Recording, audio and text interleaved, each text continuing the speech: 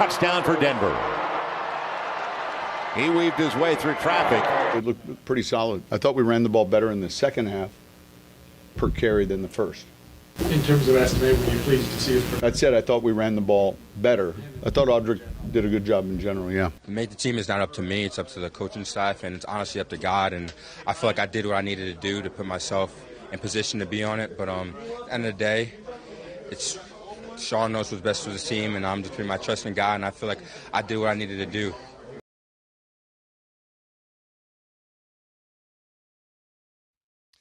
Yeah, again, with a lot of promise. Audric Estime waived yesterday. Now, I think their plan, as long as he clears waivers, is to bring him back on the practice squad. But he might not.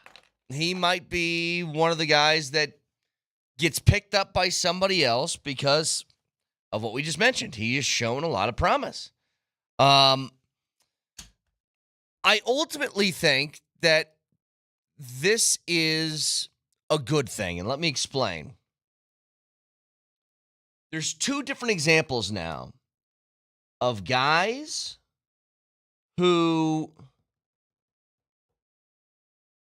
were seen as pretty key pieces, not just to the short term, but to the long term of the team. That they would be hopefully stalwarts in a position group. And both of them have been let go in one way or another, and that is Audric Estime and Devon Vele. Well, why is this a good thing? I'll tell you. If you are releasing guys that were, I hope that these guys become something.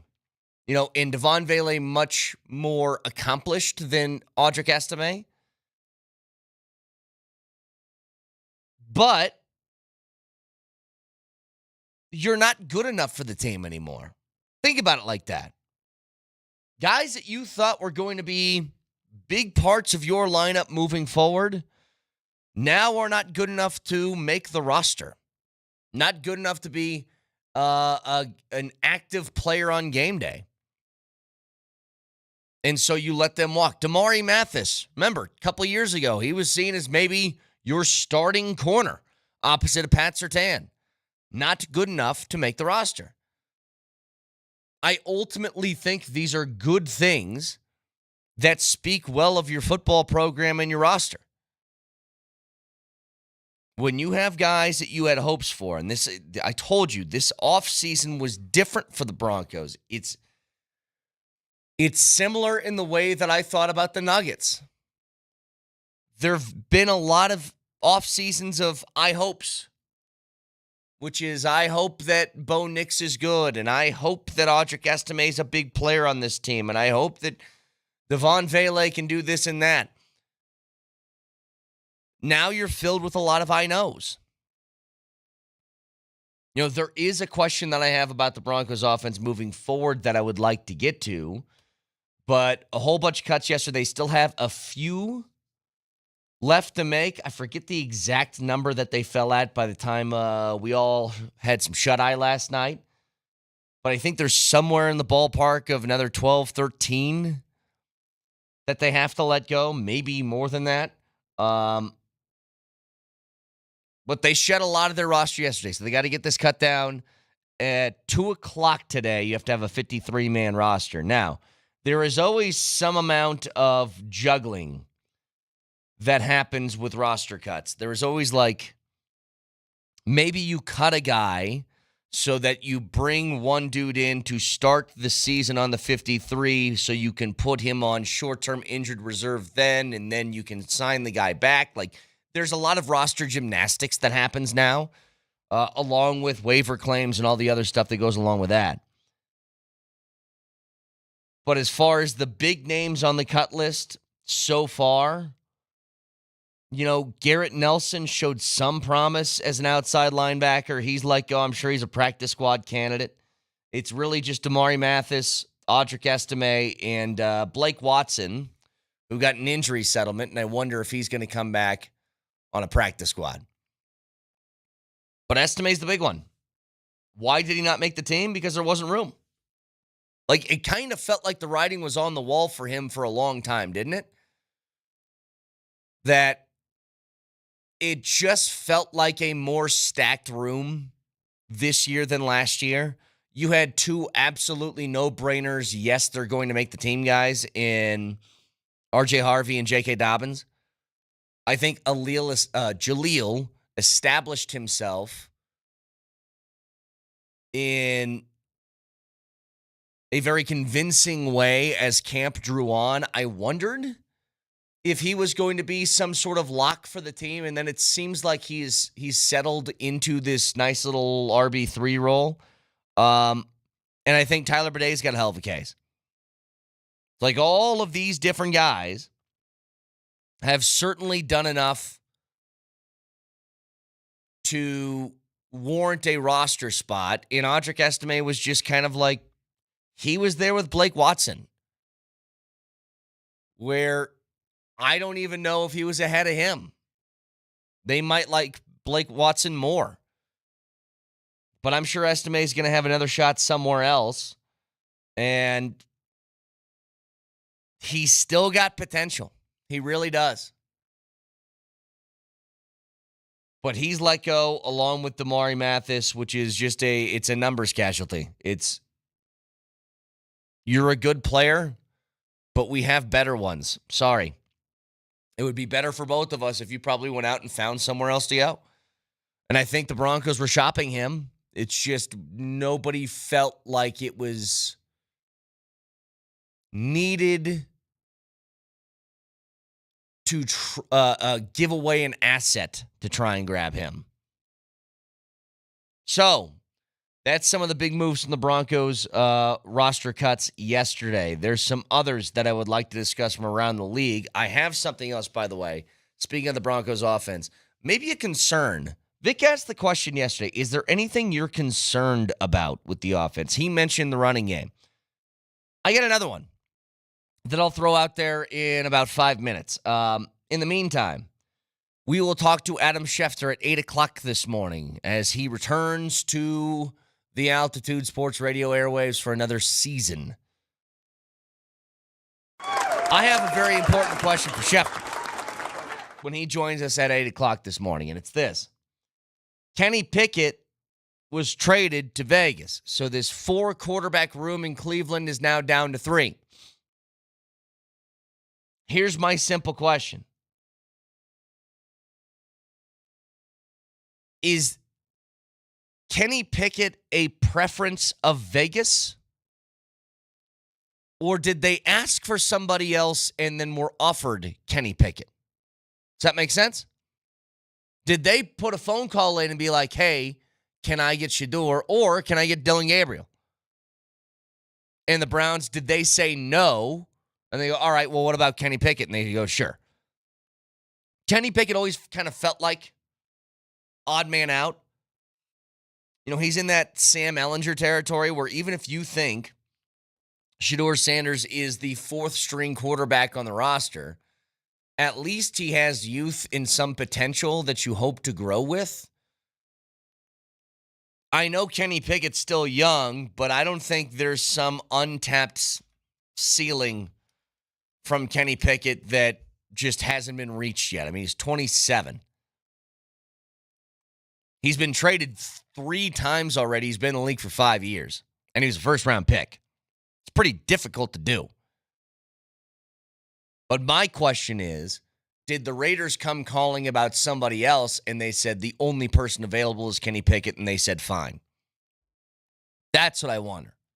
You think it was like, you remember that meme format that everybody was sending around for Pawn Stars? Yeah, exactly. Where the Raiders called and said, hey, can we get Dylan Gabriel? And they said, best I can do is a Pickett. Exactly right. I think it could be something along those lines, truly. Speaking of quarterbacks, this happened literally 30 seconds ago.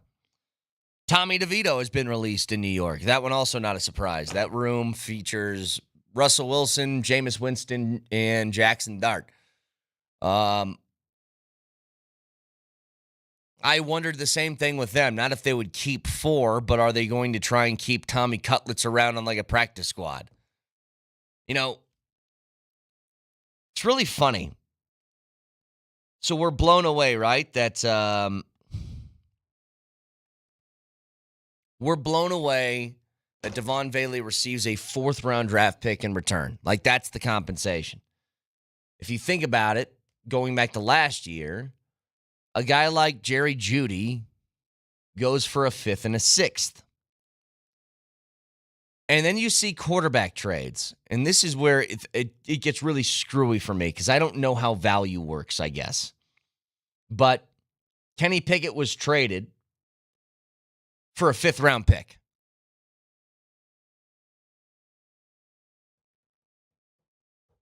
Fifth round. And I'm just trying to figure out, how do quarterbacks like that, like backups that you aren't planning on playing? Look, the Raiders their plan is not to play Kenny Pickett. They're going to play Geno. And Pickett's going to be insurance in case Geno gets hurt. Is that worth a 5th-round pick? I've always wondered that. Because quarterbacks get traded like that all the time. It's like, a failed pick nets a 5th-rounder. Okay, fine. Audric Estime gets nothing. But it's like that guy would actually play for somebody, you'd think. That's what I don't understand. Anyway. You get nothing. Yeah, you lose. Good day, sir. It's just weird. It's weird how quarterbacks like that, especially those first-rounders, they will get tossed around and flipped and traded for a late pick here or a late pick. It happens all the time. Texture says, why would the Raiders want Shedeur? They passed on him 5 times. Then he looked awful in the preseason. Well, he looked awful in the last game. He didn't look awful in the first one. First one, he looked really good. But why would they want Kenny Pickett? Kenny Pickett's been passed on by the entire league a million times. Just not as a backup, I suppose. Now, I could ask the same thing. Ever since Kenny Pickett was benched in Pittsburgh, nobody brought in Kenny Pickett thinking that's our starter. Again, I don't know how values of backup quarterbacks work. I don't get it. Like Jarrett Stidham has played, let's see here. Jarrett Stidham in his career has played in a grand total of 19 games in 5 years. He's attempted 197 passes. He makes $5 million a year. That's what I don't get. Backup quarterback value for a guy that's not supposed to play is just through the roof. Anyway, 303-504-0925, Champ Mazda text line. Again, one concern about the Broncos offense. Going back to last year, something I noticed through preseason. Get to it next.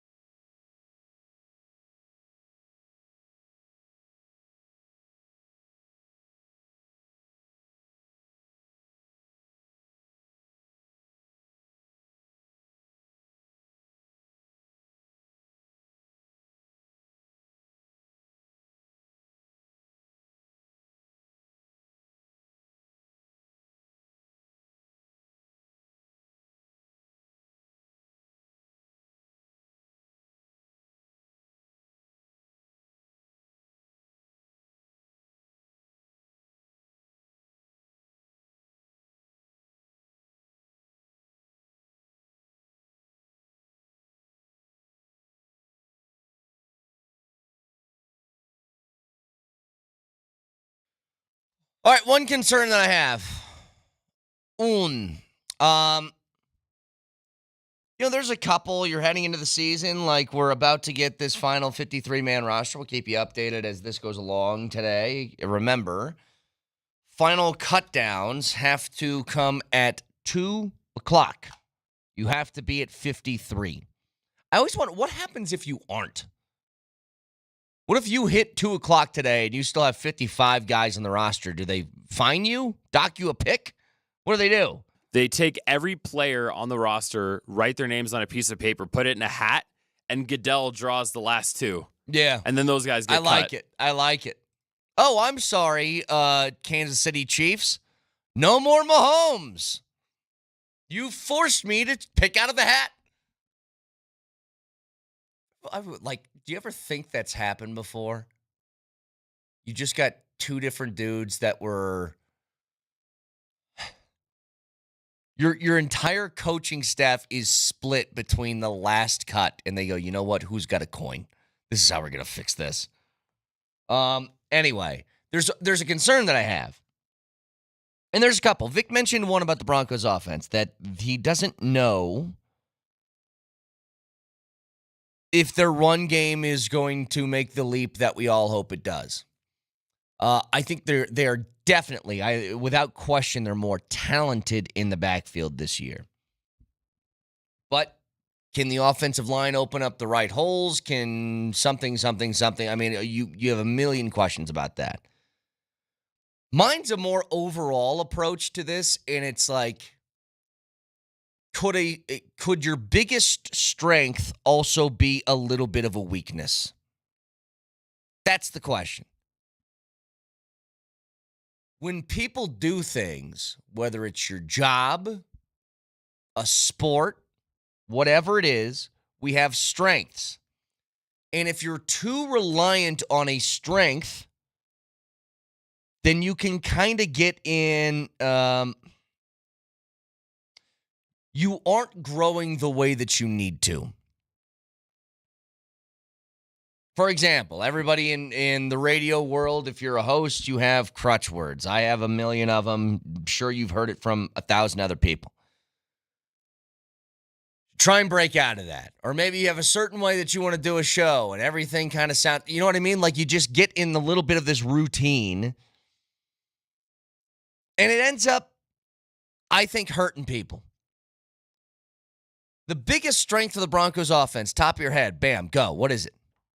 Everybody in your cars, think right now. What's the best thing the Broncos offense do or the best thing that they have?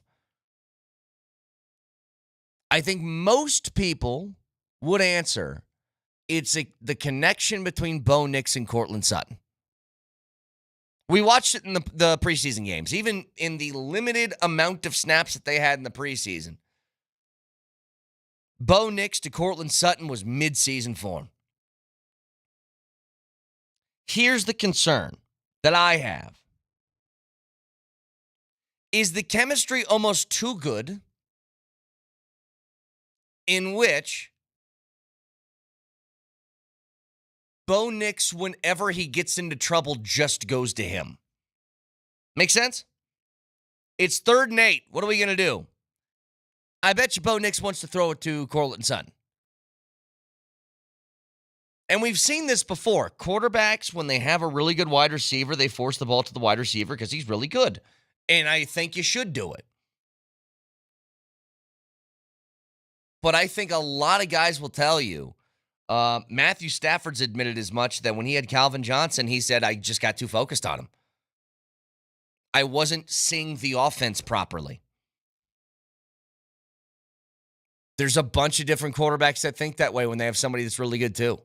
So my whole thing is, Courtland Sutton had this nice little year last year. Your second leading receiver, again, as far as receivers go, was Devon Bailey with 41. You should have options now. Evan Ingram in the pass game should be a weapon. You would hope you see some leaps from Troy Franklin. That Pat Bryant will bring something to the table. That Marvin Mims gets a little bit more involved in the offense. It's just when you are so one-track minded on things aren't going well, I'll just hit this guy. It works, but are you really running the offense as it was meant to be run? How many times have we thought this with the Denver Nuggets? They're way too reliant on Jokic. That they get into trouble and it's everybody just kind of looking around and staring at Joker being like, here, do something. Which is the opposite of how Joker wants to play. He doesn't want to be that guy. Again, you can have favorite targets. That happens with every team. Don't tell me like Joe Burrow doesn't want to target Jamar Chase a whole bunch of times. I was going to say, Patrick Mahomes got a zillion Super Bowl rings chucking it to Travis Kelce. But it's not just Kelce. Or Brady and Gronk. I mean, those guys were joined at the hip. But it's not just them is what I'm saying. That you can't tell me that he didn't use Julian Edelman quite a bit too. Or Danny Amendola. Or when Randy Moss was there, Randy Moss got the ball a whole lot. Or insert former white lacrosse player on the East Coast, now Yes. turned wide receiver. I mean, Belichick found in the 6th round. all the time, right? I mean, yes, a very, very big part of the Chiefs' offense is Patrick Mahomes to Travis Kelce. Now, last year was a little bit different because first of all, they just weren't as talented as they usually are. But second of all, they had guys that were hurt. You know, Rashee Rice was a pretty big weapon for the Chiefs a couple of years ago. Obviously, Tyreek Hill, if you want to go back a few more years. The ball gets spread around, I guess is what I'm saying. You have your favorite. You have your go-to guy. You have your security blanket. But being so one-track minded on that, like, how about this, Nelly? Again, throughout the course of the preseason, Bo Nix targets Courtland Sutton, and it looks good. Give me the next guy that you thought the chemistry looked good with Bo Nix with. Stidham had a couple. Stidham to, like, Pat Bryant looked good. That's all I'm saying. It's just a little bit of are you too reliant on this to where it maybe clouds the judgment or puts blinders on when you just want to go to that guy? So 303-504-0925. Speaking of, brought up the Bengals. Trey Hendrickson, I don't think gets what he wants, but got something, which was a $14 million pay raise this year. That's nice, but he wants the long-term security. I don't think he's totally happy about this. I know getting an extra $14 million is going to put a little smile on your face, but then you're in the same spot next year. I'll say this for Cincinnati, it's decent business. I mean, from a pure business perspective, you didn't commit to him long term. Maybe you're a little bit unsure of it with, how old is Trey Hendrickson, by the way? He's been in the league for a minute. Trey Hendrickson is 30 years old. He's going to turn 31 in a couple months. Maybe you didn't want to commit long term to a guy who's in his 30s. Okay, fine. Well, they found a way to get something done in the short term that's going to put him on the field and then figure that out later. I almost kind of feel like maybe that's what the Broncos should do with Benito right now. He wants a contract extension. I think you should give it to him. But I got to feel like they're having at least a little hesitation about it, or else the deal would be done. Because there was no waiting for anybody else. The only guy that they've waited for is JFM. And the question is, do they think he's going to be here? Or do they want him here long term? Who knows what the negotiations are like right now with Benito and the Broncos? But taking more of a Trey Hendrickson approach for right now, I don't think is the worst thing you can do. Again, I said this during training camp when we were out there. Part of me would just be like, if you want to be paid like a top edge rusher in the league, then do it again. Because you've had 1 year of it, and it looked really, really good. But before I make this big-time, long-term commitment, can I make sure that you're capable of doing that again? And if you are, here's the checkbook. You write down the number. You know, Hendrickson's a little bit different because Hendrickson has been this guy over and over and over again. And it's just a little bit of Cincinnati being cheap. But again, they made commitments to other guys. Obviously paid Burrow, paid Chase. And then this offseason, they chose Higgins, which I think was the wrong decision on their behalf. But they thought Higgins was more valuable than Hendrickson, and that proves into who got paid first. You kind of follow the money. You see what teams think. I told you. I think you'll get a little bit of a glimpse of who they value more between Zach Allen and Nick Bonito right now by who gets paid first, and that was Zach Allen. And I totally agree, by the way. Zach Allen, they're game wreckers. When you find an interior defensive lineman that can create pressure or wreak havoc up the middle, there's nothing an offense can do. You get an edge rusher, that's the whole point of the pocket. The pocket is here. Edge rushers, even if they beat their guy, they beat them deeper to allow the quarterback to step up in the pocket. Well, what happens if there's nowhere to step up? I'll tell you what happens. Nick Bonito gets 15 sacks and he gets paid a lot of money. Jonathan Cooper gets 8 sacks. He gets paid a lot of money. But it's almost a necessity to have somebody that wrecks a game from the interior. The best teams do. I mean, it's part of the reason why the Chiefs' defense has been as good as they have been over the last few years, because Chris Jones just ruins your day. Couple texts coming through, 303-504-0925. Brett, I think the Bonito contract is stalled more by what Denver has behind him than anything. If Ellis and Q are players, then paying Bonito might cause hesitation. I don't think so. If you have a good edge rusher, it doesn't matter if you have, Bonito's not 32.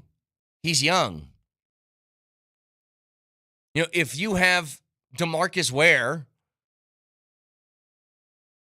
and then you have, Von Miller, who's behind him on the depth chart, you don't get rid of DeMarcus Ware because you have Von Miller. You like, cool, both. Yay. What would you do with $1 million? 2 you know what I mean? Like, I'll take them both. I don't think that's it. Another texter posits this. It's definitely Bonito that's waiting. They got to wait and see how much Parsons gets. If they could, they would have signed him. I don't think that's the case either. Bonito is not Micah Parsons. And I know that some positions are like, hey, next man in line to get paid is going to make more than the next guy. But you got to be around the same sort of stratosphere. Bonito is nowhere near that yet. He had a really good season. But there's no question to people around the league, like Micah Parsons is in your Myles Garrett, TJ Watt category. Bonito's not there yet. Michael Parsons. I mean, I think that's a fair statement to make. If he Stick it up our ass. And I'll tell you this, if Bonito thinks that's where he's at, then I'm definitely waiting. Like, you think I'm going to slide over a $40 million a year contract to, again, a guy that's had really just one good year? He's had an okay season. Like, the year before that, what did he have now? Like, can you look this up for me? Was it like 8 sacks for Bonito 2 years ago? And then I think it was 14 or something last year. Again, it's a decent couple of seasons. But that is not like leading the way. Yeah, 8 sacks in 2023 and 13 and a half in 2024. That's a big jump from 2022. He had a sack and a half. So he went from 1.5 to 8 to 13.5. So he's been on a pretty steady upward trajectory. Yeah, but the guys who are going to get, the guys getting $40 million a year are guys that, like, you think they could get 20 in a season. Like, Myles Garrett and TJ Watt have done that. Micah, gee, me Christmas. See, Michael Parsons is now going to ruin me forever. Micah Parsons, he's certainly capable. In fact, what's the most he's had in a year? So Micah, who got in the league just a couple of years ago, 4 years ago, 13, 13.5, 14, and 12. But he's done that every year. And he had 12 last year in 13 games. Like, you want to do that consistently, then there's no problem. You had a nice little jump. But if you want to be paid that kind of money, we're going to have to see that again. And for him, the risk is, well, what if you get hurt in the middle of the year? Then what happens? Bird in the hand, something, two in the bush, whatever. Like, it's one of those scenarios. So 303-504-0925, Shop Mazda text line, one price, one person, 1 hour. We have a giveaway today that we'll give you details on in about 20 minutes. 20 minutes. Something I think most people are going to like. So stay tuned.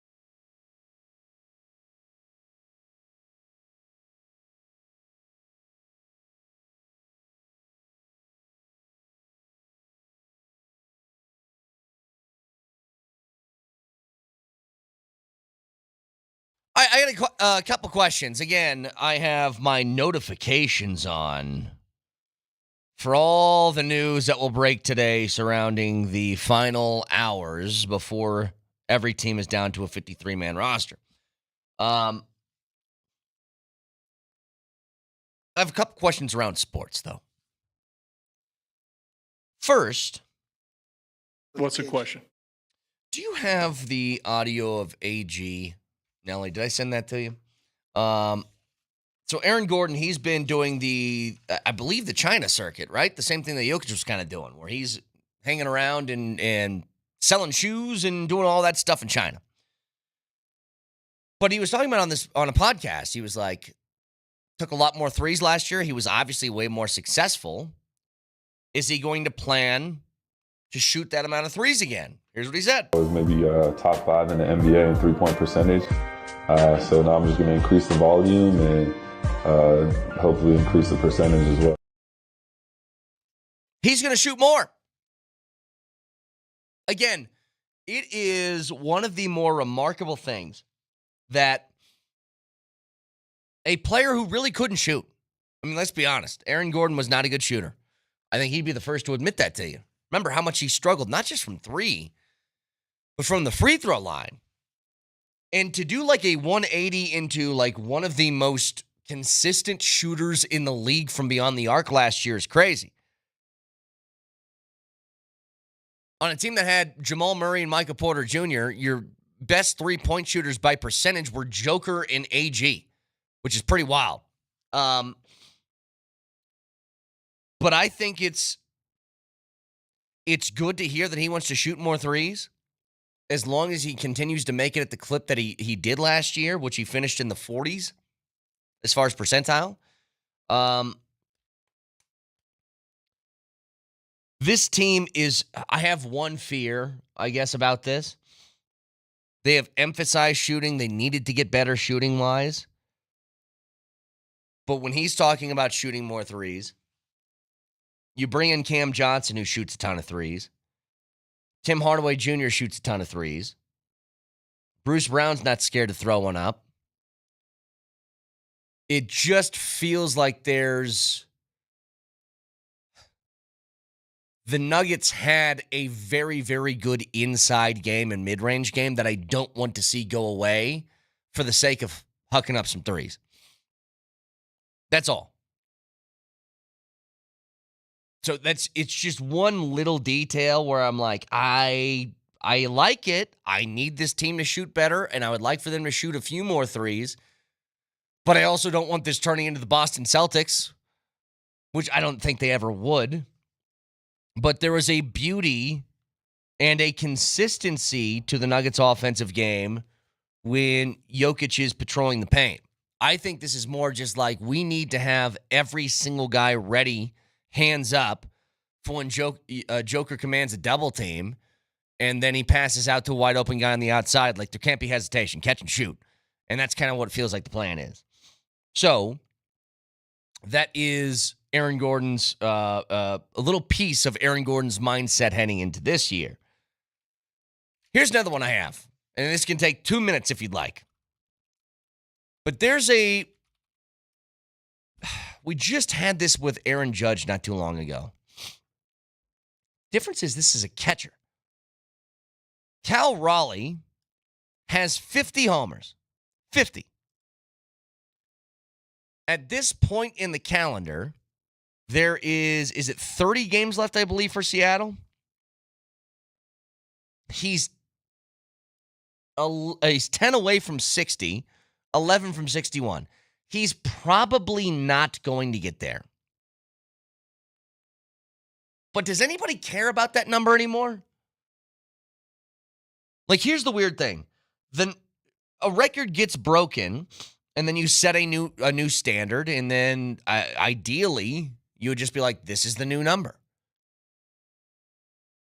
But for all the belly aching from a big subset of baseball fandom out there saying that the numbers put up by McGuire and Sosa and Bonds aren't real, I would imagine that they'd care a lot about somebody trying to chase Maris's number.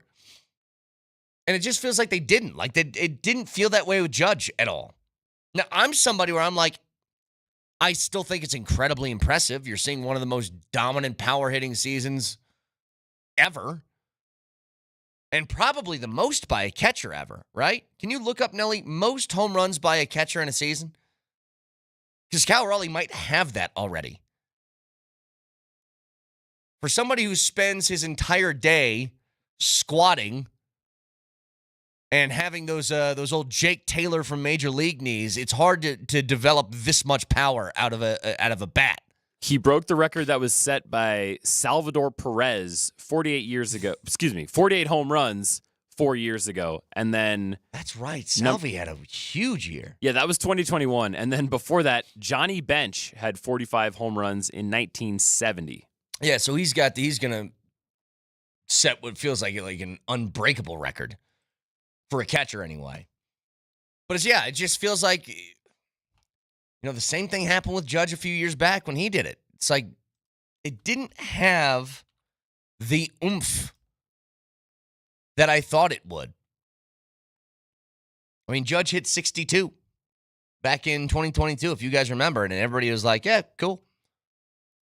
So just curious. By the way, one of the cuts yesterday. Somebody's got to explain this one to me. Guy by the name of Desmond Watson. If you don't know who Desmond Watson is, he is the guy in Tampa that was 6'5", 450 pounds. He didn't practice once for Tampa Bay. Why? Because they said he was out of shape. And then they cut him yesterday. Nelly, he did nothing during training camp period but walk and enjoy the Tampa sun. That's all he did. And I'm trying to figure out, what was the purpose behind that? Can somebody explain that to me? You signed a guy that was 450 pounds that you knew was really out of shape. Did you think that he was going to drop a hundy by the time he got to camp? Right, and that's kind of one of those, what were you expecting? Like, sure, maybe he could slim down and get to more of a playing weight, but were you expecting it to fall that far? Well, that's in what that short of an amount of time? When they said he had to get in better shape, I'm like, what does that mean, though? Right, because if you want him to just shed pounds, then walking around the field during training camp every day isn't really going to get you to where you want to go. Well, and it's if you wanted to drive a Mini Cooper, you shouldn't have bought an F-150. Okay? Like, it's not the car's fault that it's that size. At least when you signed him. That's what I don't get. It's like it's one of the strangest things I think I've ever seen. You ever watch the show? This is one of my guilty pleasure shows. My 600-Pound Life. You ever watch that show? Oh, goodness. No, I've never watched that Oh, show. I love that show. Dr. Nozardin or whatever his name is, just yelling at people, stop eating carbs, protein. But if I sign somebody as a defensive tackle that's like that, and I go, you can't practice till you get in shape, it's like, well, why did you do the signing initially? Or if he needs to wait till he's in better shape to play, then you have to understand that it might take a while. Yeah. Like, you add him to the roster, and then you say, hey, maybe we get you in by October when you're a svelte 350 or whatever. Or you just tell him this. Hey, you drop like 50 LBs, come back to camp, we'll find a spot for you. Like, you do something like that. I don't know. Texture, my wife and I used to love that show and 1,000-Pound Sisters. I'm telling you, Ellie, there's a portion of that television. I don't know what it is, if it's like TLC. I don't even know the channel. But they have that. They have Hoarders. I'm a big fan. Both those shows. Intervention was another one I was into for a while. Tell you, there's nothing like making dinner and throwing on my 600-Pound Life. I don't know what it is. It's something about when you're eating while watching that show. It's just, it's bliss. those shows, to me, they fall into the category of I would never voluntarily watch them, but if someone else has it on and I'm walking by and I look at the TV and I go, oh, that's gross.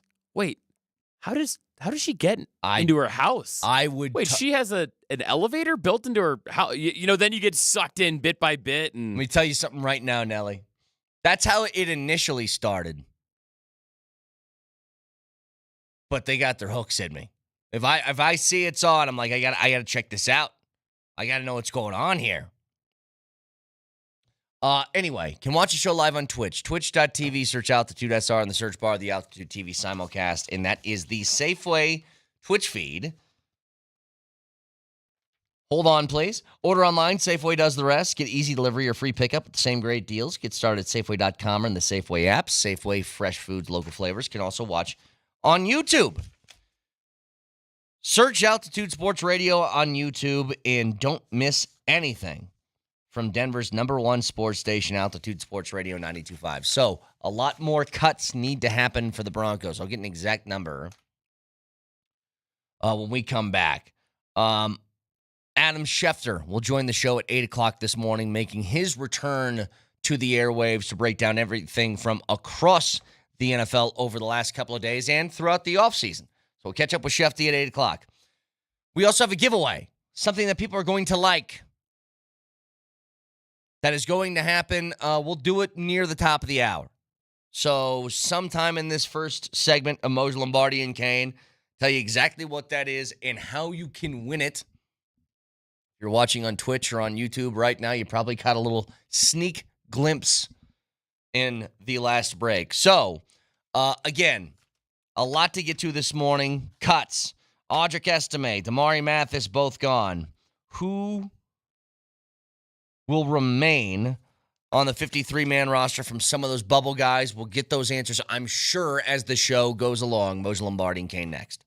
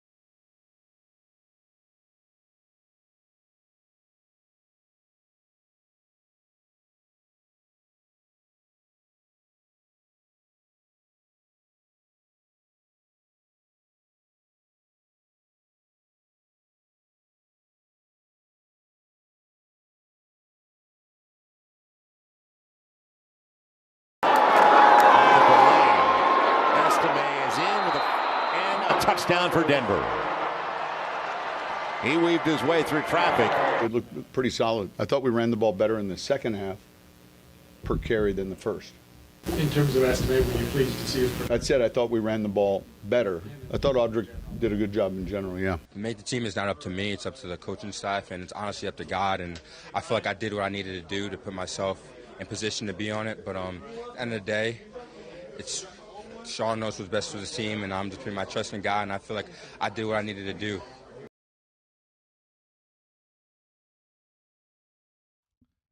That's right. Audric Estime let go yesterday. He's one of the big names of camp to be let go. We felt like writing was on the wall, didn't it? Like, not a surprise. We kind of noticed a trend as camp went along that Audric Estime was getting farther and farther lost in the shuffle, right? It seemed readily apparent as time went on. You're not going to keep that many backs. Even yesterday, we assumed, okay, he's gone. Who else will be gone? Well, it turns out it's Watson, whom I think they're going to try to get back on the practice squad. But they've got four. And Bidet, because Bidet's on the team. Well, there's no doubt about it. Because of his, I would say, ability to do different things. Again, if you've got guys who do this, this, and this, excuse me, and then you have that Swiss Army knife that can kind of do this, this, this, and this. You're like, okay, a little bit of everything. Okay, that guy can be valuable in certain situations, and that's why he's here. And plus, I think they really like him. And I think they like Watson as well, but it just becomes a numbers game after a while. Just a numbers game. It's the same situation I saw with Vele. It's, okay, even if you're a talented player that you'd like to keep, are you ever going to be active on game day if everybody's healthy? And the answer is no. He wouldn't have been. Well, for Estime, as much as he, the alluring body type, the pounder, the guy that just pounds the rock, he didn't do that enough to distinguish himself from the rest of the pack. Like, what does he do that the other backs do not? Like, I'll be honest, Moj, there was a guy that, whether you agreed with this or not, this is how he was sort of classified when he played for the Avs a while ago. That reminds me of Estime. Estime had the body of somebody that you think would be a bruiser. But it wasn't really that. I don't remember him just bouncing off of tackles and needing three guys to drag him down. It kind of reminds me, remember Big Z? Yeah, Nikita Zadorov, yeah. He had the body of somebody that felt like he was going to put you through the glass. And there never are times, really did it. There were times when he did. But not nearly as much as he should have. That is correct. Jared Bednar always had the great quote about him, and that is, he can't be a gentle giant out there. Yeah. He's got to play a kind of game that's going to keep him here or keep him someplace. And, I mean, he can blow guys up. He can smoke dudes. He just doesn't do it. I mean, he has done it, but he just doesn't do it nearly enough. So for Bidet, it's that, he runs more like a smaller back. I don't want to criticize him either. I'm not Bidet, I'm sorry. Talking about Estime. I don't want to criticize him. He's going to latch on with somebody. He's going to find a team. He's going to find a job someplace. But, you would like to have a big bruising back, that kind of thing, smoking guys. Like, Vicky, you said about him, you're like, he doesn't look different than the other backs. And here's what's funny. When they're in pads, I think you notice who Estime is, but it's not nearly as much when he doesn't have pads on. You know what I'm saying? Like, he is so, thick and wide that you notice that the interview I saw after the last preseason game, it's like his shoulders didn't fit in the TV shot. He was that big. Well, I think he has a problem of running into traffic. Yeah. If you know what I mean. Yep. Like not a lot of vision sort of thing. Finding open maybe space. not enough downshifting, the ability to pick up. In college, it's a different game. Mm-hmm. You can take guys with you, right? It's a different game in college. The pro game is a step up where a linebacker can put you down. A safety can put you down and set you up. Yeah. So you can't do the same thing. The same running style doesn't apply in the pros as it did in college. And perhaps they saw that early. I do think that there's like a silver lining to this with both him and Devon Vele that kind of proves where the Broncos are at today as opposed to last year. You had hopes that maybe Estime would take over as your feature back last year, right? That he would be the guy that's the number one guy on the depth chart that's getting the bulk of the carries. You had a lot of hopes for Devon Vele that he could be a big-time piece of this team for years moving forward. And then what happened was... I guess you got hopes for that, but the reality was that you're talking about square pegs in a round holes type of situation. Well, I don't think that was the case for Vele. I think Vele worked in this offense. I mean, he did, but he's never going to be a star, bro. No, but here's what I'm getting at. Those guys were seen as hopefully they can be big parts of your offense moving forward in some capacity. And the Broncos just said neither of you are good enough now. Mm-hmm. I think that's a good thing. That you looked at two guys that you were like, hey, man, these guys have potential. And you're like, yeah, but we got guys who are better. When you're letting go of players that you can see upside, it means that your roster is pretty damn good. That's what I'm saying. Yes, it does. And remember now, they still got a lot of players to cut today, the bulk of which will end up on the practice squad. The cuts today are practice squad. Yeah, I mean, theoretically, you hope some guys don't get claimed. Why is there a squash in the studio? Nelly I don't brought know. it in yesterday. Nelly brought it in, yeah. Any reason why we have this squash? Yeah, he's a weirdie. Are you growing squash, Nelly?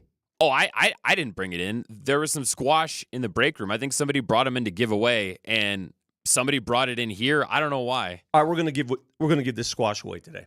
Oh, we have something else we're going to give away. Yeah, but here's how we're gonna do it today. Whoever can guess the team Audric Estime ends up on first wins this squash. Can I admit something to you? Mm-hmm. I've seen that in that kitchen area and now in this studio for about a week. I had no idea what that was. You didn't know this is a squash? A squash is like a weird looking. Yeah, but that's not like a real squash, pitbull man. That's infested. That's more like it's more like an alien squash. It's Nelly like asked which end.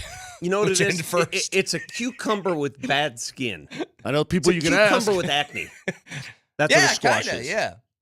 So again, the winner of this squash to the person who first can predict where Audric Estime ends up.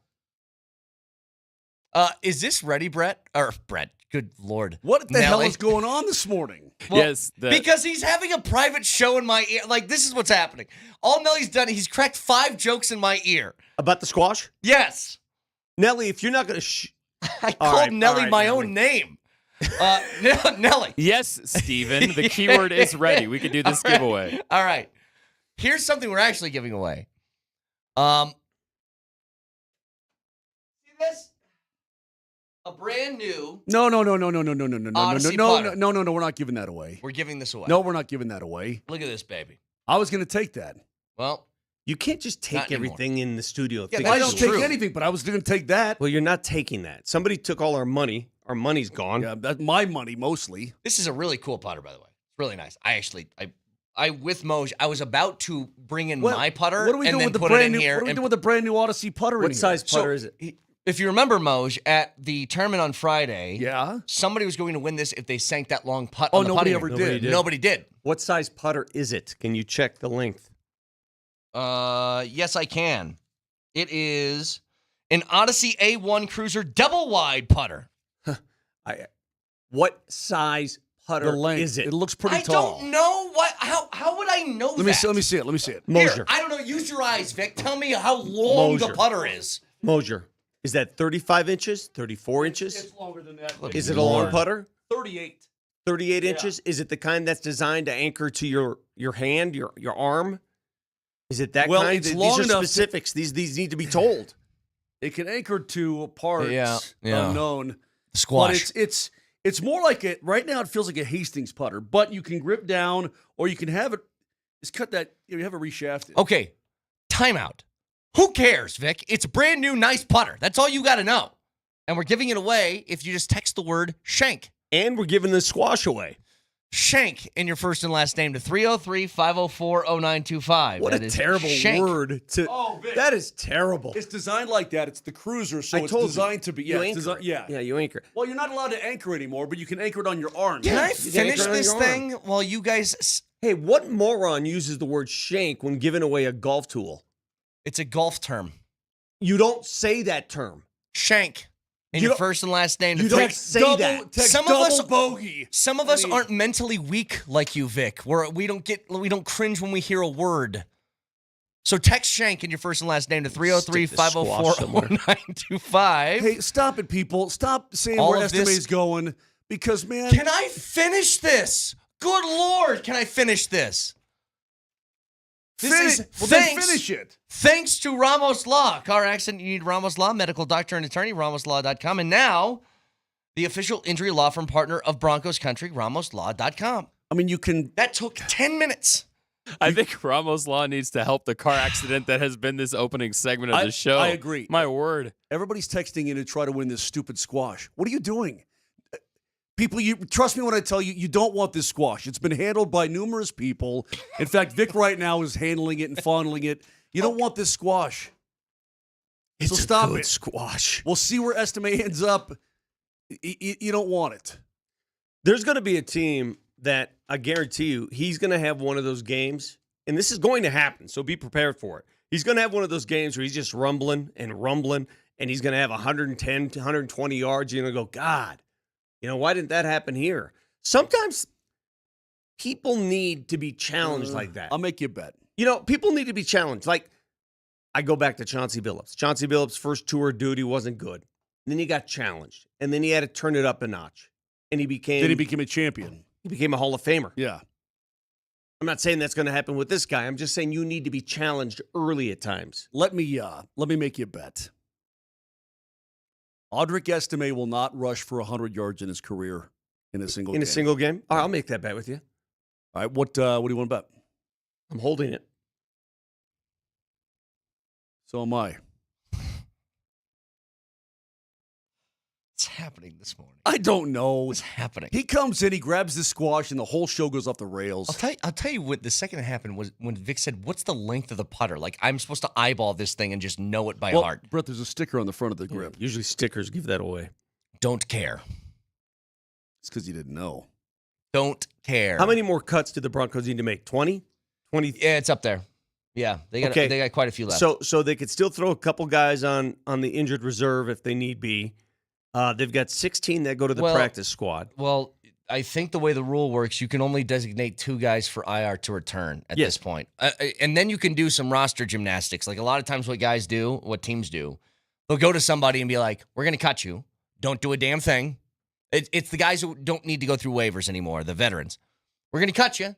Don't do anything. We'll bring you right back, but we need to get this 53-man roster set. Then we'll do the short-term IR on other guys and bring you back. Mm-hmm. So it's a lot of gymnastics. It's kind of a complicated situation. A lot of jumping around, a lot of agreements behind the door. It's a lot of some guys are like, screw you, I'll find a job someplace else, and maybe they will. I don't know where Estime is going to end up, Vic. There are plenty of teams that could use a running back. Either way, even if it's not today or tomorrow, he's going to find a job before week 2 ends. I can promise you that. There was another name, by the way, if of note, I'll say yesterday, that was cut as well, and that was Damari Mathis, who they were trying to find a trade partner for, and I guess couldn't find one. So he ends up being released. You guys remember, he actually goes in the same category we were just talking about with Vele and Audric Estime. Damari Mathis was attempted to be your starting corner opposite of Surtain a couple of years ago, remember? That was 2020, I think his rookie year. I think 2023 is when I think it was 2 years ago. Well, I think it was 22, and then 23, he kind of got replaced mid-season and kind of got burned a couple times. The first few weeks, and it didn't go well, and then they never really went back to him. But go. he tried to work his way back in that cornerback rotation and just never really stuck. But again, another guy that you had high hopes for that you're like, we're good. Sorry, moving on. But yes, there's still a lot of cuts to go. Why are you still holding that straight up in the air? Broadcasting from the Backus and Shanker Studios, serious lawyers for the seriously injured. In 45 minutes, Adam Schefter will make his return Totally to the awesome. airwaves with us. Let's get on his feed right now. I'm sure he's furiously typing away cuts. Oh, yeah. Has been all morning. Hey, I wonder if he wants his squash. Brett. So Eugene types in from the 9071. Eugene. We'll call you Gene. So I said, look, don't try to guess this. You don't want this squash. And so people are Eugene is pushing back. Moser, don't tell me how to live my life, sucker. Yeah. So I guess look, Eugene, I know what's best for you at this particular moment, not in anything else in life but this. You don't want this squash. You don't want Vic's grubby hands that have been all over. You don't want it. Actually, this is a great lesson. If you interrupt a segment with tomfoolery, as Moser usually does, the penalty for interrupting, and Steve will be the judge and jury here, the penalty is you have to hold the squash for an entire segment. Upright, like this. Okay. Is that fair? Is that a good penalty? Sure. That means I'm shutting up for the rest of the day. No, I'm dead serious. Enjoy yourselves. Yeah, fine. If you have do a great something- show, boys. If you do something dumb to ruin a segment, you hold the squash up. You hold it. You hold that I think L. you deserve to hold it for 2 segments. No. This is just a great example of how we're going to start policing this show. Programming note. I just said Schefter's joining us at 8 o'clock. He's pushed to 9. Already? So 9 o'clock is So when he's gonna join us. he's being fast and furious right now with the release. Maybe something big's about to happen. Who knows? He told me that he got his wires crossed, so he will be on first take, and then after first take will be his second take at 9 a.m. Oh, second take with We're gonna Adam call that Schefter second at take. 9 We're o'clock. going to call that second take. All right, stay tuned. Stay around.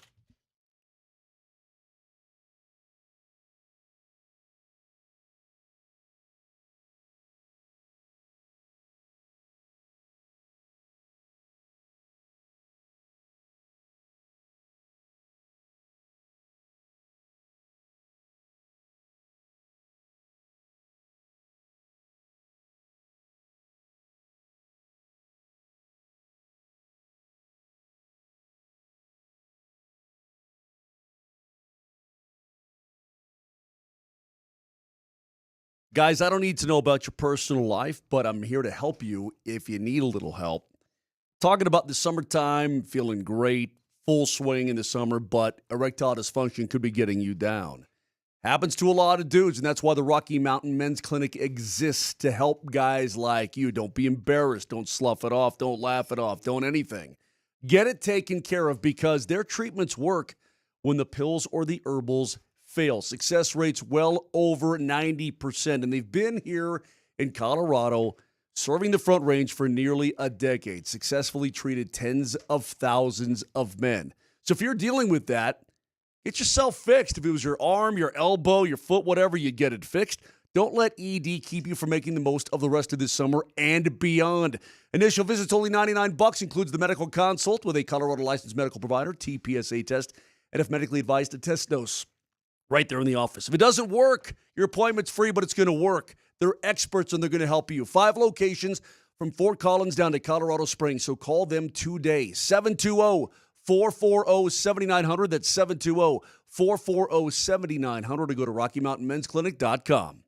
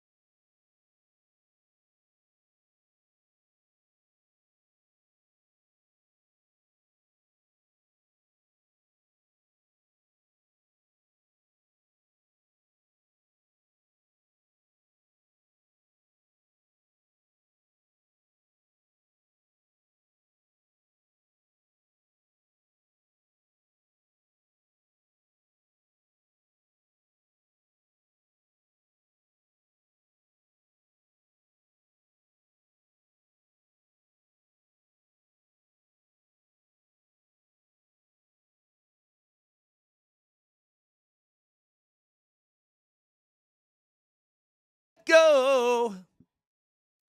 If you cling too tight, babe. Moser, can I tell you something? Yeah. 38 Special. You One of love- my favorite bands from I that know. era. I love 38 Hey, Special. Nelly, it's time out. Nelly. You want that squash, don't you? You know what? I don't want the squash, but I'd like the beginning of that because the opening. One more stanza and you get the squash. I'm just saying. Okay, the opening riff is so good though. Nelly, can you go back or No. You All right. will hold the squash. And Nelly, don't indulge the addict.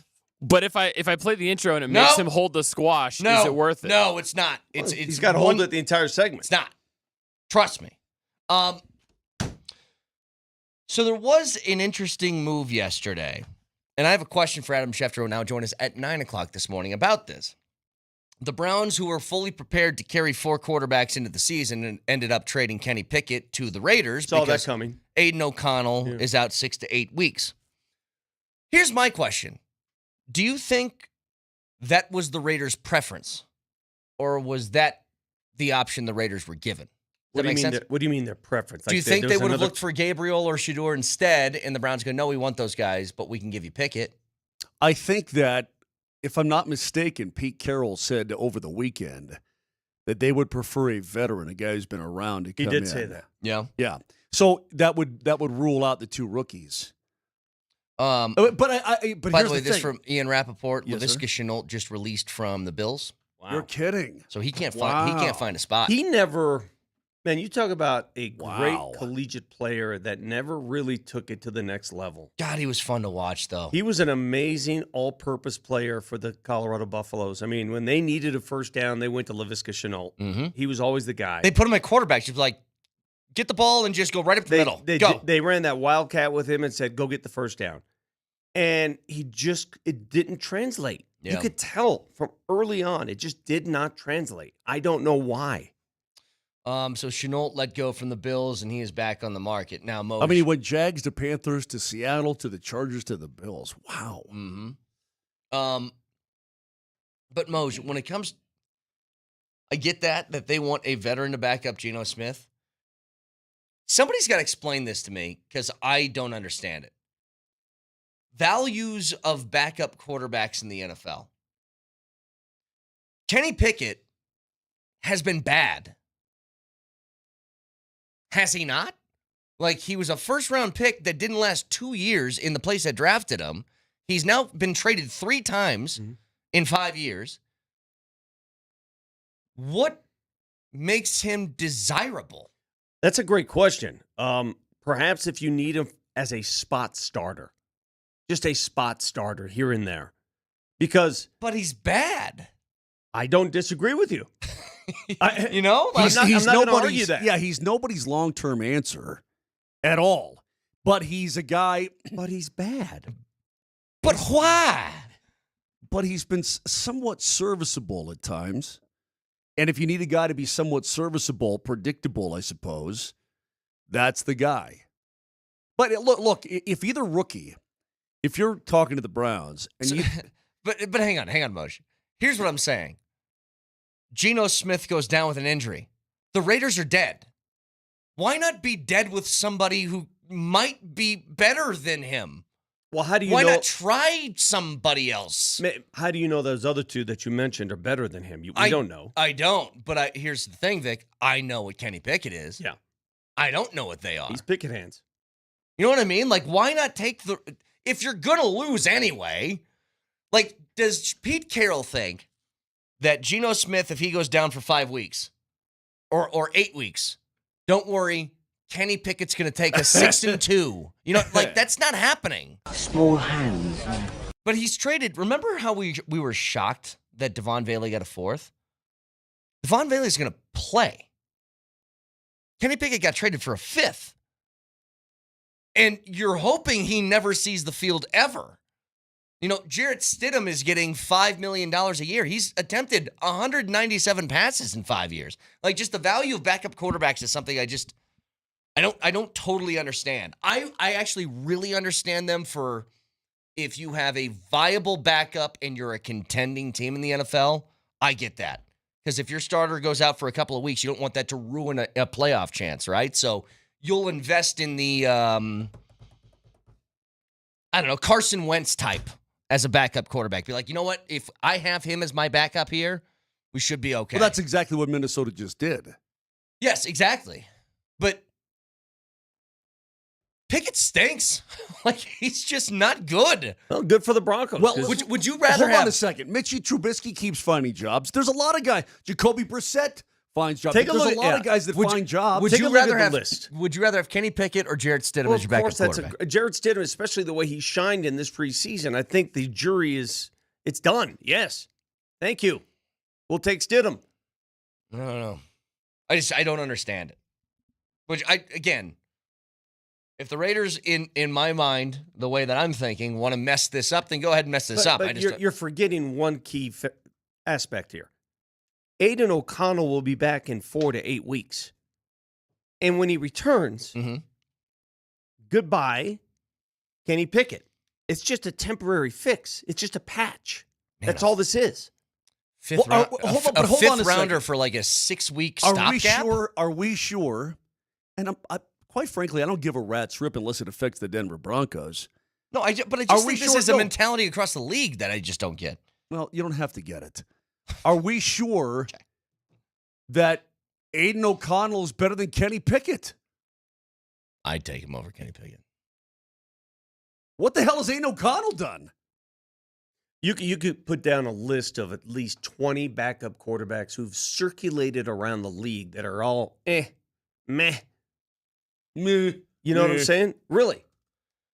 Well, that's where it's a great job if you can get it. My whole thought process towards this is, instead of taking the guy I know is bad, why don't I take a younger guy that's maybe not played and just see if they're better? You don't have time to catch him up. You don't have time. You don't have time for that. You're now in season.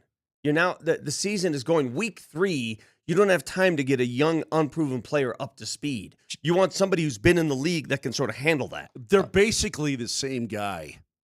Aiden O'Connell and Kenny Pickett. They're the same dude. Same dude. Yeah, Aiden O'Connell never did that, though. Did what? Play it again, Nelly. What do you do? Oh, Pickett hands. He never did that. The ball got stuck in his hand. He attempted a throw and then did a front flip without actually throwing the ball. I don't think that's ever happened. Without being touched, by the way. Just out of curiosity. But I'm looking at their stats, completion percentage, touchdown to interception ratio. I guess O'Connell's a little bit better. Their rating is about this exact same. So I'll give you, just out of curiosity, Moj, I looked this up. I just said, best backup quarterbacks in the league. CBS Sports has the top 10 heading into this year. I'll tell you what it is. Top 10 backup quarterbacks in the league. Yes. At number 10, they have Tyson Bagent. Back up in Chicago. That's the Bears kid. Who, by the way, did you see how emotional he got when he signed his contract? Oh, yeah. God, that was cool to see, wasn't it? Was cool. Did his old man go and arm wrestle somebody? Dude, you got to go back and look at this press conference. It was really hard. Was he crying? Yes. All right, cool. Very emotional. Number 9, Trey Lance in LA. I disagree with that. I think I do, too. What? I mean, why? Why is Trey Lance is just a name, but what has he done? He's done nothing, but he's still so young.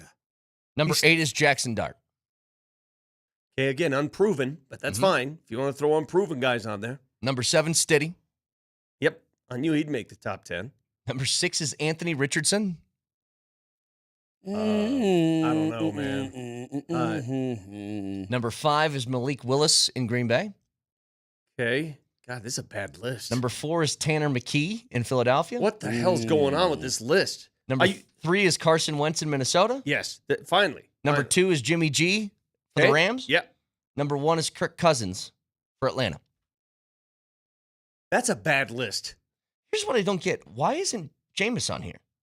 That's a good point. He's not over Jameis. Or Jameis is a 3 right now. I would take Marcus Mariota, who's the backup in Washington, over like the first 6 guys we named in that list. I don't like this list. Jacoby Brissett's better than 3 of those names on that list. Yeah. Agreed. Even who's the kid, the backup in Cincy? Browning. Yes. Remember Yes, Jake Browning? Browning. He played pretty well Yeah, I mean, when he was in all for right. Burrow. Take that list. That's a stupid list. Take Bad that list. list. Throw it away. Bad list, CBS. Look, take Give that the squash. Give the squash. You just brought up the dumbest list Give in that America. squash. You Wait, play I'm that- not holding it. This is CBS's fault. That's Yeah, a bad put- list. I got to put it on my computer. Put it on the computer. There. CBS is holding the squash. Hold that The entire squash. segment. Terrible. I'm not doing nothing with CBS. Next question. Oh, by the way, Coach Prime speaks today. Today's Coach Prime Day, 10:15, up at CU play in Boulder. 3 days. Well, I know. Yeah. I know he speaks I today. hope this is the who's starting quarterback stuff. Well- Why do I get so fascinated by that? Because I think both guys are going to play. Why do you get fascinated on who's starting at quarterback? Because it's a big deal. Well, I guess, but I mean, both guys are going to play. I'm more concerned. I'm not worried about who's starting a quarterback. I don't know what style of football they're playing. Like, we knew what they were the last 2 years. Like, I knew what you were going to see. Like, what are they? What are we going to see? I would go as far as to say this, Vic. I think they need to look different. Like, from schematically. Like run the ball? Yes. They need. Chew clock? Let me give you what I believe. Schematically. I don't think anybody's ever suggested this before, but I think I just came up with something brilliant. You guys ready? I'm ready. I think the Buffs, if they want to be a good football team, need to run the ball and stop the run a lot better. Oh, my God. Yeah, I know. Wow. I know. I don't think anybody's ever thought of that concept before, but if they do that, I think they'll be a much better football team. Well, they're going to have their hands full against a Georgia Tech team that does run the ball and runs the ball well and chews up clock and has very long possessions series. Yeah. You know, this is their kryptonite. Again, you don't want to mess with a team like this. If they get the ball, they're going to hold the ball. And that's the biggest storyline for me. The story isn't who's starting a quarterback, because it's what's that quarterback going to do? This isn't Shedeur Sanders throwing it left and right like we've seen the last 2 years. I don't expect to see that. Do you guys? I really, with God as my witness, I really have no idea. Look, so I will find out Friday night. Here, do me a favor. Hold on to this for a few minutes because I got a lot of questions about CU that I want to get to at 7:45. Sure. Again, Adam Schefter is going to join us at 9 o'clock this morning. There is one thing that happened yesterday that I'm wholly confused by.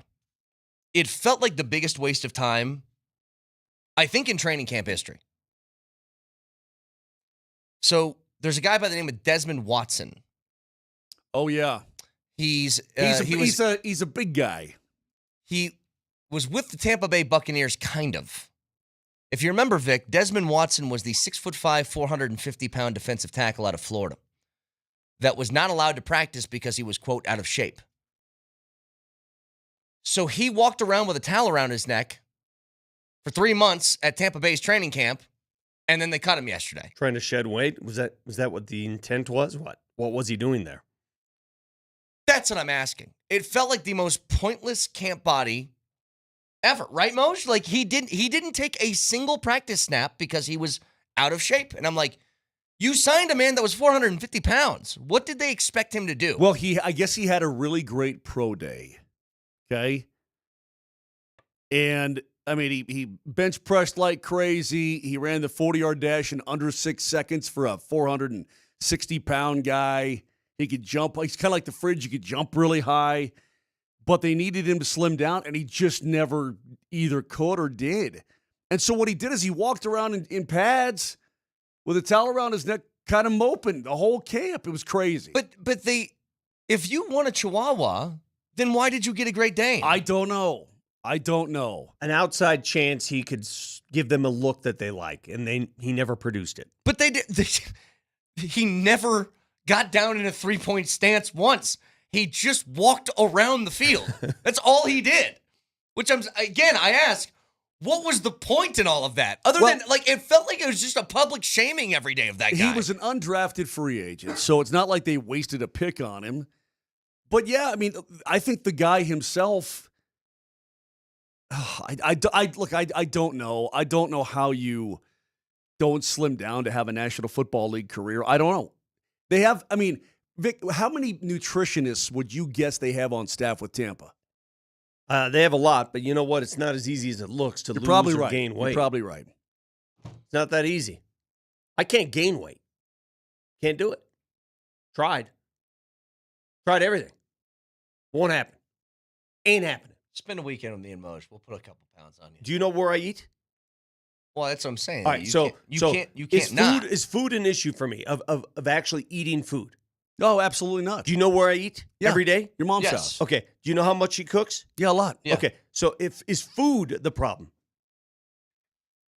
Well, again, me and Moser can start dipping into some more. There are those who Fried can't lose. foods. No, there are those who can't lose, and there are those who can't gain. And that's just it. And then there are those who are up and down all over the place. Vic, I'm telling you, if you want to gain weight, give me a month. Every weekend, you go to the same places I go to and start drinking beers. See how quickly you put on weight then. Yeah, but that'll hurt his tummy. The bubbles will hurt his tummy. Somebody told me, so it was a guy who was a bartender, but he is also a personal trainer. Very odd, back and forth. All right. He said, every beer you drink is like eating a sandwich. And I go, I've had 8 sandwiches today. Yeah, on any What given do you mean football it's like eating a Sunday, I'm sandwich? having. He was like, the caloric intake with all the stuff that's in beer is like eating a sandwich. Really? Yeah. Huh. And I said, can I have a 9th sandwich? Because I'm not quite done yet. Yeah. The guy is drunk. 303-504-0925. So I do want to get to see you. Here's my question. Go back to the first couple of years of Deion's tenure. Game 1. And ask yourself this. How much did the results of the first game actually mean? Because we're gearing up for this Georgia Tech game because it should be a good one. How much did the first game affect the way that we thought about the rest of the year? We'll get to it next.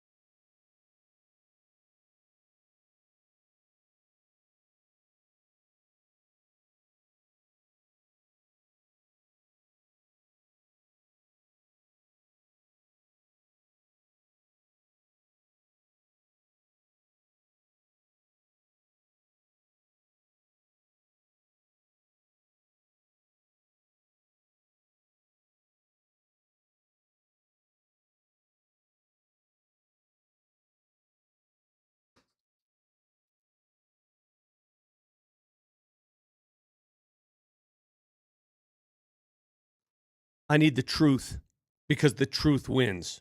And in high stakes personal injury cases, it takes a lot of skill, experience, resources, determination to find and prove that truth. Dan Kaplan's law is as good as it gets when proving the truth, which is why they've won so much. Take a look at his track record. Dan has record-setting results, including 5 straight multi-million-dollar jury verdicts in Colorado crash cases. That only happens when your cause is true, when you find the truth. Dan Kaplan's Law, serious firm for serious cases, accepting righteous injury cases on a percentage fee basis right now. With law offices in Denver Tech Center, Fort Collins, Loveland, and Greeley. If you need Dan's help, call him today, 303-770-5551. That's 303-770-5551. Or hit him up, dankaplanslaw.com.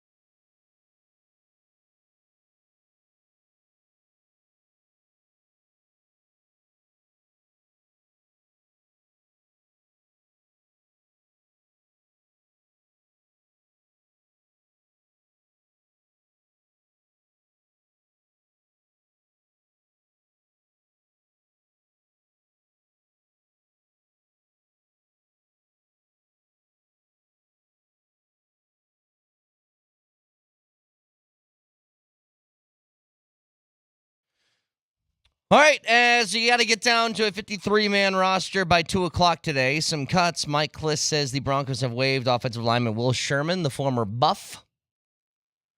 So he did a little bit of tackle and guard, sort of a versatile offensive lineman. Hopefully somebody that maybe comes back to a practice squad, if not picked up elsewhere. And shocking news, the Browns have released Deontay Johnson. How many guys are going to try and pick that guy up just to cut him? Great point. And it's happening over again. Yeah. Wow. Did you see the Raiders are bringing back Amari Cooper? I did. That's okay. And that came right after. Did you guys see the Jacoby Myers trade request yesterday? Yeah. Jacoby Myers, good player. Yeah. I don't think it's. If I'm a Raiders fan, I'm like, so we brought back Amari Cooper, who looks like he can't really play anymore, right after our good wide receiver requested a trade. I don't like that. Yeah, weird happenings. Yeah. In Vegas. Nobody feels happy there ever. Why is that? I don't know. I mean, Max Crosby basically was begging to get out of there, and then they said, here's a Brinks truck full of money. All right, I'm happy again. Cool. Well, it's one of the franchises, can I tell you, who it's owned by a guy who's made the money on the franchise. They don't have an alternative form of income. Yeah, like that is. You know what I'm saying? Mark Davis has never really had a job. I mean, look at the franchises that are owned by owners who simply make money off the franchise, and that's it. They're cheaper. Cincinnati. Yeah. Las Vegas. They can't reach in some Walmart they and don't pay some have guys. the capability. They don't have access to that funnel of cash. They Right. just don't. Get more into this with Adam Schefter later. I guess if that's the case, Vic, then why did Tom Brady want a piece of that? Because it's if they're going to be a poverty franchise, because he could buy it. Because he could actually have a piece. Because he could be an NFL owner. Yeah, because he could buy it. Because it's available. Because Mark Davis says, "Hey, I need some." Investors, it's a tiny piece. It's a small piece, and you get some credibility with him. Oh, still though, Moj. I mean, Derek Jeter bought a piece of the Marlins. Like, it's like if you're capable of being a part owner, you know what your money's going to do? Make more of it. Don't you want a piece? Oh, I'd love a piece. God, I would love a piece. Just a piece, please. You could buy a piece of the Packers. No, that is the biggest ruse. It's such a scam. And con it's going so on. Dumb. By the way, I just have to say this. I'm not going to get into detail.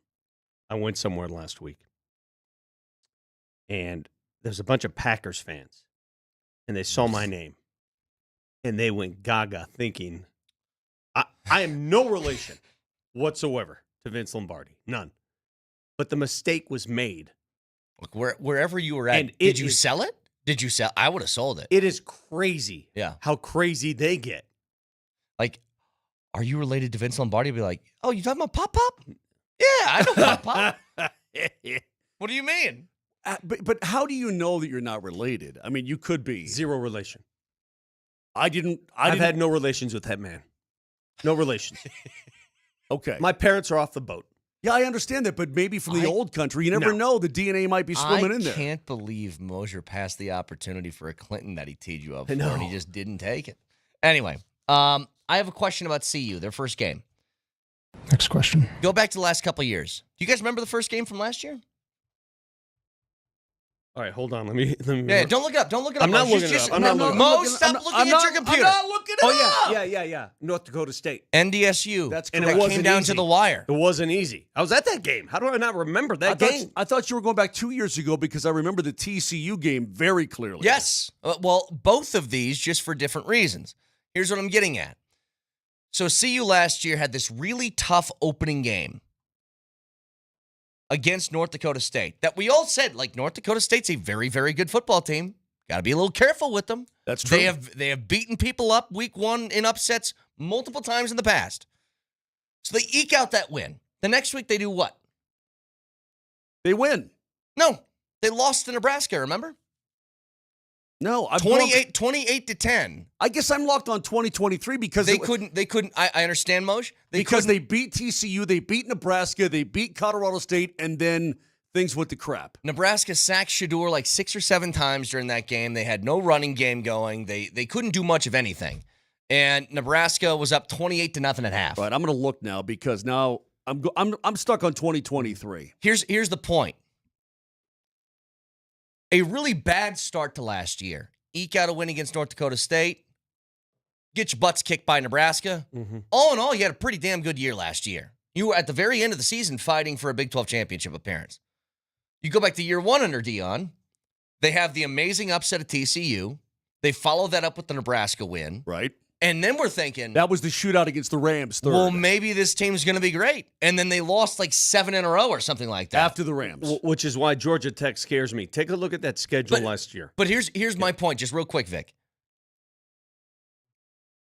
Are we allowed to have a takeaway from the Georgia Tech game, good or bad, considering what we've seen the last 2 years, that they flipped after the first couple of weeks? Oh, I see what you're saying. Yeah. Like, last year, they had an awful start to the year, but it was a pretty good year overall. If anything, I am more willing to give this version of the Buffs a longer leash simply because they lost 2 key players, one of which is a quarterback whose jersey's been retired. Yeah. So if you don't have that established, don't you automatically get a longer leash? Well, we've talked about this, Vic, because you'd think that you would, but he's being paid $10 million a year. He's amongst the highest paid coaches in the entire genre of college football. Hey, Vic. And that being said, Vic, these other teams in other conferences lose great players every single year. And you know what they do? They reload, and they're ranked in the top 10. So I think the expectation should be that they should not drop off that much, man.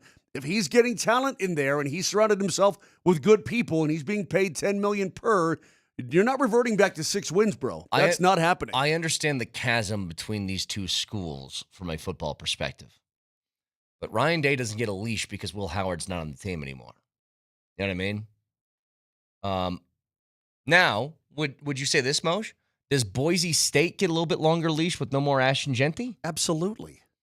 Well, are you comparing yourself to Boise State, or you want to compare yourself to the big dogs in college I'd like football? to compare for $10 million a year. I'd like to compare myself to the big dogs. You know, I want to say that. It's funny you bring that up. Notre Dame's about to play Miami Sunday, and I have no idea what to expect from Notre Dame with a new quarterback. Yeah. C.J. Carr, a freshman, taking over for Riley Leonard, a seasoned veteran. I have no idea what to expect. And you talk about leashes. That leash will last about as long as the first 2 minutes off the clock, and then I'll be like, let's go. Yep. Like, that's right. It's just that's what college football is. Yeah. I don't think you can talk about roster turnover anymore. No, Everybody you're right. has it. Vic, do you have a line on that game? Do you have a line? I know nothing about that game. I know that Carson Beck is playing for Miami, and C.J. Carr is quarterbacking Notre Dame. So that's the story. And these teams hate each other immensely. They've hated each other for history. That's the story. Right. I hate. Let me say this: Catholics versus convicts. If there are Miami grads, and I know many in town, I hate you so much. Okay. I hate Miami football more than I hate any program in the country. Lakers? College football, I'm talking. Where do they rank it, though, against, like, Lakers, Chiefs, Raiders? Oh, back in my college days, it would have been number 1. And right now, now you're drumming up some old day. I hate Miami football. Jimmy, Michael Irvin, that era, I hate them. I hate them with a passion. I hate them so much. I hate you. Steve Walsh, that era, everything about you. And that hate is respect, by the way, because I also respect you. Yeah. I respect the hell out of what they did for all those years. The point is, they lost the number 1 pick in the National Football League draft in Cam Ward. And what do? They just go get Carson Beck. He leaves Georgia to go to Miami for a lot of money. Not much of a bet guy. Well, yeah, me neither. They obviously thought enough of him to pay him a lot of cash so he could go over there. The point is, Miami's ranked 10th. They lost the best player in the draft. They lost Cam Ward. Yeah, I mean, so, and they're ranked 10th. I mean, so what should our expectations be? What is the line in that game? Irish minus 2.5 on the road. Notre Dame's favored? Yes. Huh. Well, you come in 6 versus 10, 6 at 10. By the way, this weekend, there are so many dang good football games, college football games this weekend. Phoenix 303 writes, Vic, the entire country hates Notre Dame. I don't care. You hate them all you want. You want to be them, though, don't you? That's what I thought. Another update from roster cuts. Every year you get this. Broncos are waiving Michael Bandy. Feel bad for him. Yeah. Just practice squad grinder, training camp grinder. He's there every year. Every single year. So Michael Bandy is the latest. Again, Nelly, can you look up how many guys have been cut in total? Because I want to see how many more the Broncos got to let go to get to 53. But it's got to be, I think you mentioned, Vic, it's probably around still 20. 20. Mm-hmm. Yeah. Somewhere in that ballpark. But, again. Did anybody even think that Bandy had a shot? No. And I don't want to poo-poo. He's a small little guy. He's not, I don't know. Look, I've said this before. Like, it's a very... Being the guy who's on the practice squad and training camp invite every year is not a bad gig, Moj. It's not. It's not a bad gig. Yes, you wish you were an NFL wide receiver at the 53-man level, but it's also reality. Especially with this team. This team traded Vele because they didn't have room. I mean, all of these guys, whether you're Joaquin Davis or anybody else, yeah, you're going to have a really tough time making this roster. Adam Schefter joins us in an hour. Stick around.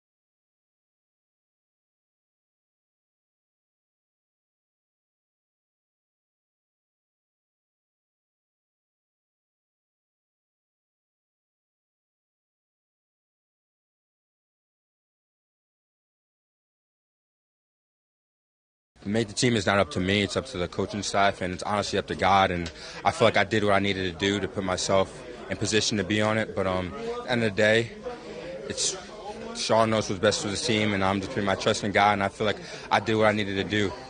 You'll feel proud of what you've done this offseason and getting in the end zone and all that? Yes, I'm proud of my progression. I definitely got better from last year to this year, and from the beginning camp towards the end. I definitely progressed a lot, and that's all you could do is progress in this league.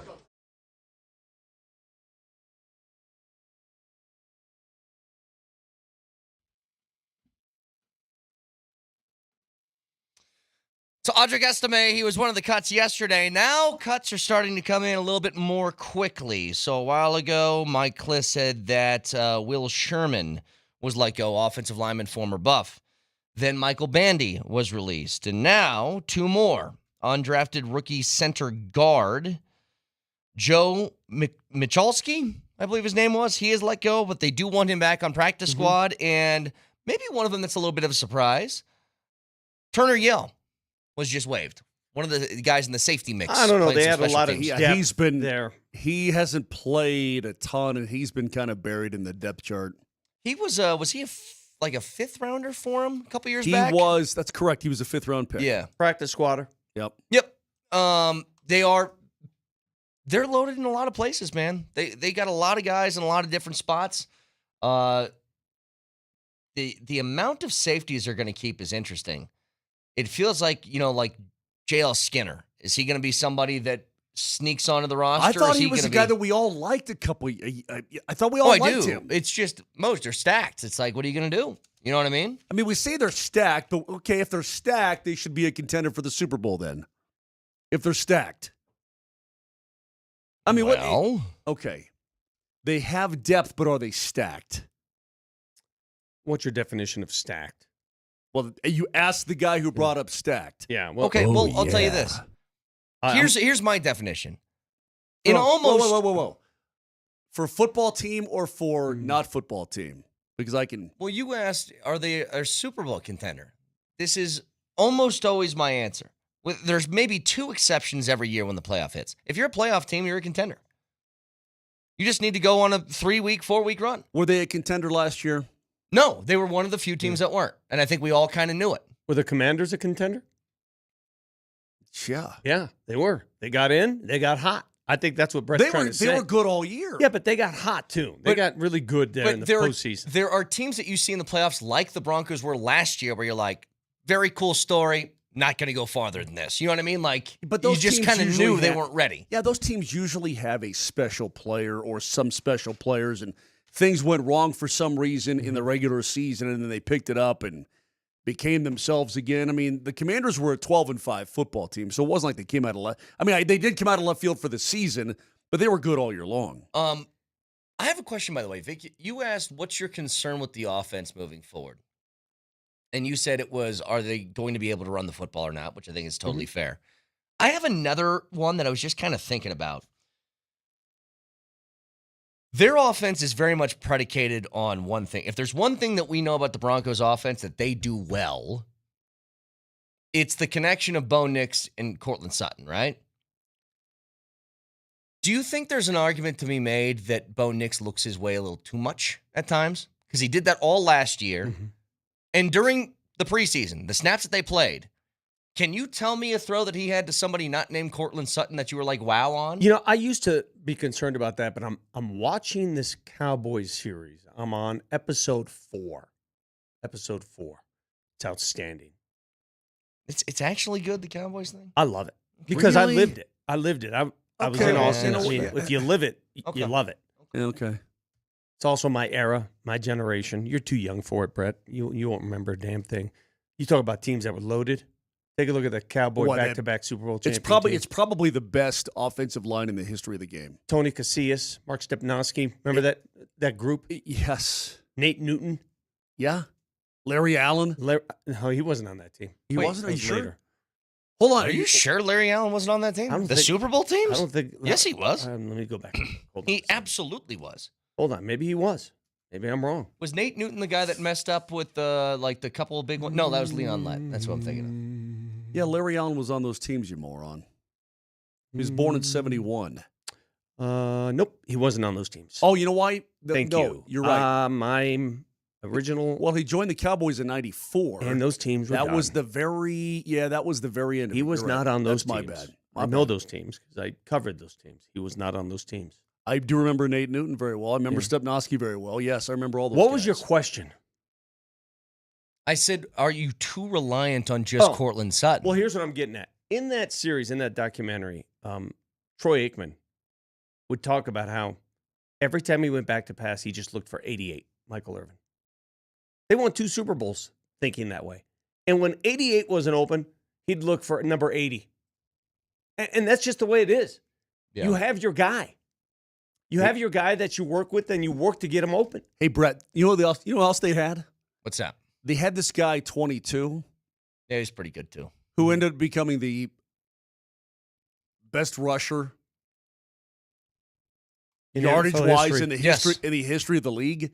They had that guy, too. But they had tight end that was Jay Novacek. Was a total stud. I mean, they were absolutely stacked. By the way, texters, I don't think you guys heard me correctly. Everybody's saying, what about the Mims pass from last year? I said in the preseason. You have a throw from Bo Nix in the preseason that wasn't to Cortland Sutton that you remember. I mean, I guess the Evan Ingram thing, but that was more a catch and run. But no, that was Jarrett Stidham. Oh, that was Stiddy, wasn't it? Yeah, that was the second game. Yeah. But I'm thinking that once we get into the regular season and they are going to smash Tennessee in week 1, you're going to see so much more implemented than we saw in the preseason.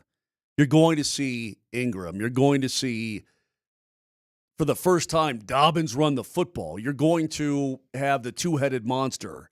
I mean, I think that it's going to look different, and it should behave differently than it did this preseason. So I think that, yes, while Cortland Sutton has been a major safety valve for Bo Nix, not only last year but this preseason, I think more options will present themselves wide open when we get to week 1. Yeah. I just hope you have a couple different guys that you trust in the offense. And I hope one of them is a running back, to be honest. I would love that more than anything, that you could rely on Dobbins or Harvey to either run the ball effectively or catch the ball and find open space coming out of the backfield. Now, another cut, Sam Franklin Jr. has been let go, the veteran safety and special teamer for the Broncos. Now, he was somebody they signed. I think they planned on having him on the roster. I mean, he got a guarantee of $1.3 million that they just ate on this, but I wonder if there are some younger guys that have proven worthy enough to eat the money. Remember, there are also things going on behind the scenes, like Damari Mathis getting cut. That cut was as much a salary dump as it was a personnel move because of the money he was making. Now, it would not surprise me one iota if the Broncos went to Mathis and said, let's work a deal. We'll keep you on the roster for this number instead of the number you're making. Take a look at what he's making or was due to make. I think it was over $3.5 million salary cap hit. Really? Yeah, he had a pretty good hit.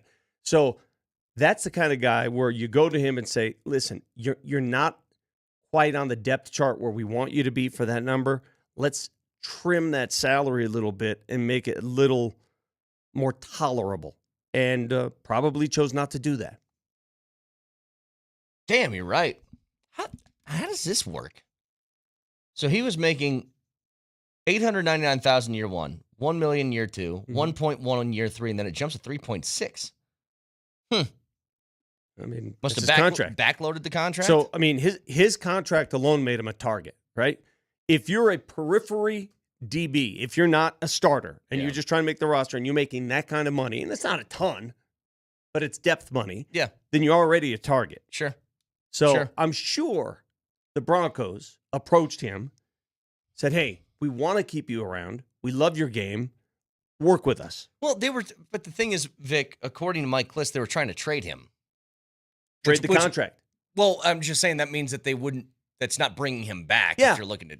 But at the end of the day, probably because he didn't want that. And so, like, well, then we'll try to trade you. And then our last hope is to let you go. The first conversation is, can we make a deal? I mean, and that's the tough part about the NFL, right? I mean, if they don't like how much money they're paying you, they want you to rework the contract. Can I ask you guys a question? of some other news that happened yesterday where Trey Hendrickson, I still don't think he's happy with this, but a lot happier than he was 2 days ago, where they just said, all right, fine, no more years, but how about a $14 million raise? Nobody's going to be unhappy with $14 extra million for a season. But what Trey Hendrickson wants is long-term security, which he is not getting out of Cincinnati. Mm-hmm. Yeah, but it's either take this or don't play. I mean, if they're saying, take this extra $14 million and you'll be in the same position you were before, that's pretty good. They're saying, here's $14 million just to get your butt here into the facility and play football. I know why they're hesitant to give him he's 30. money. He's 30 years old, is he not? How old is he? Help me out. Well, he's 30. Okay. If they sign him to so what is he making now? $31.6 million. He's caught right between a rock and a hard place with his age and with the kind of salary he can command. If they paid him that contract over like 4 years, which is probably what he wanted, how the hell do you field a team when you're paying Burrow 50-some, you're paying Hendrickson 32, you're going to be paying Jamar Chase like $40 million a year? Like well, they decided, and then T. Higgins is getting now 25 to 30. I don't know what the number is. They decided they're going to throw their money at offense first. That's just their approach. That's their approach to playing. I mean, because we all know the problem with Cincinnati's always been they can't score enough. Look at their. I'd love to see their salary cap differentials between offense and defense.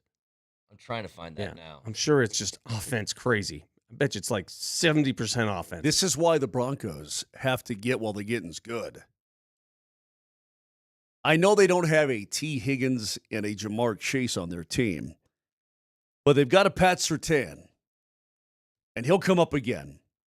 They've got a Bo Nix who's going to be paid, right? Yes. I mean, it's Vic, we think about that money. We think about the Russ money, and it's like, man, if you just had that Russ money, you could do this and that and this and that and so on and so forth. Okay, you're right about that. So they're spending $167 million on their offense and $98 on defense. Pay him. Well, then they're that was after the $14 million raise, by the way. Okay, so then you're still going to have to beat teams 35 to 30, that kind of thing. So, Vic, think about this. I mean, when Bo Nix is going to get paid, and that's going to eat that up. And then you had to pay your own guys again. You paid Cortland, did you not? You paid Zach Allen, did you not? I mean, you're going to pay Benito, are you not? Hold on a second. Listen to this. Yeah. For the 2025 season, the Bengals are spending a total of $279 million on their cap. I don't know if that's with or without this raise from Hendrickson. Burrow, Chase, and Higgins consume 44.5% of just their those total three salary players. cap. Yeah, so that's what they want though. That they're spending money on offense. The entire defense is 35% of their cap. Exactly what I suspected. Well, those are three. So don't make three superstar players, though, man. I mean, so don't make excuses. Then when the Cincinnati defense has trouble stopping people, and everybody's all over the Cincinnati D. Who was their D coordinator? It was. I think he got fired. Lou Amaruno. Remember that guy? And Arumo, whatever the hell his name was. And I remember last year they're giving him flack, and I'm like, spend some money on defense, man. Oh, do you know who their defensive coordinator is now? Whoever it is, good luck. It's Al Goldenvick. The former Notre Dame. Oh, yeah, that's right. Yeah. Former Notre Dame DC. Wait, was he? He was the head coach of Miami for a minute, wasn't he? Yeah. Yeah, he's been around. 303-504-0925. We have more cuts coming today, so we'll keep you up to date on all of those. When we come back, though, this piece of audio I think is interesting. Something Aaron Gordon said as he is making his China tour, much like Joker did a few weeks back. Mentioned something about his approach this season and a plan of his to improve upon. We'll get to it next.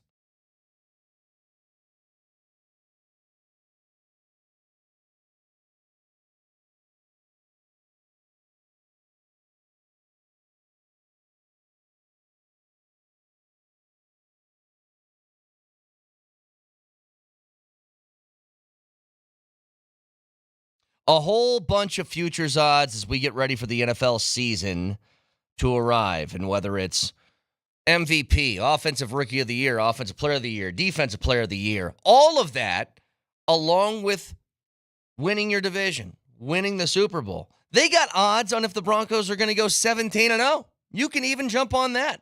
By the way, the odds for them to do that, plus 25,000. Hefty number. But you can find that and so much more on the Circus Sportsbook because they have everything. Tight money line splits, low holds in, excellent customer service. Download the app right now or go to circusports.com. And always remember, any gambling problem, call or text 1-800-GAMBLER.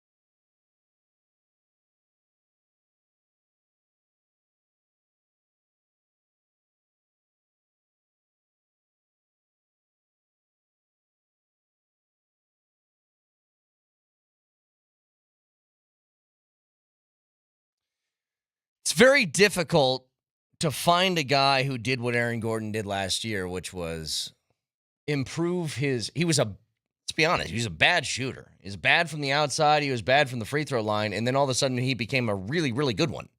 A clutch one. Yeah. Not a good one, clutch as well, if you remember the playoffs. So, AG, what's the plan this year? Was maybe top 5 in the NBA in 3-point percentage. So now I'm just going to increase the volume and hopefully increase the percentage as well. Just for a second, what's the proper number of threes you think for the Nuggets? Because I know that they went out and they got Cam Johnson, who shoots a lot. He shoots 2 more threes per game, 2 or 3 more than Michael Porter Jr. did. AG said he wants to shoot more threes. Tim Hardaway will shoot threes. Tim Hardaway lets it fly. Yeah. The guy I want shooting more threes is Jamal Murray. Yeah. He needs to shoot more threes. Yep. I know it wouldn't get this far. Mm-hmm. But I don't want to turn into the Celtics. Of course. We're not talking Boston. No, we're not they would talking never OKC. do that. We're talking, God, let me tell you they're why really good inside. Let me tell you what's why. What's the honey hole? What's the honey hole of threes? You tell me. I don't think there's a particular number on it. I just think that if you're feeling it and you can hit them, hit them. And if they're open, hit them. I just think that the Nuggets too many times last year, the offense looked predictable. They go inside, trying to go back outside, and they'd fashion a three that was late in the shot clock. If there's a three that's open early in the shot clock that's wide open, you've got to take it. What do you think is the average in the NBA threes per game? Okay, I know that Boston blew that wide open last year. They've got the record, right? Threes per game. I would assume. I just looked up the average NBA team's 3-point attempts. I will say 37. Damn, Vic, almost nailed it. 37.5. 37.5. Yeah, because the Nuggets were below average, and the Celtics blew that average out of the water. The Boston Celtics take north of 40 per. Sometimes 50 per game. They take too many. Way too many. They take too many, and that's just part of the game that I wish could change, but it's not, because 3 is worth more than 2, and if you do the math, that's just the math. Unfortunately, for teams like that rely so much on the 3, where do you go to when it's not working? The Nuggets have the best interior player in the league. Yeah. So if you're not making threes, how many times do you find yourselves during the game? Because I do. Stop shooting threes. Give it to 15. How many times do you do that? A lot. Yeah, right? A lot. Right? It's because they miss. Yeah, exactly. Now, when they're making, you're not saying that, though. But when you're missing, what are you saying? I'm saying this. I'm going, no, God, no. Oh, nice shot. Thank goodness. And that's the honey hole, I guess. The honey hole is you make enough to keep guys off Joker's back. Agreed. You see what I'm saying? Yeah. Did you see Aaron Gordon's picture next to Yao Ming? Oh, my God, he looked tiny. So I'm thinking, remember Aaron Gordon at Broncos camp next to Broncos? Looked huge. And then Aaron Gordon next to Yao Ming. If you put Yao Ming next to the Denver Broncos, I mean, this guy's a giant. Is Yao like 400?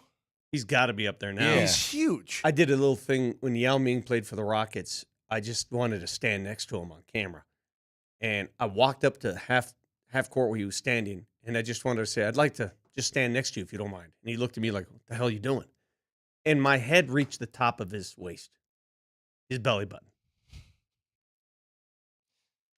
You know what? I was just thinking about this. Yao Ming could still get a job in professional sports.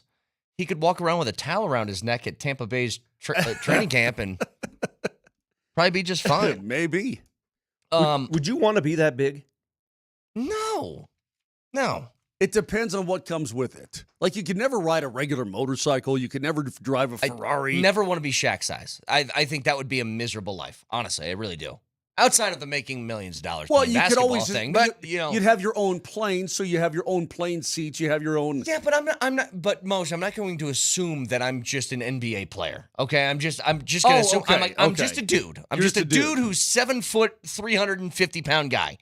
That would be tough. Like a tough life. Did you read back in the day the Guinness Book of World Records? Remember they had the world's tallest man? Mm-hmm. I forgot his name. Robert Wadlow. Yes, I remember reading about him and just. Like, God, I feel bad for this dude. Just hanging out here, just all big. And he died early. He died like he was in his 20s. But Vic, think about it. You're over there in Incernia, in your shack. You're shack size. You're not shack, but you're shack size. Trying to sleep on one of those little hotel beds. Wouldn't work. Dude, you're like half on. Yeah. Even me, dude. Even me. And I shrunk an inch. That sucked. You're a shrinking man. Well, it just goes to prove to you that the world is I'm a slow-healing, shrinking man. The world is more accustomed to guys my size. That's what the world is made for. Yeah, it really My is. size. Even me, Brett, I had my feet just a couple times. I'm like, no. I am not a big dude. Do not get my toes hanging over the edge. Vic, you are so lucky that you found the queen when you did, and you weren't like, I don't know, Nellie's age. I think like I was right at the cutoff. There are women that demand you're 6 feet tall to date. Like you have to be 6 feet. Nellie, you know this. I'm not making this up. It's a real thing. Yeah, you got some height sticklers, especially on the dating apps. Yeah. But hey, short kings like us, we have a place. We find our place, Vic. I didn't have any of those restrictions. Again, we're going to talk to Adam Schefter at 9 o'clock today. Here's another one. Courtney Jackson, the guy that we loved most, just was waived. I think he could be a practice squad guy. I think so too. But again, there's another right there. There's another wide receiver gone. There's that guy, Courtney Jackson, who in the first game, remember, he's back there returning punts and kicks, and you're like, man, this guy's got some pop. Yeah, he's not making the team. Yeah. Man, this guy's got some pop. That's what I said to Moj. I go, you know what sucks? I really like that guy. He has no chance at making the team. None. What's the story with A.T. Perry? Love the name. I love the name he too. Got hurt mid-camp. Hey, yeah. Too many of these initialed first names. R.J., J.K., A.T., J.L. J.L. Here's the thing. B.O. Are they going to keep PJ? Are they going to keep 5? Wait, PJ's still on the team, right? Yeah. Yeah. They're down to 6. Are they going to keep 5 or 6? They're down to 6. And Perry's the last guy. Now, he's a draft pick by New Orleans a couple of years ago. He's a Peyton guy. He's a 6'5", 210 guy. Well, these last guys, they're going to go practice squad. I mean, all these guys that were cut today are practice squatters. The last cuts are practice squatters. So don't be surprised. All these guys are coming back.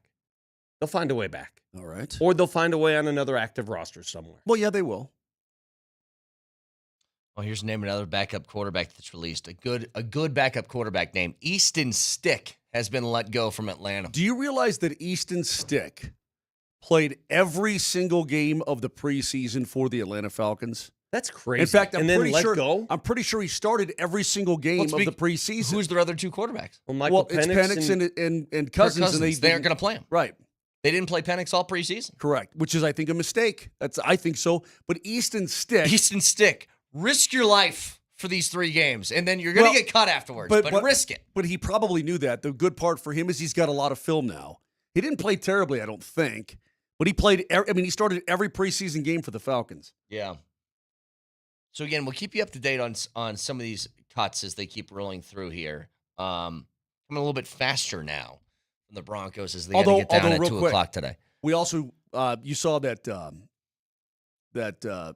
Tommy DeVito got the axe in New York. You expected that. Tommy Cutlets. Sam, after eating the W over the weekend, he was eating the W with Jameis Winston. Oh, I saw that. Yeah, Russell Wilson was nowhere to be found, but they were eating the W. Mm-hmm. Cutlets was lapping I it up. have a question for the 3 of you. 3 veteran quarterbacks. Who will do the best? Who will do the worst? Aaron Rodgers, Russell Wilson, Joe Flacco. Who will have the most success of those 3? Who will fall flat on their face and probably just leave? Rodgers, Flacco, Russ. So you think Russ has the worst chance? Now, to be fair, I don't think any of them do exceptionally well. When I say exceptionally well, I don't think any of them are making the playoffs. You don't think either? I mean, Flacco's not making the playoffs in Cleveland. That's not happening.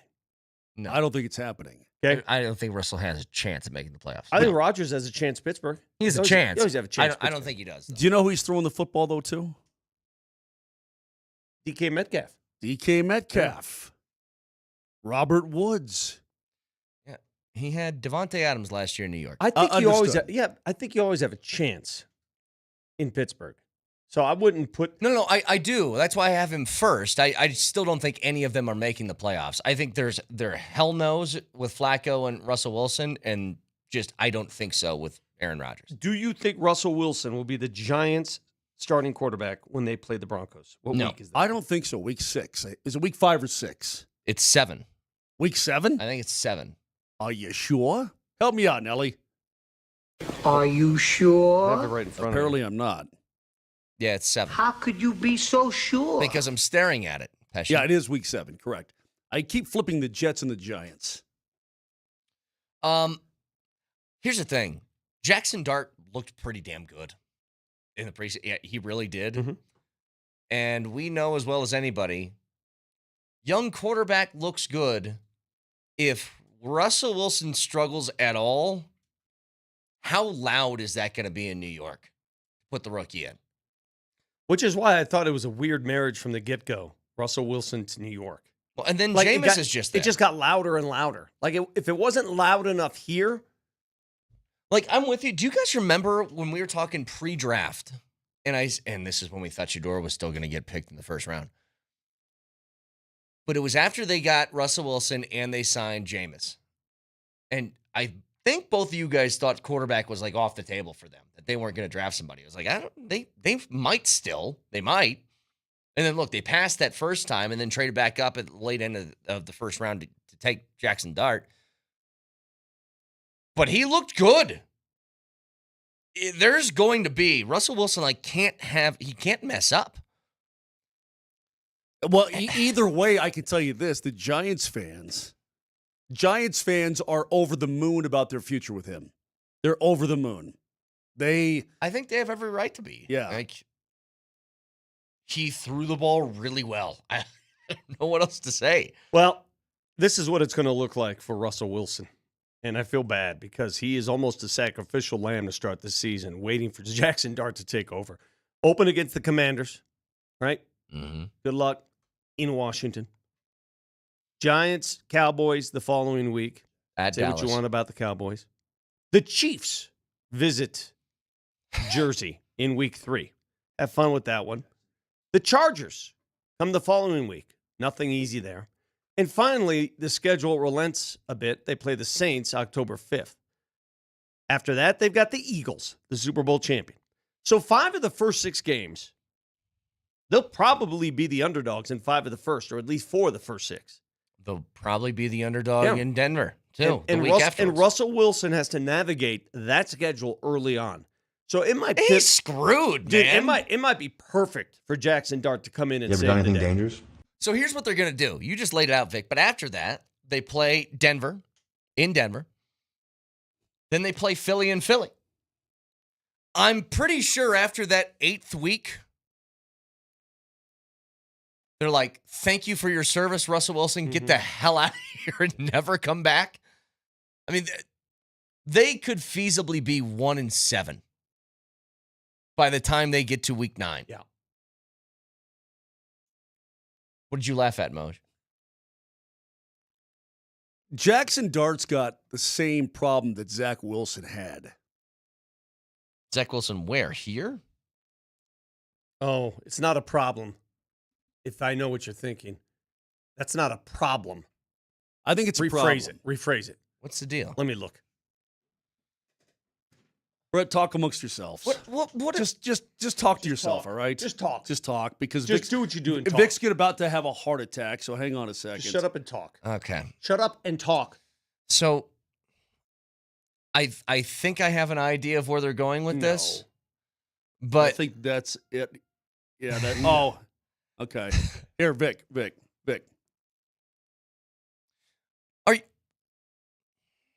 are you All right. So it is what I thought you guys were going to do. Yeah. It's a problem. Why is that a problem? It's not a problem. Is it a problem you wish you had, Moj? Not a problem. I do have it. Good answer. Anyway, I think, you want to talk about a sacrificial lamb. I mean, does Russ doesn't even make it to the Broncos game. There's no way. The only game that they can win in that first stretch is like the Saints. You realize the older we get, the more of a problem that is. Yeah. Oh. Now I get the Zach Wilson. Now I understand. Anywho. Yeah, that's why I think that Aaron Rodgers, of those 3 quarterbacks I listed, Aaron Rodgers, Russell Wilson, Joe Flacco, Aaron Rodgers has the best chance to win, the best chance to start the whole season, and the best chance to make the playoffs. Can I ask you? Let me ask you another question with veteran quarterbacks. Mm-hmm. Who do you think starts more games? Aaron Rodgers or Matthew Stafford? Oh, well, that's it. Who's going to stay healthy? Stafford's got That's the bad question. back right this second. Stafford's he's got really he's got broken. a bad back. You know what doesn't get better? Your back. Oh, I know. Your back doesn't just get better. And they're doing this thing where they're like, Stafford's fine. He's fine. I know he hasn't practiced for, 6 months, but he's fine. He'll be ready to. It's like, okay. Yeah. Now, Stafford doesn't need practice time, okay? He's veteran enough where he can figure it out on the fly. But how many hits are you going to be able to take? And you guys have seen Stafford's willing to take one right in the chin in the pocket if he wants to make a throw. It's just like, that's tough. I just, with Aaron Rodgers, why do I still think that this guy can play? I'm probably incredibly stupid about that.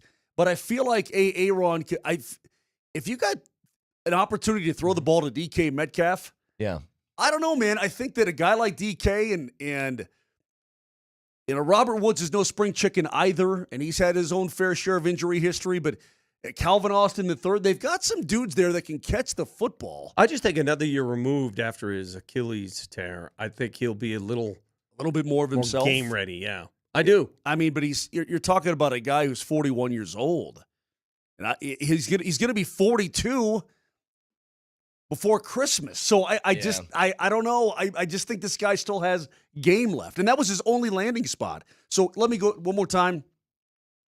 Aaron, who's number 2? I had Flacco second. Flacco, yeah, and then Russ. Do you guys remember last year when the Patriots had Jacoby Brissett and they had Drake May, and they were wondering who's going to start? And who was the coach then? He was only here for a year. Gerard Mayo. Basically goes, the offensive line can't protect, so I'm not going to put Drake May out there. And he just looked at Jacoby Brissett, and he's like, get ready to die. Because I'm not going to do that to the young guy. Oh, Jacoby, man. Come on, man. Jacoby Brissett, every time he dropped back for a pass, was just that. Yeah.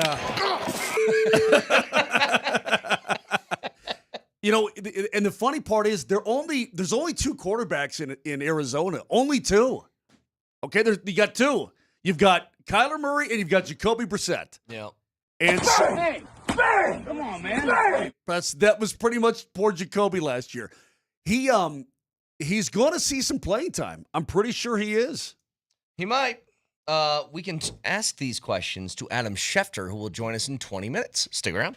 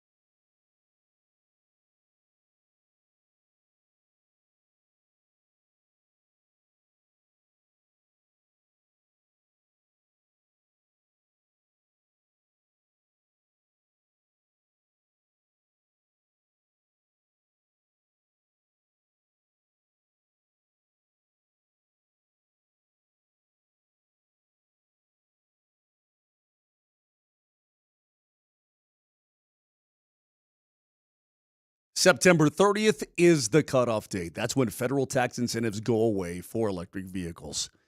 If you want to get your hands on one right now, how about this? 0 interest for 72 months and lease credits up to $11,000 off. You've got to get to Silterharm Motors in Broomfield. Check out the all-electric Ford F-150 Lightning. It's very popular. The Mustang Mach-E, same kind of story. And if you're thinking about EV, they are locked, stocked, ready to rock with all different brands, all different models. You've got to take advantage of it. So get up there, Highway 36 in Wadsworth, in Broomfield, or go online, STHmotors.com. That is STHmotors.com. It's Silterhart. Everything you want out of a dealership.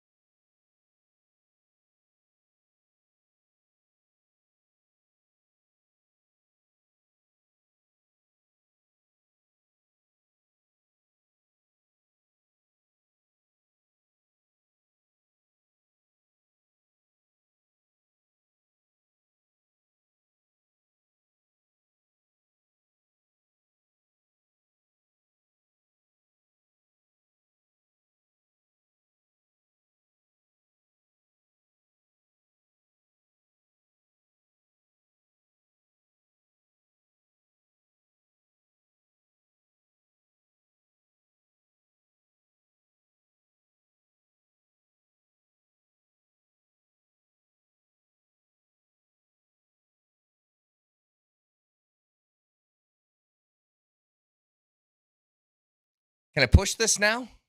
I pushed mine. That was all on the air. Uh-oh. Hey, reminder to you guys, we are giving away an Odyssey AI1 Cruiser double wide putter. It's right-handed. Double wide? It says double wide. I kind of like saying it. $300 putter, by the way. We're giving that away, and all you got to do is text Shank and your first and last name to 303-504-0925. Why? Did Shockey come up with that word? Of course he did. No. Who did? Nelly. All right. You could tell Nelly is not a golfer. Does not play golf. Yeah, but when he comes up with a word that is verboten. Hold on. I've seen you swing. I know you swing. To Nelly's credit, he goes, "Is that cool with you?" And I said, "Yeah." Well, again, another golf nerd who doesn't understand the ethics of the game. You do not even whisper that word. Hey, guess what, Vic? I hate to tell you something. When I was playing my incredible career at Division II baseball, and I had a starting pitcher that was going like 5-6 innings deep with a no-hitter, we talked about it too. Did you know that? Well, because Vic, the guy who says I don't watch cartoons and I don't believe in your superstition stuff, now all of a sudden with his golf game, because he's so mentally weak, because he wept on a bench at a driving range once, can't hear the word shank. It doesn't bother me, but there are a lot of people who will never even utter that word. Well, then don't get the putter. I'm just saying, if you have a case of then just text the word, get this putter, and it'll fix it for you. It's all courtesy of Ramos Law. Car accident, you need Ramos Law, medical doctor and attorney. And now the official injury law firm partner of Broncos Country, RamosLaw.com. Not a 5-iron, it's a putter. Putter's not fixing your shanks. You can shank putts, right?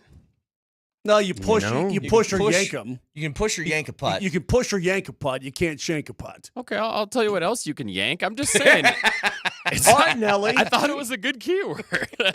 Hey, can I ask you guys just a quick question?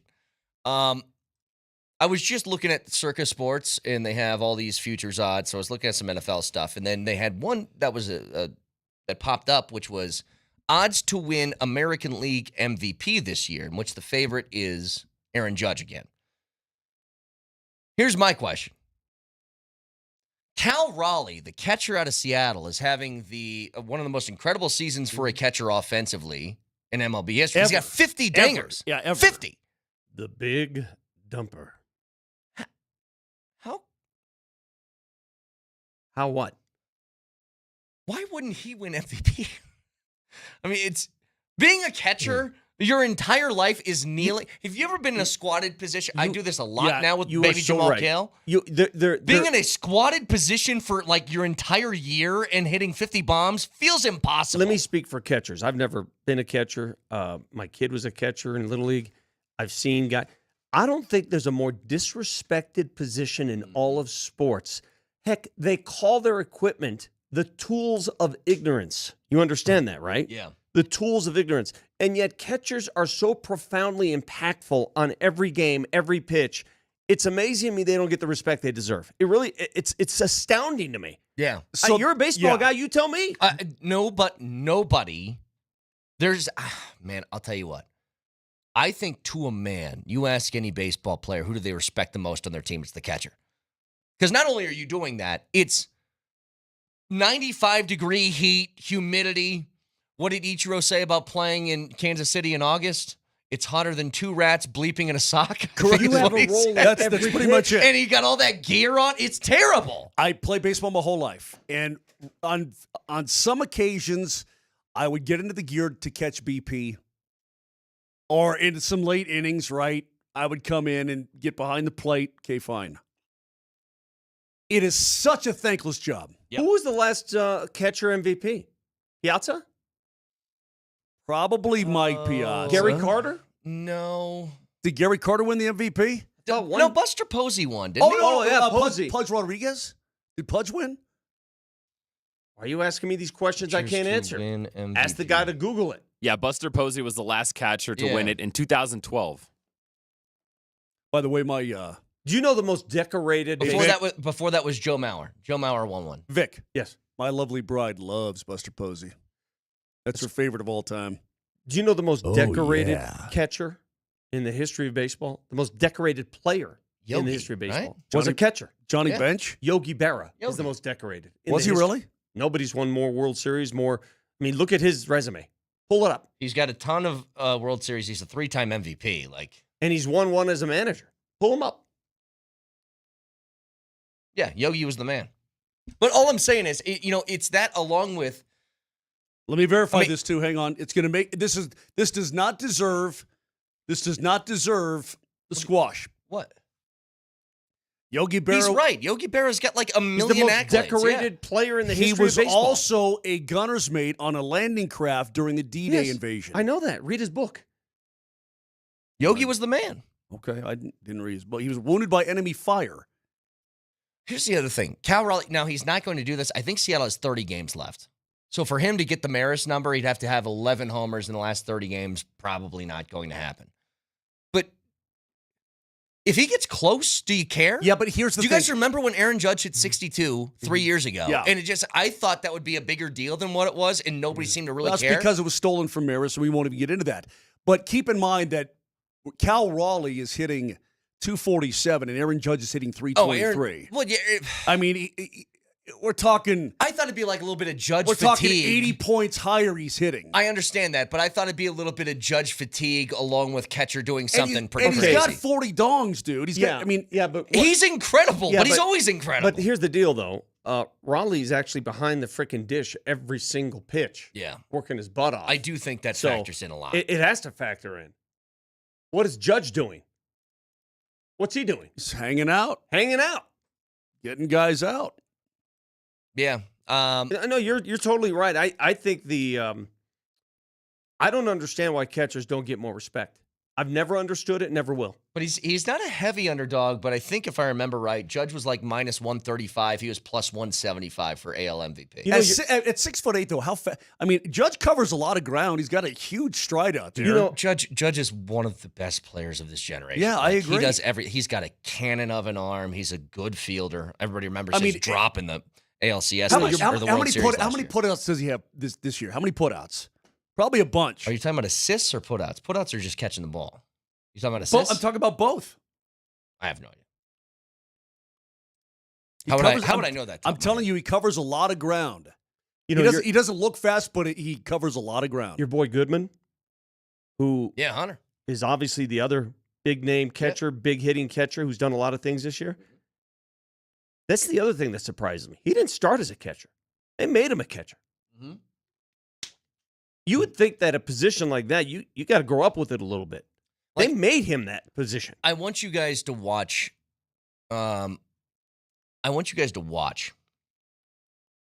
Any catcher. If you're maybe you go to Coors Field one more time before the season ends, or you just happen to cruise by a baseball game on TV. Watch how many times a catcher, by the way, takes a foul tip off the hand, takes one off the inside of the thigh, and they go shake their hand a little bit, and they just ride right through. So let me get back to the BP and the late inning crap. If you take one square off the mask, that's not fun. No, it's not fun. So Vic, a foul tip off your mask, not fun. A foul tip on the inside of the thigh, not fun. Even a foul tip off the chest. Those chest protectors back in the day could only do so much, Brett. Yeah. It'll do this to you. Mm-hmm. It's a thankless job. Couple more here. Mo's the guy that we were impressed by this preseason and training camp. Calvin Throckmorton has been let go. Golly, man. He made it's my favorite block of the preseason. Throckmorton had it. They also let go of cornerback Jaden Robinson. There's another did they waived really undrafted rookie? Yeah, no, he wasn't going to make the team, but why do you guys sound shocked? Well, I'm not shocked. None of these have shocked me. Moser's reaction is like, sorry. oh, what? God, what? That doesn't shock me. Where's Quentin Newsom? He's been let go as well. Okay, so again, another reaction that's unwarranted. The corners are like the receivers. The corners are like the receivers. Why are you reacting like this? Throckmorton, I thought maybe had an outside shot to be an extra No lineman. one that's gotten cut right now has surprised me. Not a single one. Okay, so you've got no disrespect. Hold on, you got Sertan Moss and Jahdae Barron. And Abrams Strain and Jaquan. Like, that's a lot of corners, man. Yeah, I guess. By the way, from Giants camp, the Giants have cut Lil Jordan Humphrey. Wow. They have also cut Greg Dulcich. I saw that. Two former Broncos. That's crazy. So Lil Jordan Humphrey goes from a prominent member of this offense to getting cut by a team that's lesser. Yeah. Crazy. Dulcich, I thought, had a good preseason. I watched the game. What happened with Dulcich? What happened? Well, injuries here he happen. couldn't stay healthy. Yeah. Here he couldn't stay healthy. The other issue was, could he block to be a prototypical tight end? Yeah. See, you're infatuated with his hair. Well, no, he's like an Albert O guy to me. It's like 6'5", can run, and it's like you can't find anywhere to stick. And the touchdown passes that he did catch, you're like, man, he looked pretty good on that route, right? You're like, this guy's got a little something. No, it's I guess he doesn't. He can't block. I'm like, so 80% of the tight ends in the league can't block. It feels like. I'm convinced too that a lot of times a tight end, their careers are made early in their career when if they find the right fit quarterback, the right chemistry, and they get going, and they're good. But a guy like Dulcich couldn't stay on the field, couldn't get going. He was sort of lost. He was a vagabond. Yeah. Ends up with the Giants just hoping to make your career gets away from you. Like, think about it. Travis Kelce's a Hall of Famer. Mm-hmm. But what would he be without Patrick Mahomes? What would he be without that combination? He'd still be good. Would he be the same player? Well, no. Just like Gronk would be really good, but if you didn't have Brady, like he's probably not that good. Well, here's what I do know. Brock Bowers last year with Gardner Minshew and Aiden O'Connell kicked ass. Yeah, he did. Yeah. And I'm like, good point. Imagine if he had a guy Hey, let's make way for the return of Adam Schefter, the leading voice on ESPN. He joins us next.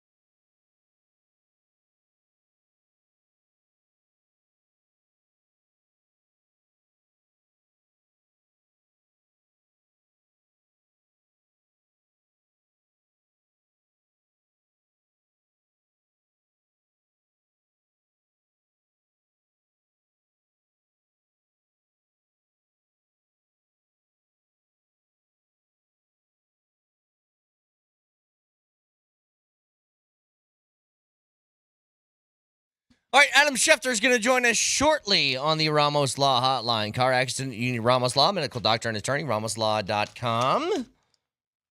As he is back for another season of NFL football. And he is a busy man today. We've been watching him all day on ESPN. He's been on First Take. All morning long. He's been on every dang show that ESPN has. Well, it's a big day. This is where, I don't know, do you send out 1,200 tweets for cut players? Like, how does this work? All right, so he joins us now. Adam Schefter, welcome to Second Take, because we've been watching you on First Take all morning. This is Second. How you doing? Yeah, it's good to be on Second Take with you, Brett, Vic, Mark. Happy to be back for another season. Here we go. The madness never ends, and the moves are flying in right now. Yeah, and we'll obviously allow you to get to your phone if you need it. But of all the cuts that have taken place this morning, one stand out as the biggest surprise to you, Adam? You know, Vic, I don't know that there's anybody that's a surprise on this day. Like, there are all sorts of names that you hear about, that you think about, like some interesting names. They're more interesting than they are surprising, right? Like Tommy DeVito, Giants quarterback, interesting. Deontay Johnson, Browns receiver, who a couple of years ago was on top of the world as a receiver, interesting.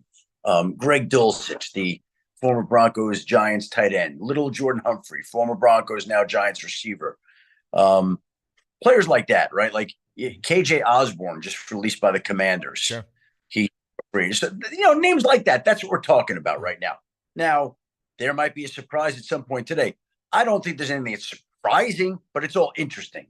You know, on top of that, Adam, we're trying to pay attention to the Broncos and what's happening there, but we always got an eye on the Shedeur situation. I'm sure you've talked about it a ton already. But what do you think the future after this preseason looks like? Is he just the third guy on the depth chart, and they're just going to let him and Dylan Gabriel battle it out, or what? I think it looks like he's the fifth-round pick as a quarterback. He's going to be kept on the 53-man roster, and he'll have a chance to develop. Like, that's what it looks like right now, which is completely normal. I know they talk about it on First Take and now on Second Take here, but the fact of the matter is, he garners a lot of conversation, a lot of attention, but it's pretty typical. It's pretty normal what is happening with a fifth-round rookie quarterback who's on a roster. Can you, in your entire time covering the NFL, think about a fifth-round pick that's been talked about more than Shedeur Sanders? Not initially as a rookie, although, we just got a little bit of breaking news. So, Okay. Hold on. Do your thing. Do your thing. Yeah, don't Do your thing. tell us. We'll talk amongst ourselves. Yeah, we will. So when he gets breaking news, So after you tweet it, are you allowed to tell us what you're tweeting afterwards? so he's trying to go Yeah, through. I'm gonna have it queued up, and then we're gonna. Don't talk to him yet. Right now, let him finish his tweet. Can you say something about me in the tweet? We can do that. Yeah. Brett Kane predicted this big time. Yes, he something knew like this that. was coming a mile away. What do you guys? Let's. This, I would say right now, so far, this would be the biggest news of the day. Right now. Okay, Like, let's. hold on. Let's. Can we don't- guess? Yeah, Can we- don't tell us. before I you wanna look at break your it. feed. Hang What on. team? What team? Tennessee. Tennessee. All right, Cam let's see here. I'm Ward. gonna read.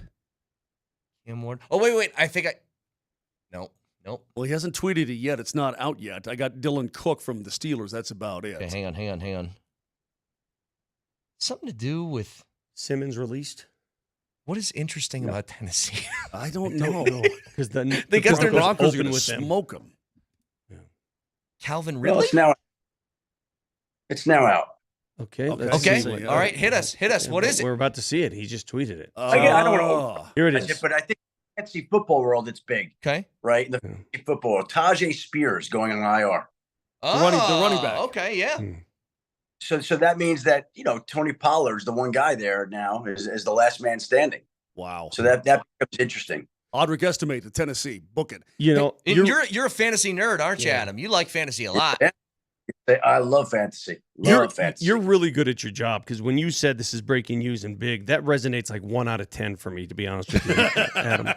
But Okay, well, you know what? Vic? Yeah. I'll bet you don't play fantasy football. I don't. You're exactly right. You're Exactly right. I'm your guy for that, Adam. He'll always say he doesn't Hold on, do Brett, cartoons. Brett, Mark, you play Brett, Mark, you play fantasy football? I do. I don't anymore, Adam, because when I'm in Montreal on a Thursday night and forget to set my lineup, I get screwed and I end up losing. You know what I mean? The guy's on a bye and it stinks. Hey, I got a question for you about these hold-ins. I mean, you've got a couple that are done. The McLaurin thing was big. The Hendrickson thing was obviously big, and he just gets $14 million more dollars, and he's right back where he started, I guess, when he turns 31. But my goodness, this Micah Parsons thing has been excruciating for everybody involved. Can it get done? I mean, because if it does, it's got to be like right now. Well, here's what I would say to everybody. I really thought that Trey Hendrickson and the Bengals were a world apart. And I really thought Terry McLaurin and the Commanders were a world apart. And they all were. And both of those deals got done. So if you're Micah Parsons and the Cowboys, that's what you take some hope in. That even though the two worlds are miles apart, even though the two sides aren't talking, even though the Cowboys haven't offered Micah a deal since late March, early April, even though Micah has issued a public trade request, even though Micah hasn't practiced this summer, even though Micah's back is still tight, even though people are telling me this is Jerry Jones Waterloo, even though the two sides don't like each other, even though they're not close to an agreement, even though all that is going on, the season's getting close. And so sometimes deals get done. But I don't feel that right now with this one. Now, again, McLaurin and Hendrickson changed within 24 hours. And they picked up a lot of momentum. And that could happen at any point here with Micah. At any point. But, again, nothing going on there right now. Nothing. We were just talking about quarterback situations across the league, especially for some vets. How short or long is the leash for Russell Wilson in New York, considering Jackson Dart played so well in the preseason? You know, I think it doesn't matter how long it is today. I think it'll be dictated by what Russell Wilson does during the regular season. If he's playing well and they're winning games, he's going to keep playing. If he's struggling and they're not winning, we saw what Jackson Dart can do in the preseason. He played very well. There are people in New York who are anxious to see him. And at some point we may see him. But right now, it's Russell's job. And it's up to him to keep it or to lose it.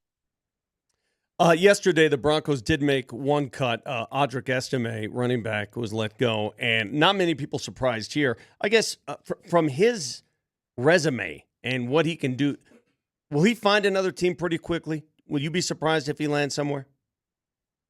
I could see him being claimed on waivers. I could see that happening. But there aren't that many teams that need running backs. So I think it's just as likely, not out of the question, that he could be a practice squad. Interesting. Candidate. So we'll see how that works out, right? That's but I think he could get claimed, but I think he'll be a practice squad candidate also. I just see all these moves going down in the last couple of days, like Amari Cooper back to the Raiders. The Raiders trade for Kenny Pickett because Aiden O'Connell is out. Is this, I guess, Adam, is this a normal thing to have these guys going places late this late in the process before the season begins?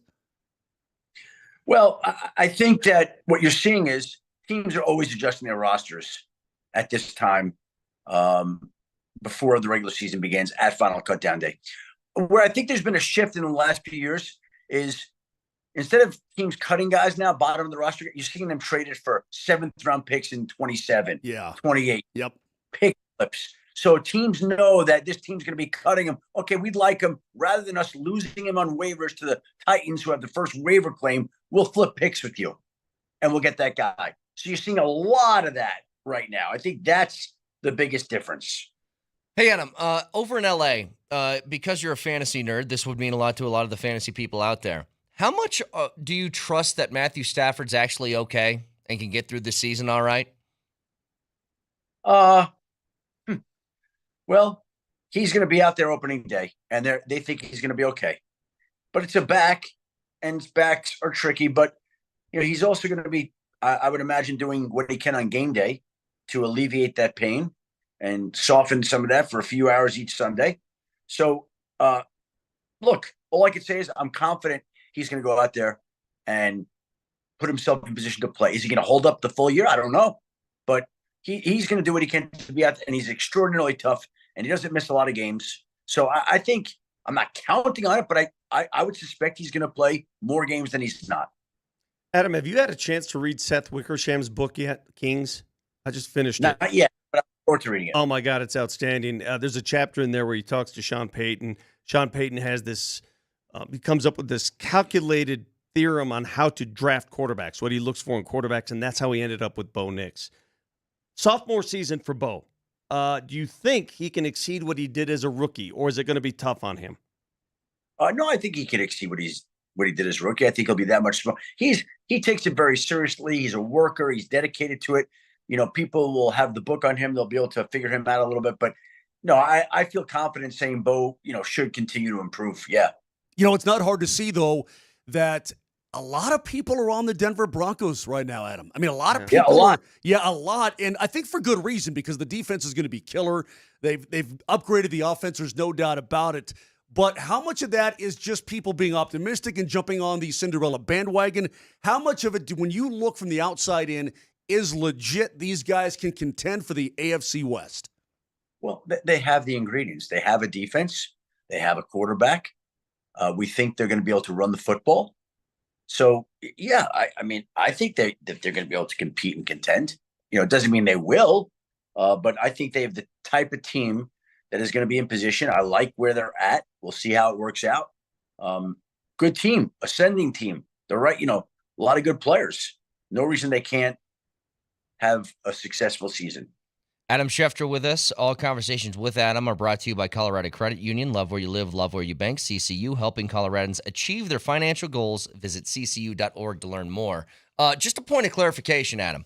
When the Broncos traded Devon Vele to the New Orleans Saints, it was for the 4th and a 7th round pick. Two things.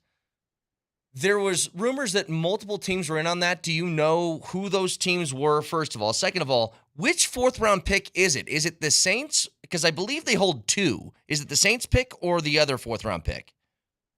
I don't know which 4th. I know that another team in on it was the Jacksonville Jaguars. I'm sure the Vikings made some calls as well. But the Broncos had a lot of interest. And in the end, obviously, Sean has a relationship with Mickey, the Saints people. Yeah. Yep. And so they can do what they're going to do and go from there. And that's what happened. They trade him to the Saints. Adam Schefter again with us, as he will be every week moving forward. Now happy to have you back, Adam. One more thing. We were talking about this with Aaron Rodgers in Pittsburgh. What Aaron Rodgers is left, and I know it's the old thing with Mike Tomlin, he's never had a losing season. Like, is this a team Denver should be worried about stealing a wild card spot? Well, I definitely think they're capable of doing that. They seem to do that every year. They've lost their last 6 playoff games. They're always competing. They're always tough. They're always good, but they're never good enough, or not recent years, to go win a playoff game. And so, am I worried about them for the Broncos? No. But I do think Aaron Rodgers has a point to prove after last year. I think he has a chip on his shoulder. I think he's not ready to have his career end the way that it did last season, though he played better in New York than I think people realize. I think he was pretty good last year, and people are forgetting that. And now he comes in even more motivated on a better team with great coaching, and I think he's going to play well. I miss your home office, by the way. Yeah. So how many phones do you have in front of you right now? I miss the computer and all the phones. I'm in a hotel room in New York City, and I'm about to head out of here to go home to go do NFL Live this afternoon and just track all these moves and see what trades are being made. Yeah, I could tell you're still wearing your makeup because your lips look full. What would my lips? How are my lips looking full? What would that have anything to do with wearing makeup, Vic? Well, Adam, I know because I'm in the television business. I know when makeup is worn. You just got out of set, got off studio, so your lips look nice. I'm just giving you a compliment. Nice, plump lips for the show. That I appreciate, but I'm just curious. Like, they don't touch your lips in makeup, so like, yeah, but they paint around the lips. They paint around them, and more pronounced. How about? Yeah, more pronounced lips. Look good. And I got to be honest with you, Adam. I do my own makeup. Vic does his own makeup. We don't look as good as you. Yeah, my lips are never that. Yeah, full. we're never that plump, man. We're never Barbara Hershey and Beaches. We're not like that. You know what? When I'm at home, when I'm doing TV from home, I never put on any makeup. But when you're in the city and they're everything's there. Like, okay, yeah, you get some powder and some anti-shine on you, right? Last thing, Adam, this is a great thing from a texter. He said you nailed the Broncos win total last year. So what is it this year? Did I get it exactly early? I don't remember. I think you said you said they're going to win around 10 games. Yep. This year, what is the over-under for them this year? I think it's 9.5. I thought it was 9.5. Yeah, and you don't have to answer. We can answer this next week. I mean, we still have a week to go before the season begins. You want to think about it for a week? Why don't you chew the fat on it for a little while? Yeah. I really felt last year they would exceed their win total, and they did easily. And I feel good about them, but I think it's a tough schedule. It's a tough conference, tough division, tough everything. Mm-hmm. I believe in the team, but there's some tough circumstances. So we'll see how that plays out. Adam, I'll give you a total next Tuesday. Week. We have that to look forward to. All right, let's do it. Adam, get back on that phone. Always appreciate your time, buddy. Thanks so much. All right, guys, I appreciate it. Thank you very much. Have a great day. Adam Schefter, ESPN, now joining us every week yet again. Second take. We're going to call this second take. Second take with Adam Schefter. This is a brain damage day for him, though. I mean, he is on that phone like crazy. Yep. All conversations with Adam are brought to you by Johnson Auto Plaza, where you get the selection, service, and incredible savings on Ram, Jeep, Chevy, Buick, and GMC, all at one location. Experience the power of the plaza at Johnson Auto Plaza. Back after this.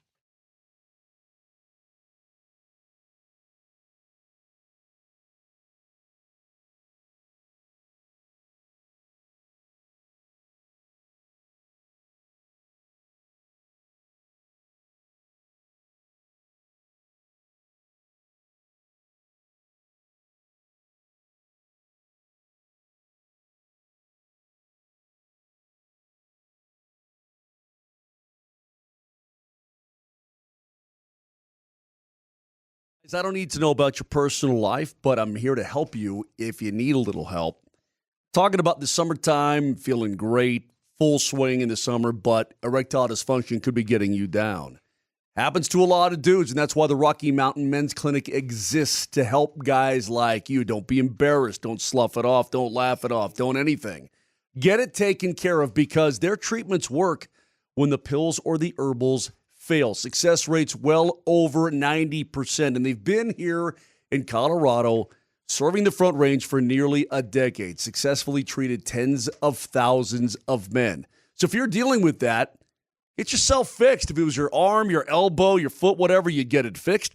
Don't let ED keep you from making the most of the rest of this summer and beyond. Initial visit's only $99, includes the medical consult with a Colorado licensed medical provider, TPSA test, and if medically advised, a test dose. Right there in the office. If it doesn't work, your appointment's free, but it's going to work. They're experts, and they're going to help you. 5 locations from Fort Collins down to Colorado Springs, so call them today. 720-440-7900. That's 720-440-7900, or go to RockyMountainMen'sClinic.com.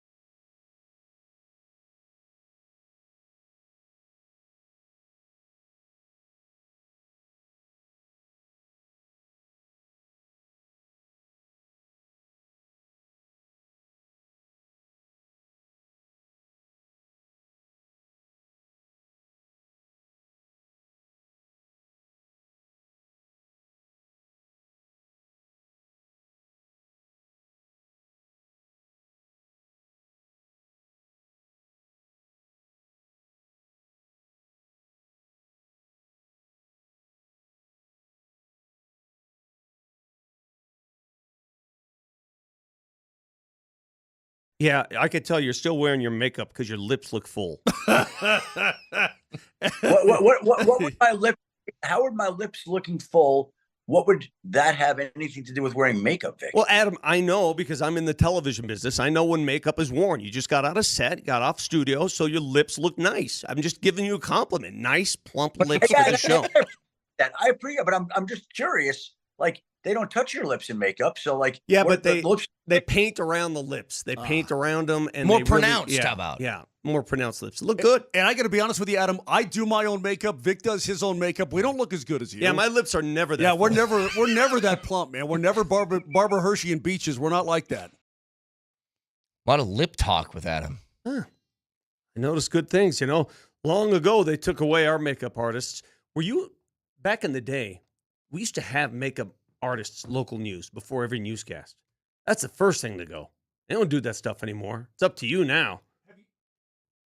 Yeah, it's up to me. Have you seen my own face? Yeah, I saw you with the thing in your mouth trying to paint your teeth. Great. Brett. Don't care. Hey, by the way, don't care much makeup. I've decided to do something based on what Adam just told us. This is shocking, by the way. I know it is shocking. I'm going to do it. I'm going to commit to it this year. After years of mocking it, laughing at it, reveling in everyone's stupidity over it, I'm going to do a fantasy team this year. Because I don't feel like I'm up to speed on all the personnel. Vic said he didn't know who Tajay Spears was. I've heard of him, but I just don't have Tajay. any, whatever. So I'm going to do fantasy. Hey, just quickly, I'm going to draft 7 kickers. Came across a story from David Ubben of The Athletic. I'm sorry. So they asked 57 players what their best purchase was in college football with their NIL money. And a lot of them are the answers you expect. A lot of them got cars. A couple bought houses for like their mom, which I think is really cool. Texas Tech quarterback Baron Morton bought 150 acres of land. Why? Because he's an outdoorsman. He said, it's 30 minutes from my parents' house. It has fishing tanks, little elevation change, a lot of deer, pigs, varmints, ducks, everything. That's probably a smart thing to do. Incredibly. I mean, there's only so much land in this world. If you can get some land, 150 acres. That's kind of cool. I think that's, look, I've always said this. You guys will know if I win the lottery or get a lot of money because I will have a private chef. That's correct. It's the first thing I would do. Just be like, I just want to go home and be like, snacks what now. What will I have? A beer fridge? You already have that. Well, it depends on how much money we're talking here, Mose. A boat with a boat is like billionaire money. How about $500 million? I can get a boat with a boat for $500 million. Yeah, you aren't going to be like Jeff Bezos, but you can get a really nice one. Yeah. I saw Michael Jordan's yacht in the ocean. I saw Michael Jordan's yacht off of Amalfi Coast. Yeah, I know. The black one. Yeah, it's sweet. Brett, boat with the boat with the boat with the boat. With a helicopter. Helicopter with the boat with the helicopter. I think you could land a 747 on it. I'm pretty sure. Texture says Vic will turn into an addict once he joins fantasy football. It's going to be hilarious. No. I think you're actually right on that. No, I won't. I'm pretty lazy when it comes to doing personnel picks and all that crap. When do you have to do that? It's a nice way to keep up. It's a nice way to keep up. That's it. Yeah, but man, I forget to set my lineup. Would you help me with mine? So hell no, dude. I did fantasy football for 30 years. No, you gotta wade in those waters on yourself. No, man, I'm not doing it anymore, dude. Do it on your own, man. I'm gonna do it with my I've kid. I've been out of it for a couple. I need assistance. 4 years. What if I can't do it 1 week and I give money away? I'm sorry. You do it with your kid. Your kid he'll love that. Okay, so this is an interesting point from Mike Kliss because I kind of forgot about this. Again, I believe the rule is, if I have this correct, before cutdown day, you can only designate 2 players for the short-term IR before the 53-man decision, okay? Okay. And that's where I was talking about earlier, teams do roster gymnastics. They'll cut somebody to be like, we're going to do this, so we get to 53, we'll put this guy on IR and bring you back. I told you that yesterday, that Nate Atkins is a perfect candidate for that, depending on how long he's going to be out. Right? You got 3.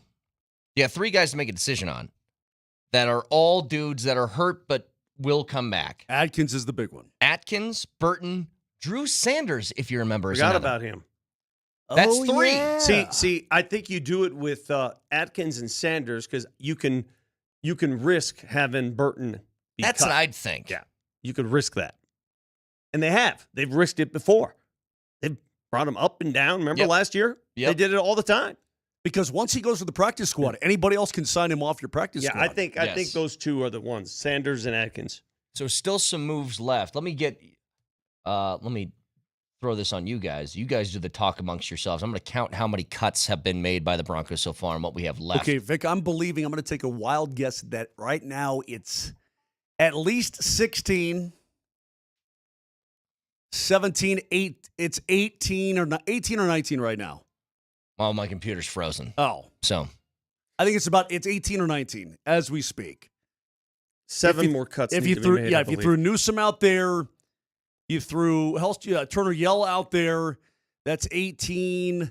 The most interesting will be the most interesting remaining move will be what they do with Ellinger. Courtney Jackson, that's 19. I think it's 19. What do they do with Sam Ellinger? Doing. That's the remaining move. Sam Ellinger. By the way, we're going with Ellinger. Yeah, I know. All right. I don't know. What do you think they'll do? I think that Jared, listen to me. I think that Sean Payton likes him. Well, last year they kept 3 quarterbacks when they really didn't have to. Why wouldn't they do it again? I think that by my count, it's 23. 23 guys have been cut so far, so that leaves another 14. A lot. I think they like Sam Ellinger. I think they're intrigued about him. I don't think enough for a spot. Enough to take a spot away, though. We'll see. Okay, well, how about if something should happen to Bo Nix? All of a sudden, you're in need of a Sam Ellinger. The guy's played in the league. Well, if something happens to Bo Nix, he's taken real NFL snaps. Jarrett Stidham beyond. He was the MVP of the preseason, for crying out loud. Yeah, he was. So was Kyle Sloter. God, it's so crazy. Him. So little belief in what the preseason does. You see all these guys that have shined in the preseason and have done well, and they get cut. Greg Dulcich, if you look at his numbers for the Giants in the preseason, was pretty damn good. Had 3 touchdown catches. Yeah. And what's that get you? Courtney Jackson looked good for the Broncos. He certainly did. I'm going to be a Courtney Jackson guy forever. He's fearless. I love that. He did everything. He ran the ball. He caught the ball. He did returns. By the way, watching the new kickoffs now that they've moved it a little bit, I think you're going to see more returns this year or more active. I mean, I think you're going to see more of that. You're almost not allowed not to return. I know, but it's fun again.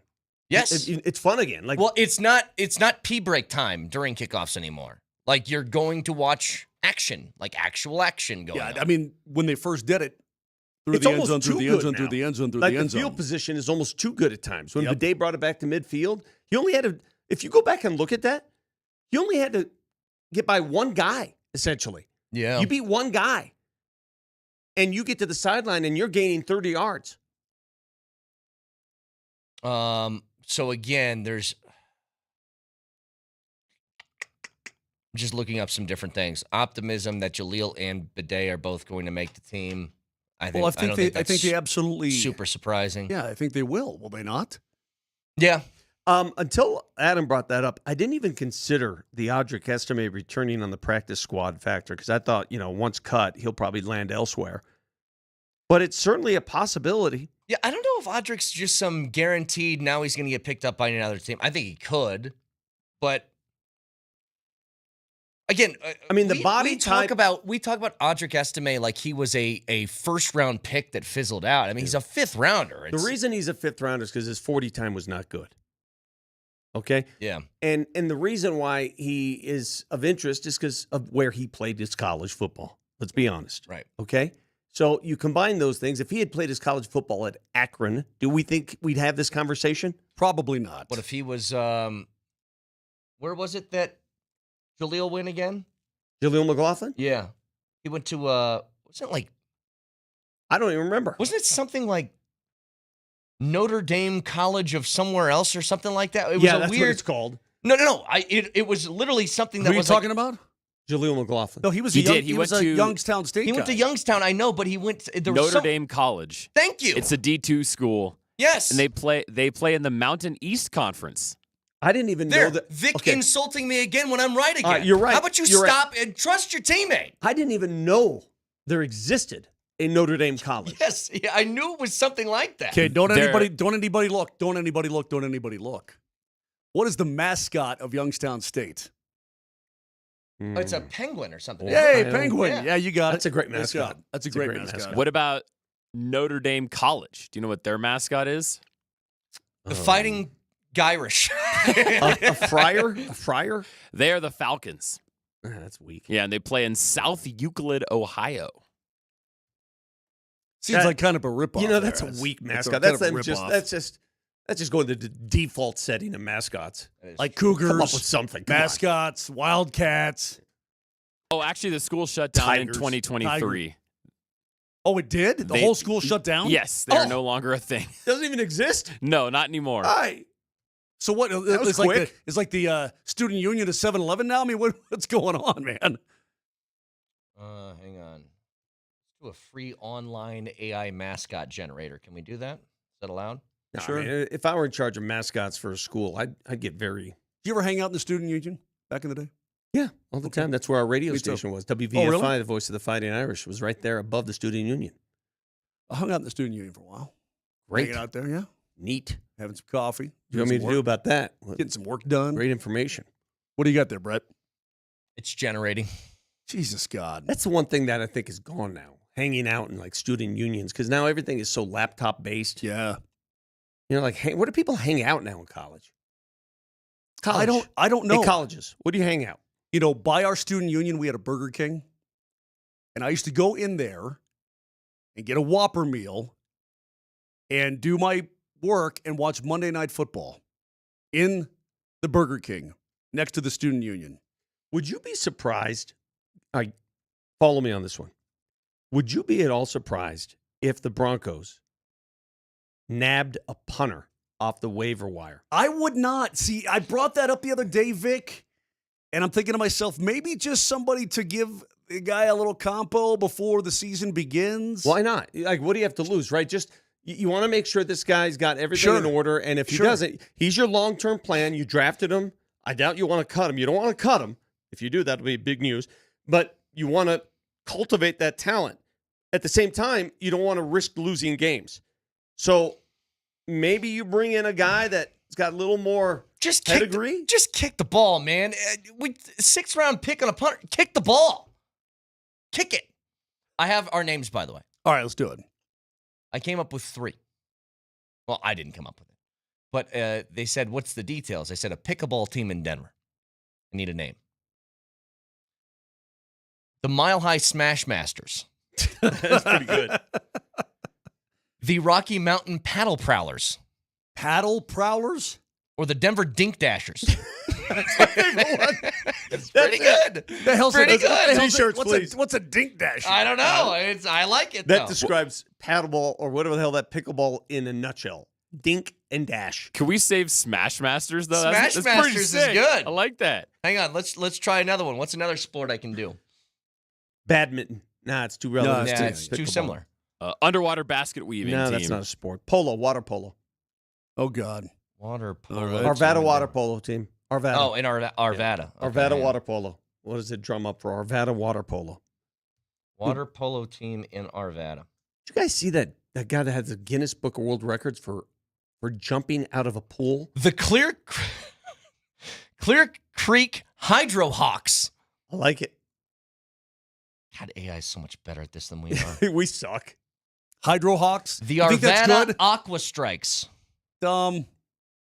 Rocky Ridge Wave Breakers.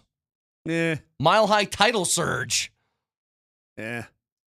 Ain't no oceans around here. All right, let's try another one. One more. Well, let's do one more of these. A bowling team. Bowling team. Because we already have the Thornton Where? Whalers. Thornton Whalers with C.J. Anderson. We already I'm have gonna the do Thornton Whalers. Aurora, in Aurora, my town. Yeah. Bowling team in Aurora. Hang on. All right. Did you realize that C.J. Anderson thought he was being offered a contract for a bowling team? Live on the air? He's a really good bowler, though. Were the Aurora Pin Crushers? That's just generic. Yeah, Cosmic Rollers, Nebula Strikers. I don't like that. Yeah, so dumb. Bad job, AI. The initial one was good, though. Which one do we like? The Dink Dashers. The Denver Dink Dashers? Smash Masters. Oh, the Mile High Smash Masters. And Paddle Prowlers. Like, those are good names for paddleball or pickleball teams. Really good.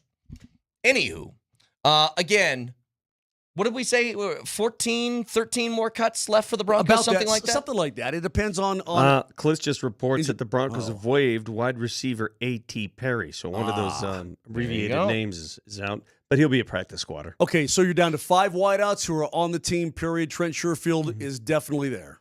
Knew it. Sherfield, I mean, he looked like a lock first day of camp. He really did. Yeah, so it's not a surprise. He's running one of the ones and twos. Yeah, not a surprise at all. If I had a futures odd for you guys, because Schefter just tweeted out a story from ESPN.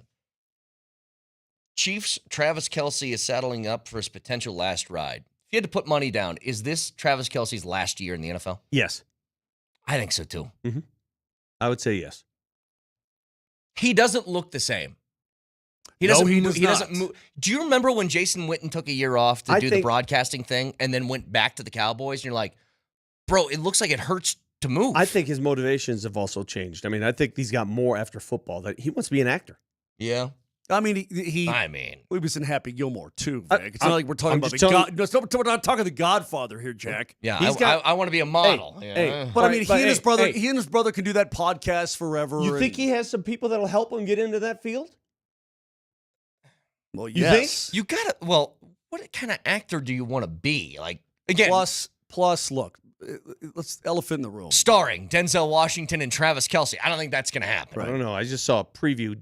The Rock went from football to acting. Yeah, not quite the same, Jack. I also think The Rock's not very good at acting either. Well, he's made a ton of money. Well, he has. Yes, he has. Right. So you're pretty good based on how much money you made acting, correct?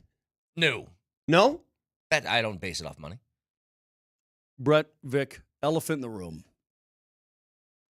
Yeah, I'm looking at it. If he if he puts a ring on it, he'll never have to worry about that ever again. Yeah, this ain't about a cash. This ain't a cash game. Just saying. Imagine making the money that Travis Kelce makes and being like, I'm going to take half of your stuff when we split up. No, that's total prenup going on there. Complete prenup. You think that Swift would do a prenup with Travis? 100%. You ain't taking my music catalog? 100%. Yeah. Guaranteed. I mean, look at what she did to get her music rights back. Well, you weren't allowed in the suite anymore. Yeah. Great. All right. We'll keep you updated on anything that happens for the last 20 minutes. Got a fact checker next. That was lame.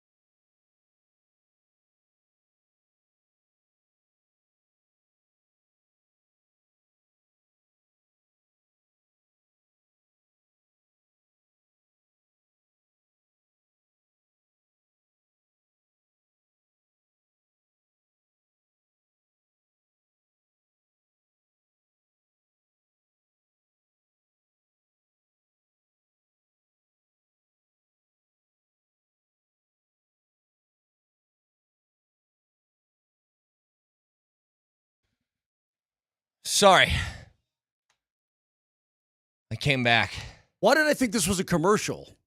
I don't know. I don't know why Vic is in the everybody's office over here kind of like on his phone. You were just standing there as intro music is playing, staring at your phone. I'm like, is anybody going to try and When do I this? was looking at this little bomb from an airplane, it's a long story. It's from you can a stop long that. time. Okay, good. Hey, a couple of things. No, I'll tell you something. I went on a hell of a run, though. Hell of a run.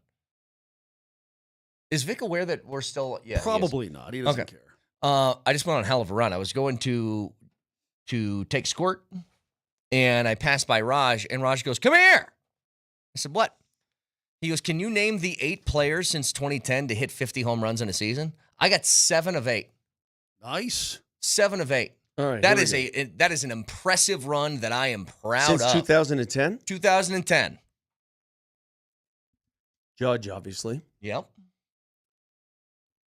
Okay, the big dumper. Cal Raleigh, yes. He just did it. He just did it. Moj, help me out here. Aaron Judge's teammate. Stanton? Stanton. Yeah. Okay. Hold on a second. Moj, are you looking up things again? No, I'm not. Is it Padres, Schwarber? Padres. Schwarber, Ohtani. Ohtani, yes. Schwarber, no. I thought Schwarber might be in there. Padres player. There's no Padres, so no. Are you Never thinking mind. Machado? Yeah. I was thinking Juan Machado. Soto? No. That was a guess.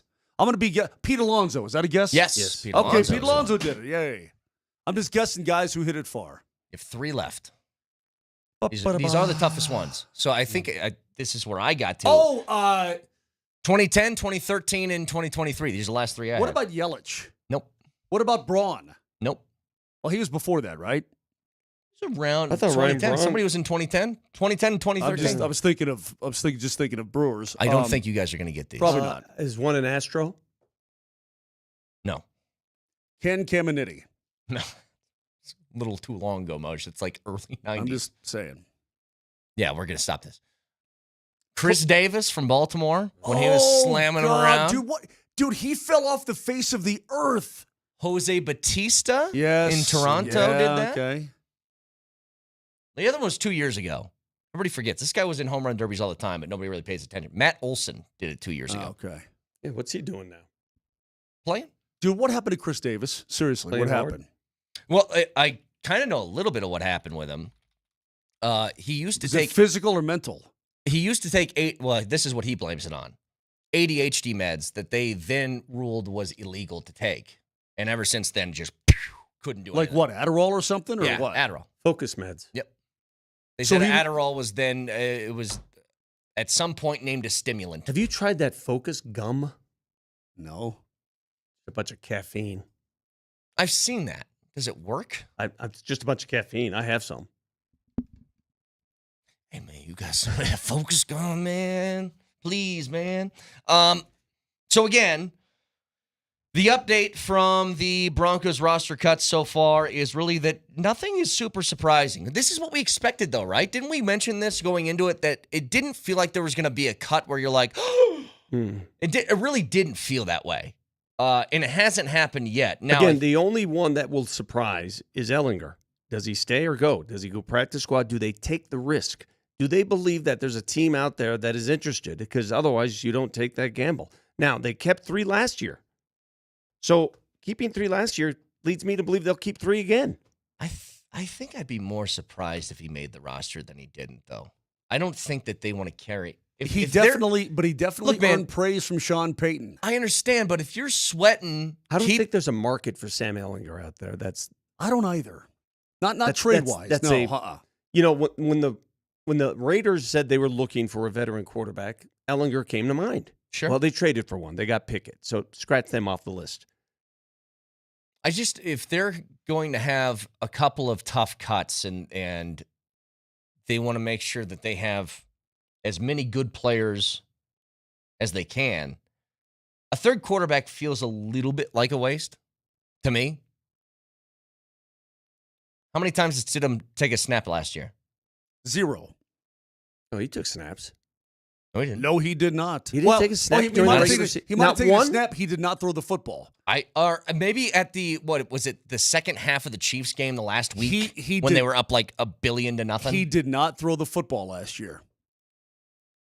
Hang on. I'm pretty dang sure he did not throw the football even one time last season. I remember a season when the Broncos kept two quarterbacks. They kept Jake Plummer and Bradley Van Pelt. Yep. And Plummer took every snap. Yeah, he did not attempt to pass last season. It says he appeared in 3 games, but couple handoffs, kneel downs, handoffs. Yeah. The point is, you won't see, unless disaster happens, the third quarterback on your roster take a snap. You could see a 6th or 7th defensive lineman get some run. But doesn't disaster happen to at least one team every year? Hey, if you're down to QB3, you're screwed, man. Your season's done. What's the point? Browns brought in Flacco last year. I dig what you're saying. The Browns are going to suck. I understand that. I'm just saying. That's the difference. They're terrible. What, do you recall how many years ago, was it 3 years ago, the Rams brought in Baker Mayfield off the scrap heap, and he played on 2 days in the playbook, and that played great? Yeah, they won. Yes. So the Broncos are going to carry 5 receivers. But I think that number is a bit skewed because I think Evan Ingram is basically a receiver. Yeah. You know, and that leads you to wonder now, how many of those other tight ends are they keeping? Like, is Lucas Kroll going to make the team? He was your leading. Adam Troutman is, right? Theoretically, yeah. Nate Atkins is hurt. I mean, Kroll was your leading receiving tight end last season. I mean, not much to talk about. Yeah. I'm just saying. Yeah, that's where I think that they get down to like this sort of nitty-gritty who's going to be left. Like, remember, you have your 7th round pick, Caleb Lohner, who's on the team right now too, who is very raw. Is he worthy of a roster spot? Do you try and sneak him onto the practice squad? Like, what do you do with that? You know, how many offensive linemen do you want to keep? How many interior defensive linemen do you want to keep? Do you want to keep both Jordan Jackson and Awazarike? Like, these are the last sort of decisions these last couple hours. Why would Caleb Lohner intrigue you? Because he's 6'7"? Because he's 6'7"? I was just going to say because he's huge. Caleb Lohner is the perfect practice squad project. Yeah. Perfect. Learn the game. He hasn't had much experience in the game. Still a lot to learn. He's not going to get claimed anywhere. I mean, you bring him back on the practice squad. Yeah. Wouldn't think. No, he's fine. I would not want to be a running back in this league. We've talked about this. The Saints just cut Clyde Edwards-Helaire. What happened to him? Clyde Edwards-Helaire. What? Like these running backs who pop, right? They pop and then they. I don't think he popped though. I think he was just a 1st-round pick. Okay, but he got some action. Well, yeah, he did get action. I mean, when you look at, well, listen, on Kansas City, with the passing game being so prolific, you can pop or you can get action. Mm-hmm. But because you've got all these other studs around you. He never felt like a feared player. No, he didn't. Because they took him, wasn't he the last pick of the 1st round, the Chiefs? 32, after they won one of their Super Bowls. Yeah, it was something like that. Yeah, he was the last pick of the 1st. Yeah, 2020, he was the 32nd pick by the Chiefs. And it was just, I don't know. He's rushed for less than 2,000 yards in 5 years. You know what I mean? Like, just never really worked.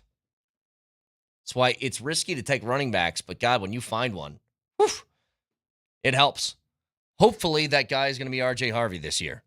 Coming up in about 15 minutes, Dion, Coach Prime, is going to talk to reporters up in Boulder, and we might get some clarity on their quarterback situation. Would not be surprised one bit if his answer is they're both going to play or they're all going to play, and we'll see when and how they play. I don't. Do you expect him to nail down a starter today? I doubt it. Why would he give that information out? I doubt it. And I think that we probably will see both Lewis. Well, we'll see both of them, the transfer and Lewis. I will see both of them. Who takes the first snap? Friday night, Boulder. It's going to be wild. It's going to be fun. College football, Georgia Tech. That's tough team, tough opponent. I'd have to think about it. I think Salter takes the first snap. I think Caden Salter probably takes the first snap because, listen, you know how many years he was at Liberty? 4 years. He 4 years at Liberty. And it wasn't this last year, but the year before, he had an unbelievable season under Hugh Freeze. Unbelievable season. It reminds me, Tommy Boy was just on yesterday. Haven't watched that movie in a long time. But there's the meme, plenty of people go to college for 7 years. Right. And David Spade goes, yeah, they're called doctors. Somebody changed that and said, yeah, they're called COVID-era starting quarterbacks in college. What's Carson Beck? He's been there a long time. Yeah, Carson Beck's been around. Well, Carson Beck is he's smart. 23. He's also smart, though. Go make that college money when you're unsure if you're going to make pro money. Why wouldn't you? I said it earlier. I've never been super impressed by him. He's okay. He's just okay. I don't think he's going to light up your fighting Irish this weekend. But the same questions that people might have for the Buffs, I think those questions can be had for any college team because of the college era we live in. There's so much uncertainty about who's who. You have no idea. Again, we'll keep you up to date all day today on Altitude Sports Radio with Coach and Raj next. But a fact checker, please, Nelly. Nelly monitors the mistakes in today's Fact Checker. Presented by Rock Plumbing, Heating, and Air Conditioning. Your local home comfort specialists. RockHeating.com. Rock, bringing comfort home and simplifying your life.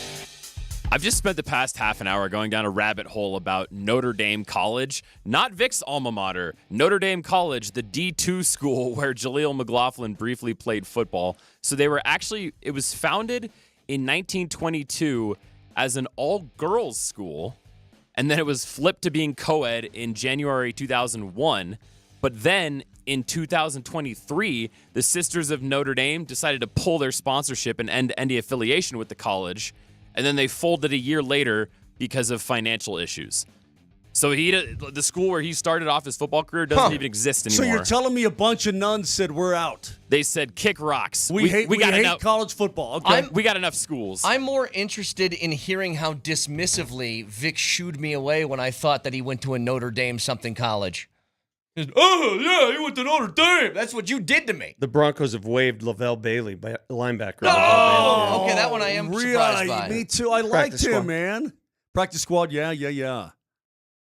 Oh, yeah, man. I'm surprised by that one. He played pretty – I thought he played pretty well in that last preseason game. Hey, so it shows you, man, the preseason doesn't mean jack, man. They already have their mind made up. Moser, you mentioned this guy's name earlier. The Steelers releasing Robert Woods. Receiver. You're kidding. Yeah, he's no spring chicken. Wow. Well, they'll keep you up to date as we go along today. Wow. Nelly, by the way, we forgot to announce the name of we got a name. Go ahead, Nelly. Tell us what it is. It's going to go to Michael Hernandez. Michael Hernandez got the new Odyssey putter. Congratulations to you, Michael.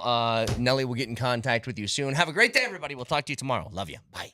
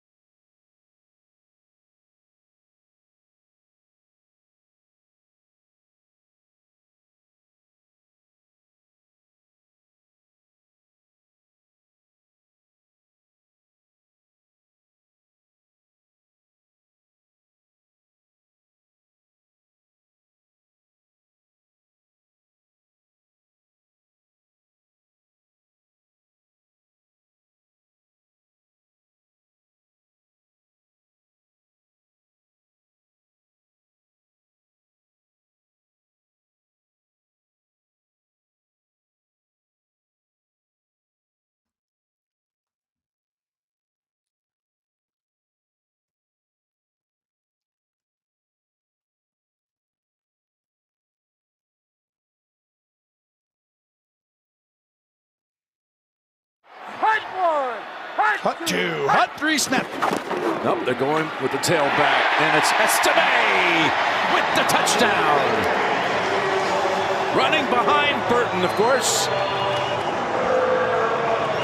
The rookie from Notre Dame has a second touchdown of the season.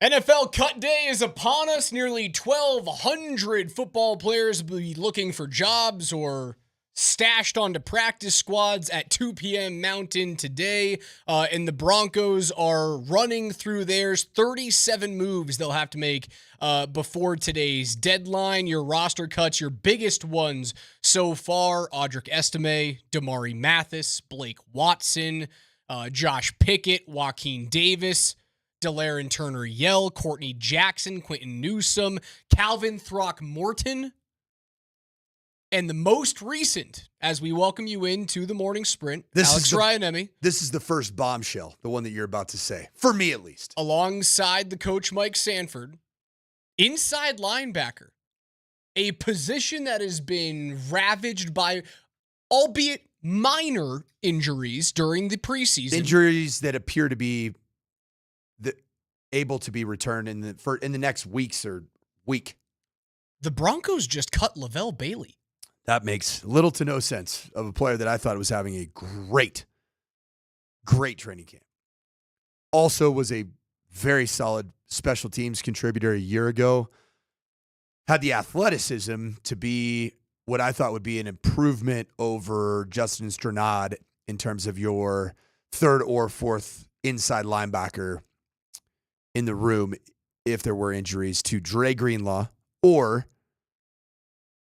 Alex Singleton or Drew Sanders, all of which have suffered injuries this training camp. Am I right in that saying that, Raj?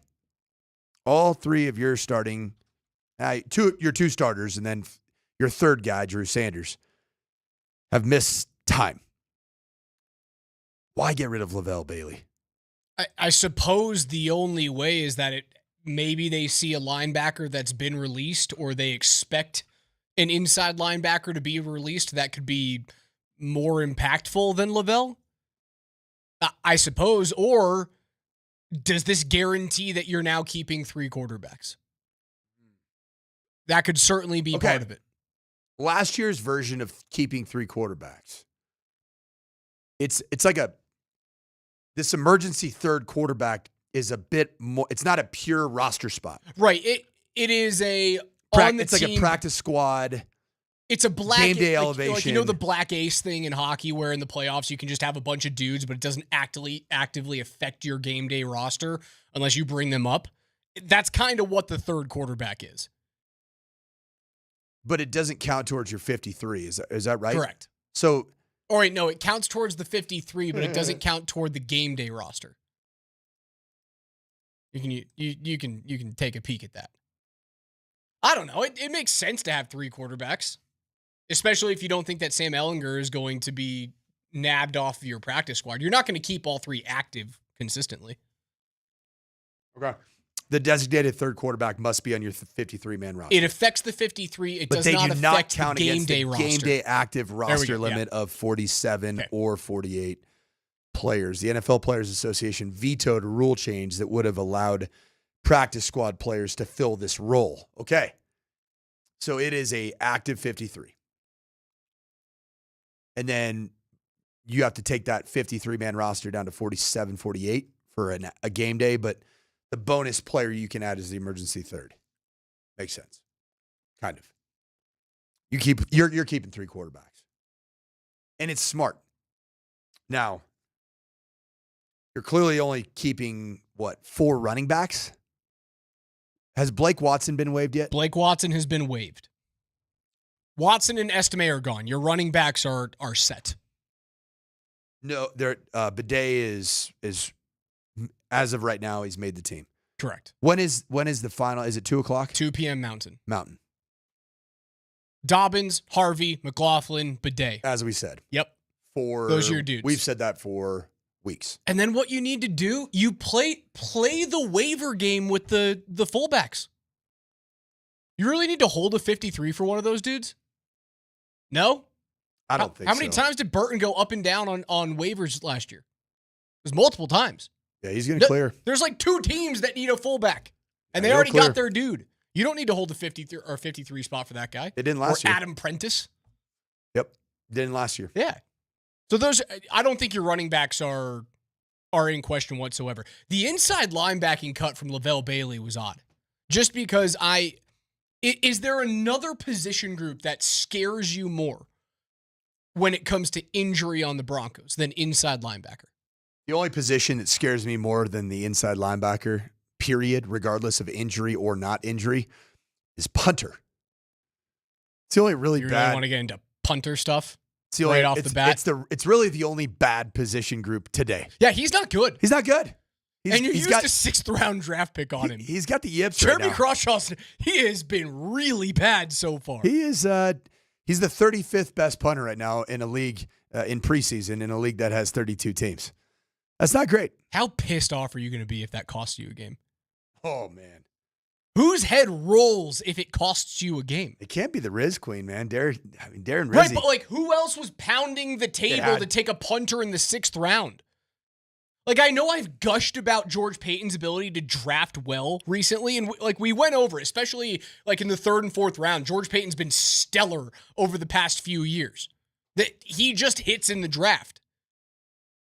But was that a George Payton draft pick, round 6? Or did Rizzi come in and be like, Riley Dixon ain't doing it for me. We got to use a 6th round pick on a punter out of Florida? Well, unfortunately, it's a roster spot that pisses me off. The decision right now. to move on from Riley Dixon had nothing to do with him not being good enough or being dissatisfied with his performance. He just wanted a little bit too much money.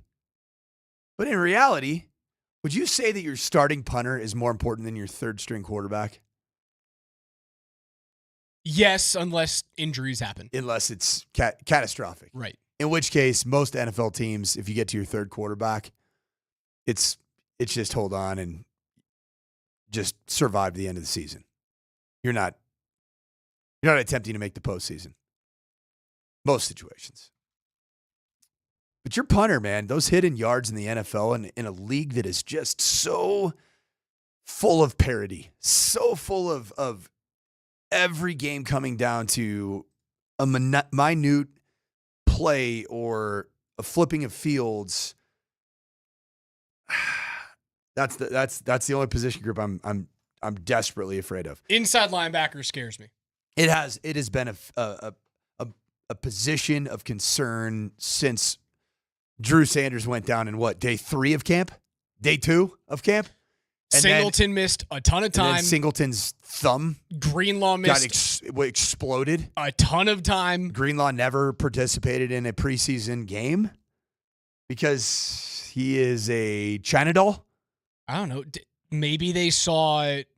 Did they see Green Bay release Isaiah Simmons, the former 1st rounder out of Clemson? Green Bay just cut him like an hour and a half ago.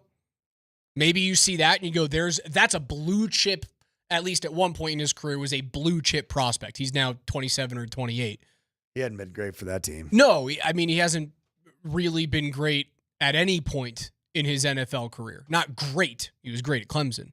So maybe you see that guy and you go, well, Lavelle Bailey is fine, but can Isaiah Simmons be Lavelle Bailey with a ceiling that is exponentially higher than Lavelle's? Maybe.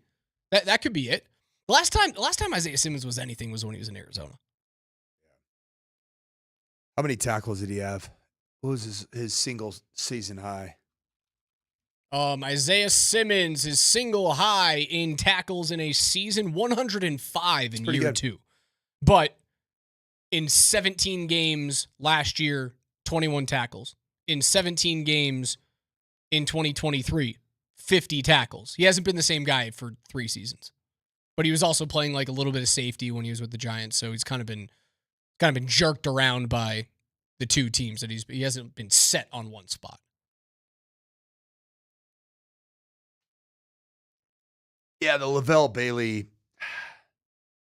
I started noticing it. He was rapidly ascending when the injuries were starting to stockpile. He was the option number 1 out there at linebacker. In fact, when you saw a dime package with both Jaquan McMillan and Jahdae Barron, you only had one inside linebacker on the field. And this was about 3 weeks ago during a 2-minute drill. Lavelle Bailey was the one inside linebacker out on the field with the starting defensive unit. And this was in the absence of Singleton and Greenlaw and Sanders. But he was picked before Stranad. I started to notice he was falling out of favor for whatever reason as it relates to the kind of the rotation. Started seeing Lavelle Bailey get a little bit of that Audric Estime treatment where he's almost like when the threes are out there, he was out there a bit. And I said, it didn't seem right. It doesn't fully add up. I know this. The new linebacker coach has Jeff Schmetting, the new linebacker coach for the Denver Broncos, has a background with Lavelle Bailey. Tried to recruit him to Boise State. He ended up going to Fresno State. He was a high school quarterback, and he loved him. Position coaches are all fine and well. You know who runs the defense? Vance Joseph. The dude who ran the defense when Isaiah Simmons was selected in the first round out of Clemson to the Arizona Cardinals. Okay. All right. The last time that Isaiah Simmons was a solid football player. Are you predicting? You're predicting that's happening? That I'm not predicting it's happening, but I've got my Brian Windhorst fingers up in the air right now. What's the financials on a Simmons? NFL vet minimum? Is that what you'll get him as a player that was recently waived? His vet salary this year, I think he was under $2 million or something when I looked this morning. Like you're getting him dang near on the free. I mean, he's on the cheap. Why not? Almost free. I mean, free $2 million. I love taking a peek at guys who used to have vaunted ceilings. Hey, how about this, Raj? That 2024 draft class, that of course includes Bo Nix. 2 of those players are no longer on your roster from just last year's beloved draft class. Audric Estime, 5th rounder, gone. Devon Vele, 7th rounder, gone. Yeah, but you got something back for Devon. Devon Vele was a great return. You won that pick. You destroyed that pick. You won that pick. You dominated that pick. Good for you. But it is interesting because I felt like that draft class was going to be a staple. It's a great draft class. It's still a staple. It is, but I'm just that each one of those players that this fan base, Broncos country, got connected to in some way, shape, or form, and already 2 of the 8, I believe it was 8 picks that year, are now either elsewhere or have been waived. It's a 5th and a 7th. It's not like you're moving on from a 2nd and but a they 3rd were different. or a 1st. Would you agree that those 2 were different than just a typical 5th and a 7th? Because because you knew them. The fan base knows Audric Estime. They rooted on Audric Estime. The first half against the Los Angeles Chargers, when Audric Estime was answering the call of Sean Payton's reminder on his call sheet, run the ball, Audric Estime delivered in an NFL football game, in a divisional game. On primetime. I believe it was an Amazon Prime game, and if I'm not mistaken. It was Broncos at Chargers. And then, for whatever reason, after a good half of running the football, Audric Estime just never was in any form of good graces for Sean Payton. A great question here. How much of George Payton's recent draft success can be attributed to Sean Payton's arrival in Denver? That's from the 757. We'll get into that on the other side. 303-504-0925 is where you can reach us on the Shop Mazda text line. It is NFL Cut Day. That's the coach, Mike Sanford, Alex Ryanemi, KJ Granderson's behind the glass today on Altitude 92.5.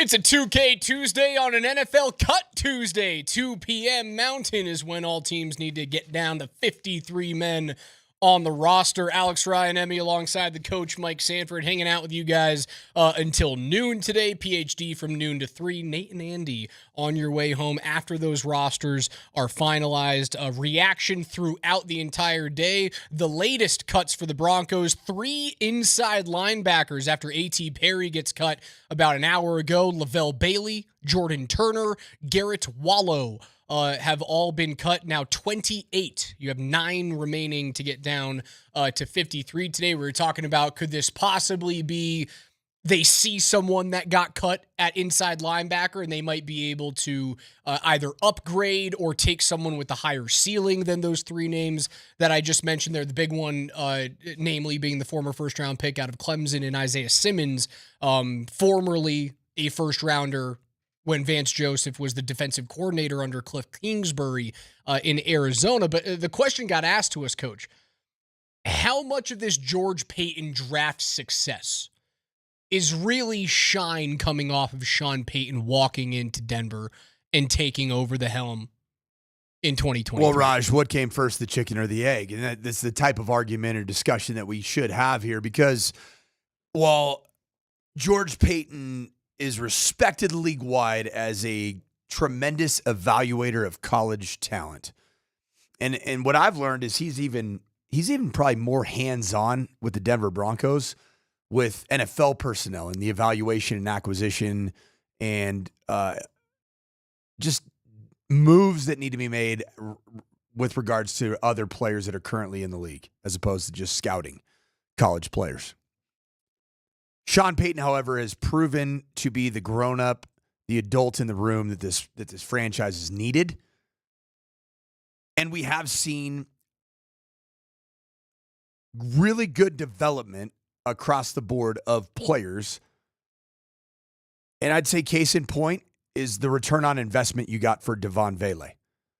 The actual pick itself was a good pick by George Paton. And we think that George Payton's most likely the guy that's kind of in his own little kitchen cooking it up when you get into those 4th, 5th, 6th, 7th rounders. And he loves coming with somebody that, hey, we just wait till you see this guy.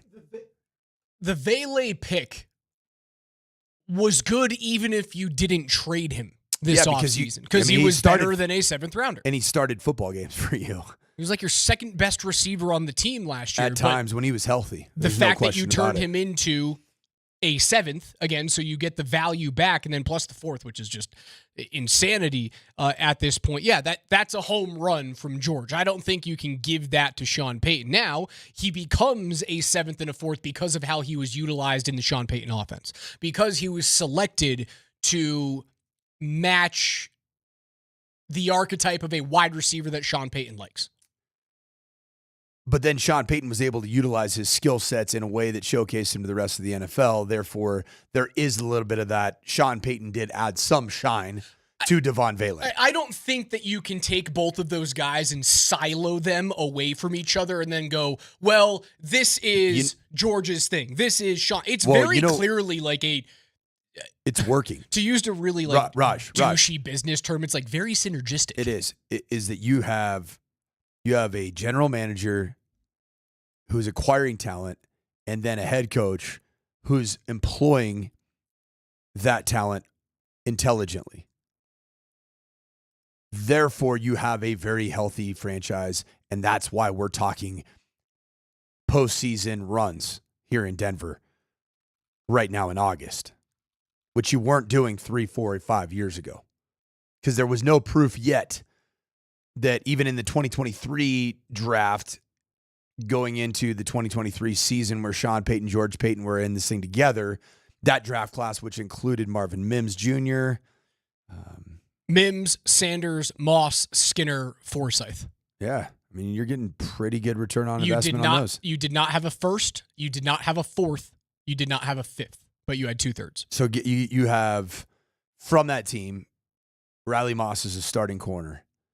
Marvin Mims Jr. is a Pro Bowler. He's an All-Pro. All-Pro. All-Pro.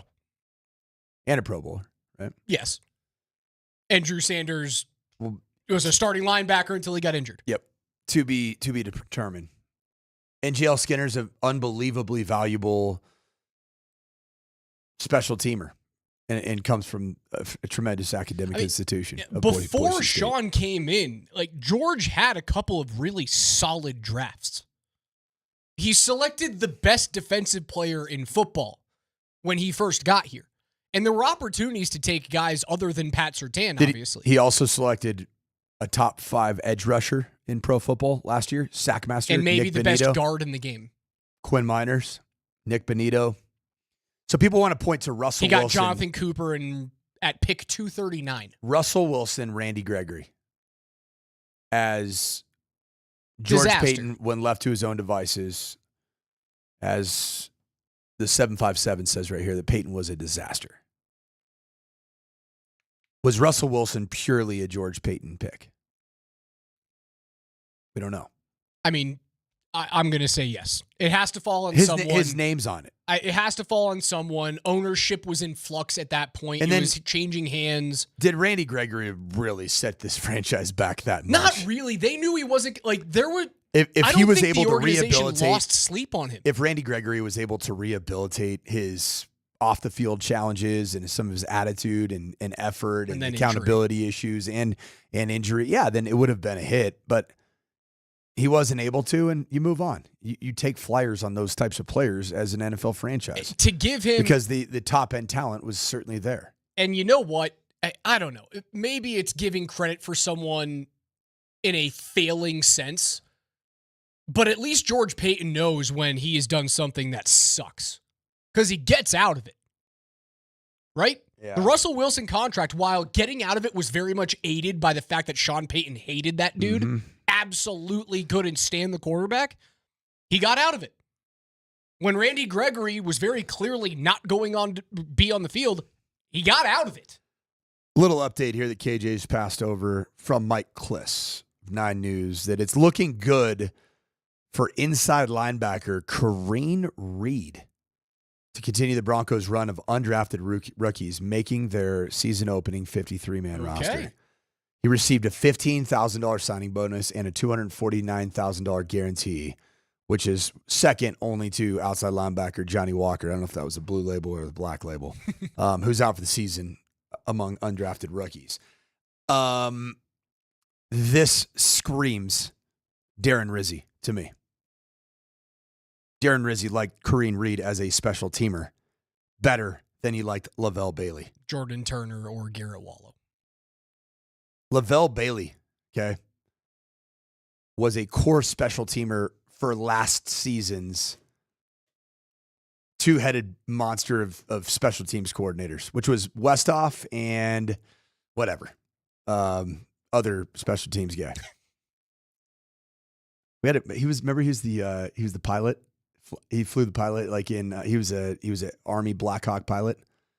Last year's brother, special. Ben Kotwica. Kotwica, Yeah, that's who Ben it Kotwica. was. Yeah, We let's had a whole go. segment on him doing the like I'm Army. gonna fight That's it. till I can't Yeah, fight no that's more, it. and I'm gonna bleed a while. So sometimes I can't believe you forgot that guy's name. I was never gonna get it. Ben Kotwica, I got it. I just it was in there. Just had the So- gears return so a little bit. Lavelle and Bailey, oil those things up. It's interesting how this stuff goes with coaches, special teams coordinators. Lavelle Bailey was a beloved child of Westhoff and Kotwica. And this year, Darren Rizzi, new special teams coordinator, his beloved special team player, and I've seen it in preseason, has been number 41, Kareem Reed. My problem with Kareem Reed, another Utah product, which is a good thing, right? There's been a lot of good Utah football players that have come to do good things for the Denver Broncos franchise. He's like 6 feet tall on a good day. He's about a 5'11" and 3/4 linebacker. Okay. He is arguably better to fill some roles on special teams, but for a position group that has the injury questions that it has, between all of your top 3 inside linebackers, Lavelle Bailey and his length and his athleticism and his overall posture on the field was a significant upgrade over Kareem Reed from what I saw at training camp. I mean, we're getting into the weeds here, obviously. We're talking about the 4th or 5th linebacker for the Denver Broncos. But I'm still just shocked at Lavelle Bailey is not going to be on this team, and yet Kareem Reed is. Shocked. Some other news around the NFL, a couple of wide receivers with ties to Colorado. The Bills release former Bronco KJ Hamler out of Penn State. They also release former first round pick out of CU to Jacksonville. The Bills released Laviska Shenault. I always thought he was going to have more success in the league. Kareem Reed, just to be clear, was number 47, not 41. Is there a reason why Laviska Shenault didn't work in the NFL when it looked like he was almost can't miss? Boy, I don't fully understand why. Was it because he went to that dumpster fire in Jacksonville first? Maybe. He looked like such a can't miss prospect when you watched what he did at CU and you saw his physical attributes. He looked like this guy is going to be the next big thing. Like, not the tallest dude in the world, but had the foot speed, 6'1", 230 wide receiver. I mean, he could return. He was slapped together. But over the course of what is now a 4-year career, he had 600 yards his first year, 619 his second. He only played 13 games in 2022 when he caught 27 balls for 270 yards. He had 8 games started in Carolina last year, 11 games played in Seattle in 2024, and then he had 1 game with the Chargers. He just bounced around 3 different teams in the last 2+ seasons. The whole nurture, kind of nature versus nurture, didn't pan out well for Laviska Shenault. He was drafted in the 2020 season, which is a weird time to get into the NFL. He needed to get drafted by a franchise like the Denver Broncos currently, like the current Denver Broncos, where it's very clear what the expectations are. It's very, it's a very, very positive culture, but strict culture of discipline. I don't know that Laviska Shenault, when left to his own devices, bouncing around team to team, getting drafted in the COVID year. Laviska was a 42nd overall. He was an early second round pick, not first, but still a primo pick. Freaking high pick right there. And at the end of the day, it was a combination of probably some overall dependability issues, right? Just can you depend on him to know what to do and execute that at all times? It's a weird draft, but it's an unbelievable draft. Joe Burrow 1. Chase Young, at 2 overall, Chase Young is nowhere near what he needed to be. Jeff Okudah, solid. Justin Herbert was taken 6th. Isaiah Simmons, who we talked a lot about today, was taken at 8. Mekhi Becton at 11. Jerry Jeudy was the Broncos pick at number 15. Sounds like a lot of guys that got cut from their first team, though. Right, but then you get into these dudes. You get into Justin Jefferson, Brandon Ayuk, Jordan Love, Patrick Queen. T. Higgins was selected with the first selection in round 2. Michael Pittman, who I know Indy kind of sucks, but like Michael Pittman's been a solid 2nd-round pick. Jonathan Taylor was selected at number 40. That was a really good draft. J.K. Dobbins was selected in that. Jalen Hurts was a mid-2nd round pick. Weird time. Awesome draft. It's almost as if the self-starters and the guys that were able to just play the game longer and better in a very strange time in the National Football League where you didn't get your normal OTAs, your normal mini camps in the timing that you typically did get it. The guys that were able to be accountable without somebody putting the thumb down on them, they've made it. And it's unfortunate because the talent there for Laviska Shenault was so significant. Again, here is your updated list of Broncos cuts. Andrew Farmer, Joaquin Davis, Micah Abraham, Josh Pickett, Clay Webb, Xavier Truss, Michael Doomfor, Garrett Nelson, Juwan Newton, Audric Estime, Damari Mathis, Blake Watson, Kyrese Rowan, who we think is going to find his way back onto the team in the practice squad. I also think that you'll be able to get back Blake Watson. Offensive lineman Marcus Cox, Will Sherman, Michael Bandy gets cut. That's another dude that I think could pop back on practice squad. Safeties Sam Franklin, DeLauren Turner-Yell. Wide receiver Courtney Jackson. Corners Jaden Robinson and Quentin Newsome. Offensive line, this was a little shocking to me just because I I love the depth. Calvin Throckmorton, cut. Wide receiver A.T. Perry. In your most recent ones, 3 inside linebackers, Lavelle Bailey, Jordan Turner, and Garrett Wallow. Take us wherever you guys want to go today on the Altitude Sports Radio mobile app. That is powered by the Wilhite Law Firm. Injury lawyers, go to willhitewins.com. That is willhitewins.com on an NFL Cut Tuesday, a 2K Tuesday. Make sure you guys get in your favorite 90s and 2000s requests into KJ at 303-504-0925. The coach Mike Sanford, Alex Ryan, Emma, you guys are listening to Denver's number one for sports talk. It's Altitude Sports Radio 92.5.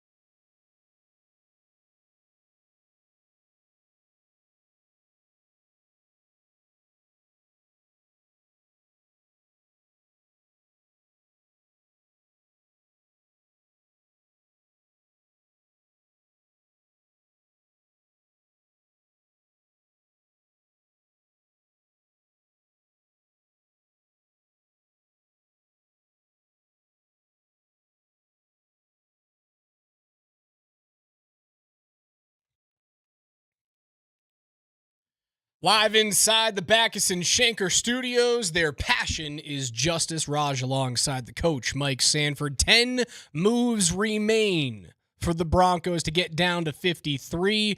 I would look at, I don't know, more offensive linemen. Maybe one of the tight ends gets bounced out of there. Like, do you worry that like Caleb Lohner would get picked up because he was actually drafted? Like maybe you'd cut him and put him on the practice squad at this point because he might not play a whole bunch. Before we get back into that, you see what old Big Dumper did last night, Cal Raleigh? I didn't. The first catcher in history to hit 50 home runs. He becomes the 32nd member of the 50 home run club. How long is this going to last for Cal Raleigh? I think this is like this season. Because being a catcher, man, you get beat till living shreds, and he's a man. primary catcher. I mean, when you catch the innings that he catches, just the wear and tear on your knees, your groins, your hips. You're a rotational athlete, and you're sitting in a squat for ridiculous amounts of time. There's a reason why there's never been a catcher that's hit 50 bombs. I mean, and there's some amazing batting catchers like Sal Perez. Great. Johnny Bench, obviously all-timer. Mike Piazza, Gary Carter. Todd Hundley had a couple of good years. Pudge. Ivan Rodriguez. None of them hit 50. Nope. Like, he's up there with... Buster Posey. Great catcher. Never really a big power guy. He's like a 28 home run guy. Which is kind of what you expect from like an elite catcher. Yeah, like, can you give me 25? But a really good contact hitter and hit for average many years. Buster Posey was so just a freaking really good, dude. player. The league was spoiled when they had Buster Posey and Joe Mauer at the same time. Yeah. Absolutely spoiled. And I was spoiled as a Giants fan when I had Madison Bumgarner, Tim Lincecum, Matt Kane. Timmy Lins, one of my favorite pitchers ever to watch. That was a fun era.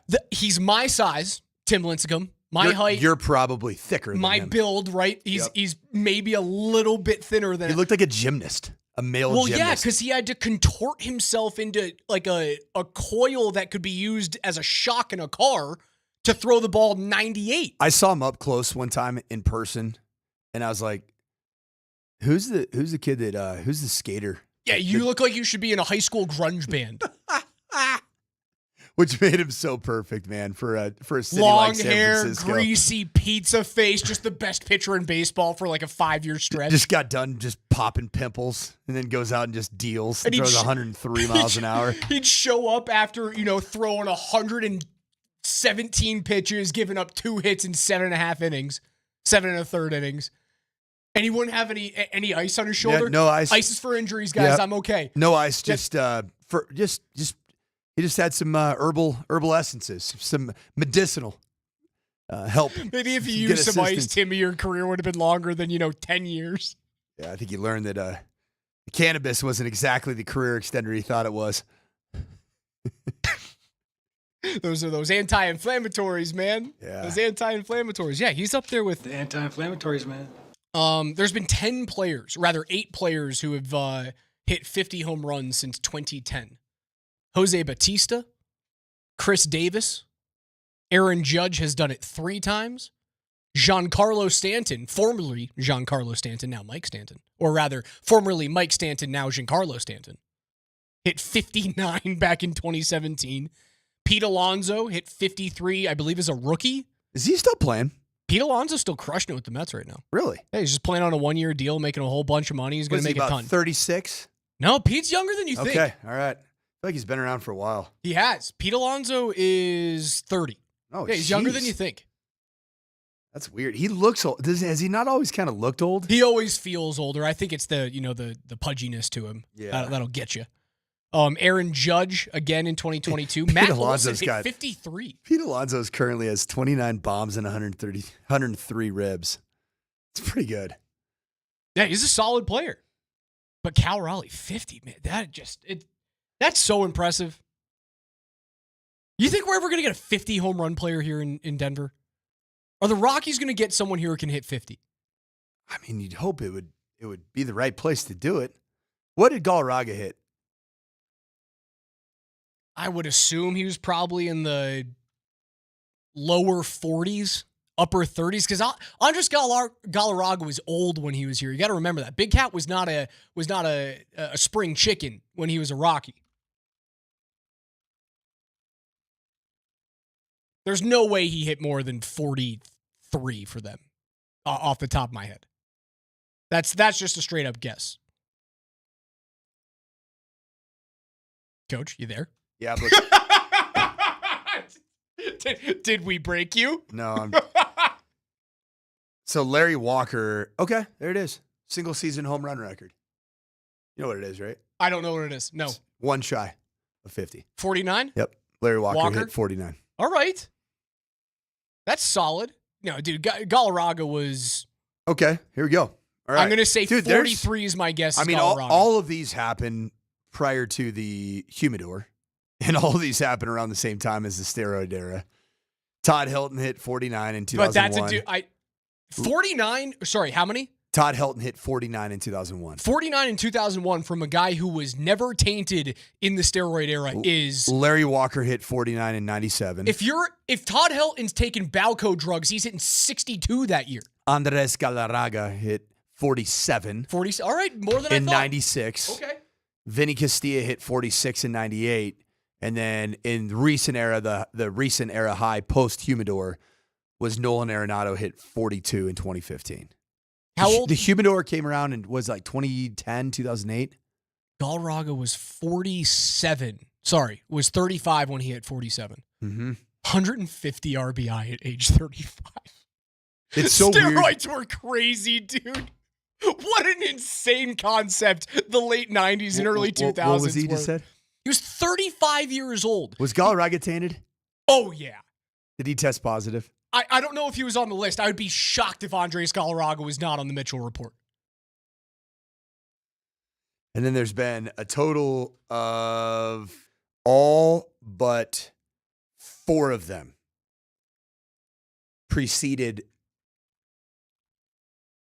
the humidor era. According to my lookup on the internet, yes, he was on the Mitchell report. Humidor Rockies. What year was that? Dude, we have to find a way. 2002, man. Charlie Condon, man. 2002. Charlie Condon can do it. That guy's having a hell of a finish to his summer, Charlie Condon, in the minors. That might be the next Rocky. Are we going to see a Charlie Condon sighting? I would like to. Why wouldn't we? I worry if you start. Not me. I suppose the organization, you get worried about calling up and service time and losing team control down the road. Wow. That's crazy. After Todd Helton's 49 home run season, 2001. Humidor gets put in. Humidor gets put in 2002. And in the era following that, the only players that have hit over 40 home runs, the first player to do it post-Humidor era was in 2015. Carlos Gonzalez? Was Nolan Arenado. Arenado did it in 15, in 19, he did it in 16, 15, 16, 19. Cargo did it in 15. That's it. It's your only players. Your only 2 players that have hit more than 40 bombs after the Humidor have been Nolan Arenado and Cargo. Dude, if they're going to suck, at least give me someone who can hit dongs. If they're going to be this bad, at least give me someone who's going to strike out 1 billion times, hit 232, but hit 45 out of the park. And 30 of them are solos because nobody can get on base. That's the only thing I'm asking for right now. Did the Humidor ruin the Rockies franchise? No. It should have made it a better place to pitch. I mean, I just don't know if there's anything that you can do to fix pitching here in Colorado. I think you have to go back to Bronx Bombers days and hope that you can just out-offense everyone, even though they weren't a really good team in the Bronx, the Blake Street Bombers days. They weren't a good team then. No, the best Rockies teams in history came post-Humidor. 2015. 2007, Rocktober. Yeah, post-Humidor. No, it didn't make them worse. Drafting, poor signings, that's what made them terrible. A failure to jump up on analytics-driven baseball, that's what made them a baseball failure. It's not the Humidor. It's not being a mile high. It's organizational crap. Have we had any of us whatsoever found out what's going on with a full season of KB?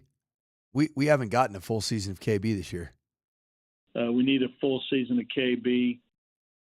Is Chris Bryant, is he just He's Anthony Rendon. That's who he is. He's an anonymous human in Colorado now. He's Anthony Rendon.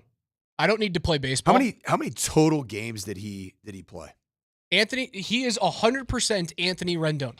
I signed my big old deal. He has played in Colorado 42, 80, 37, and 11 games. That's hardly anything. In 4 years, you're lucky to hit 160 games. Maybe it's just north of that, 170, 180 games, something like that in four seasons. He's Anthony Rendon. I'm going to make my money. I'm going to laugh all the way to the bank. 7-year, $182 million deal, and there's nothing you can do about it. Was that all guaranteed?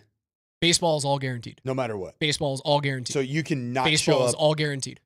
What if you? So if you play the injury game and the bulging disc game, baseball is all guaranteed. What if you just don't show up to anything? Then I suppose you could breach contract. There you go. Okay, but he's clearly not going to do that. He's not dumb. You could be incarcerated for a violent crime, and then I suppose that you could get out of the contract. Mm-hmm. But no, Chris Bryant is making $182 million. Anthony Rendon is making every single cent of his contract. All you got to do is just be around the team.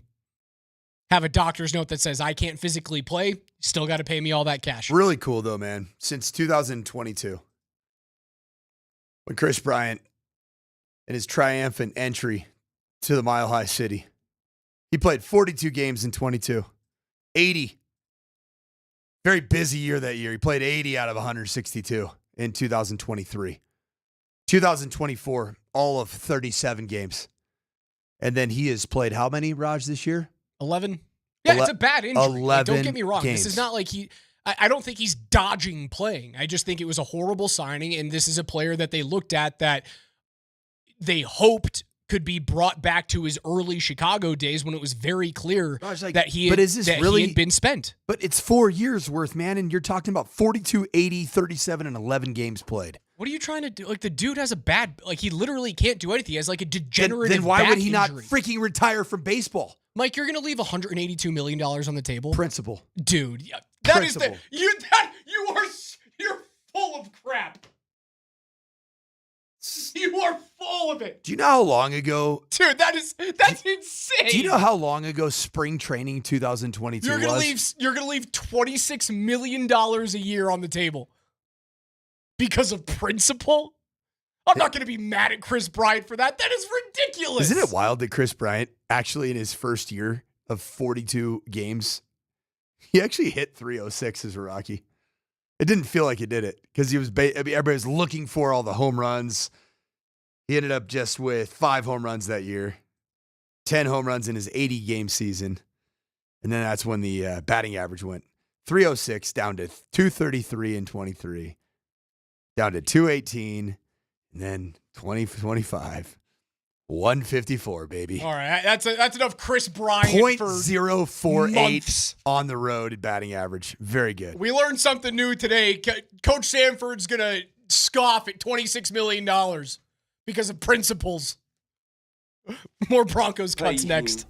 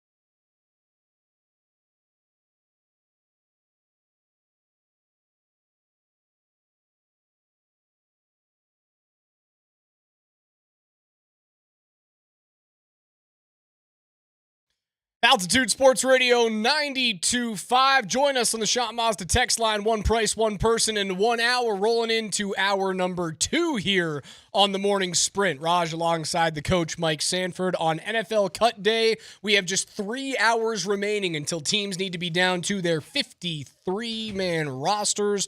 The Broncos have made notable cuts in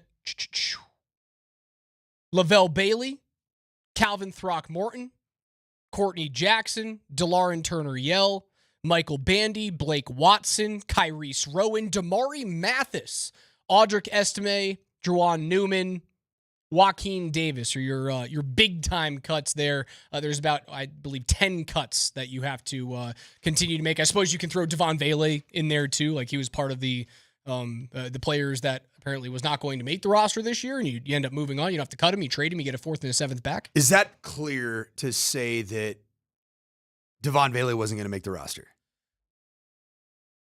Like, without question, is that clear? Or do you think it was just that there were teams that were picking up the phone and they saw the redundancy of big slot receivers between Devon Vele, Patrick Bryant, frankly, even Evan Ingram, that all were performing at a high level, and they said, we want one of those guys. Because the value for a 4th and a 7th was likely too much to pass up. If you don't get that trade value, is Devon Vele a part of this team? He's too good not to be. He would have been. He would have been. He's too good not to be. He's dependable, and he had value on special teams too. So then, who do you get rid of? Right. So they've got 62 guys on the roster right now. So you need to make 9 cuts. Who would you get rid of? Do you get rid of someone like one of the safeties to hold on to him? Like, does J.L. Skinner make the team? J.L. Skinner's making the team. Special teams. Keydron Smith, does he make the team? He's a question mark, but he's a core special teamer. Your corners are set right now. Surtain, Moss, McMillan, Barron, Abrams, Drain. Those are your 5 all corners. Good. Set. Love it. Safeties, Brandon Jones, Hufanga, Locke, Skinner. How many safeties do you need? 5? You want 6? Probably 4. Those are 4 right now. Now that you have a true 2 deep at nickel between Jahdae Barron and Jaquan McMillan. So then there's 2 safeties who you could get rid of, Devon Key, Keydron Smith. Those Skinner, Devon Key, Devin Key, he was my player at Western Kentucky. He's making the team. That guy is another special teams guy. All right. Keydron Smith might be on the chopping block. D-line. Let's go to D-line. Defensive line as of right now. Wazirike is still there, right? Wazirike still there. Jordan Jackson. Your defensive line looks like this as I try and get to my Broncos roster because my iPad keeps kicking me out. Jordan Miller. Who? Jordan Miller, Christian Williams, Jordan Jackson. Says Jordan Miller not been cut? Is he on the cut list right now? I don't see him. Take a peek for me. Wazirike, Savion Jones, Malcolm Roach, DJ Jones, JFM, Zach Allen. Those are your linemen. So, potential cut there would be Miller. I don't know much about Miller and haven't seen much in terms of. So, Jordan Miller is a 1 year of experience, 6'3", 307-pounder. Signed by the Broncos as a college free agent last year, made the practice squad. Probably maybe another cut practice squad player. A late cut. Offensive linemen, Garrett Bowles, Mike McGlinchey, Frank Crum, Alex Palczewski, Quinn Miners, Ben Powers, Luke Wattenberg, Alex Forsyth, Matt Pert. Do you have is Joe Mihalski? Is he listed on this was a center? No. Okay. So he's not on the cut list or he's not on the roster? I don't see him on the roster right now. I just went to the DenverBroncos.com roster. I don't know. He's not on the roster. What I'm looking at right now. So, yeah, you're looking to make like 2 cuts from the secondary, maybe 1. You're looking to make a cut or 2 from the defensive line. You're going to likely cut Adam Prentice, the fullback. There's a chance that you cut Michael Burton, or he's an IR obviously, for the first 4 games, so won't be on the active 53. Your running backs are likely set right now with McLaughlin, Bidet, Harvey, Dobbins. And do you cut? It comes down like when you have to get from like 55 to 53, dude, it really comes down to whether or not you think you can hold on to Sam Ehlinger. Caleb Prescorn has not been cut yet, the tight end? Has not been cut yet. So your tight ends right now, Evan Ingram, Adam Troutman, Nate Adkins, Lucas Kroll, the 7th-round pick out of Utah, Caleb Lohner, and tight end Caden Prescorn. It's a big tight end room right now. One or two cuts from there. Atkins is going to get IR'd, correct? Yes. Because didn't he have a minor procedure I done? believe he's IR'd, yes. So he's IR'd, so and he'll end up being back on this roster. Is Lucas Kroll potentially on the chopping block? I don't want to cut him.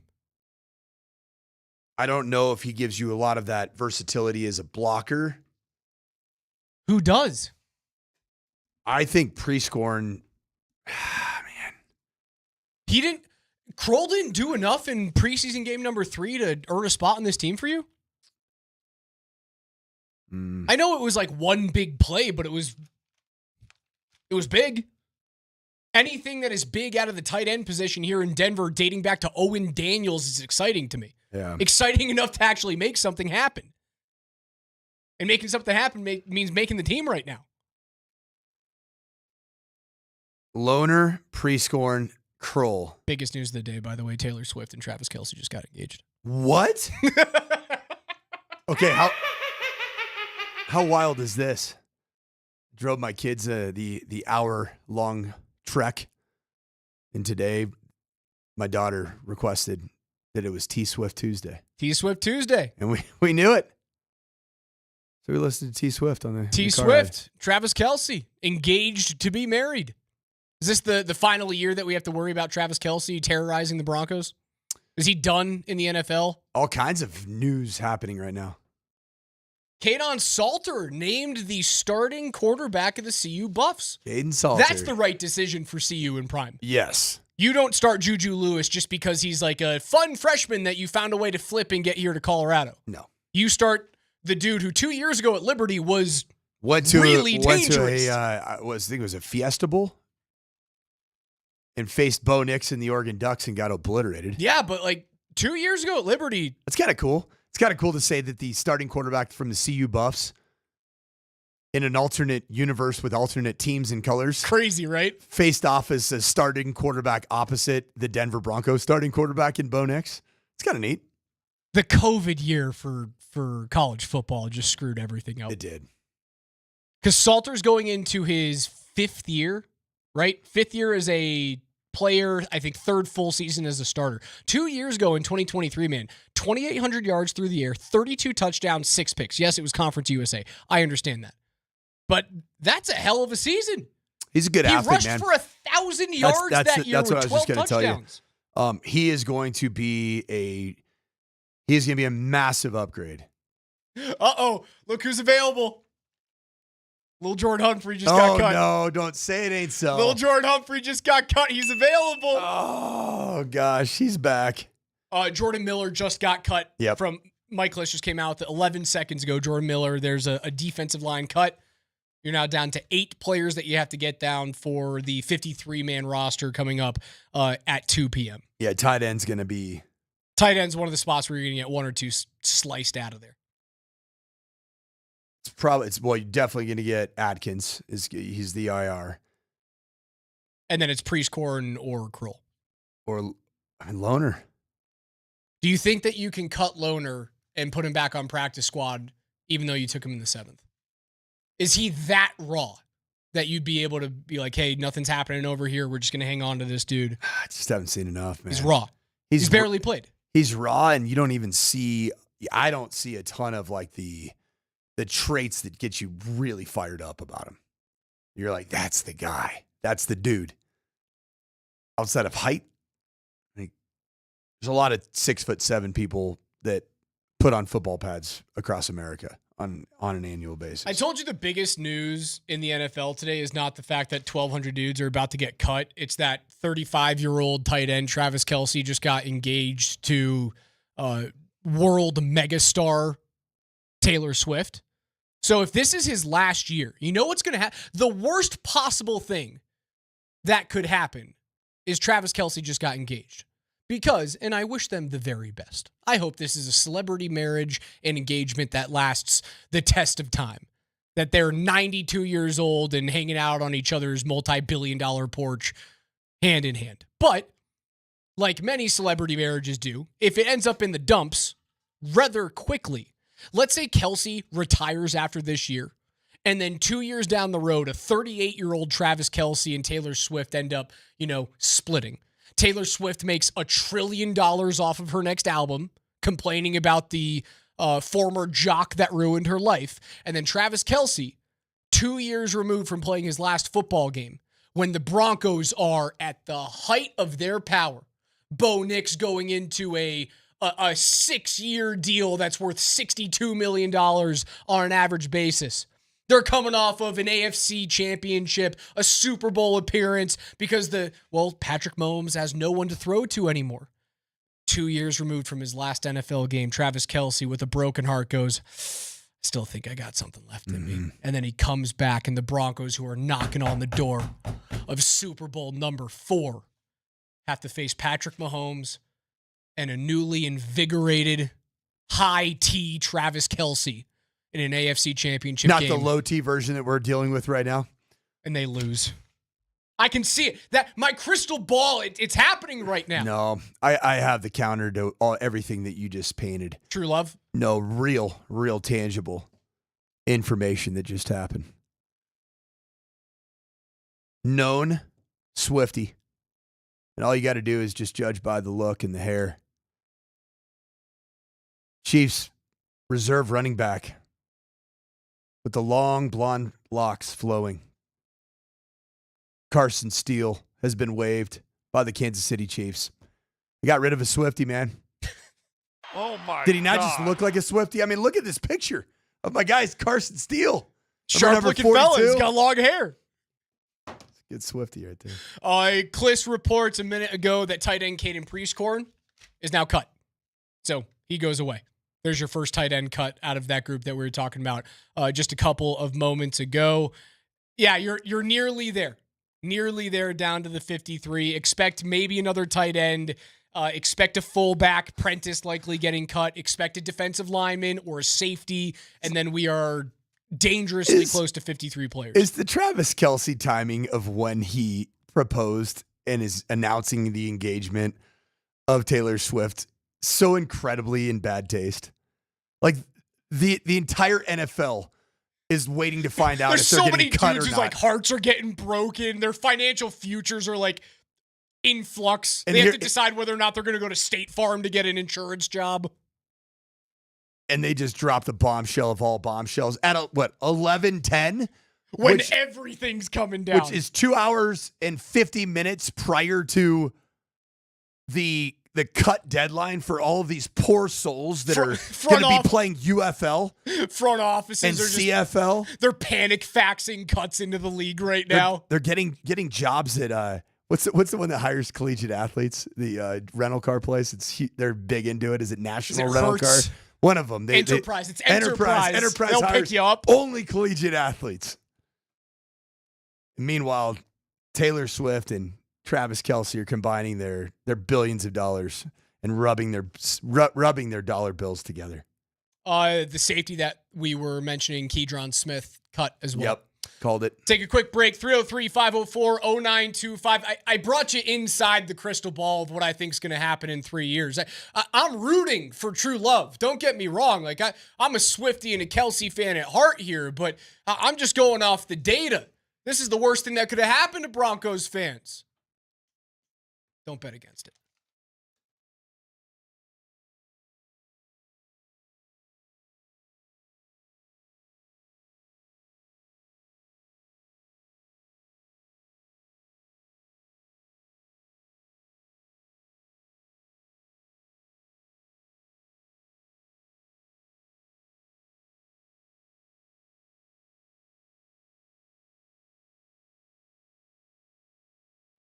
Hey, Colorado, Coach Mike Sanford here. It's college football week 1 and the official start. It's going to kick off right here. Colorado is hosting Georgia Tech on a Friday night tilt. And the Georgia Tech Yellow Jackets, the rambling wreck of Georgia Tech and a hell of an engineer, come in as 4-point favorites over Coach Prime and the CU Buffs with Caden Salter now as the starting quarterback. He can run the rock. He's a great athlete. And the over-under, the point total is set at 54 combined points. So make sure you check out the Circus Sports Colorado app. So wherever you download your apps, download Circus Sports Colorado because this is sports betting the way that it should be. You got high betting limits, very, very tight money line splits, and exceptional customer service that treats you like the VIP that you are. So whether you're looking for college football odds this weekend, NFL futures, prop bets for NFL players going into the season, Circus Sports, well, it's got you covered. So download the Circus Sports Colorado app or visit circusports.com today. Must be 21 years or older. Gambling problem? Call 1-800-GAMBLER.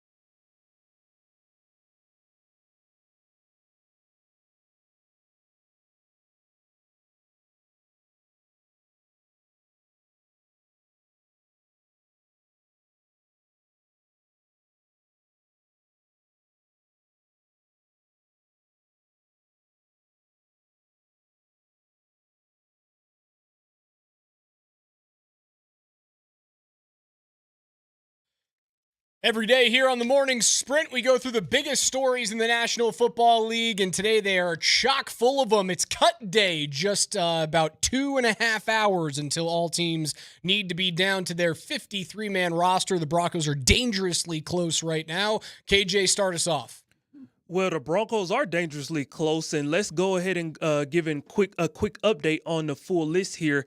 From yesterday, we have Audric Estime, Blake Watson, Damari Mathis, Micah Abraham, Josh Pickett, Joaquin Davis, Jerwan Newton, Kyrese Rowan, Marquise Cox, Xavier Trues, Clay Webb, Andrew Farmer, Garrett Nelson, and Michael Dumfour. Let's head to today. Will Sherman, Michael Bandy, Joe Machowski, Darren Turner-Yale, Sam Franklin Jr., Courtney Jackson, Quentin Newsom, Calvin Throckmorton, Jayden Robinson, A.T. Perry, Lavelle Bailey, Reese Taylor, Garrett Wallow, Jordan Turner, Jordan Miller, Caden Prieskorn, and Keydrun Smith. If you guys had to begin the process of making your practice squad today, what would it look like, as we're keeping in mind, obviously, Nate Atkins, Michael Burton, Drew Sanders are still working through their complications on potentially going on IR? It obviously starts with players who you believe have a chance to make your team in the future or are very, very raw, kind of like a Caleb Lohner. But there's a chance that Lohner actually might make the team since he hasn't been cut yet. The other piece of this is, where are you thinnest? And the Broncos absolutely need to have 3 or 4 offensive linemen on a practice squad, absolutely need to have 3 or 4 linebackers on a practice squad. Well, we know for sure offensive line-wise you're going to have Pert, Palczewski, Frank Crum will make the team and or practice squad. He's going to be here. Will Sherman. Was he on the practice squad the whole year last year? That's one that potentially could. Forsyth, I mean, start getting into this, and you're close to being 10 offensive linemen in. The tight end one's going to be more interesting to me because Nate Atkins, Sean Payton said that Nate Atkins was actually not going to start the year on IR because he's closer, and they don't want Nate Atkins to miss all 4 of the first games of the season. Does that just tell you that he's on the team? So you have Atkins, Ingram, Troutman. Okay, then what about the next 2? Kroll and Lohner, because Prieskorn's already been cut. Are you gonna keep 5? No. Last year, how many did you keep? Troutman, Kroll, and Atkins. 3. It's gonna come down to Lohner or Kroll, isn't it? Yeah, this is the gambling game that you take with the rest of the league. I took a guy in the 7th that I think can be a really fun project for me, can turn into a red zone threat, former basketball player, and I hope that he's going to go onto the practice squad and someone doesn't go, oh, well, Sean Payton liked him, so I'm going to pick him up now.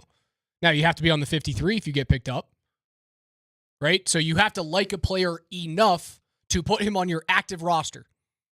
Is there a team around the league that loves Caleb Lohner enough to put him on the active roster? So then you cut Caleb Lohner. Is there a team that likes Lucas Kroll enough? I would anticipate yes. Why?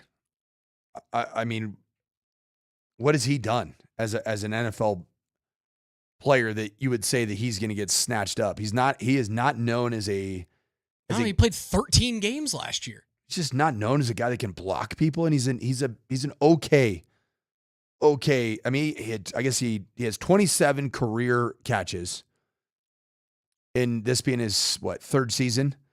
It's really his 2nd season. Averages 9.1 yards per catch and has 1 touchdown in his career. You're not asking Lucas Kroll to be your number 1 tight end. You're asking him to be your 3rd. Not a known blocker. Played in 7 games as a rookie in 2023. There's a far greater chance that a team picks up Lucas Kroll and puts him on the 53 than picks up Caleb Lohner. Because at least I know that Lucas Kroll can play in the NFL. I don't know that Caleb Lohner can play football, let alone in the NFL. Is there some type of prohibitive measure to cutting draft picks? Do they go through any other additional loophole other than another team just can't claim them? Is there anything protective of draft picks versus like an undrafted free agent? I don't think so. What? There's some like weird disconnect with Lucas Kroll for you. I don't get this. He's soft, Raj, and I hate soft tight ends. Okay? All right. He is not a physical blocker. Now there's Evan Ingram. Evan Ingram is a plus receiver. Lucas Kroll is not a plus receiver. He is a ham and egger. The ultimate ham and egger tight end. If you're a ham and egger, meaning you're just a guy, a jag, J-A-G, just a guy. A jag. As a pass-catching tight end, you better be able to put your face on people. That's why I love Nate Atkins. That's why he's got major value. That's why Adam Troutman has major value. Those guys are tough dudes. They're guys that if you want to complain about the run game not getting going, you're going to carry 2 of your 4 tight ends, can't block a soul. Evan Ingram and Lucas Kroll. Okay. All right. That's where we're going. KJ, what's next? That wasn't my vision. As we zoom out and look at all 32 teams, there have been several interesting moves across the NFL here within the last 16 to 24 hours.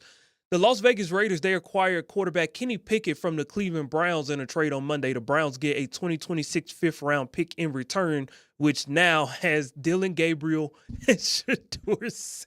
Hey, will you throw me that? Coach. Hold on. Kenny Pickett drops back to pass, and he's going to use his tiny hands to shot put the football. And he can't catch the snap because his hands are so small. Could have ruined so many things in the studio.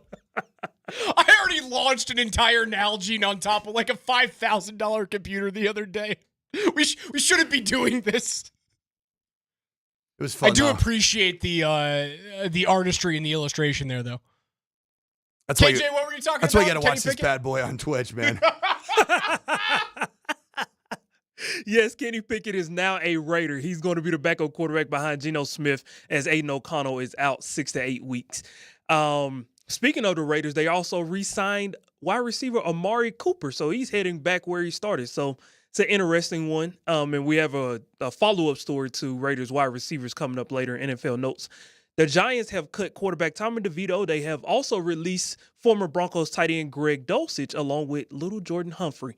Titans running back Tajay Spears and Texans running back Joe Mixon were put on short-term IR. Browns are releasing veteran wide receiver Deontay Johnson. He can't get right. He just can't get right. He can't do it, man. He can't get right. So much talent, man, but he can't. For some reason, he can't put it all together.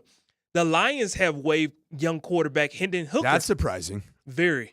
The other day, Dan Campbell came out and said he thinks Hendon Hooker needs a change of scenery. The Washington Commanders released former CSU star wide receiver and recently retired or coming out of retirement wide receiver Michael Gallup.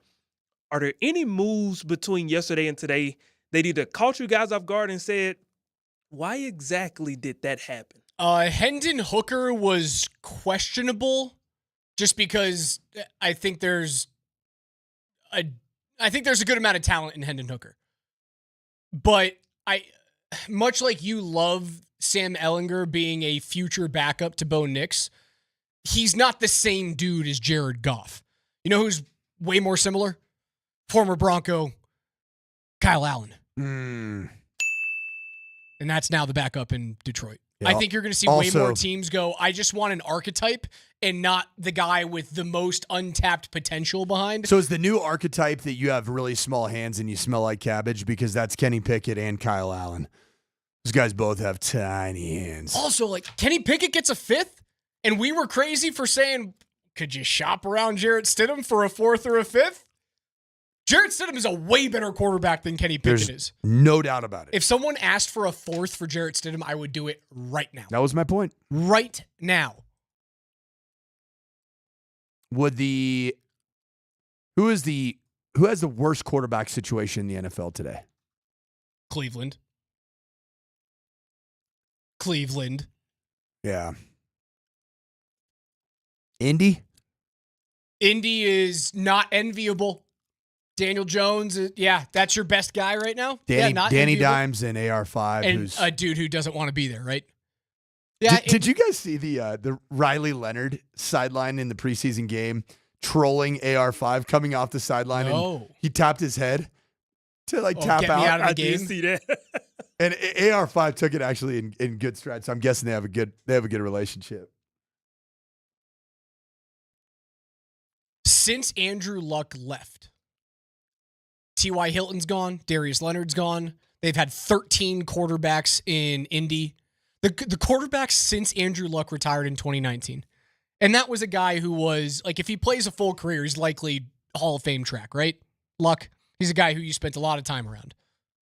Jacoby Brissett, Brian Hoyer, Phil Rivers, Carson Wentz, Matt Ryan, Sam Ehlinger, Nick Foles, Gardner Minshew, Anthony Richardson, Joe Flacco, and now Daniel Jones. The 879 chimes in, and it's 100% accurate. The worst quarterback room by far right now is New Orleans. Oh, it's pretty bad. That would be You're starting Tyler Shuck. When you get Tyler Shuck gets his brains beat in and throws the ball to the other team. And Spencer Rattler's. And then Spencer Rattler comes in with his Patrick Mahomes Stan haircut. That might be a team that Sean could continue to go to the piggy bank for and get a little. You already took the fourth from him. What Jarrett Stidham, he is the starting quarterback of the New Orleans Saints right now. I think he would start in Cleveland. I think he would start in New Orleans. I think he would have a chance to. It's Russell Wilson's muddying things up for the Giants. Could you get a third for Stidham from New Orleans? There's no way. It's so steep. What if he is the future of the Saints, man? Well, the way that you could get the third is if you give something back. Are you willing to give up a fifth? Or maybe you give them back their fourth? Yeah.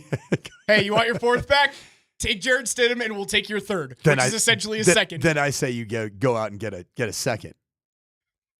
Give them their fourth back for a second. You talk me up about how you can get a first-round pick now for Jarrett Stidham. Yes, that's doing. This is the ladder that we're climbing right now. The Benson family in New Orleans owes it all to Sean Payton. And don't for a second think that Sean Payton doesn't have really, really his relationships with the people in New Orleans. It's based a lot on what he can get in return. And they've already been really good to him. I love it. Before the end of the week, guys, Coach Sanford will have a roadmap toward Jarrett Stidham's worth a first-round pick. Yes. Yeah, you can give him the 4th and the 7th for a first. Oh, goodness. Hey, but if you think about it, man, you turn around Devon Vele and Jarrett Stidham. Really, you give back the 4th and 7th that you acquired for Vele. They got the player. You'd have to give up more. You'd have to give up so much more. And then you give them the hottest quarterback in the preseason? Do you understand what you're to a team that's desperately in need of a starter? Kellen Moore would love Jarrett Stidham. He would love him. Would he love Jarrett Stidham more than Garrett Nussmeier or Arch Manning? Because you're trading for the first overall pick next year is what you're trading for. Which is fantastic. I can't wait for the Broncos to pick the first fantasy overall. world today is just unhinged. I love it. I'll let you go down that road. Why not? We're still a week away from real football. KJ, keep it rolling. That wasn't my vision. And right on cue, the Saints have just acquired a offensive lineman from out of the NFL yesterday. Was Trey Hendrickson. He has got a revised contract and the hold in is over. He gets a $14 million raise to his contract this year, which bumps him up to $30 million for this year alone. It also includes a $1 million incentive that he collects if he plays 60% of the plays and the Bengals make the playoffs. So just a little extra money to kind of throw on top there. Who should be more encouraged that Trey Hendrickson was able to work things out, at least for this season with the Bengals? Nick Bonito or Micah Parsons? I think all three are going to be in different situations. The Trey Hendrickson situation had a lot to do with the overspending with the receiver skill talent. You paid massive deals for Jamar Chase and then franchise tag T. Higgins. It's a lot of money outbound between those two players and your quarterback. Cowboys, Micah Parsons dealing with senility. I don't think that Nick Bonito and the Broncos are going to be at a crazy impasse at any point in the near future. I don't. I think it's going to be fine. I think he was going to make okay. over 30, right? The deal is going to be over 30 for an average basis, right? I thought if the deal was done a month ago, I thought you could have got it just south of 30. It's going to be north of 30 now. Do you think it matters what he does this year? A little bit. A lot of it. Because if it's a 10.5 sack season, he ain't getting over 30, bud. That's the reason why you just sign the deal now. That's what I thought. 4-year deal, $31.5 million. 29. I'd do it for 31. Yeah. You can talk me into that. He's good enough. What we saw at training camp this year, dude, Trey Hendrickson had 17.5 sacks and got 30. Isn't he 3 or 4 years older? But you got a 1-year, $30 million deal. Essentially, right? Also, the organizations, in terms of their dealings with players and their willingness to pay players, could not be farther away. Cincy versus the richest owners in professional sports.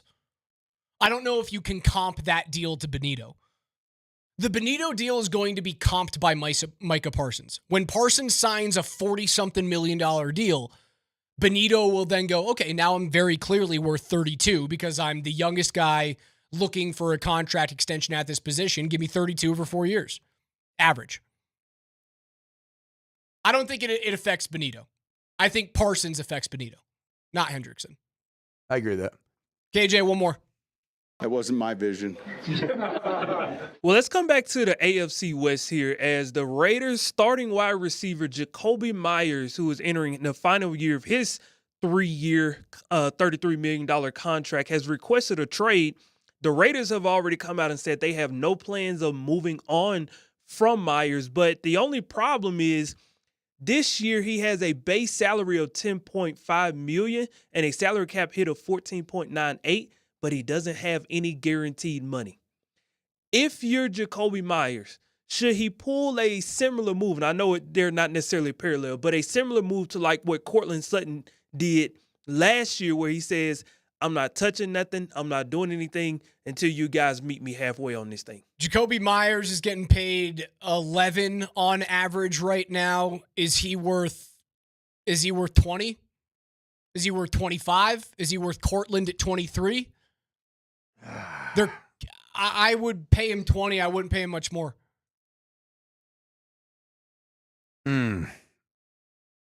Jacoby's season a year ago was good, especially for how bad the quarterback situation was there in Vegas.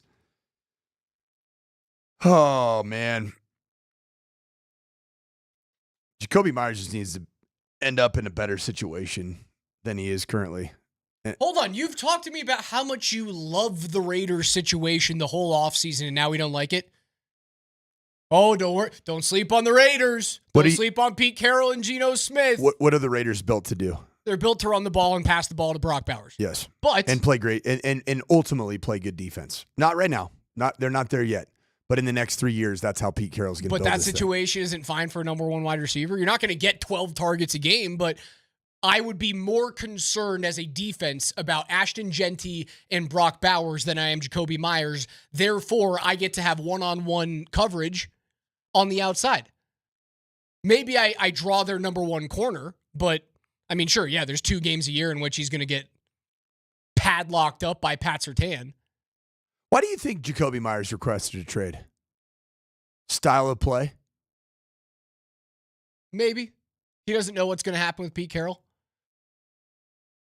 It's an interesting decision for a player that I wouldn't say is like, he's not in the top 20, is he? No, at the position? When I think of wide receiver targets that I covet, Jacoby Myers is how's this? Wide receiver like 1B or 2A that I covet. Jacoby Myers is not the top. Would you take Jacoby Myers right now in Denver? Over whom? Over Troy Franklin. No. I would. Proven, but I really like what I've seen out of Troy over the last few weeks. Just want to see it. I want to see it when it matters consistently. KJ's NFL Notes are brought to you by our friends at Mountain High Appliance. It's Colorado's most complete local appliance store. They have locations in Denver, Louisville, Littleton, Colorado Springs, and Glenwood Springs. They offer every major appliance line and brand, and you can find them at mountainhighappliance.com just over 2 hours before the Broncos and the rest of the NFL have to cut down to 53 players. We'll continue to monitor Twitter, tell you guys the latest on the other side, and also I'm going to make my final pitch. I want Isaiah Simmons in Denver. If there's one thing that's going to happen, I want that inside linebacker playing for Vance Joseph again. Make it happen. Make a deal.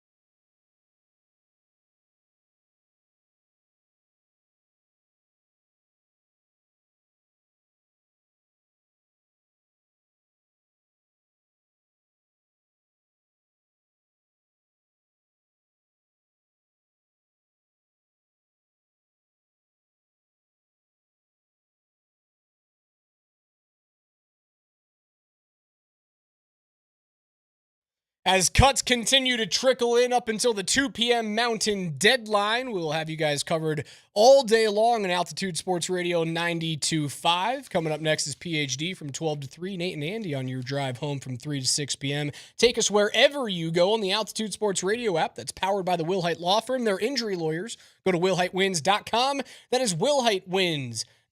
Thanks to everyone who's watching us on the Safeway Twitch stream, twitch.tv/AltitudeSR, hanging out in the chat room there, as well as our friends on YouTube. Just search Altitude Sports Radio on YouTube, hit the red button, and subscribe today. Don't miss a thing, including the Altitude Daily Podcast, a conglomeration of all the very best in Denver sports talk, brought to you every single evening.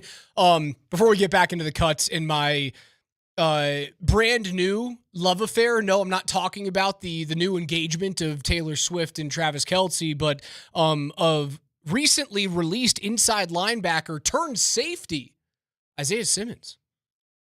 I think he would fit here. Are in you Denver, here? man. Are you there? You want it? I want it. I want it.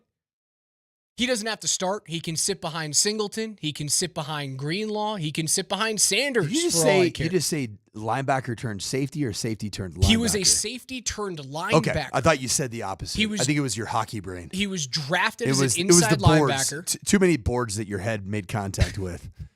Or just larger humans. Yeah, for sure. Humans who were better at the sport than I was. All right, I'm down. We'll know right away if Isaiah Simmons is just going to be a part of the equation, because nobody knows him better than Vance Joseph, who was the defensive coordinator of the Arizona Cardinals in his best season as a pro. So if Vance Joseph likes what he had there and likes the player's character and finds he'll be a good fit with the locker room of the Denver Broncos, then he'll be here. And I think it'll be great. And his seasons in which he didn't play a lot and also played poorly with the Giants, he was moved from inside linebacker to like a box safety, nickel safety type of role. It's just not who he was in the NFL. It's not who he was drafted to be. He was a combine freak. You said he's coming a out of 26-year-old? 26, I believe. He was a 2020 draft pick. Okay. Really, really good. That was the Joe Burrow draft. We went over that. It was a nutso draft. Yeah, J.K. Dobbins as well. As we go down the deadline here, 2 hours and 12 minutes remaining until the final cut deadline, 2 o'clock Mountain Time. Do we remember Denver Bronco training camp legend Ben DiNucci? Do you remember Ben DiNucci? I do remember Ben DiNucci. He had an all-time tweet the other day. Yeah, I was going to read it. Have we talked about this No, yet? we haven't, but it was awesome. As I used to call him, the Nooch. Ben DiNucci, man. You called him the Nooch, but DiNucci is right there. Yeah, I like the Nooch. DiNucci. DiNucci. He's DiNucci. So he posted a picture at an airport bar. And it looked like a hazy IPA. He says, "Not many beers better than the airport," air quote, "I just got cut from the NFL for the 7th time beer. Trust me, you wouldn't understand." Ben DiNucci. The airport beer is a good beer. I don't know if it's the best beer. You're going to deal with a bit of an uncomfortable, gassy plane ride. Yes. At times. I enjoy... It's the expansion of the cabin pressure also expands the cabin pressure of my intestines. I'll enjoy a cocktail at the airport more so than a beer. It's probably better to go clear. Clear over beer. A little yin and tonica? Yeah, or even maybe a little bit lighter on the old stomach and go to just a vodka or tequila soda. Just on a rock. No sugar content outside of what was available in the tequila or the vodka. Now, the beer at the airport of destination, fantastic. Great beer, especially Great in Mexico. Beer. Fantastic in Mexico. Yeah, they're zero consequence beer. $37 Mexican arrival beers are the best beers. An Estrella that costs you $14.95. You're like, yeah, it's you have a knockoff Corona, and it's like they'll be like, that's 27,950 pesos. Excuse me? They don't even cut a lime for you. They just squirt a little bit of lime juice in it. Señor, otra vez, por favor. It's 27,000 pesos. I said, I'm in. I'm all in. Count. Yep, great deal. That's a great deal. Great beer. Locker room beer, all-time beer. Getting home on a hot summer work day. Yeah, I'm not having a lot of locker room beers in high school anymore. Oh, yeah. It's a real good way to get fired there, it's Coach. probably not the one there. It's a real illegal beer to have. Yeah, it's not the one you want. If you have one of those beers, you are an unemployed head coach. Shower beer, elite. Shower beer is an elite beer. It's the perspiration. It's the sweating of the can. It's really good. I like a Caribbean Sea bottle beer while you're floating on your back and you got a Corona. Just kind of levitating and bouncing on the water. The one that you have a finger inside the Corona because it's the only way that you can hold it upright. And also keep the salt from going in from the waves. It's a great beer. I'll tell you what, my life seems very far removed from that beer right now. I don't know. That beer doesn't seem like it's going to be a reality here for a little while. And same with you, Raj, because you're coming up on. It could be any day. It could be today or a month from now. We are in that cycle of. There might be a day halfway through the show where I go, fellas, you're on your own. Hey, see you in a bit. I'll tell you what's a really good beer is post first child being born beer. Oh, I'll enjoy that. Really what should good beer. What should be my beer? Geez, that's a good question. Is that's not an IPA? That has to be a cold, crispy Mickey Golden. It's got to be refreshing. It's got to be refreshing. I would go with. I think a Blue Moon actually with an orange would be nice. A Blue Moon with an orange. Very underrated beer. Okay. Because it became it was a bit of in the craft beer revolution, Blue Moon with an orange became kind of overplayed. It was overdone. My dad overdid it, and I was like, gosh. Very popular. Recently, I pulled it back out, and I was like, this is pretty good. There's a reason this thing went It's passive. healthy now. It doesn't count. Yeah, it's good. It has fruit in it. It's vitamin C. Building up my immune system. I'm losing weight right now. This is really good for my waistline. The 335 comes in with just got done mowing the lawn beer. Awesome beer. Yeah, really good. First day of college football, Saturday morning, when Texas and Ohio State kick off right here on Altitude Sports Radio 92.5 at 10 o'clock in the morning and worldwide on the Altitude Sports Radio mobile app. The first beer of college football season is Elite. It's a good one. I'm going to take you through what happens on Saturday. For me, I'm very excited. First game of the day, Syracuse, Tennessee. Texas, Ohio State, you can listen to right here on 92.5. Alabama and Florida State play that day. We get number 9 and number 4 Clemson and LSU at, 5 o'clock or 5:30 or something like that. We get to see a freshman who calls himself unlike any other freshman you've ever seen in Bryce Underwood. We get to see his first start for Michigan against New Mexico. Although I feel like we've seen freshmen who are elite just as well as he is. Yeah. I've also seen a lot of freshmen that we were promised were going to be the greatest thing ever, and they sucked. You ever heard of a guy named DJ Uiagalelei? Yeah, he struggled. You ever heard of Nico Iamaleava? Struggled. He's at UCLA now, playing in front of about 1,800 fans at the Rose Bowl. Coming soon.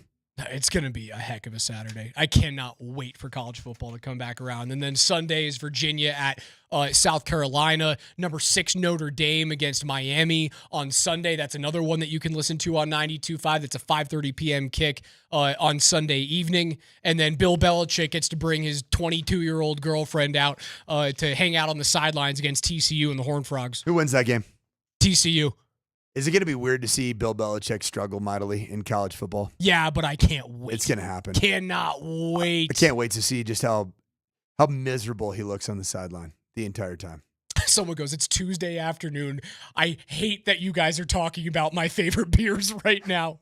We're almost there. It's a holiday weekend. It's essentially the weekend already. I hate to say this one here as I start cutting advertisements for Loveland Ski Area, and they'd be mad at me. The Opry beer. Dude, no, even better.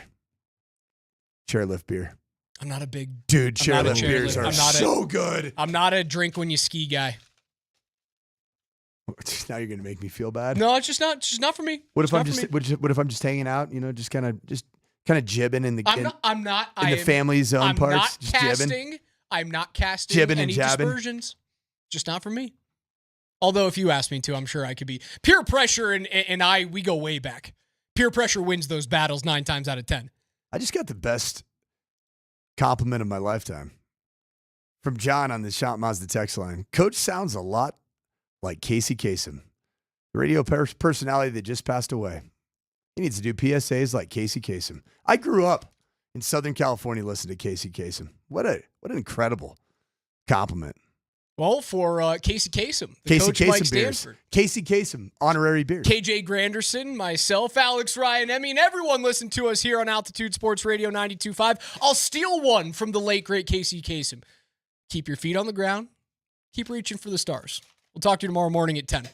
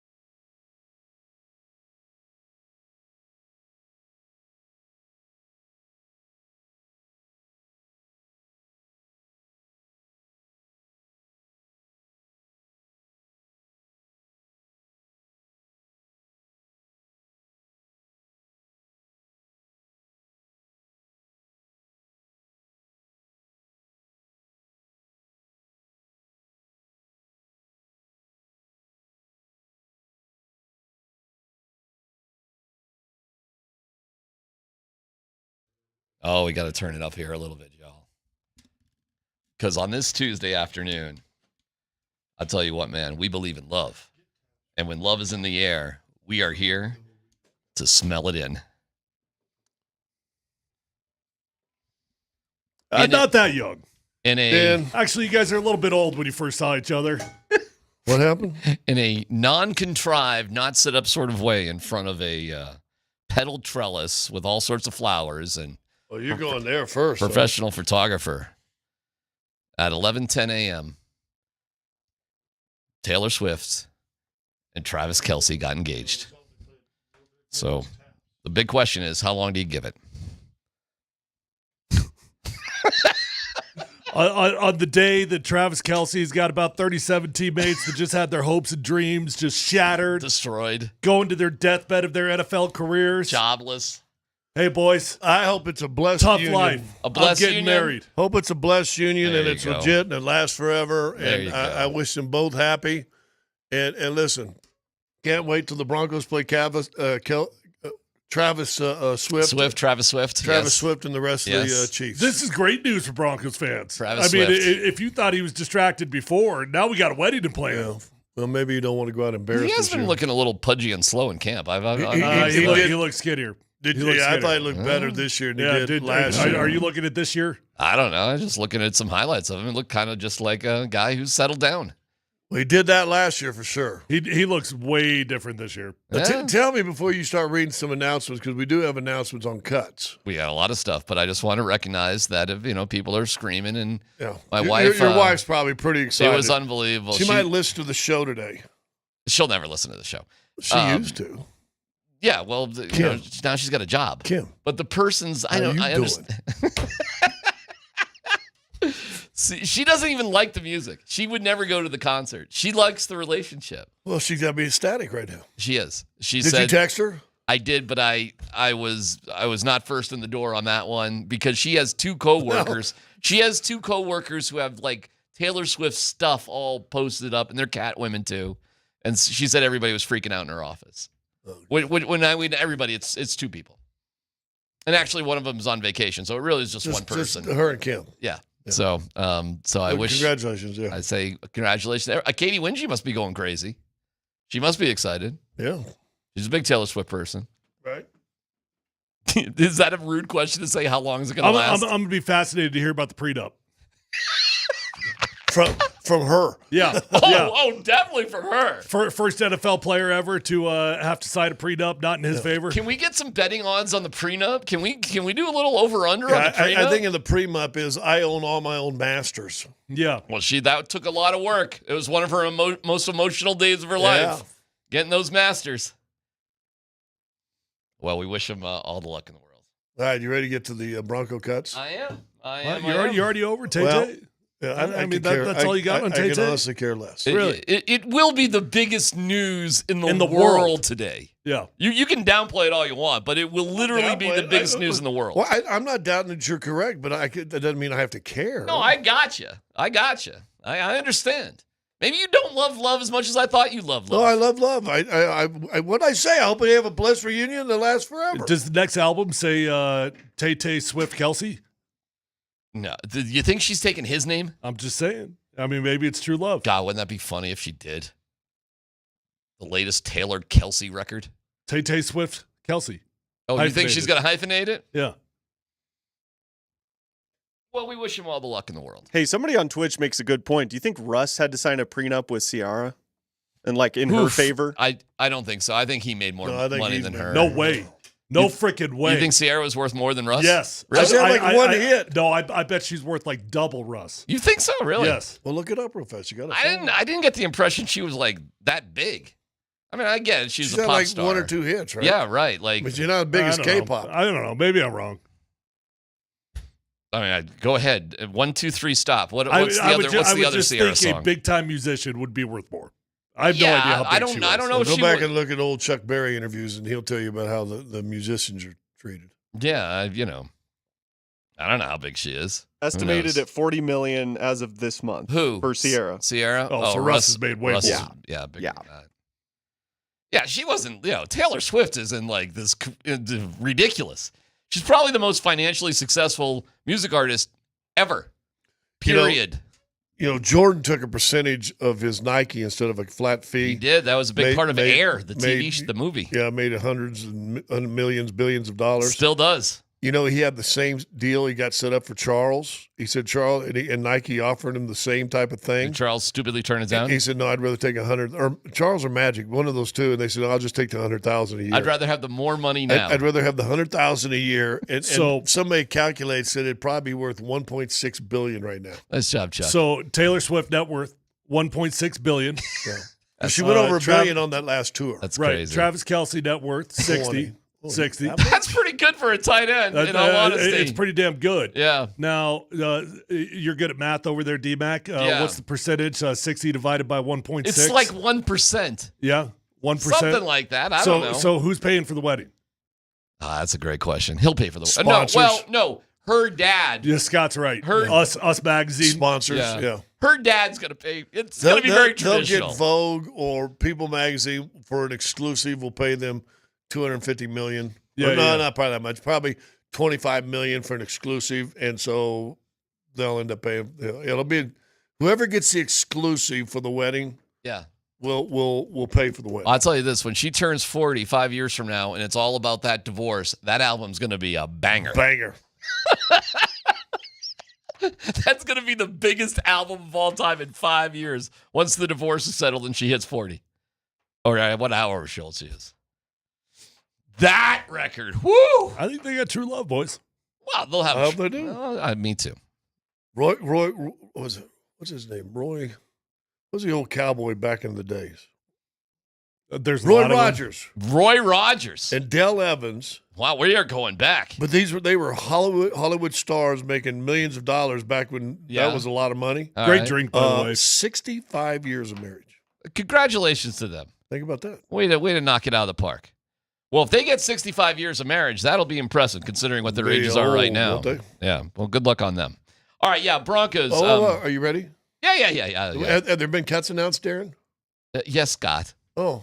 Yes, there have been. Were you thinking about maybe reading down some of those cuts? I got 1 million of them. I mean, I'll give you the surprise. Well, hold on. Let me give you the surprise so far. Okay, but can we set it up? It's sponsored. It's sponsored. It is? U.S. Army. Dan? What? Oh, wow. Scott have been working on this for a while. You should just go, I guess. Yeah. I don't have the list. Oh, I do. Yeah. Okay, go ahead. You got an idea for this, which you clearly do. Broncos cuts. Oh, boy. Andrew Farmer. R.I.P. Are we really going to do all of them like this? Joaquin Davis. Age 24. Lived a long life. Micah Abram. Or Abraham. You got something on him? No, I don't know who Mike is. Okay. Clay Webb, names that you might know. I know Clay Webb signed a huge signing bonus, actually.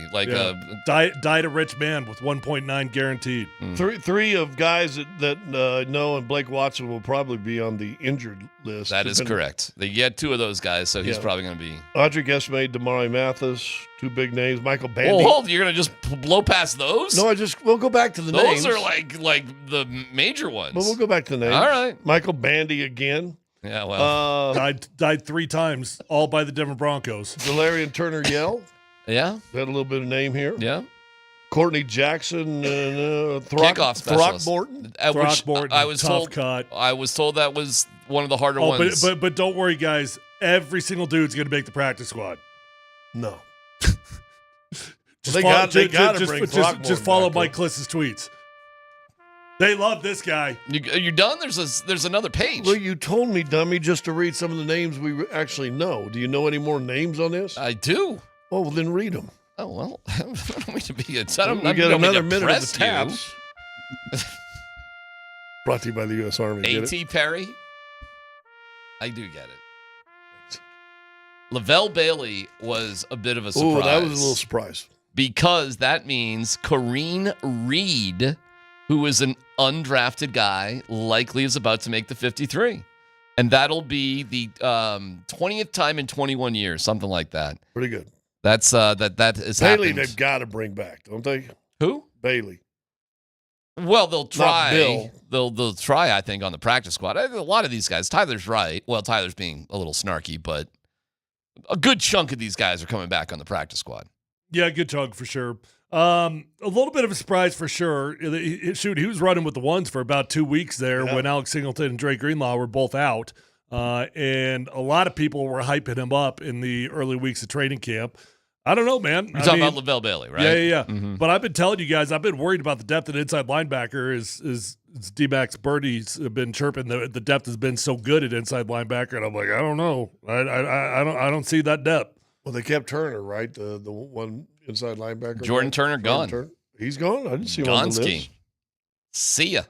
Where's he at? Well, you got to turn your page over. Oh, we got a new death, by the way. Not on the list. Oh, new one? Fresh death. Who? Caught syphilis. Adam Prentice. Oh, interesting. Prentice is gone. They're going to add, so that's going to be the one guy they add. We talked about that quite a bit. It's going to be a fullback, tight end sort of guy. It looks like they're doing something stupid again. God, for the love of me, I don't understand it. Why they're going to carry 3 quarterbacks? Why? Yeah, how about that? Why? It's so stupid. It's literally it's Why? dumb.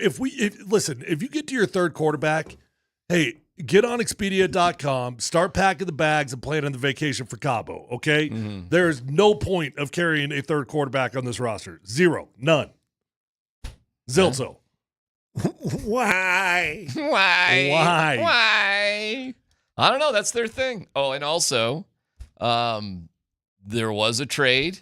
I don't know how much of a vet it was for, but Kenny Pickett now gone. Now with the Raiders. Makes sense. So us and the Cleveland Browns both carrying 3 QBs. Cool. Well, there got to be a bunch of teams carrying 3 No, there QBs, aren't. don't you No, think? they're not. How many do you think there are? I bet there'll be less than 8. Ooh. Dan, that is a terribly horrible research project to work on right now. How many teams are carrying 3 quarterbacks? I have no idea. I have no idea either. I'm just totally, but I'm clearly, totally guessing. Clearly, the Broncos, if we haven't heard by now, you're right, they're going to carry 3. Yeah. Pretty weird. I mean, is Sam Ellinger really that important to this football team? Well, the backup quarterback, is that more important than keeping Bailey on the roster? Is that more important than keeping Calvin Throckmorton on the roster? Yeah, those are the decisions they made. According to Reddit, 13. 13 teams, only 13. So less than half. Oh, damn. It's good, fast research. Look at you. Hold on. What year are you looking at for Reddit? 2025. There's no way Reddit's got that already. It seems like a weird stat to be so quickly updated. On the dark web, dark forums. Where Reddit has already got the cut deadline that hasn't even come yet. It's just a weird thing to even know. We're not even to the cut deadline, and Reddit's got how many quarterbacks? That is a weird stat. I'm not buying that. Up from 12 from last year. Well, that is really quick research, and we're not even to the deadline. Do you want somebody to double check that? Well, how about we wait and see then? Maybe that's a good question to ask tomorrow at 2:30. Oh, don't they have to be by 2 tomorrow? We can do it today. Oh, today's Tuesday. Are we off the air at 2:30 today? No. I thought today was Monday, so I was thinking tomorrow's Tuesday. Today's actually Tuesday, Darren. I'm not the one that needs to come say on that. now. Did you think? Today's wait, Tuesday. hold on. Did you think I thought today was Monday? I thought you thought today was Monday. Why would you? Because it seems like a fresh show. Today was D-Mac's favorite day of the week. Today's Friday. We got to have the all-staff meeting that he planned. Yeah. Spectacular meeting. All right. Well, there you go. Well, we'll have more updates as we go, and whatever elements of humor you want to mix in, feel free. We appreciate it. No, I do. I absolutely do. No, it's great. My Toby Knight ended up getting cut, veteran my rookie year. All right. He coined it and says, well, we got to watch out. This is when everybody gets their head cut off. He went guillotine. Well, here's what's going to happen. You're going to be down to the 53, and somebody else is going to get cut like tomorrow or the next day or whatever. That I always feel bad for those guys. Like, that is brutal. But it'll happen because guys will become available. They're just better Mike than Shanahan used to throw a giant party for making the 53-man roster. Man. Only coach I ever had that did it. I mean, I'm telling you, dude, he must have spent $200,000 on these things. Oh, my God. Open bar, prizes, jewelry, TVs, Yeah. I mean, cigar rollers, all of the above, right? I mean, it was a wedding on steroids. That's awesome. You'd go to that thing, next day, 2 or 3 guys, see you later. But I'm glad you bought your all white costume for the party. The Prentice one does not surprise me. It just felt like they're leaning in that direction, that they just weren't happy with that. Well, but it also might be what he said. And I think you're going to go there, aren't you? I don't know. Where are you going to go? Where you bring back after the Tuesday after game one? I don't know about that. I don't think for Adam Prentice. Maybe you could. But my best guess, honestly, they're probably just going to get by until whatever Michael Burton's back. I don't think they're going to add a fullback. For one game, yeah. I think they just get by until he's healthy. All right, well, we'll dig deeper into it as we go because there'll be all sorts of breaking news all over the NFL. It's PhD on 92.5.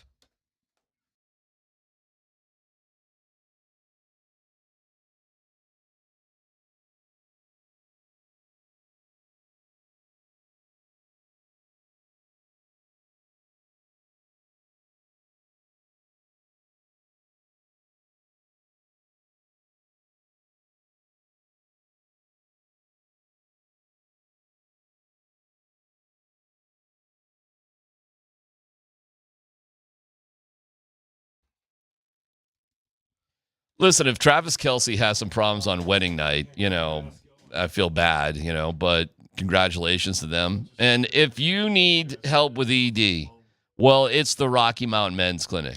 They can get you going. It's given that a better medical practice leads to better outcomes for patients. If you suffer with that ED, you want a good outcome. And this is what I have for you. The Rocky Mountain Men's Clinic. They work where the pills or herbals fail with success rates well over 90%. Some can have you last an hour or more. Hello. They've served the Front Range of Colorado for nearly a decade, treating tens of thousands of men. But every case is different. So get that personalized service, and you're going to appreciate it. That initial visit's only $99. Not that bad. You get a consult, a T, and a PSA test. If it doesn't work in the office, the visit is free. But with their expert staff, like most men, you could be having sex the next day. That's the way that goes. Pretty cool. 720-440-7900. Visit them at RockyMountainMen'sClinic.com.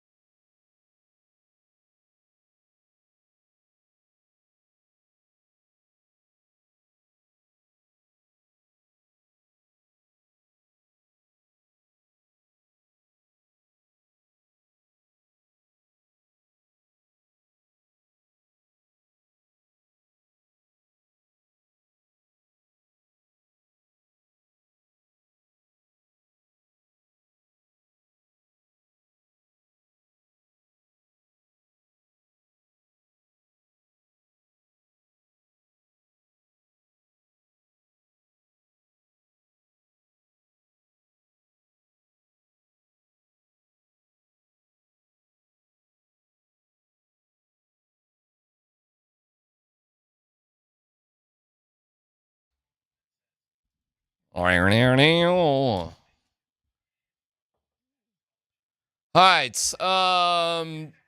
What else is I'm just trying to keep my head on a swivel here for anything else that happens. Estime, we can go through some of these guys. Bye-bye. Estime, we were not surprised by. Smell you later. Yeah, well, practice squad? Fine. Okay. All right. And Blake Watson, he hurt himself, so there's that injury settlement sort of IR thing. Yep, short-term injury settlement. Yeah. So he'll get paid for however many weeks you would in theory be out. If you get cut and the doctor says that you would have been able to play for 3 weeks, well, you get 3 weeks worth of pay.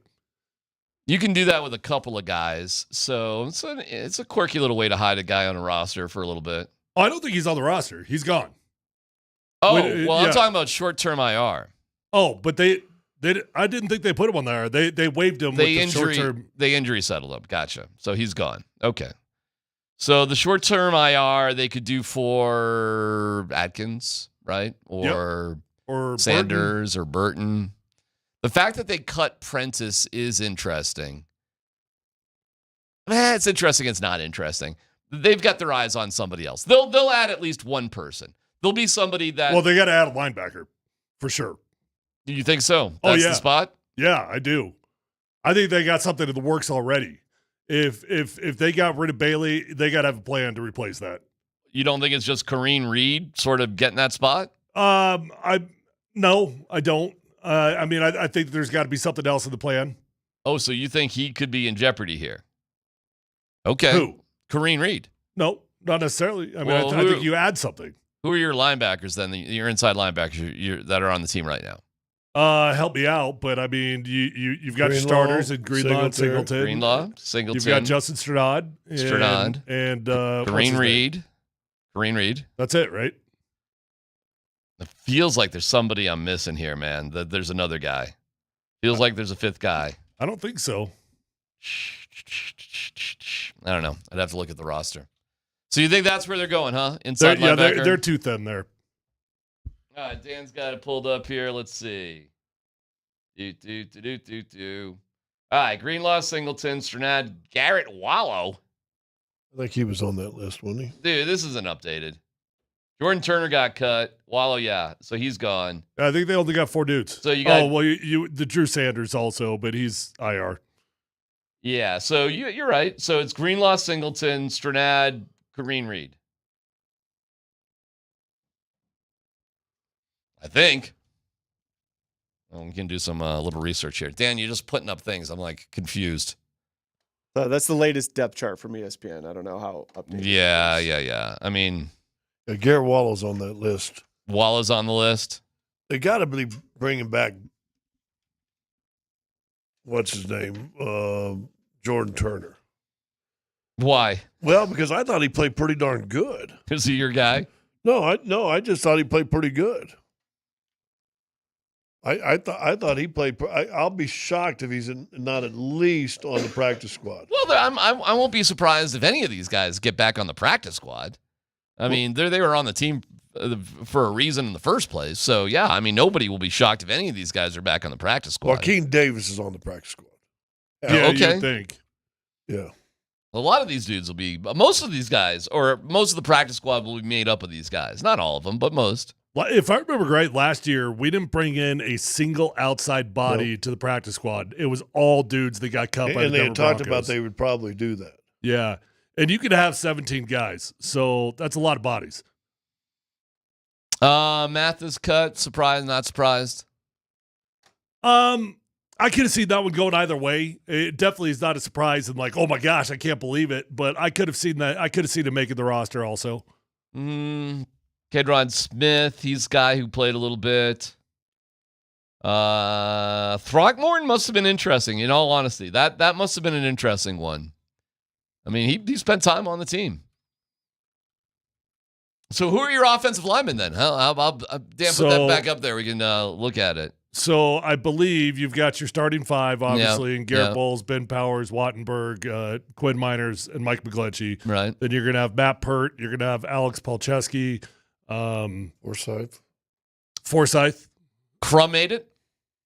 Did Crumb make it? I guess so. I think so, It's not too. on this list. What's interesting about that is that in theory, you're carrying 3 backup tackles, which is really unusual. Yeah, that's highly, highly unusual, which means one of those dudes they probably think can play on the inside when his name is probably Matt Pert.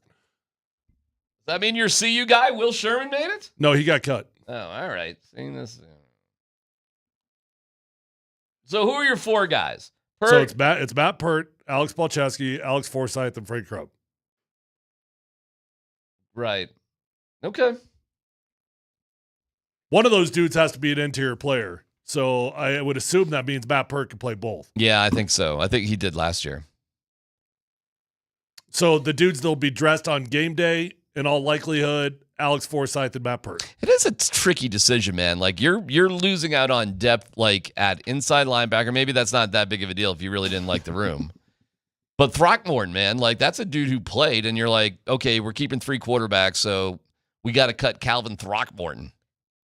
It doesn't feel like that big of a deal until you say, well, what is the value between a backup offensive lineman and your 3rd quarterback? I bet you see some manipulation with the backup offensive lineman. Because that doesn't add up. Why are you carrying 4 backup tackles? That doesn't make sense. I don't know. They're probably waiting to see what the waiver wire looks like on that. And this is where it gets weird with that 3rd quarterback too. Like, what is the game plan here?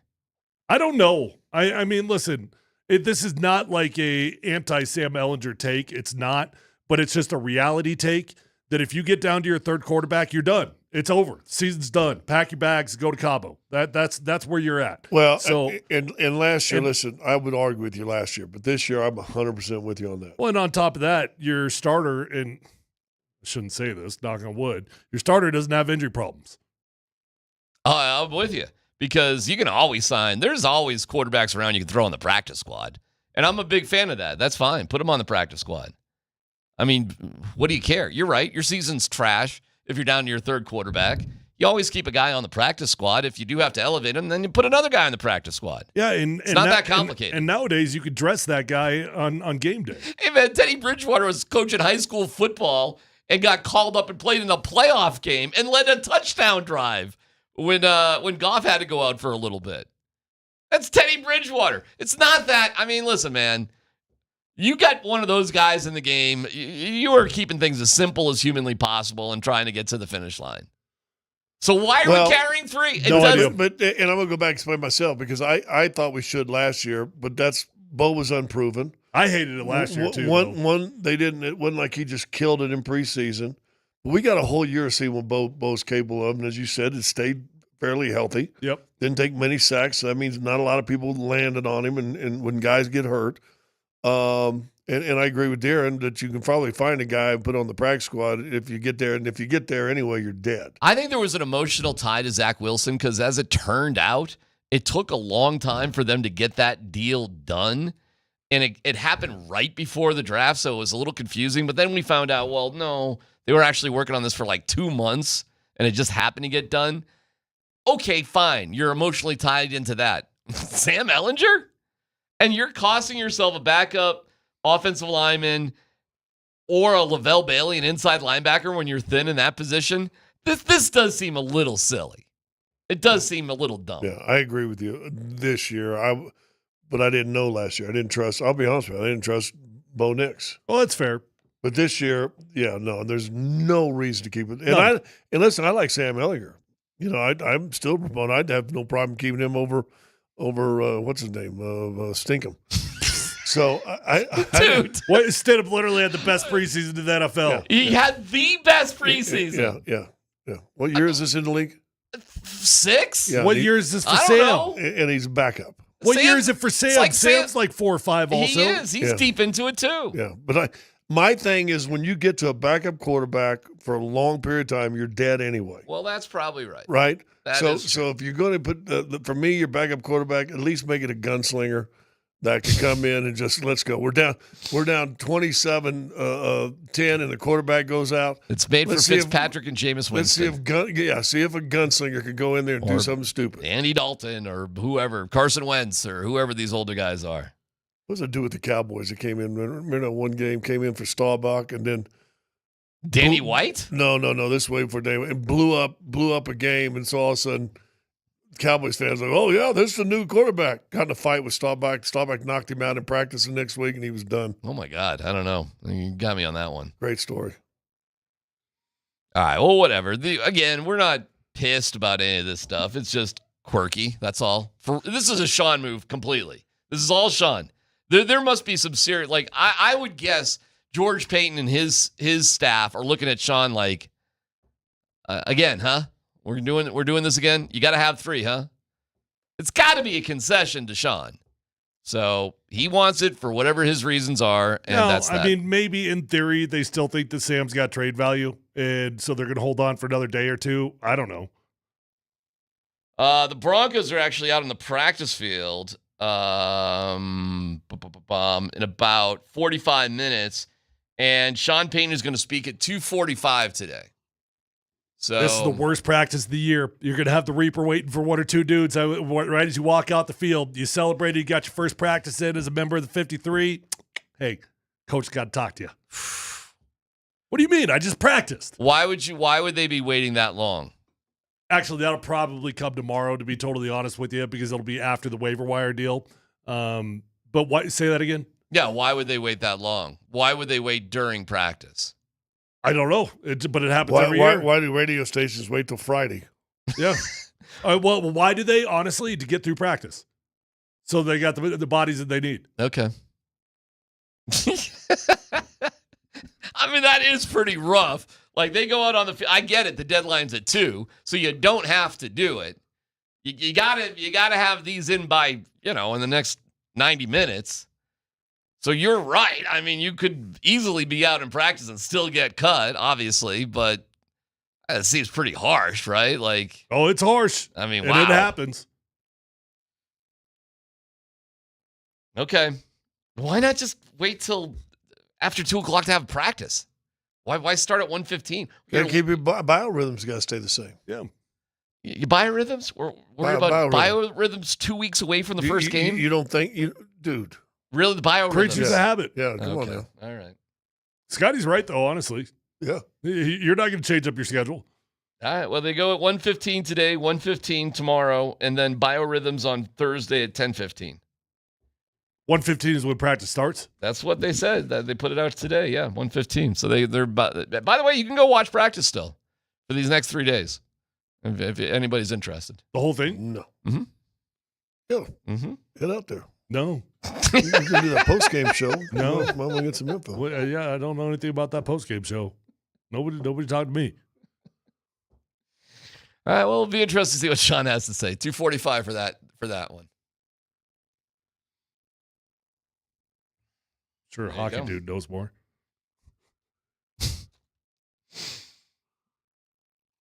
It'll be interesting. He's been quiet 2 days in a row. He's been such a wuss. Yeah, 2 days. Who are you talking about, me? Yes. I'm a wuss? No, Yes. I didn't call you that. Jeez, pretty harsh. You're a wuss when it comes time to making fun of our peers. Which guy should Why are you afraid to make fun of our peers? Which one? Isn't that a sign of love? Well, there you go. Like if you don't Okay. Answered your own question. Couldn't have been a better response. Answered your own question. Thank you. Are you just going to stand up for that one? Okay. Appreciate it. There you go. Thank you. That's simple. There you go. That's good. Give it a sign of love? Well, there you go. We got some Prime stuff from today, right? You want to get into that coming up in a little bit? Like, he kind of announced what he's doing with the quarterback situation. Yep. All right, we'll get into that in just a little bit. Did he react? Did anybody ask him about Shedeur, Dan? And Shiloh? Did anybody go in that direction with him today? I haven't heard yet, but I'm rummaging through. Well, I'd be really curious if somebody... What, you think anybody had the huevos to throw that at him today? And what would you ask him? What's your reaction to what's going on with Shedeur in Cleveland? You could be more confrontational, be more fun. Do you think your son's being done dirty in Cleveland? That's what I would say. Or you know what? Or if you want to try to get a response, that'd be good. If you ask a presumptive question and you just say, "What's your reaction to your son being done dirty in Cleveland?" You take his So side. you're taking his side. Presumptive question. You presume that he thinks his son's being done And you're dirty. right there with him. That's my favorite thing to do, just asking presumptive questions. Well, listen, the cut deadline, he moved up a spot on the depth chart. He did. Yeah, that's going to be an interesting battle. Now, how do you think that shakes out? Dylan Gabriel's backup QB. Yeah. And Flacco's just going to get the good news is murdered in the first 4 weeks. They'll both dress on game day because you can dress that third guy and it doesn't count. You're right. So he doesn't have to wear sweats. He can, put on real football clothes. Yep. Pretend to be a real football player. Actually, they don't even have to declare who the backup is. They don't have to. I don't think they have to. I think you do. Yeah, You do? you thought do you have to because you have to declare the announce emergency. which one is the reserve. You do? You have to Okay. declare the emergency. Yeah, I think you're right too. But you don't have to wait till the fourth quarter anymore. You could. I don't know. There's something different about that. Well, it used to be So when does he start? When does Shedeur get out on the field? Game 7. You think so? Yeah, I'm sticking with. But Gabriel's the backup quarterback. So he's just going to get hurt. Flacco's going to suck. It feels kind of like honestly, right now, it does feel like a Tebow situation where the older guy, Orton, in that case, Flacco, is going to go out there. And just be average. Average, probably below average with that schedule. Don't forget, the Broncos were like 1-4 with Kyle when Tim went out there. Tim A. So it feels, and all the fans are just going to want Shedeur out there. Everybody's just going to want him out there. They'll bring in Gabriel when Flacco struggles, and Gabriel will get booed. He will get booed. Nobody in Cleveland will be curious about seeing Dylan Gabriel play. No. So there'll be all this pressure for the coaching staff just to throw Shedeur out there, like the Broncos did with Tebow. And it was kind of like, just put him out there and he'll suck. Just let the fans throw the gladiator to the Lions, just throw it out there. Who cares? And then he runs for 135, 2 touchdowns, and you win a game, and you're like, see? That was so crazy. 47% completion rating. Listen, he was a throwback quarterback to 1948. It was crazy. Who is the guy? There was a comparison to some guy like that. There was a dude that was just like that back in the 60s. I guarantee you. Yeah, shoot. I forget They the guy's all were name. around 50%. Yeah. That used to be a great completion percentage. You threw around over 50%. Yeah, he had a great year. He threw it 54%. Yeah, but I Tebow think it was Dan that sent out that graphic of Anthony Richardson and Tim They're Tebow. Their close. stat lines. Oh my gosh, I forget how bad Tim Tebow was. Right. 47% completion percentage. Good Lord. But everything else was higher than Richardson's. No, it was like the exact same. He had more yardage. He had more but he also counted rushing touchdowns. But the below 50% completion percentage 47.6 or something like that, 47.8. Stunning. Well, Richardson was only 50. I know. Yeah, I get it, but Tim's in the 40s. You really do forget how bad he was at throwing the football. What was he in Kansas City? 2 for 11? Well, that's an ironic game. He was 2 for 9. 2 for 9. And it was the only game they led the entire game that he played in. Okay. And one of the passes was to Eric Decker for a touchdown. The other was a 12-yard out to long touchdown. A long touchdown, and the other was a 12-yard out to Matthew Willis. He didn't need to throw in that game because it's the only game that he started that they had the lead from start to finish. So it is a weird game that he only had 2 completions, but it was also the only game they led. All right, we'll get to Dion here in a second. And Dan, maybe look at somebody asked him that question. But the quarterback situation for CU is kind of interesting too. And obviously we're keeping tabs on everything going on with the Broncos. It's PhD on 92.5.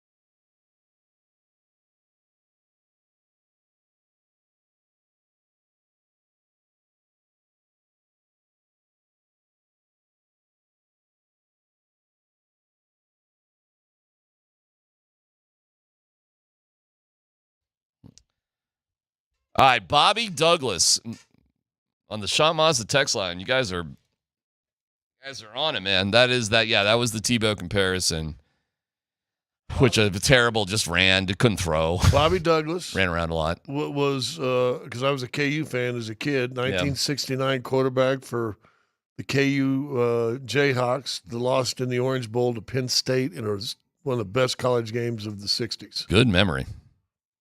Well, he was my guy. Played Good for Chicago. memory. Played a lot of years for Chicago. Dude, I'm a little surprised you haven't gone back and watched the Cowboys documentary because they spend a huge chunk of time glorifying your Razorbacks and their national championship. You at least some nostalgia, some memories would do well for you. Nostalgia. Don't try to show off. I'm wearing my UNC stuff today. I'm a little slow. All right, Deion Sanders. Dan, we got that? All right, so let's start. Dan's trying to track it down to see if anybody asks about Shedeur and Shiloh. But the big announcement is who's the starting quarterback. So go ahead, Dan, roll that. Salter, Julian Lewis. Feeling darn good about him. We got two guys that are capable of getting the job done. Case Salter's going to start. You guys knew that. I don't know why you played it like he was going to start. The kid has a ton of experience, dual threat. He can throw the heck out of the ball as well. He's the guy. He's the guy at this point. We're praying and we're hoping that you see some juju periodically through the game as well. We would like to get him some reps as well, but the game predicates that. Okay. I mean, I think that's perfect situation for these guys where they're at right now. Caden Salter, dude, he tore it up at Liberty. I don't know if you guys ever really looked into what he did when he was at Liberty. The dude was a monster, an absolute monster. I mean, statistical freak. And for him to come in, Juju, keep in mind, Juju's like 17 years old. The dude is not even 18, I don't think. And young, inexperienced. The only thing, sometimes when you got dudes like Juju, who are 5-star recruits, you just say to yourself, well, the only thing that he's missing is playing time experience. So in a perfect world, the game presents you an opportunity to give him a drive or two per game, get that experience in, and let Caden Salter carry as long as you possibly can. Okay. And then they'll sprinkle him in, so it's not a firm rotation, obviously. We'll see how the game goes. We'll see how the vibe is. That works in college, right? It's not a big deal. No, it's not the first time. Plenty of quarterback rotations kind of work themselves out like that. I do think like true rotations are really difficult when you're trying to do like every 2 or 3 series. But if you truly are going to play it by the game and you're just going to say, hey, do we have the availability in this game? Do we have the space that allows us to experiment a little bit? Then it's truly not a big deal. All right, we do have some other stuff. Dan's finding it as it comes. About Shiloh. So we start with Shiloh. Shiloh had, some bad. It's just have you talked to him and how are his spirits? Most definitely. He's my son. I'm proud of my kids, all of them, and I prepared my kids for any and everything that could possibly happen in life and in sports. That's part of fathering. That's part of parenting. That's part of having a relationship.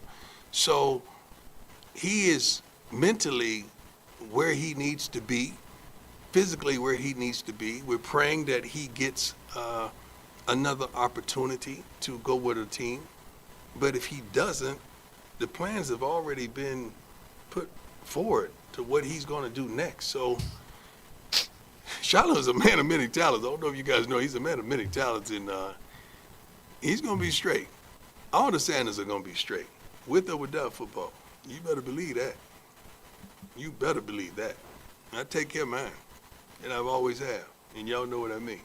You better believe that. Okay. All right.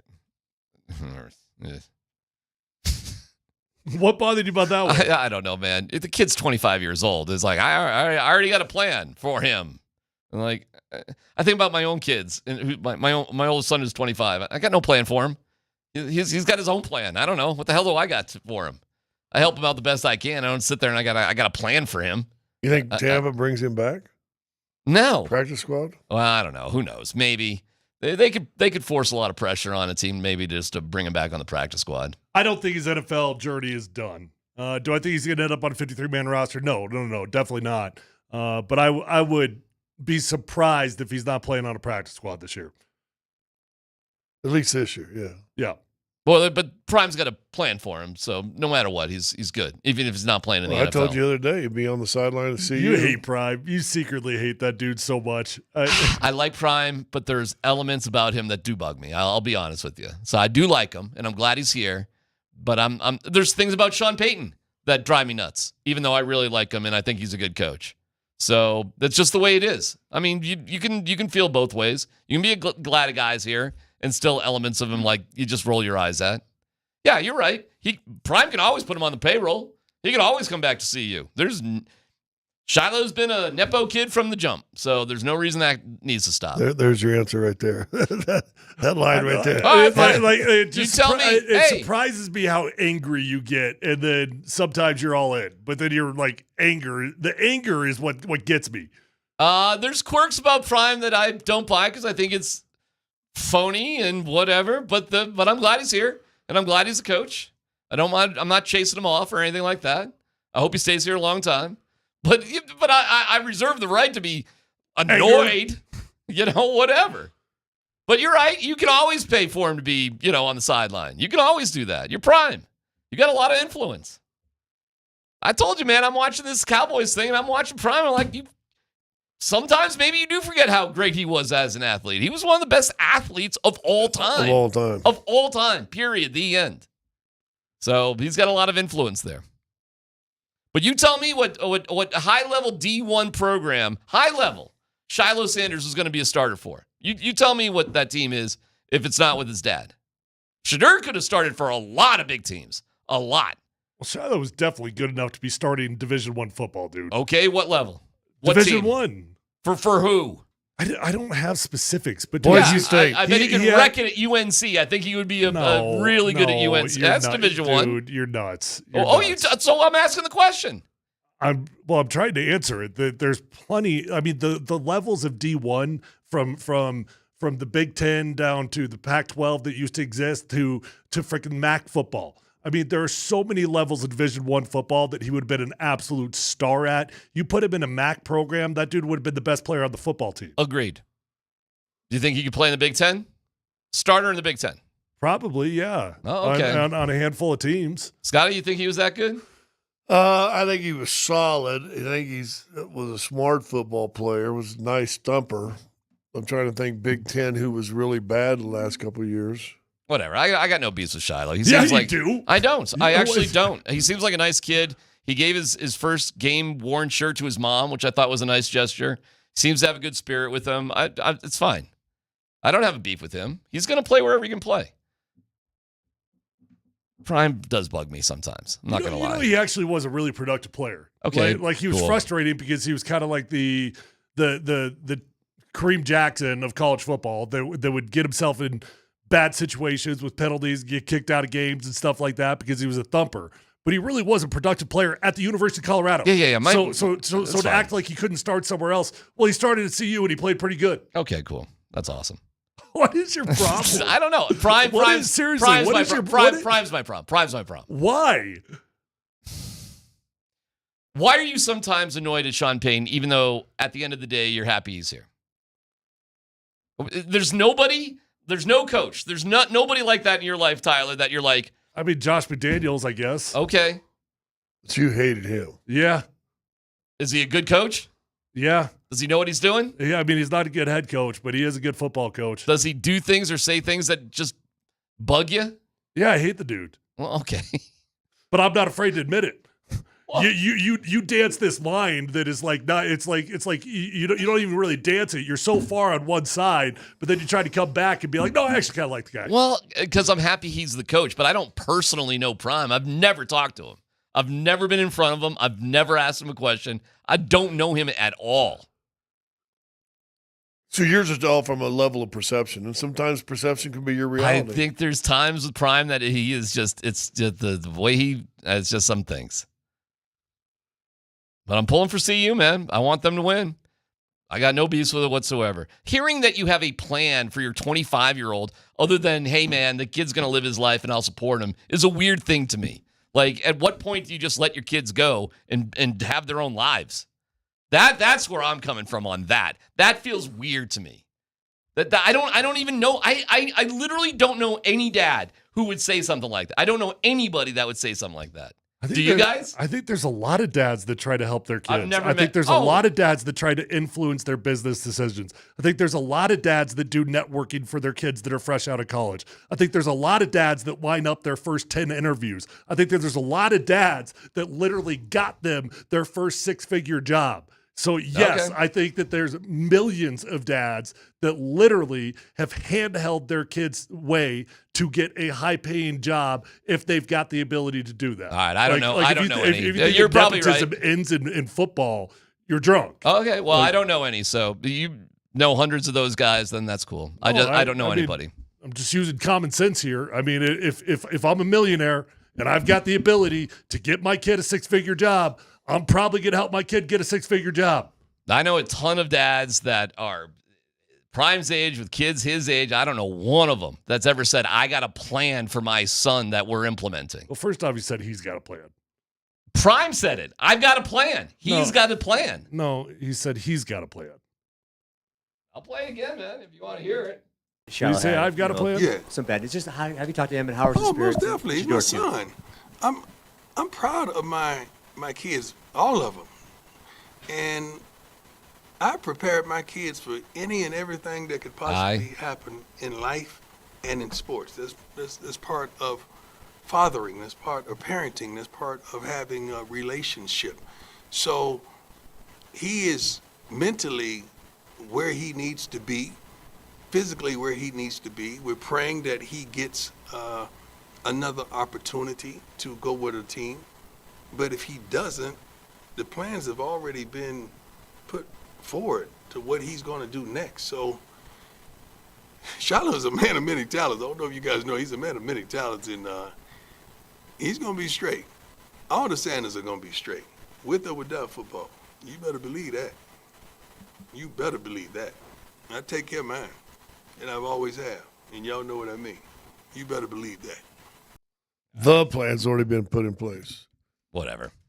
Dumb conversation. I don't know it. many billionaires that are not paving the path for their kids. That's cool. I don't know many one percenters that, and that's what Deion Sanders is, that are not literally paving the path for their kids. Okay. Not that I know any billionaires, but yeah. But okay, we could look at the fan. It's fine. It's DMac, fine. if you want to play that game, do you want to follow the path of the billionaires that we do know? No, do I do not. Do you want to look at their kids and what they started No, doing? you win. I mean, seriously. You got it. I'm not. That's a silly conversation, anyways. I don't care. It caught me by surprise, and I don't really care. So it's not that big of a deal. You do care. I really don't. I care more about what the Broncos are up to and what's going on, and we'll get to that coming up next.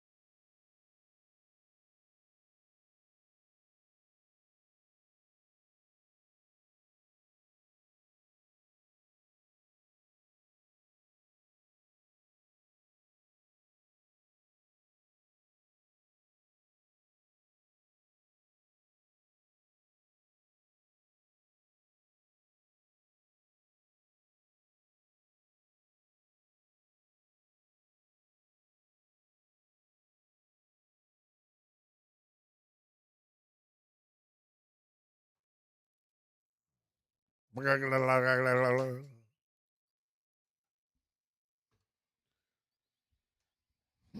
wish congratulations to Taylor Swift and Jason Kelce for getting engaged. Ring looks nice. Years of happiness. How much do you think the ring costs? I mean, if you're buying Taylor Swift a ring. All right. I don't know. There's a picture of it here. Let's see. I don't know, man. Well, I don't know. Ballpark. It's like an oval, an opal. Nah, opal, not opal. But it's oval. It's not like. That looks pretty large. Yeah. That looks very, very, very large. That's all diamond, right? Extremely large. 125,000. Maybe. No, I think it's more than that, buddy. Don't you gotta throw $1 million? No, probably. Don't you think? Well, how many carats do you think it is? I mean, it's. I have no idea. I don't know anything about jewelry, so I'm the wrong dude. All I know that thing is a freaking rock. That thing is enormous. Yeah, because she's got big hands. So, you know. There you go. I think it's got to be $1 million.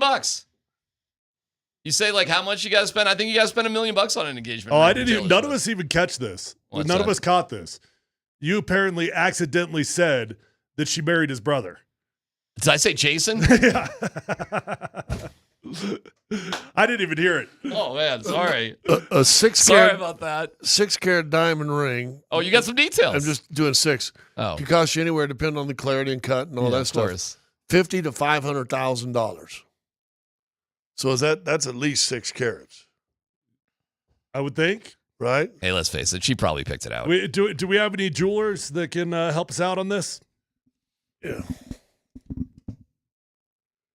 Should we go down the how much did you spend for your... What's 10% of his or 2 weeks of his salary? Well, it's supposed to be 3 months. 3 months? 3? Yes. Yes. 2 weeks. Well, 2 weeks in the NFL is quite a bit, buddy. Well, that's true. That's Nowadays, more than my 3. Well, he's making anything. 20-something, isn't he? Yeah. Dude, I was $800 at Reed's Jewelers on layaway. It took me 6 months to pay it off. 500. 500 for you? And that was all my life savings. Really? Oh, that's kind of sweet right there. Yeah. Did you get it at a shopping mall like I did, or did you? Yeah, get it? I believe it was. Did you really? Yeah, I think so. Yeah, man, I was clueless. Basically, all I could afford. People are estimating that it's anywhere between 9 to 15 carats. Woo! Oh, you do the math on that one. Well, let's go minimum. Let's go 9.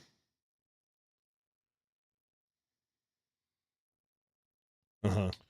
Between 100 to over $1 million at a 9 carat. It's got to be $1 million. Yeah, she's It's gotta be got $1 million plus on that. Don't you yeah, think? Yes. I mean, if you're going to go that high, you got to go all the way. Well, I wonder if she'll take it off when she washes dishes. I mean, here was the trade-off. I'll buy the ring, you pay for the wedding, and the rest of our life, and we'll call it good. Taylor Swift probably just, as soon as they eat off a dish, they probably just throw it away. It's like Michael Jordan basketball shoes, just like that. I don't know. Down Abbey, they got a lot of money, and they'd always, the somebody washes the dishes. The servants wash them. Yeah, the servants. The servants took care of that. Yeah. The staff. Hey man, I'll give it to Taylor Swift though. She came from humble. She created it. She did it. She wasn't handed it. She did it. Nobody had a plan for her. They probably do now, but their kids now. Yeah, when are kids coming? That's the next one. One of the little Swifties coming out. Right? You keep going down that line. Do you think this will have any kind of negative impact on him whatsoever? I think the negative impact was last year. I think it's a negative impact on the whole team because How so? Well, it's not just him. First off, he's going to be caught up in wedding planning. He's going to be caught up in all that stuff. No. He's already in a retirement year. This is just like I'm saying my goodbyes. And then now we're talking about invites to the teammates. We're talking about everybody's caught up in this. This is the year. Chiefs suck, dude. You got the ring. I like it. Now just go to the justice peace, get it taken care of, and then her. Oh, you think this is the justice of the peace wedding? Right. Taylor, because Taylor Swift, the most romantic or anti-romantic singer of all time, she's going to go to the courthouse. You just said anti-romantic. Yeah. Get your justice peace, $25, bing boom bang. you're married now, and then for your honeymoon will be your next tour in Belgium and Germany and France, and just spend 3 months on tour. Oh my God! Can you imagine what this wedding's going to be? Oh my Lord! Justice of the Biggest peace. waste of money in mankind history is weddings. I don't disagree with And that. second is funerals. Deep.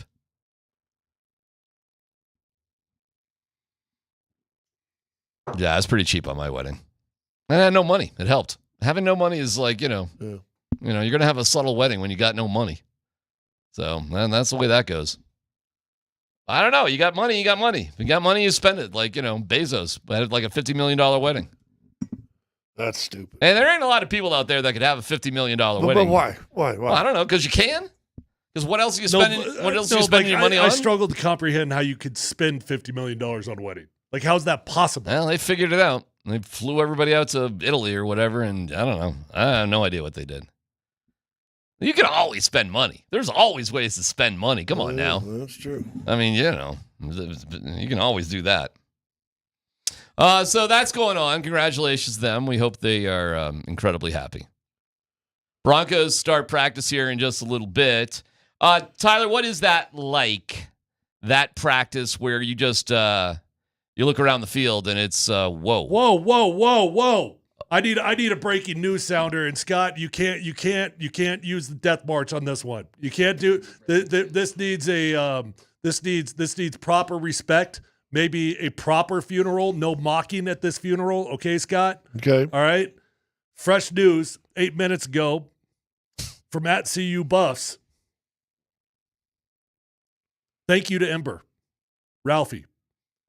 Ember has entered retirement mode. Wow. After 4 seasons of service as college football's greatest mascot, Ember is retiring from her role. Okay. She did not get another crack at it. She did not get another season. Wow. Ember is heading out to pasture to hang out for the rest of her life, not the other kind of pasture. Nope, she's going to roam and free roam. Yeah, let her free roam. I'd probably give her a little bit less space than the other Ralphies. We don't call it free roam. We call that free graze for about a year or two. Scotty, you know what? You can eat Ember. Yeah. Ted's Montana Grill called. You defended Ember 3 years ago. Yeah, you could eat Ember. Yeah. Free grazer for a year. Ember, you know what? Ember didn't really earn retirement. She probably was the worst Ralphie of all time. Oh, not probably. It's not even close. Okay. Yeah. She literally would not run. It was embarrassing. Yeah. It was embarrassing. Free graze. Does that mean they start all over with like a really teeny little Ralphie? She's going to transition to a companion buffalo role. What does that mean? She's going to hang out with the new Ralphie. Oh. So will they start again with like a little tiny Ralphie and just build it up all over again? I would no. Because she was like tiny when she started. I mean, they have to have a transition plan. So, I really hope that they're not doing this without a plan. Was this a press release, by the way? I'd like to see him just put get out from their Twitter account. Get the dude dressed up in the costume and have him run 100 yards with dudes got ropes all around him. That'd be kind of funny. I guess I am stupid when it comes to a lot of things, but when it comes in particular to this, because I didn't understand why she needed to be small in the first place. Like, why wouldn't you just take a full-grown ass buffalo and then, Ember will now transition to a companion buffalo role, living with Ralphie V on their ranch. Due to an indifference to running, typical of many mammals, both four-legged and two-legged, it was determined that it was in Ember's best interest, based on her disposition, to focus on relaxing strolls on the pasture, which is her favorite hobby. Yeah, no kidding. I'm not done. I'm sorry.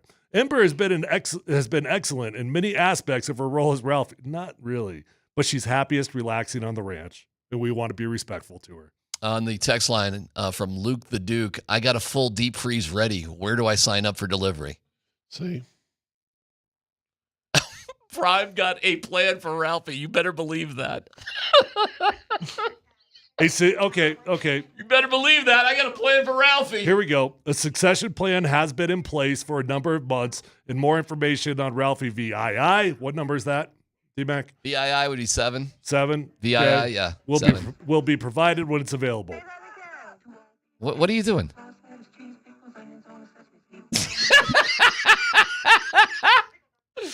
She's going to be a burger? Whoa, Is that where you're going? This sucks, though. Hold on. This sucks. In the interim, the Buffalo's football team will take the field without the university's beloved live mascot. Wow. On Friday, there's no Buffalo on Friday? That freaking blows. Like, what are we doing? Come on. Couldn't you let Ember have a swan song? I mean, I'd rather have Ember out there with the swan song than not have Ralphie at all. You're not So gonna... on Friday night, we're not going to have Ralphie. Oh, come. Wait a second. Are you going to have a Ralphie this entire season then? The mascot, I'm telling you, the dude in the definitely costume. does not make that clear. Whoa. Can I give it? Chip is going to run the course. Because if you can't have a Ralphie ready by Friday, is that just it for the year? No, I mean, I would think it takes, honestly, years of training to even think about it because, like, they'll practice at the spring game. They'll practice. We really might be going a whole season. Holy cow. I don't know. They do say a plan's been in place, so hopefully they've been working that thing. But if the new Ralphie's not ready by Friday, when would it be ready? Dude, it's Tuesday. Whatever plan they had in place was Jimmy Jack to the last second. That sucks. Can you imagine? You know what? I wonder if they really were planning on giving her another year. Oh, obviously they were. Yeah. Obviously they were. And they got this close, and it's just like not working. I bet you anything they were having some practice runs, and it was just like a disaster. Yep. Wow. I'm legitimately sad. A non-Ralphie year? Like that legitimately bothers me. Imagining the team running without Ralphie. That bothers me. Has it ever happened? Not to my knowledge. Wow. What are you doing over there? I'm trying to find. He's trying to. Can you stop playing on TikTok? Just trying to find some theme music for eating Ralphie. He wants to eat Ralphie. All right, that joke is over with. We made the joke. Well, it's pretty done. good though. It's pretty good. We already made the joke. Okay. Ralphie's not dead. She's not dead. She's a companion buffalo. She did get cut though today. Wait, is she an escort? Well, they ought to breed her. God, the worst Ralphie of all time. Man, you're going to go Friday without a Ralphie and the season's in doubt? I think I am going to the game now, by the way. Why? There was a reason? Yeah. Okay. Just came up at the last minute. It's just a reason. Why is there ever a reason? I got it. I understand. Good for you. All of a sudden, I'm active again. You didn't want to do it yesterday. You're all like, I'm going to watch it on the couch. The traffic's going to suck. This, that, the other thing. All it takes is somebody else being interested. Okay. What's this? Hold on. Josh Selvin. So DNVR. Whoa. What'd they say? So there's a candidate has been identified. Oh, well, that's what the press release said, too. It's disappointing. Oh, Shiloh is going to be dressed up as Chip going forward. That's the plan. That's terrible. Dude, they're not going to eat Ralphie. They're not going to eat Ember. I didn't know her name. Ember, they're not going to eat Ember. Ember's just going to walk slowly in a pasture just like she did on the field. And she's going to continue to get the same top level of care that all of our Ralphies receive and will enjoy socializing with Ralphie 5. All right, can I ask a dumb question right off the bat? Yeah. Is it dumb to have Chip run out? That'd be funny. And you have the Cowboys chase him with ropes. And you put the ropes around Chip. Yeah. That'd be pretty funny. And he runs into a trailer in the other end. They should do that. They should do it. And the Cowboys, every once in a while, one or two of them fall off because they can't hardly stay up Their with hats them. go off and they fall and, Yeah. I mean, are we having that kind of sense of humor or not? Can you have fun with this? I think you can. You could. I don't see any reason why you couldn't. I don't know if they just take it too seriously up there, though, but that would be it is a serious deal. Like, it really is a serious deal, but I think at this point, what choice do you have? I would have fun with it. I'd be laughing my ass off. I think that'd be hysterical. Yeah, that would be great. There might be some people with some pride that says it makes you look like a clown show. But now you can bring a 7-year-old out to run with him. Yeah, but don't those handlers of Ralphie, aren't they like ag students who take this stuff like really, really serious? Yeah, I mean, they don't have to be ag students, but yes. Oh, they don't. You I thought You try out for that team. You do have to try out. Oh, is that right? So anybody can try out for? Oh, okay. Sean Tufts was my teammate in the University of Colorado. Yeah. Had a 5 or 6 year career in the NFL, playing for the Carolina Panthers. Came back to school at CU, got his master's in business, and he became a Ralphie runner when he was getting his master's. It was pretty awesome. I mean, the dude played for the team, and then he became a Ralphie runner. Here's this text. We got a great butcher shop here on campus at CSU. No. Ralphie will never enter Now that's full college. funny. Oh, if I'm CSU, I'm having some fun with this one. I'm having some fun with this Greeley's one. calling. Does Cam still have a job? Cam the Ram is not a CSU. It is the least intimidating animal mascot of all time. Dude, we really want to talk about embarrassing. It's weird. Yeah, I'm with you on that. Didn't one. LSU used to have a real tiger? Yeah, but that was cool. They kept him in a cage because you can't run a tiger around out there. No. But the classic was when the bulldog there from Georgia almost had a confrontation with Bevo. That was awesome. Do you ever see that one? That was great. They're going to have to do something before the game because not everybody's going to be aware of this, right?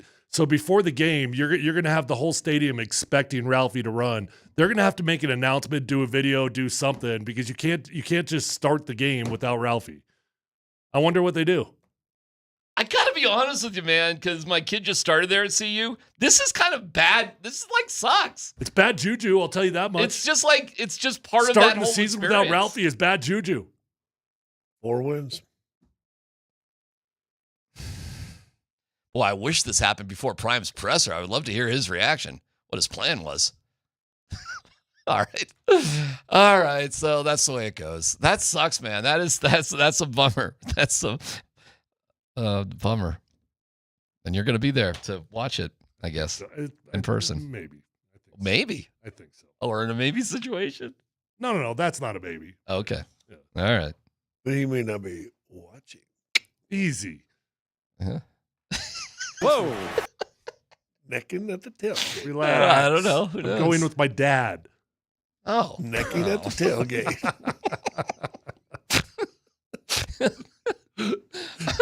Here's somebody. Let Dan run. Yeah, let Dan run. Yeah, who am I supposed to run with now? No, you put a big buffalo head thing on and just go. I could do it. Done it before. As a Wyoming fan, I have to disagree about Cam the Ram. Wyoming live animal mascot is a freaking Shetland pony. It's the least intimidating mascot on the planet. Dude, I went to the Army-Navy game, and so the Army's mascot is a mule. Used to carry the caissons into the battles and stuff. And Navy is a ram, like CSU. They tried to bring that ram over by that mule to have a picture. This mule bucked, and I swear missed this ram's head by an inch. People on the sideline were freaking out. I mean, he would have killed that ram had he connected. Text line, hope Prime has a better plan for Shiloh than he did for Ralphie. That's it. Shiloh walks out with... Stop. Stop. We have a plan. Shiloh runs. Shiloh runs. Oh, my God. What is Syracuse's mascot? Hey, it's a dude in an orange. I get it. But our Otto is his name. Sucks. Then we had a homeless dude called himself Dome Eddie. Dome Eddie. Dome Eddie wasn't sanctioned by anybody. He was just a dude. Did he wear like a dome? He was really, his costume was awful, and he was just Dome Eddie. But they had a sanctioned mascot, the Dome Ranger, who was paid for the school. But the kids didn't really go for the Dome Ranger. They went for Dome Eddie. Dome Eddie was just a guy who dressed up. You know how in the Broncos games, they're just guys that dress up in costumes and stuff? Well, we had a guy, Dome Eddie. It's just I'm crying because it was just bad. When you got up close to Dome Eddie, you could, Dome Eddie doesn't. Take a shower, bud. Dome Eddie did not have it all together, if you know what I'm saying. Oh, God. All right. So we'll see. We'll see what happens with Ralphie. God, if they don't have a Ralphie for a whole year, that would be, I don't know. What does it take to train Ralphie? What does it take to run? I have no idea. I'm sure it's way more complicated. I'm sure it than takes years. It's really? Yes. Scott, is it just me? You put the rope around the buffalo. You just Chip. kind of run. His nickname is Chip. You just run. It's Because a buffalo that isn't trained couldn't just pull 12 I don't human know. beings. No, you're probably right. You're probably right. I don't know. There's a buffalo up here, right? Daniels Park Road. There's a bunch of buffalo right up there. OU's mascot is a wagon. Crying. That's true. Right? It's a wagon. Crying. All right, we'll get to the Broncos cuts. Now that they've cut Ralphie, they could cut anybody. I know. Yeah. Jeez. That's nobody's safe. The moniker for the day. Nobody's safe. It's PhD.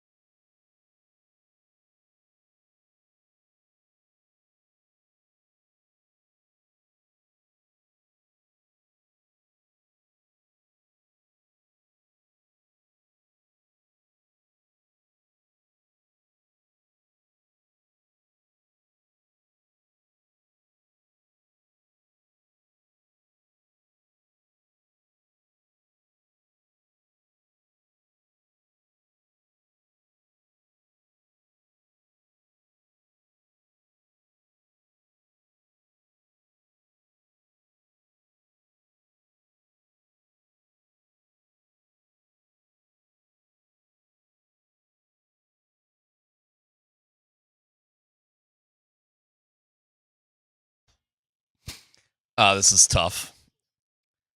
Prime to his son Shiloh. Bye, son. That's a good one. That's funny. You guys are funny out there, man. We appreciate you. Bye, son. That's funny. Yeah, they Ralphie. They cut Ralphie. By the way, there is some breaking Broncos news. Caleb Lohner got cut. The 7th round basketball player. Again, practice squad. Yeah, yeah. But still, they cut a draft pick. Caleb Lohner. Gonski. He'll be on the practice squad. He'll definitely be back because nobody's going to pick him up. Yeah, and they've. I think they are going to add another. I mean, you're right. Maybe not for week 1. They might not do anything because they cut Adam Prentice today too. They want Michael Burton and they want Nate Atkins. So those are part of the plan. So they need maybe something temporary for a couple of weeks at some point. So maybe they're making some room. Who knows? Listen, I still say. Do you have to have 50? That's a dumb question here. Yes. Do you have to have 53? Yes. You're required? Yep. Yeah, but hold on. You got to cut down below 253 because you cut to 52, and then just make sure you have 53 before a week from Saturday or Sunday. Probably. When's the first game? Sunday, right? Yeah, you probably could do that. And the NBA is funny. You can actually carry an unfilled roster for a long time in the NBA. Well, because they've gone from 12 to 17. Right. So and back in my day, you had 12 period, and you had to have 12. Right. You know, the way they would get around then, they'd keep 13 around, and you could have 2 on IR or injured. Something like that. Yeah. But now you can just kind of float there in the NBA. You get 3 two-way contracts, so that puts you up to 15, right? Or 15, and then I think you can have 2 others that you can have signed. I don't know how it works. It's weird.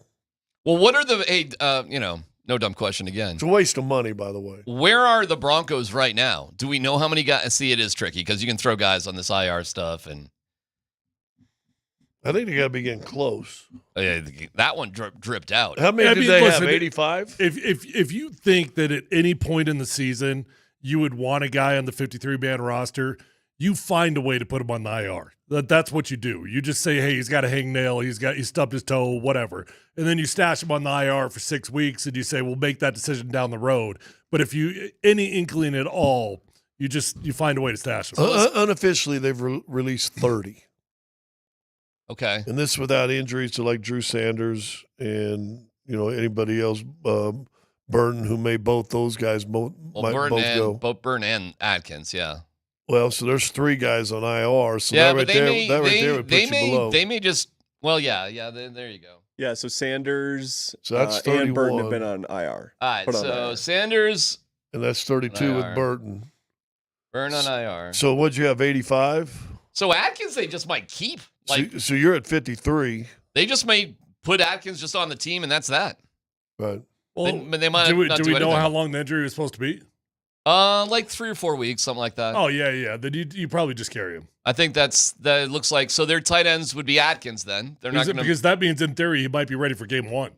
If it's 3 or 4 weeks. Well, I thought it was. I'm sorry. I thought it was like 3 or 4 weeks into the season. So I'm sorry, my bad. Like 3 or 4 weeks once the season starts, that sort of thing.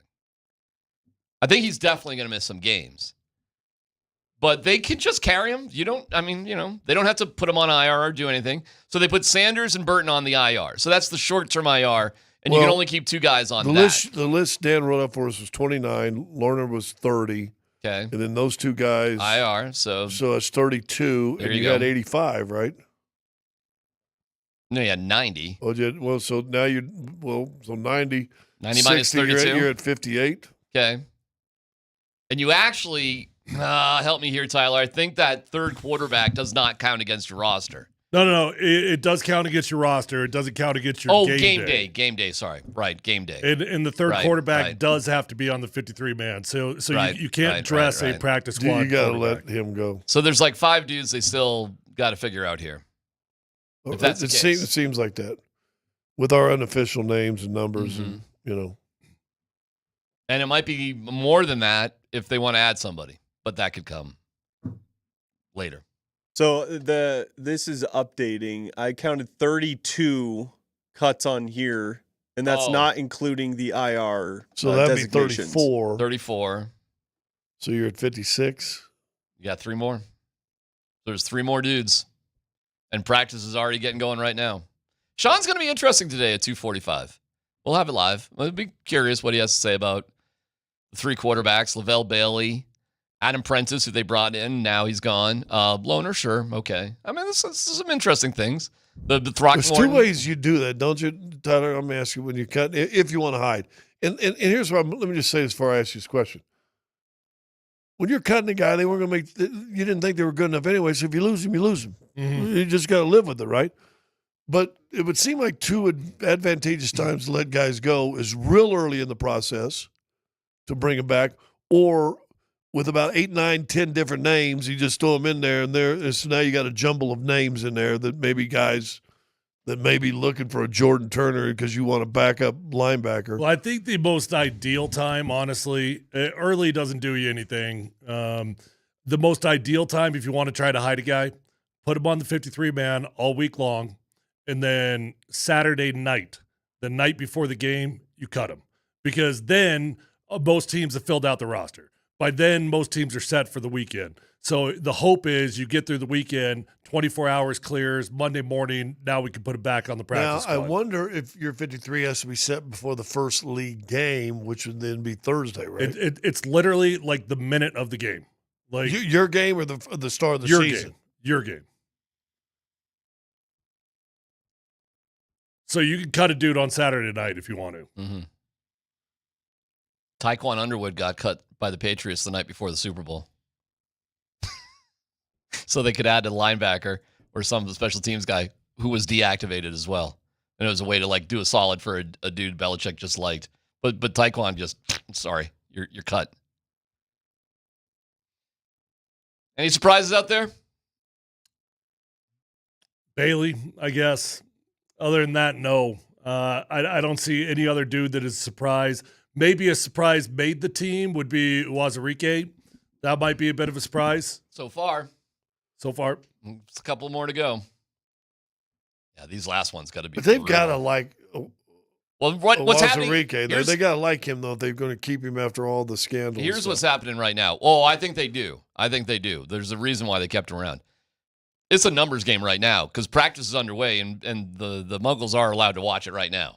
So everybody's out there with a little notepad. Who's here? Who's not? So they already kind of know, but they're not allowed to report until practice is over.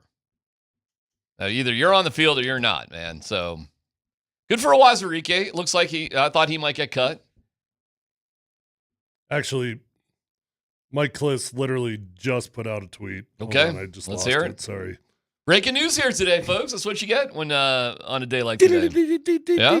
Mike Kliss literally just put this out. Looks like Broncos will keep both Jordan Jackson and Wazarike, carrying 7 defensive linemen, which is unusual for a 3-man front. Yeah. Well, I know what that is. That is Sean's terrified that one of these dudes is going to go somewhere else and be a star. So that's a high compliment to both Jackson and Wazarike.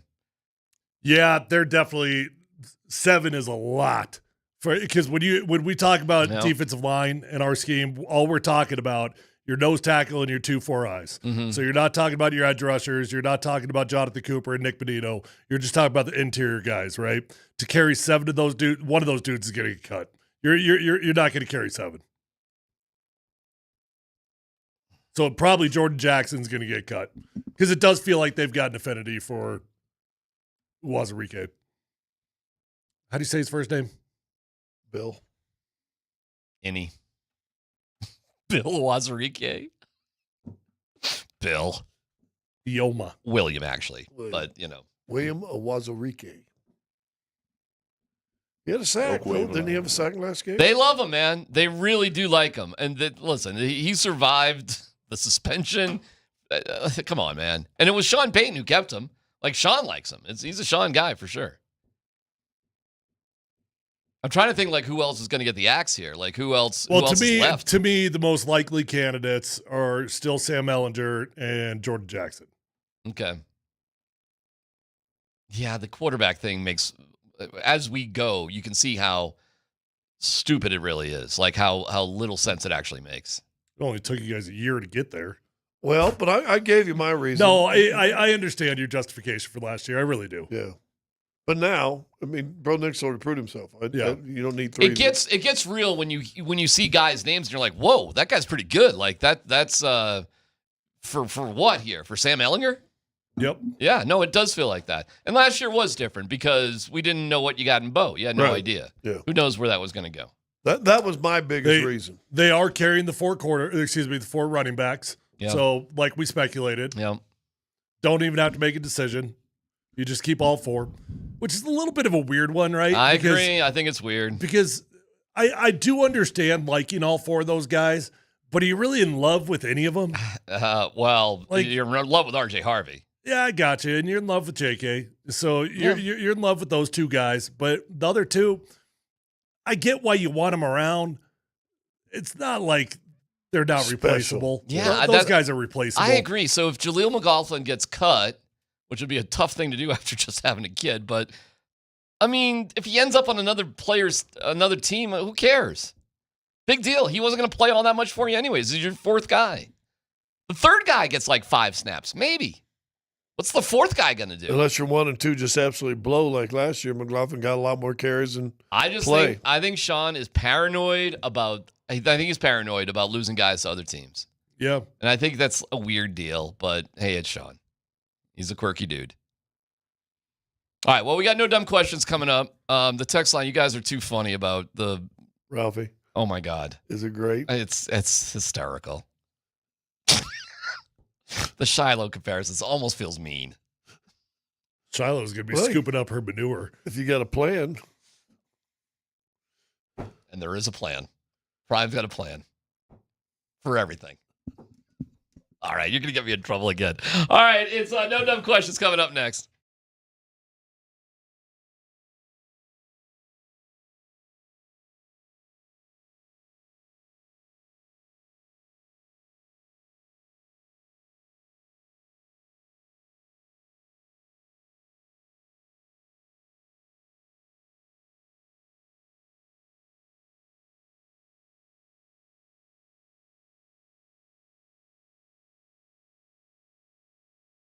Hey, it's DMac for the Rocky Mountain Men's Clinic. Low T. Oh, my God.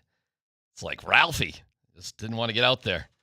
All right, listen. Slow sex drive, bad sleep patterns, can't run around a football field, brain fog, whatever it is. Like a lot of men, that's not Ralphie, but in your early to mid-30s, guys start losing 2 to 3% of their testosterone production a year.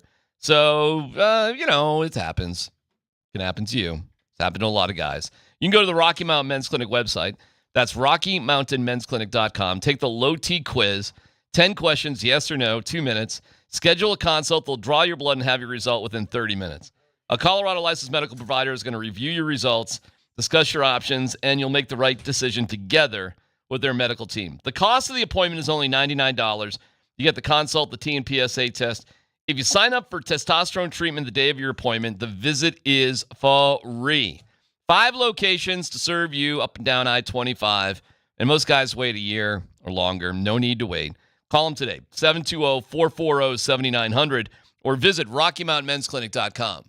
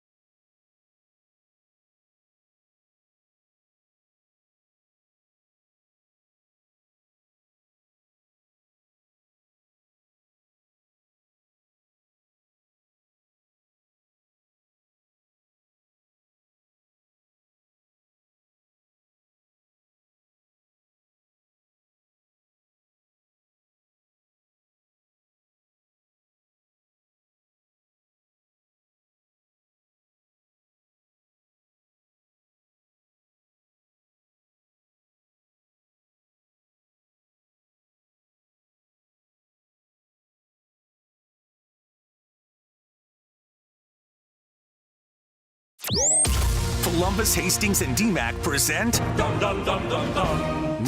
Dumb Questions. This is your safe space. Safe place. I'm leaning into the segment. You're a smart guy. Send us your not dumb question now. Tweet it, text it, or Twitch it. It's No Dumb Questions on Altitude Sports Radio 92.5. All right. Aside from the endless amounts of text about Shiloh and Ralphie, I'm up for any dumb questions you want. 303-504-0925. Anybody? No dumb question. Oh, go for it. Anybody going to the grand finale Downton Abbey movie September 12th when it comes out in movie theaters? In movie theaters. Really? I didn't even know there was such a thing. They've had this will be like their third movie past the series. I'm sticking with Downtown. Is that the end of the question? Well, yeah, you plan on going. I've is got a to movie. believe your There's- wife. would there's like to one go. I mean, movie- hold on. Between the two of you is Sex and the City and Downton Abbey. I mean, love Downton Abbey. What's going on around here? Oh man, people were hate watching and just like that. They hated the. That's over, by the way. It ended before. Not that you guys give a crap about this, but this is the follow up to Sex and the City, and it was so bad. You were singing its praises. I was into it a little bit, and then it got to the point that you just started hate watching it. I kind of hate watched the end of Game of Thrones too in the final year. It's just I know this is not very good. I mean, Game of Thrones has to be the worst ending ever for an all-time great series. Yeah. Well, they're coming back. Well, That's because they started anyways. writing the scripts of the movies instead of just following the books. Because the guy writing the books decided to get involved with the writing of the scripts, and they didn't. Boom. Then you're done. No dumb question. Who has a better life after football, Ralphie or Shiloh? Wow. Well, seriously, I'd eat her. I think you could sell it to boosters, get a $5,000 plate dinner to have a Ralphie burger. Make it a fundraiser. We're not freaking cannibals. Make it a fundraiser. Come on, man. $5,000 a plate dinner. According to Brian Howell, Colorado's decision to retire Ralphie 4 wasn't a last-minute decision. It was made months ago. What? Ralphie 5 was identified and has been training for a while. CU has been hoping she'd be ready for Friday night, but as always, they're on the timeline of the animal, and she's not quite ready. So Brian's just claiming what's happening today is not a rash decision. They wanted to, the week before the first game, announce a new Ralphie. Okay, I'll buy that. I'll buy that. I'd totally buy that, actually. Well, that makes me feel far more hopeful that she actually might be ready during the season. Well, it's a dumb question. I mean, can you get ready in a week? Because they got back-to-back home games. We might need a better trainer. Yeah, I mean, because it's. Was there? Seriously, is there a lot of Buffalo trainers out there in the Yellow Pages? I mean, if you ain't ready 3 days before the game, you're going to be ready in another week? Well, some athletes are. Okay, well, I'm asking the dumb question, how close is Ralphie? Believe it or not, I've actually never trained in Buffalo, so I'm not really entirely sure how to answer that. Again, it's no dumb question. All right, no dumb question. How many Buffalo trainers are there in the world? 6. I don't know. Right? How do you know? I mean, how do you know? How do you identify? Yeah, I have no idea. I don't know how you do any of this stuff. I just can't believe I'm sure this is really disappointing for CU, though. And we're having fun with it, but it's got to be very disappointing. A major you know what they do? Well, there's do an always inaugural Buffalo Bill Cody Day in some field, let her run out, and a dude comes out in a cowboy takes on it a down. horse. Yeah, but this Ember would just be walking. 45-70 right there. I'm going to eat you. Okay, that's what I'm going to do. I'm going to eat you. It's kind of gamey, though. Oh, there's a lot of fat on you there. got to get them before they start running. Ralphie would be delicious with some taters. Definitely do the fundraiser on the text line, not me. The text line. You could have sweet potatoes, sweet potato fries. You could. Ooh. I'll eat any of those. Yeah, those are fabulous. Shiloh can't run in place of Ralphie. He'd punch a handler and get ejected. Did you see the side by side with his dad once punching a tight end or receiver? I did not. No. Yeah, I saw that one time. Nothing happened to him. Didn't get kicked out of the game? Yeah, I don't believe he got kicked out of the game. But he threw hands on a. Well, listen. Okay. Dion is a lot bigger than Shiloh. No dumb question. Is Ralphie the Paxton Lynch of mascots? Oof. Oh, hold on. Paxton had one good half against Jacksonville. Yeah. Was it Jacksonville? Yeah, well, they won the game. Yeah. I mean, yes. He won that game as a starter. How many good runs did Ralphie have? None. We'd have to go back and count them. Yeah. Not many. Jamarcus Russell won football games in the NFL, as bad as he was. I saw him beat the Broncos. Can you believe that? With an 80-yard pass. Can you believe that? Down Yeah. the right sideline. So you got to think of a total bust. Biggest, no dumb question, biggest bust, first round. We'll go first round. First round draft bust in Colorado, Denver sports history. Is Ralphie who's the guy we were just talking about? Paxton Lynch. No. Jarvis Moss. Is Ralphie the Jarvis Moss? I was thinking about but your guy. We were just talking about him. It's got to be Skeeter. It's got to be Paxton Lynch. It has to be Paxton. Skeeter was the 5th pick in the draft. Did Skeeter ever have a good game? Yeah, I think he did. All right. Well, then that's not Ralphie because this Ember did not have a good game. I mean, Paxton might be as close as it gets. He was a late first rounder, for whatever it's worth. I do think there's a difference. I mean, there's a difference between a top 5 pick and number 26. Oh, for sure. No doubt about it. I would kill for a Ralphie ribeye right now. Was Tebow first round? Yep. Then they moved up for him. He's in the 20s, though. Same as Paxton Lynch. They moved up for him, too, in the 20s. It was really dumb. They took Demaryius Thomas in that same first that's round. right. Before he was first and then Tebow second. Yeah. Good memory. Yeah, well, that is true. Paxton Lynch, at least there wasn't anybody drafted in front of him.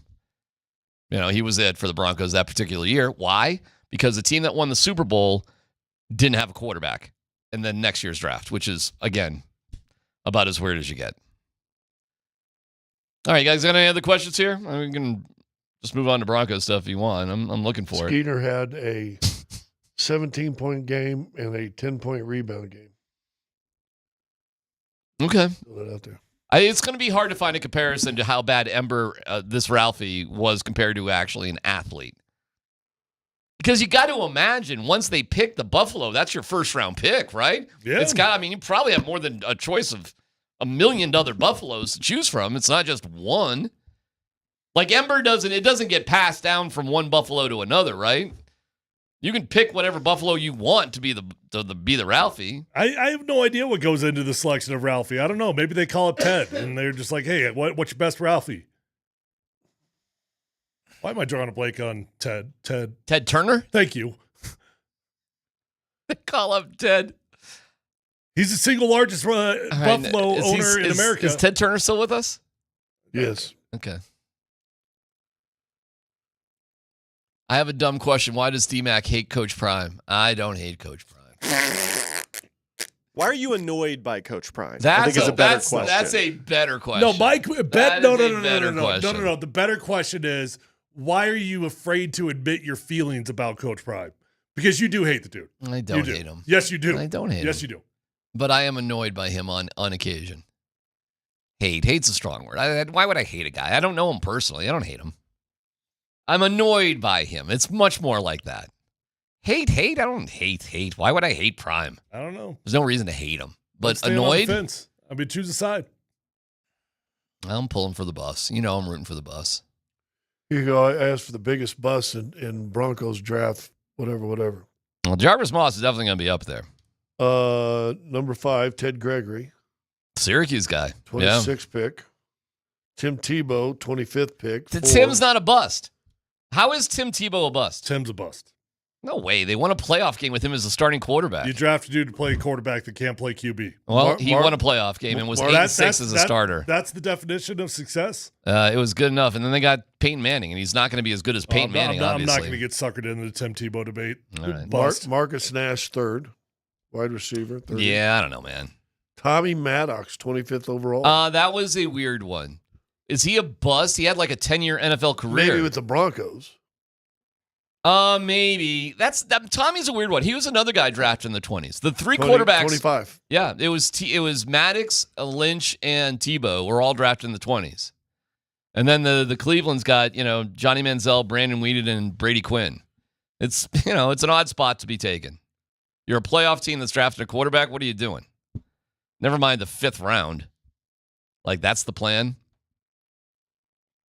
All right, well, we're coming up on 2 o'clock here. So we'll have a somewhat of a final list. They're in the middle of practice right now. Sean Payton will speak at 2:45, so we will carry that in at least the first few minutes of it and see what he's got to say. So big story of the day is the Ralphie story is catching us by... this is a big story. Totally by surprise. Like, did not expect this on cut day. Who knew the biggest... What are the odds of this coming out on NFL cut day? It's unbelievable. The biggest cut of the day is Ralphie. Like, do you think she even realizes what happened there? It's PhD on 92.5.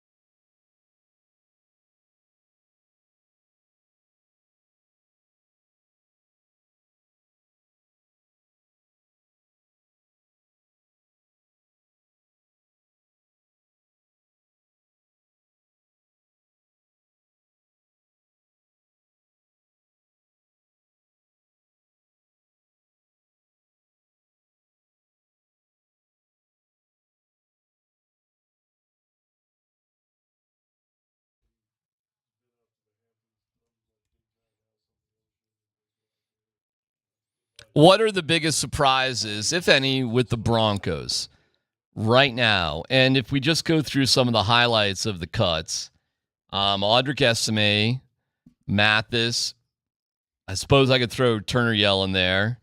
They did cut Caleb Lohner, the seventh-round draft pick. Didn't he start a couple years ago? Oh, you could be right. I mean, he certainly played quite a bit for the Broncos. Yeah. They have continued to keep 3 quarterbacks, 4 running backs. They did get rid of Adam Prentice because they're going to keep they haven't announced anything with Atkins. The guys they're putting on IR, Drew Sanders and Michael Burton. All right, help me out. What surprises you? What's got your attention here? And as far as we know right now, they're keeping 3 quarterbacks. Can I, before Tyler, sorry, the most non-dramatic cut date that we've experienced in 10 years. I was actually just going to say more or less the same thing. I mean, the storyline is just the drama-free training camp just continues to be drama-free. I mean, if we want to try to manufacture something, Bailey getting cut at inside linebacker, that caught us all off guard. Okay, big whoop. I mean, a young dude, an undrafted dude that I think he's in his second year, right? Something like that. Something like that, yeah. Yeah, I mean, so you got a second or third year undrafted dude, like not a real big surprise, not a huge deal. But just a little addendum to that story. Inside linebacker Kareem Reed, as far as we know right now, was kept, which is an undrafted guy. Yeah, and we were having a hard time thinking of undrafted guys that would make the team. Yeah. So good for him. But Scott's right. I mean, the storyline is it's the drama-free training camp. It's been a drama-free waiver wire period here. I'll be fascinated to see if Sam Ehlinger really is the long-term plan. You know what? I mean, as much as I don't get it, as much as I don't understand it, I actually do think they're going to plan on carrying 3 quarterbacks. I think that's Sean's deal. Maybe he really values that third quarterback that you can now dress without it counting against your active roster on game day. For whatever reason, I think that Sean's into it. I think it's stupid. I really do, because in my opinion, I don't care who your third backup quarterback is. And Sam's a pretty good backup quarterback to be number 3, right? Well, but if you get to that third dude, pack your bags, go to Expedia.com and plan your vacation to Cabo. Who has more chance to play, your third quarterback or your 5th or 6th inside linebacker? 5th or 6th inside linebacker, because you can always play special teams. Without a doubt. Well, then there's your answer. Yes. To me. Yes. You know, especially this year. And like I said, I'm going to own it. I wanted him to keep 3 last year because I just wasn't sure what Bo Nix could do. Bo Nix proved himself. You got a starting quarterback in the NFL. This preseason, the Stinkham's been fantastic. So there you go. You don't need a third quarterback. Well, it is. I liked Ehlinger. They chose to keep 9 offensive linemen, which is common. You either carry 9 or 10. I think 10 you feel really comfortable. But what's unusual about the offensive line room right now is that of your 4 backups that you kept, 3 of them are tackles. That's weird. Usually you only carry 2. Yeah, one has to, you said earlier, has to be able to swing to guard. Yeah. Dan, are we keeping eyes on the rest of the NFL? I know we'll have more and less football go in about 15 minutes, but other news earlier in the day or yesterday, Kenny Pickett was traded for what, a 5th-round draft pick to the Raiders? Mm-hmm. Okay. Amari Cooper's back with the Raiders. Okay. Shedeur Sanders does make the Browns. They're keeping 3 quarterbacks, as far as everybody can tell. I saw with one on the injured list, the 4th. Yes, and I saw a hater out there. Shedeur. Oh, you know who it was? It was Tony Grossi, like the guy that Shedeur had that beef with. His the ESPN he's a local radio guy. Yeah. And his tweet was, Browns trade Kenny Pickett. I would not be surprised if they bring back Tyler Huntley to be QB3, which is what I proposed in my column this morning. That guy really does have it out for Shedeur, doesn't he? He's Tony, what are you doing to me? Why you hate me, Tony? That's the guy he was talking to? Yes, Yes, it is. So Tony's definitely what I do to you, Tony. What I do to you, Tony. Tony's being that guy.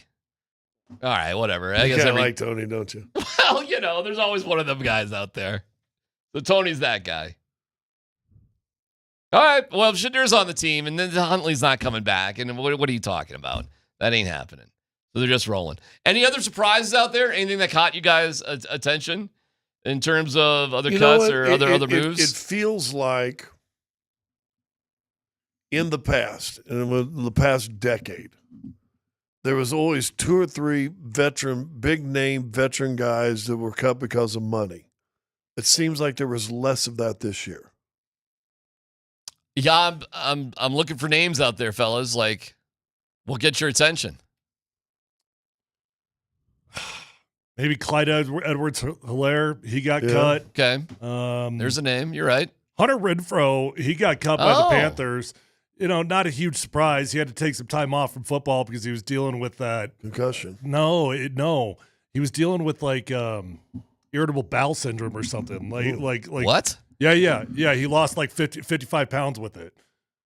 Well, that's not good. Wow. Yeah. Sorry to hear and that. And the Panthers let him go? Yep. Which is neck of the woods. Which, if you remember his start, that dude was like Brock Bowers. He was fantastic in his first couple of years of the Raiders. I'll give you a name to keep an eye on. Okay. We made a surprise cut at inside linebacker by letting Bailey go. There is a dude that is a former top 10 pick that Vance Joseph has got a lot of experience that maybe was a surprise cut. Isaiah Simmons is now available. So he's a guy that was around in Arizona with Vance Joseph. Where is he at in his career right now? I don't know, but familiarity goes a long ways. All right. Do you think anybody the Broncos have released will end up on somebody's 53? Good question. Let me look at this again. 53? 53. No. Practice squad, yes. I think a lot of guys they cut will be practice squad guys, but 53. That was what Sean was the most paranoid about. I'm going to let somebody go, and they're going to be a star somewhere else. I really don't. I'm looking at this list. Don't you think some teams are looking that are thin in cornerback going to look at Mathis? I was just going to say that, or Delarian Turner-Yell. Yeah, one of those two guys. Because those guys are special teams guys. They do rotate them in and out a lot. Okay.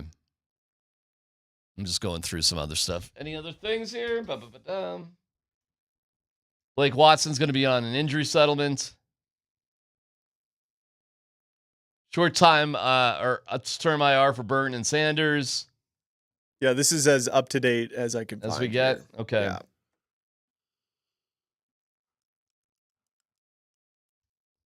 Estime doesn't land on a team? I don't think so. Oh, man, that is tough. That is what did you say? What did you say yesterday about Shedeur? He got more opportunity than most fifth round. Right. As Audric Estime for a fifth round running back? He was a 6th rounder, right? Was he got this many opportunities? I thought he was 6th. 5th? So, I'm just saying the guy played a bunch, that's all. Yeah. He played in the NFL quite a bit. It happens. Running backs, it's rough. It's a rough life as a running back, man. Yeah. Good luck making it more than 3 years in the NFL period as a running back. Everybody thinks of the big name guys, but it is insane how many running backs teams go through. That's why keeping 4 running backs to me is I don't know, man. What's the big deal? Well, I'd rather carry 4 running backs than 3 quarterbacks. Well, yeah. But I'd rather carry 2 quarterbacks and 3 running backs and keep Throckmorton or whatever your Lavelle Bailey or something, guys that can contribute other ways. I really don't know what Sean's.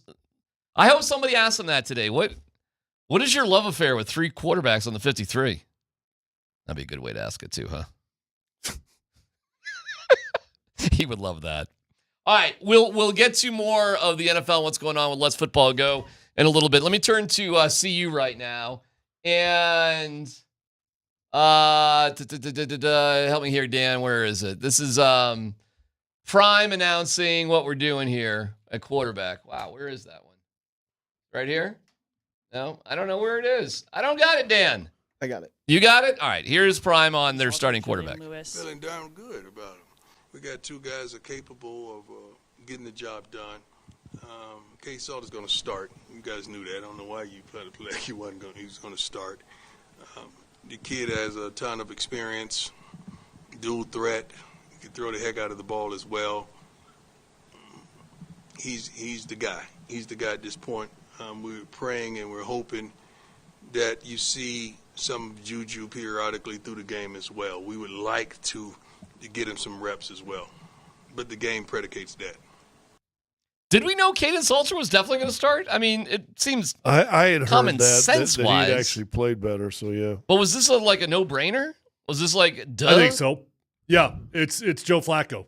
It's why you brought him in. You brought him in to be a one-year bridge to get your 5-star ready to play football. Yeah, the problem is with NIL and transfer portals, you better make sure he's happy being a backup quarterback. That's why you do have to play him. To some degree, you have to play Juju Lewis. Number one, you want to do it for the luxury of getting him experience. But number two, in today's day and age, if you don't keep a dude happy, they go. All right, well, what's the best way to mix him in then? In a perfect world, you're winning a lot of football games, right? Just garbage time? No, I don't think it has to be garbage time. But, I mean, games that you're not stressed out, you got a couple score lead. But I think it's going to be more than that. I think there's going to be a game plan for him, whether that's every third or fourth series. You know what I bet it turns into? About a series per half. I bet that's what it looks like. Okay, like consistently. Like we'll see him out there as long as he's playing well. Like Friday nights, first half, we'll see a little Juju out there. That'd be my guess. All right. What else do we know about CU? Nothing. Well, what I've been told is their offensive line is legit this year. They're big. Yeah, they're huge. They are big boys. We know that. So are they going to run the ball? Well, let's see. Well, so you've got two young quarterbacks that are both mobile. So that helps with the running game a lot. Mm-hmm. If you can involve your quarterback in the running game, it makes it much easier. Okay. I'm just looking it up. Is CU favored or not favored on Friday night? What do you think? I do not know. I'm looking it up right now. What do you guys think? I would say it's within 3 points either way. It is not. Then they're underdogs. They are 4.5. 4.5 point dogs at home. You get 3 points for playing at home, so that's like 1.5. Okay. Starts off with a bang, man. No, actually, that's like 7. My bad. It's 6 o'clock on Friday night, so it's going to be fun. And then the other big news of the day is they tried to get another Ralphie ready, and it just didn't work out timing-wise, and they're putting Ralphie, what, number 7? Or this will be 7, yes. The Ember was 6. The next one will be 7. So Ralphie 6 goes out to pasture. Some of the names the other ones were. There was good. There was. I had Blackout. Blackout was a badass. Yeah. One was Black Eyed Peas. Okay. Yeah. Is that right? Yeah, I believe so. And the other one was Tasty. Shouldn't they name him after food? Like, shouldn't the next Ralphie be named Tasty? No. Wouldn't that be because funny? They don't get eaten. They should. Got hungry people. I've talked to a couple of CU people that have a difference of opinion on eating bison. I've talked to one person who it's a tribute because we love our, that's, of course. Oh, so we should eat humans? And then that's like the other person is like that. It's like, that's the most ridiculous thing ever. I would never do it. It's like it's like eating humans. Yeah. Where do you sit on that? Are we on air or off air? We're on air right now. Oh, hell no. I'd never freaking eat bison. Are you kidding me? Dude, okay. I got. Okay. I'm not a freaking cannibal. Gotcha. I bought a quarter of a bison one time. Although we did name the UMC after a cannibal. You did, Alfred man. Packer Grill. That's right. Yeah. Alfred Packer. That is hysterical, by the way. I was up there. Yeah, I'm like, I'm there and I'm seeing the Alfred Packer thing, and I'd never been in there before, and I'm like, they named their cafeteria after a cannibal? Well, it's rumored. What's that? Rumored. It's not rumored. Yeah, what are you talking about? Yeah, there's some controversy on it. There is? Yeah, sure. Did you know that could you prove it? Trey Parker and Matt Stone, when they were at CU, did their student film about that? About Packer and the cannibalism? The South Park guys. It is kind of a twist that you've got your mess hall, your cafeteria named after a cannibal, allegedly. Yeah. Well, at least we serve a Dahmer dorm. CU's got a lot of care. Oh, did you see what was going on there yesterday too? It was a jerk hole thing was going on. The fake shooting, and they had a shelter in place. You didn't catch that story at Norland Library, rather. Norland. Yeah, that sucks.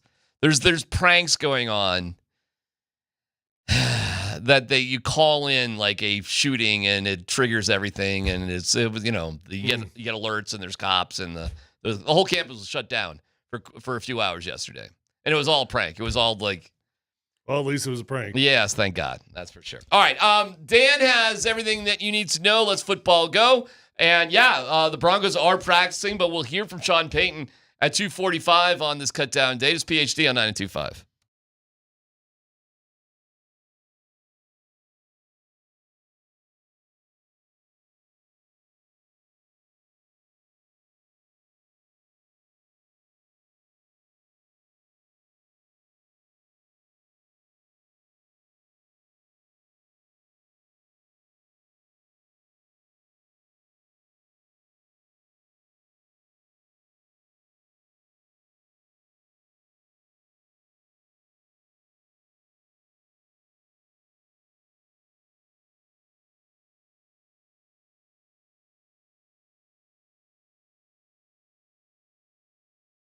Hey, if you're in the market for a new vehicle, go check out the best dealership in Colorado with the best inventory, the best prices, and the best customer service. It's my friends over at Phil Long Ford. I promise you're going to have a great experience. If you're anything like me and relationships matter in life, that's why I tell you to go check out Phil Long Ford, because I bought my first car there my rookie year, and I keep going back every single time I need a vehicle because I know them, I love them, I trust them. Guys, they're going to respect you. They're going to give you the best price. They're going to get you in. They're going to get you out. And you're going to find the vehicle of your dreams at Phil Long Ford. They've got over 1,000 cars, trucks, vans, SUVs, electric vehicles, even commercial fleet vehicles on their lot right this minute at Phil Long Ford. So whether you're looking new, you're looking pre-owned, you're going to find the vehicle of your dreams. They've got an award-winning service department, so once you buy that new vehicle, keep it serviced at Phil Long Ford. You're going to have a beautiful ride for a very long time. Let them know that your friend Tyler sent you on over, and feel free to shop at phillongford.com.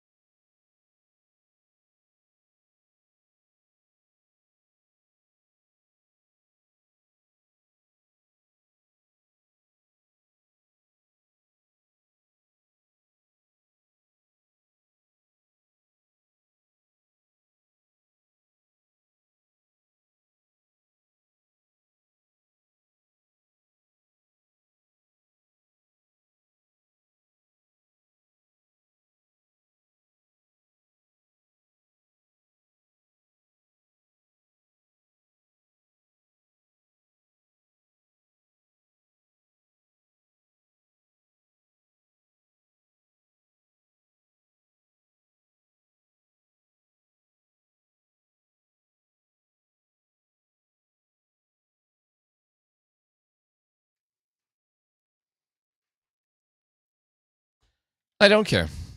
Mm-hmm. Sco Buffs. Mm-hmm. Sco Buffs. I really don't care. I don't care. I don't care. I just really don't care at all about this subject. Sco Buffs. Hey, Dion's Who got cares? Dion's got a plan. That's all that matters. The dude's got a plan.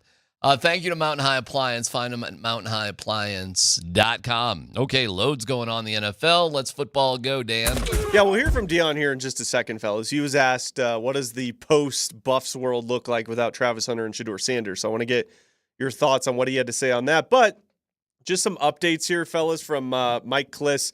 His latest tweet is from 50 minutes ago, so there's not a whole lot of new news that we can get to. But the latest is he says it looks like the Broncos will keep both Jordan Jackson and Ioma Uwazurike. So they're going to carry 7 D linemen. He says it's unusual for teams that run a 3-man front, but he said the talent and depth at that position may be the best on the team. They also placed Drew Sanders, inside linebacker, on the injured reserve list, as well as fullback Michael Burton. He'll start the season on IR as well. And lastly, guys, the Broncos are expected to carry 4 running backs. J.K. Dobbins, R.J. Harvey, Bidet, and Jaleel McLaughlin will be your 4 running backs. So one quick question I have for you guys. So Joe Mixon with the Texans will start the season on IR, and Tajay Spears, running back for the Titans, will also start the season on the IR. Do you guys see Audric Estime potentially being picked up by either the Titans or the Texans? And if not, do you think he ends up on the Broncos practice squad? If I'm Audric Estime, I don't want any part of being on in the Denver Broncos at all. So it's time to move on. If I don't land on a 53-man roster somewhere, which I guess if you were putting me on the spot right now, I don't think anybody's going to claim him. They very well could. You never know, man. I mean, he had a very impressive college career. I get offered a deal to come back to the Broncos practice squad. I am politely declining and going somewhere else. I know where I stand here. Yeah, maybe a new surroundings best for him. Yeah. I think somebody will pick him up, though. I think he'll be on a. You think he'll be 53? No, I think on a practice squad. Oh, I think somebody else will take a chance on it. I'm seeing that the Broncos still have to make one more cut. It's down to one more guy, one more name. Are you counting the IR guys? Well, somebody just told me that it's one more guy. So whatever it is, it's one more dude. One more name should be coming. Okay. So I guess I would just throw this back on you guys. There's one guy left. Where's it going to come from? Jordan Jackson or Sam Ehlinger. Okay. I'd go Sam Ehlinger. It would make the most. Okay. Would it make more sense to carry 4 running backs or 3 quarterbacks? 4 running backs. That makes more sense. Yeah, because running backs get hurt a lot, and it's not the end of the world if you get down to your 3rd or 4th running back, whereas it's all over. You get down to your 3rd QB. Well, they would have had to put it in by 2 o'clock. Look, I say that, but I really say that in terms of what I would do, right? I don't think Sean's going to cut Sam. Doesn't it kind of feel like that's his deal now? It does. And you know what? Maybe I'm kind of stuck in my era of football, to be fair here, when we didn't have that 3rd quarterback that was available on game day. Maybe the league is evolving. Maybe they do value that 3rd quarterback simply because you can dress him on game day and it doesn't count against your 47. I'll give you a quirky one. The guy we've literally not talked about at all. But in free agency, the Broncos signed Sam Franklin Jr., who has like 6 years of experience, to a $1.3 million contract. Yeah. And they cut him. Well, yeah. I mean, that's not somebody we've talked about. It's NFL money. It's low. But that's, an interesting chunk of change. I mean, he does have an offset in his contract, though. So when he gets picked up, the Broncos will hardly owe him a dime. Okay. If he gets picked up, I should say. Lavelle Bailey is we'll see what happens. But there should be one more name. So we'll see. We'll see where that goes. You guys want to call your shot? I'm calling Jordan Jackson. Ehlinger. Oh, man. I'll say Jaleel. Jaleel. Ooh. Because it doesn't make... Listen, I get you. I think Sean Payton's thing is this 3 quarterback thing. So normally I would just say that. Out of common sense, I would say the third quarterback. I would agree with you. But now I'm trying to think like Sean a little bit. Yeah, I know. I think he loves Bidet. I think he really likes Jaleel. Yeah, but okay, let's play the what would you be more afraid of, right? If Jaleel McLaughlin landed on somebody else's 53-man roster or Tyler Bidet, which one would you be more afraid of exploding? Jaleel. Not even close. Yeah, hey, listen, it's a hard you're asking, I don't know. I'm grasping at straws here. Yeah. Because going heavy at D-line doesn't seem to make much sense either. So Wazirike, if he made it this far, I mean, right. So Jordan Jackson, that makes total sense. And if you cut Ellinger, what's the fear of him signing on somebody's 50? Not much. Not high. Like nothing. He's not going to be on a 53. You know why? Because, and it's not a shot at his ability. He's plenty capable to be a backup quarterback in the NFL. But the NFL is not overly interested in a dude in year 5 to develop as a backup quarterback. I actually was surprised they got anything for Kenny Pickett with the Raiders. I don't know. That doesn't seem like the veteran. What's it Pete Carroll say? He wants some veteran whatever? That's Kenny Pickett? But the pickings are slim. There's not a lot of choices out there. By the way, a little bit of Shedeur Sanders news here. Kevin Stefanski is officially named the number 2 quarterback. Oh, come on. Gabriel. As Dylan Gabriel. Wow. That's cool. That's cool breaking news. Why would he even do that? Why would he even bother doing that today? Probably just put it all to rest because he doesn't want to deal with any drama. Right. Yeah, I think it's smart, actually. But they did keep Shedeur. They didn't cut him. All right, let me ask you this. If Shedeur Sanders was cut, was he going to get signed to anybody's 53? No, I think he's a practice squad guy, too. Yes, he would get picked up. You think so? Yep. Because it's so much easier to sell to the owner, to the fan base, to the head coach, to whomever you got to sell it to. Hey, we didn't draft Shedeur Sanders. We just picked him up off waivers. All right, next story, Dan. All right, fellas, Trey Hendrickson's contract situation is resolved and his hold-in is over. He'll get a $14 million raise from the Bengals for this upcoming season, boosting his salary up to $30 from $16. His revised deal also includes $1 million in incentives that he could collect if he plays 60% of the plays and the Bengals make the playoffs. He is still scheduled to be an unrestricted free agent after this season. So here's my question for you guys. What edge rusher gets his new deal first? Nick Bonito or Micah Parsons? Oh, man. Micah. It's going to be Micah. By the way, did you guys see he was sleeping on the sidelines during the Cowboys' final preseason game? Yes, on the training table. It's hard to stand on them sidelines. It gets exhausting. It is. I personally think Micah Parsons still gets a deal done with the Cowboys before the season even begins. I'll go with Micah, too, because it just makes more common sense. I think they're just being silly there and smart. Is Jerry really going to do what he did to Emmitt Smith and go a couple of games without Micah Parsons? Well, is Charles Haley going to have to come out of retirement and come and throw a helmet at him? Yeah, there you go. Right? There you go. Well, listen, beyond all that, I don't know how you guys feel. I don't know where you stand on it. I actually don't think the Broncos are anywhere close to a deal with Nick Bonito. I have no idea. I have no inclination of that one way or another. I can't believe Nick Bonito's not doing hold-in, but whatever. It's his life, and he's a good dude. And it seems to be very quiet on the Western Front in terms of that. It seems like there's nothing going on. Good for Nick Bonito. I mean, I guess way to go, team player. Well, I guess the price of play. I mean, if you bank on yourself to come in and play. Yeah, it could go up. He's right. 13.5 sacks. Next year he drops 15 in the books. That went from being able to get him signed to 25, 26, 27 to 32, 35, 38. Yep. He said it. I'm in the right market. He's right. If he bets on himself and he doesn't get hurt, he has a great year, $90 million guaranteed. About $120 guaranteed. It just keeps going from there. Mm-hmm. So it's risky though. And Hendrickson's interesting because what did they just sign like a 1-year deal or like? No. I mean, they literally just gave more money this year. So it was like Cortland Sutton. Cortland Sutton last year. Yeah, they bumped it from 16 to 30. All right. Yeah. So then next year he'll be a free agent next year. Well, they'll just tag him.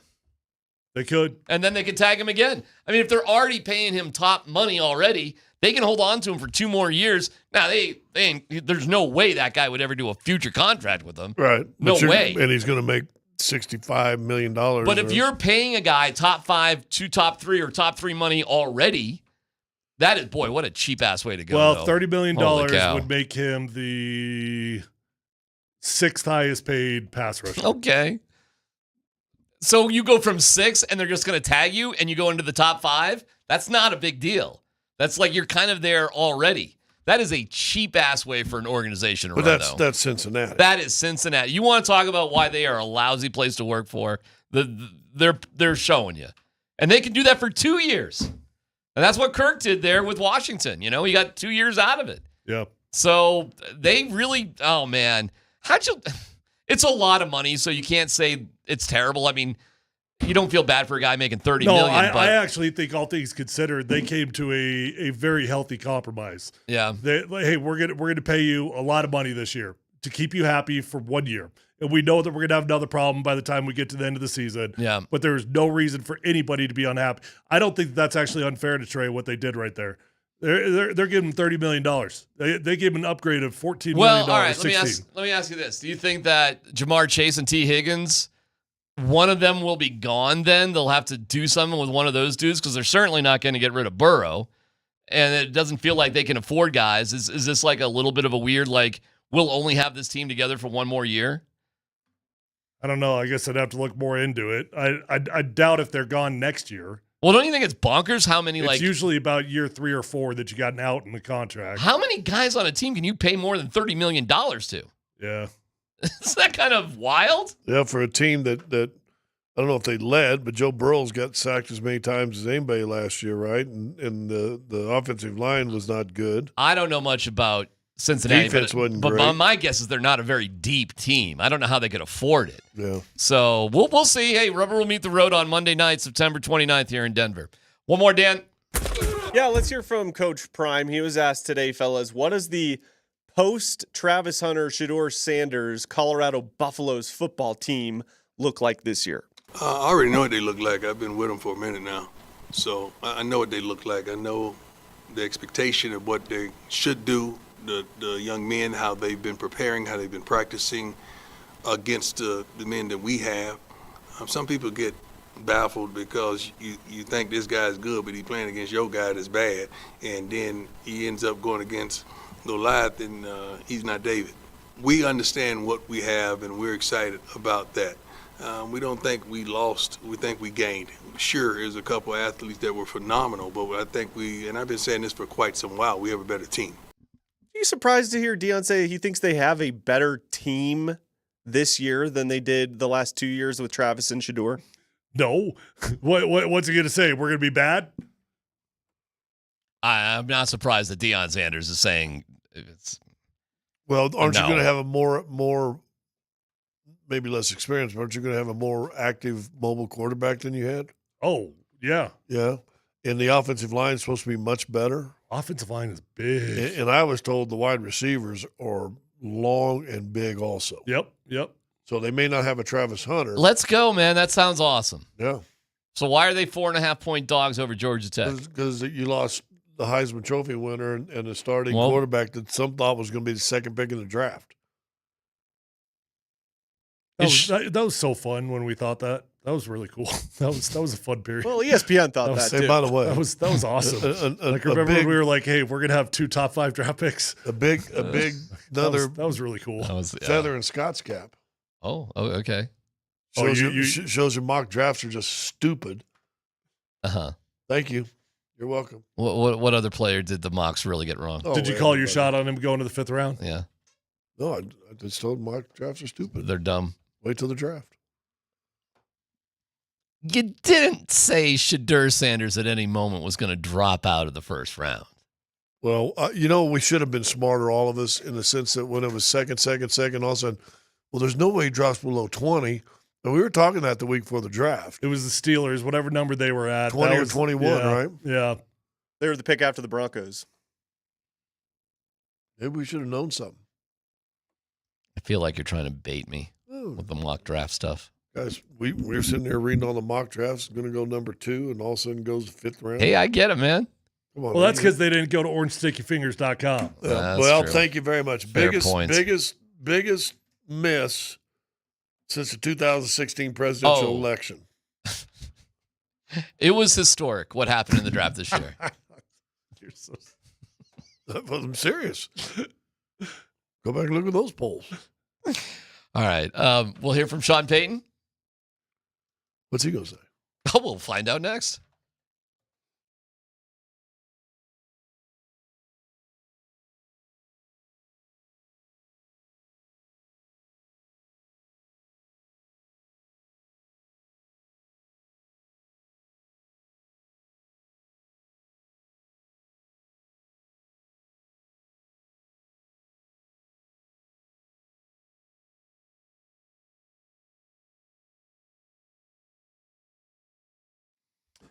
Hey, if you're out there struggling with hair loss, whether you got a bald spot, receding hairline, or thinning hair, do yourself a favor. Call my friends over at Advanced Hair Restoration today. Call 720-459-HAIR. When you go to Advanced Hair Restoration, you're going to get fixed up. They're going to do it right. They're going to guarantee it for life. Nobody can offer anything like the Advanced FUE found at Advanced Hair. They've already changed tens of thousands of lives, including mine, and you deserve to be the next one. When you go to Advanced Hair Restoration, you'll be in a calm, relaxed environment. You'll have the best of the best working on you. Dr. Tanya Pauls is legendary. The entire staff at Advanced Hair Restoration, the best in the industry of what they do. Guys, it's a big deal that they believe in what they do so much that they're going to guarantee your hair is going to grow for life. Lifetime. It's going to work. Simple as that. It's going to work. Your own natural hair starts to regrow the very next day. So call Advanced Hair Restoration at 720-459-HAIR. You're going to get 250 free hair grafts and $250 off. Or check out those before and after photos at advancedhair.com.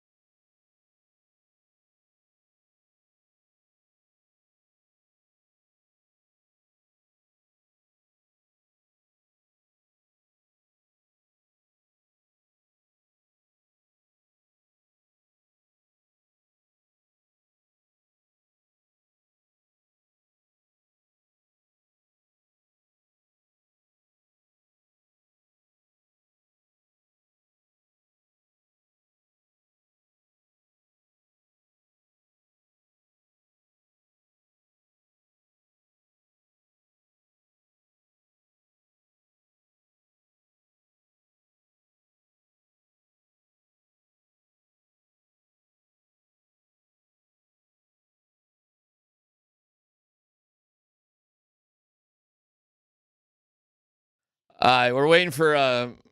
You see anything for Sean yet, Dan? No, I'm monitoring. Okay. They don't even have the video up yet, so practice really? might be going long. Oh, okay.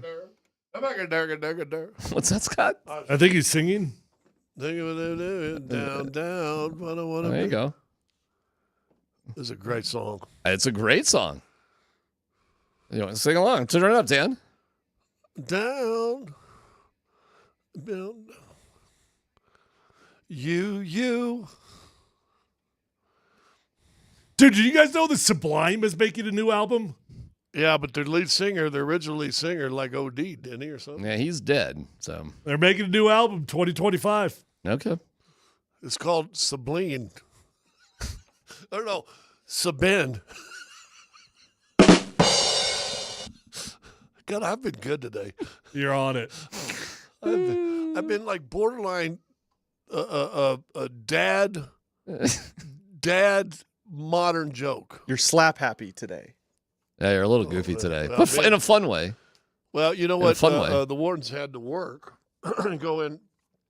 Their job is usually remote, but they call him like once, twice a year. It's like 3 straight days. So I'm up at like 7. I'm getting the kid breakfast and off to school. I did the parent thing today. I dropped her off at school and never got out of my PJs. Oh, okay. You know, that'd have been a great thing to do dance party then. That'd have been amazing in your pajamas. I know, but there's. It's a new school though, so it might be different. When you're the 6th grader and you got. Oh, you were talking so big last week. You did talk no, so but that's what I told you it's all big over, and you were talker. talking I'm so going to film big. it tomorrow Big because talker. it's Wednesdays. I'm just telling you, don't do it unless you want her to hate you. Yeah, She now won't hate me. now it's hitting you that she's the youngest in the grade and it'd be too embarrassing for her. Now that's dawning on you. Yeah, because I mean, they were BMOCs when you're in 5th grade, right? You're kind of BMOCs. Yeah, you can do it. You can have the embarrassing dad in 5th grade. Yeah, 6th grade. Yeah. Now 8th grade. Oh, can't wait. 8th grade. I don't even know if your kids talk to you in 8th grade. Who knows? Well, I mean, you got the history of that. Then by the time they turn like a sophomore, you know, it's like really. It's a downward. The best might be 5th grade. 5th grade maybe like that might be the pinnacle right there. But 5th grade was good. Yeah. Then in their 20s they just beg you for money. Yeah. Now I've got a rule now. Like I'll play a song, and play a song real fast. Play that song right there, and I'll show you what I do in the car. So I'll be in the car. Okay. Some hip song, especially with this beat. They got beat. I'm going. Wait. Go until start. And now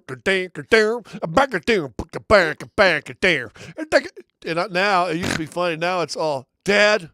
So now I'm relegated to Wednesdays are the only days I can make noise and sing and dance in the car. Like we were going to a soccer practice last night, and I pulled it on her because it was a perfect dance song. I got a test. If you can't robot to a song, then the song's not a good dance song. All right, what song can you not robot to? Well, I mean, legit good robot. I mean, even to like, I could robot to 311. Got it. 311, you can robot to a lot of the Sure. songs, right? Well, there's probably some. Bob Marley that don't stick me as a. That's true. You might do slow motion to Bob Marley. Yeah, that's more. You're not of robot. Yeah, it's yeah. more that slow mo flow. But anyway, so I got 2 styles. One is the robot, and the other one is like a 70s dance where you go like this, kind of. I'm not on camera. Oh, so we're doing a little Taylor Swift. Oh, wow. Can you robot to this? You can't Scott? robot to this. Sublime's lead singer's son is the new lead. Oh, there you go. Whoa. Well, that's kind of cool. Yeah, that is cool. Hey, no, keep the Taylor Swift here, Dan. That Taylor Swift is not a robot song. That's a cool deal. No, do you know that Foo it's not a Fighters dance is song. aiming for the new drummer to be? Well, he's a badass. He is. Yeah. He is. But they fired a really good drummer for that. I just saw him the other day. Did you? He plays for 9 Inch Nails now, doesn't he? Yep. He's a really good drummer. Yeah, he was fantastic. And they fired him because they're bringing up Taylor's kid. Right. But where does nepotism exist in the world, DMac? Who would ever hold their kid's hand to give them a job? See, Who would ever make a plan for their kid? There you go. Who would do that, DMac? Yeah, who would drive a mattress all the way up to Boulder? Yeah, I did that, I guess. I did that. Who would fire a really good drummer for their kid? Well, it's not their kid. I don't mean to be a downer here, Whatever. but the kid's dad is dead. Right. Yeah. You get the point. Yeah, okay. Well, they got a plan. Isn't that their kid? As long as you have a plan. That's their kid. Okay. Well, maybe Dave Grohl kid. This is what we do, killing time for Sean Payton to come on for the cut day. This is what happens. Oh, I thought we were waiting for Sanford. No, we're waiting for. Theoretically, they are running late here today, which. Right. Well, it is Okay. kind What of does a it mean, big day. It doesn't They're mean running anything. late. I got a football question. Means No dumb nothing. question for Tyler. What's up? This time in your playing career, Yeah. did you ever have 2 or 3 of these 48, 72-hour windows where you were just, spitting bricks? Like not cut, but still nervous. Oh, yeah, for sure. I felt that way. They never did get me in this window. I only got cut after the opening day roster one time, and that was my 8th year, the final year. That was the Super Bowl year. So it never did happen to me. But was I nervous every year? Hell yeah. When would you stop being nervous? Like how? Well, never. I mean, quite frankly, honestly, unless you're a starter, never. But what time do you get your money guaranteed? At least you get paid, right? Oh, that's true. So you have to be a vested veteran, okay? How many which, years? Which means you have to play 3 years, 3 games, so 4 years. Okay. And you can only do it one time in your career. So at one time in your career, if you're on the opening day roster and they cut you after that, you can collect your salary. But if you weren't on the opening day roster and then they cut you, you do not get to collect your salary. So you have to be on the opening day roster and you have to have 4 years of service, and you can only do it one time. So your first 4 years, up That's until kinda that first stupid. game, you were just sweating. Sweating bullets the whole year. So your 8th year when What they a got system. you, I collected my full salary from Atlanta, and I got to get paid by Denver. That was a nice year. That was a good year. Yeah. But look what it took to get there. Oh my God, not easy. What is basketball? They just give you they back up the Brinks truck like the second you sign. listen, here's gargantuan millions of dollars. you know what? I was stupid my rookie year. Well, because I did have a portion of my. In fact, I think. Did you really? Yeah. You bought a port. How much were you making? No, I didn't buy anything. But I signed a year lease in New Jersey. $900 a month lease in 1982, which is pretty. Because I thought, they guaranteed my first year of the 3, so Yeah. my 125 was guaranteed. And how much were you paying a month for a car? No, for a house, 900. Oh, a house. Oh, I thought you said Porsche. A studio apartment for 900. Oh, 905 actually. But I signed the lease for a year, and then all of a sudden, about 5 days into camp, I realized $125,000 they don't care about. they in fact they end up keeping me and cutting a guy that had $400,000 guaranteed on his contract. And I about a week into camp I went, oh my gosh, I might have to owe these people for a whole year of rent, and I may not be on the team.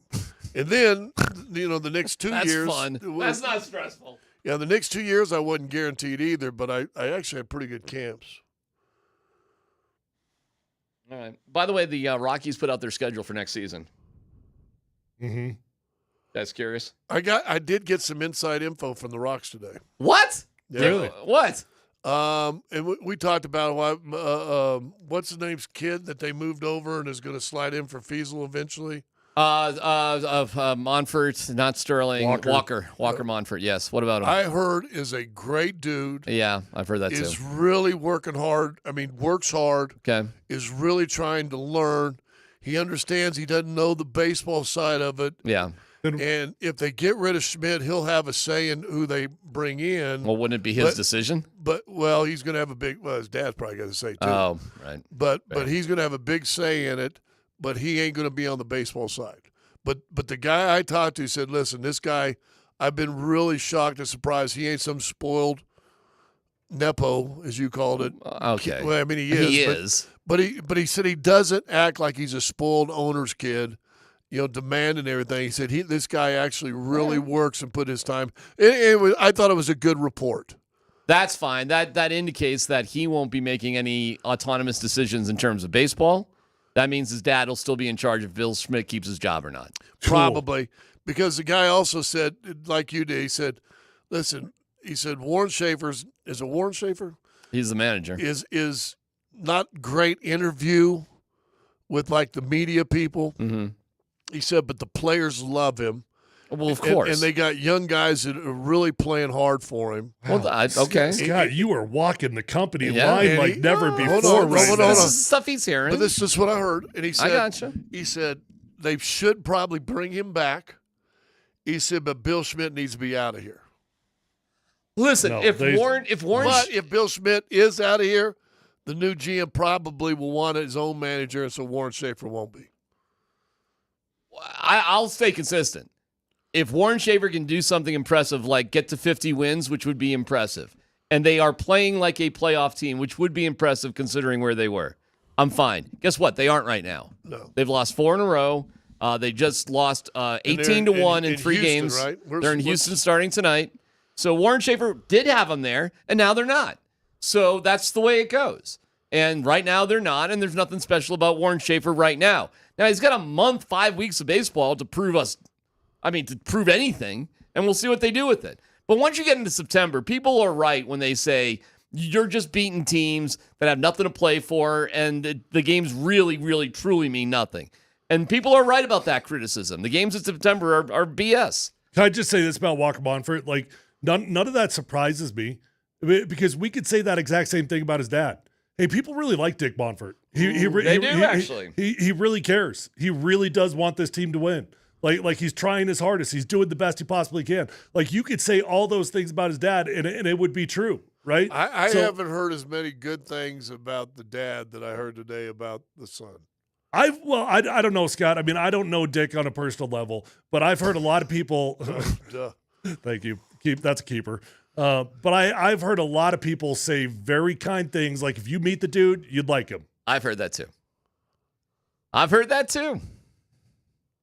But whatever. It's a bottom line business here. You got 5 weeks to see if you can do something unique or whatever. But listen, great. Walker Monfort's a nice dude. But he's, like you said, he's on the business side of things. Yeah, that's what he said. Bud Black was a nice dude also. Oh, exactly. And they needed so to is Clint Hurdle. Okay, well, they've done actually better with Clint these days. If the Walker guy just does the business side of it, and that's where his nose is clean, then that's great. Well, I'm going to guess the business side of the Rockies is probably pretty good. But this guy did tell me, he says, but to be honest with you, Bill Schmidt needs to be out of here. Yeah, so is there a person in power who can make the hard decisions? And there's 2 brutally hard decisions. What you do with the GM and what you do with Sterling Monfort, who's in charge of scouting. Can you fire the owner's son? And a guy in Bill Schmidt who's been there for 30 years. And if the answer is no, you can't fire him, but you can promote him. Oh, well, okay. So what's really going to change? So promote him to something else. Sure, I guess. Who knows? Listen, I'm as frustrated as anybody when I see them, hit the skids like they did the past 3 games. That sucked for somebody who was kind of pumping them up. But I'll keep it real. They suck, man, over the past 3 games. And it was brutal to watch. And most people don't have the Roku channel or can find it, so they didn't have to watch it. Well, that's Major League Baseball. Stupid. All right. Well, they got a 3-game set against Houston, and then it's the home series for the Cubs as Mr. Cub walks in the door this weekend for the Rockies. You going to any of those games? You gonna make a point to wear all your Cubs gear and root on your hometown team? Go Cubbies. There you go. That's right. It's right down the line. By the way, we were killing time to get to Sean Payton here. And no, I don't think it means anything. It's just, they're late. They're 15 minutes later than they were going to be, which, again, Tyler, I don't understand why they even bother with practice. I don't know, man. Like, what do you mean? Why make dudes practice and then you cut them or let them go 30 minutes after? Yeah, it's weird. Like, the answer is so that you got the proper amount of bodies. That's why. Yeah. Why not just do practice like at 4:00? Because that's not biomechanics. Because now the biomechanics. No, I mean Scott's actually right. We're in game mode now. So we are now officially on our game week clock, meaning what time we practice, what time we get in the building, what time we get out the building. All right. Well, not to be a jerk, but the game is in 2 weeks. Like we got to be on. We can't miss one day. Acclimation. Acclimation for a game 2 weeks from now. Yeah, acclimation. Or acclimating. Yeah. Some guys going through it for the first time. I it sounds like we're going to have one dude that is going to go through it. We're going to have at least one guy that went to practice today is going to get cut after. All right, here's a no dumb question to wrap it up with no dumb questions. Will Sam Ehlinger be on this roster tomorrow? Yes. Well, really, the question is going to be on the team in the next 10 minutes. They got till 2 tomorrow, though, right? All right. Here's a no dumb question. I think it's Jordan Jackson. That's who I think it's going to be. Could they put in the paperwork, but you're out at practice? Wouldn't they pull you off the field immediately? Well, or can they wait to tell you after the practice? But you know what they do? They put in the paperwork, and then they let him practice, but then they come back and say, oh, the fax machine didn't work. Elvis was in charge. Well, they got to get you off the field immediately because if you snap an Achilles, they don't want to pay you an injury That settlement. would make sense, Yeah. right? Right. So, yeah, from what I was told, there's still one guy. So We're on roster spot number 53 watch? Yes. All right. Well, it's kind of interesting, though, because are you going to keep 3 quarterbacks? Are you going to keep 4 running backs? Are you going to keep 7 defensive linemen? I mean, these are all quirky numbers. And, Nate, here's what I said on our show. I wanted them to keep 3 quarterbacks last year because Bo Nix was a question mark. You didn't know, what he was going to do. He's a rookie, blah, blah, blah. Let's keep 3. If this thing goes sideways quick, you got options. This year, you don't need a third quarterback. It's exactly what I said yesterday. I completely agree with you. Similar, aren't we? Yes. It's freaky how you and I are. It's just uncanny that you and I are the same wavelength. The mind meld that occurs. Yeah, like Deep Space Nine. Last year, it was insurance, right? Against a rookie quarterback. I mean, I didn't think it made sense last year, but I understand your guys' argument. Yeah. I get it. To me, it was a wasted roster spot the whole year. To try and develop Zach Wilson so he could get a job with Miami. I mean, when you look back on it in hindsight, you're not wrong. Look, either you carried him because you didn't know who Bo Nix was, sure, or you way over evaluated him and you thought that you could trade him. Or Sean Payton was hoping his mom was going to come into town for long periods of time. Which is also. Jeez. Hey, I got a quick thought exercise before you guys bail out of here. Can I just say KKSE FM HD1 Broomfield Denver Boulder? I'm going to try to hang out till your partners show up at least. That was wonderful. There's variance year to year for every team in the NFL and every aspect of a football team, okay? We are so optimistic about the Broncos right now as well. We should be. They look like they're going to be one of the better teams in the AFC and could potentially win this division. But nothing ever goes exactly to plan. So I ask you this. What is something that the Broncos did well last year that they will decline in this year? That they will not be as good at this season. Wow. I know this does not fit in our punting would be the most logical thing. You think punting is? Yeah. It's the most logical thing. Okay. Like they will screw themselves in the field position game. They were very good in the field position game a year ago. Unless this dude figures it out, he could lose you a game or two. Sure. It's kind of by deduction because the running game should be better. Should be. The passing game with Bo's experience should be better. Should be. The defensive line is unbelievable right now, so that should be better. The secondary has depth like they've never seen before.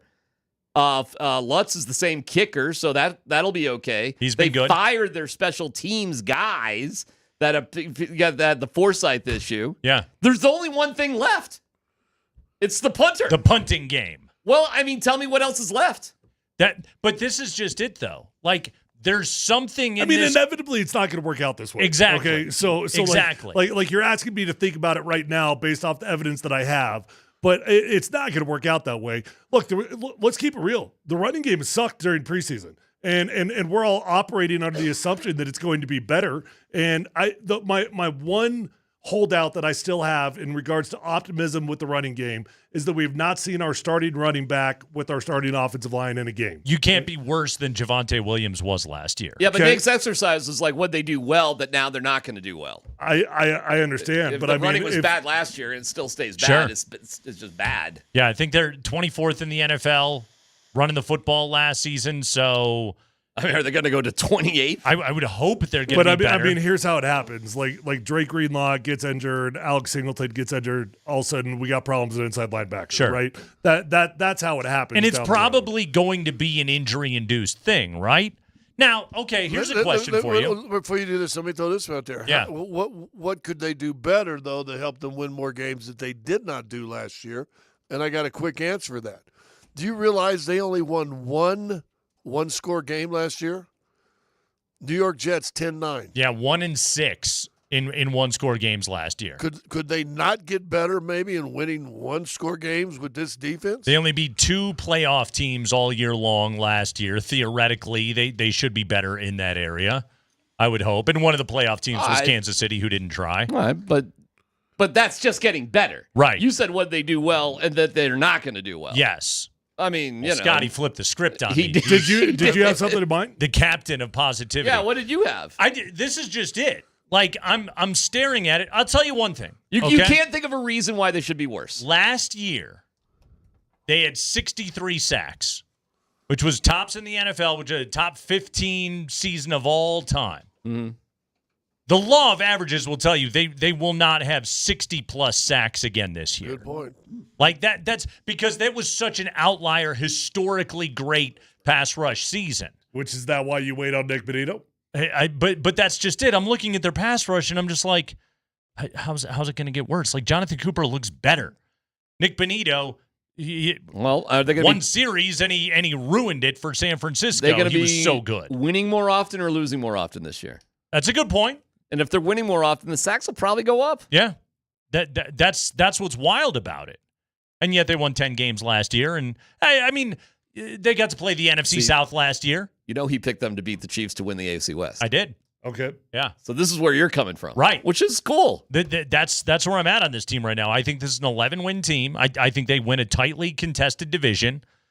I've got the Chiefs to finish in second, the Raiders in third, and the Chargers in fourth. 11 wins the division. 11 wins the division this year. So we're cannibalizing ourselves. Very much so. This division's going to eat itself, and also the Chiefs are okay. You mentioned the one-score game stat that Hastings dropped on us. I mean, the Chiefs were 10-0 in one-score games last year. And I know that you automatically get an Andy Reid and Patrick Mahomes bump. That's not sustainable.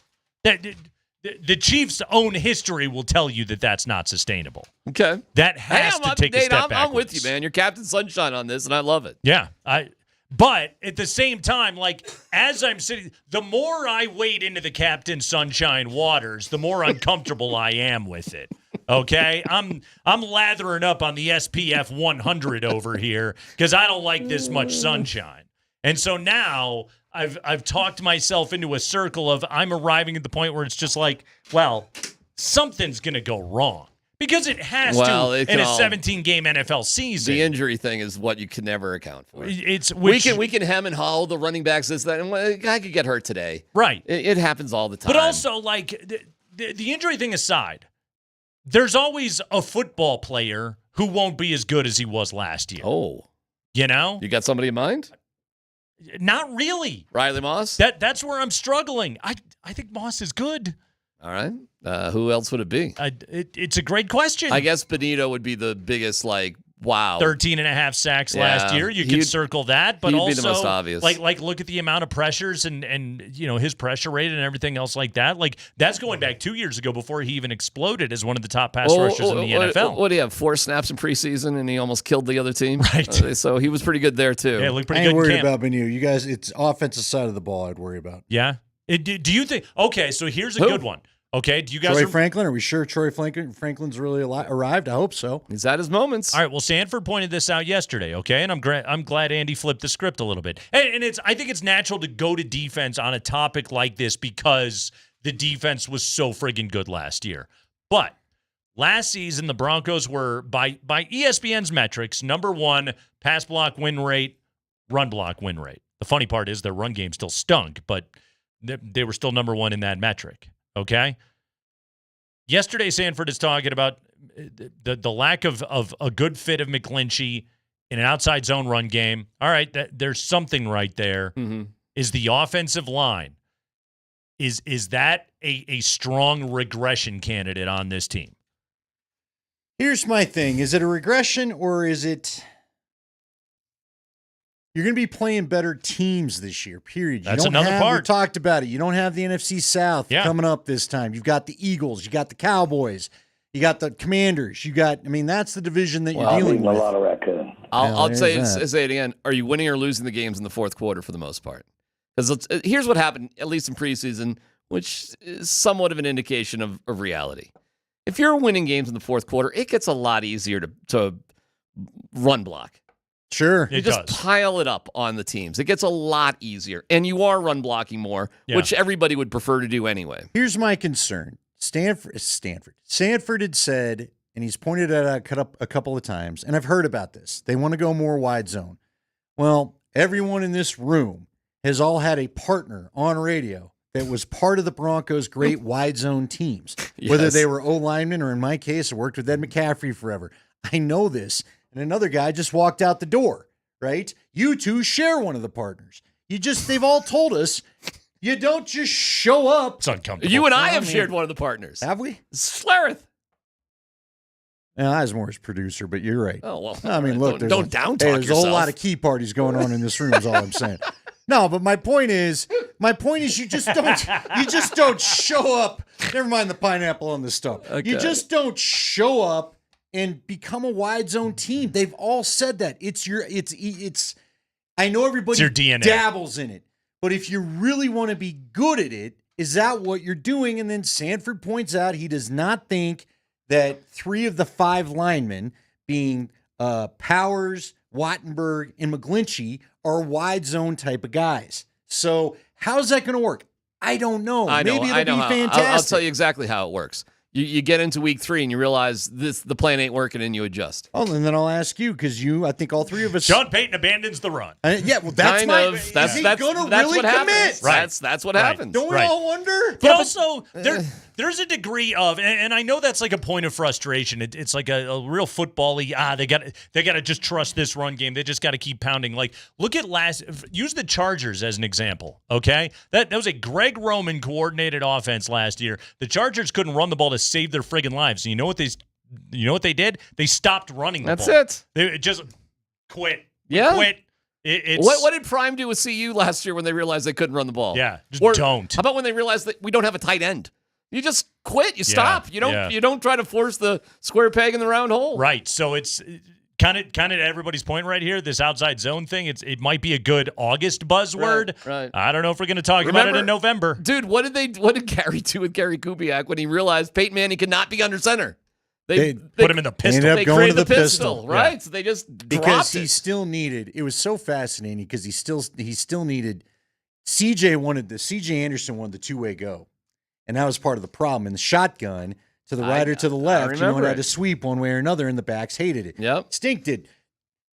I love our guy. There were some days I was like, holy cow, I'm not going to go run these formations, but dude, the education he gave me, like he would literally bring me in and show me the film because I told him one time, I can't imagine what you're seeing. Fine, come over here. He pulled up the game, and there was one game that was fascinating. He compared the Browns to the Patriots because Manning started the Browns, Osweiler started the Patriots. And Manning, because he was not a threat, the Browns all game long, linebacker came charging in, didn't hold right the down edge, the line. didn't care at all on the backside. He came running hell-bent for election, which is one of the reasons why they had at least go pistol, so there was a little one way or the other, right? Then he showed me how much the Patriots, the backside guy had to hold every time because they had to worry about that Osweiler boot. The exact boot that Bo used to roll out and hit Cortland. Was it the touchdown this week?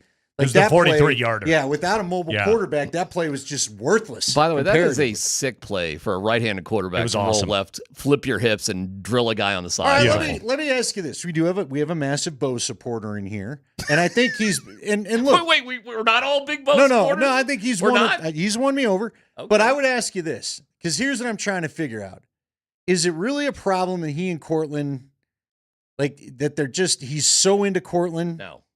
Or is it just how the good combos was it a problem that Joe Montana was into Jerry Rice? Well, remember he had John Taylor. He didn't mind John Taylor. Well, we got Troy Franklin. Is Joe Montana overrated? Yes. Should we start that today? But also, like in a developing That's offense, a hell of a supporting cast. Does that then hinder the development of other dudes? Well, here's why I bring it up. I'll be fair. Here's why I bring it up because I think or should we care? I think I don't that know if Kyle they Orton care. in this matter. Remember when Kyle Orton, I mean, there was the one Indy game. What did he throw 22 times to Brandon Marshall? Like Kyle. 20 catches, yeah. Kyle was just, it was just like, where's Brandon? Where's Brandon? Where's Brandon? And I don't think you want to fall into that necessarily. So I don't know if it matters, bro. Like, we keep giving the ball to Nikola Jokic, right? And start the offense. yeah, We're not trying to reinvent the wheel I feel on like that. you could take. Yeah, but you can't take Nikola Jokic away. All right. Well, I don't know. Who cares if You know, you can bracket and triple cover Cortland Sutton if you need to. Besides Mr. and Mrs. Bryant, who cares if Pat Bryant develops? No, I'm more. I want to make ILL, sure. come I on. would like to see the. I think Who? the tight end's going to be key. I think Ingram will be key. Well, all right, there you because go. you know what that is. Ingram will run the safety valve third down routes. Are you guys stunned they cut the basketball player today? No, I'm not. He just got way too many penalties, dude. He got one again just trying to learn how to block. Do you think any other team on the waiver wire is looking at that guy's preseason film and being like, ooh, No. I bet they're all just like, that's your You know bro." what? You know I don't what? have time to coach that. You know what the wake up moment for me was when the Prescorn guy, who I knew nothing about, of like, oh my God, he's just as tall as Loner, and apparently he's a better football player, except for fumbling at the 1 yard line. No, listen, I think he makes practice squad. I think they invest some time in it. Did he at drop times, 17 at Oregon? But it was. probably You know, didn't. you know what I knew when Loner was out, alone, all a loner. What was it? The Arizona game where it was just constant false start, illegal formation, false start, illegal formation. Oh, holding. I'm like, all right. Sean might cut him right now. It's worth a shot. When Sean gets into the old umpire stance, what I've learned about Sean Payton is the old umpire, the shortstop stance prior to the hits, that he's not thrilled. 7th round flyer. That's Hey, what, look, that's what 7th round flyers were invented for. I Caleb think Loner. he comes back to practice squad. Now I hope he's more Julius Thomas than Wesley Duke, but we'll see. Wesley Duke. Don't you remember Wesley I sure Duke? do. He had one sweet catch though. He did. Kyle airmailed him so bad. Wesley went up and it looked like he caught it with one hand and it looked like he was snagging a rebound. Plus he was in the air and came down and kept it in. That was the Wesley Duke highlight, and it was only in practice. It is the Kreckman and Lindahl show. Your thoughts on this? 303-504-0925. Broncos regression candidates. We're so optimistic about this team right now. What might actually take a step backwards? And the reason why I ask is because something will. Something always does. Oftentimes, multiple things do. Good coaches limit those things. Something always does. 303-504-0925. Let's get your thoughts on that. Oh, we got big time news out of Boulder on two different fronts. We'll talk to Mark Johnson about that coming up at 4:20. Speaking of Buffs, Chad Brown's going to stop by today. We're going to talk linebacking today with our buddy Chad Brown. Maybe even drop in a reptile question or two. It's Kreckman and Lindahl on a Tuesday afternoon on Altitude Sports Radio 92.5.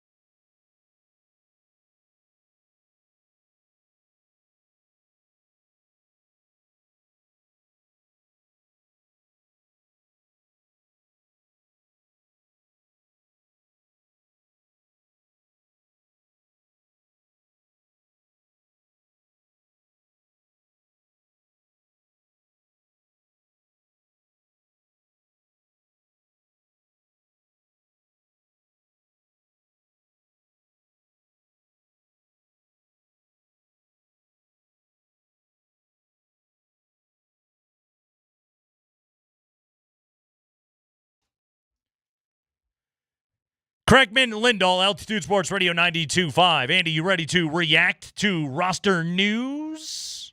Of course. That's what we showed up here for. We did get our one surprise. We did.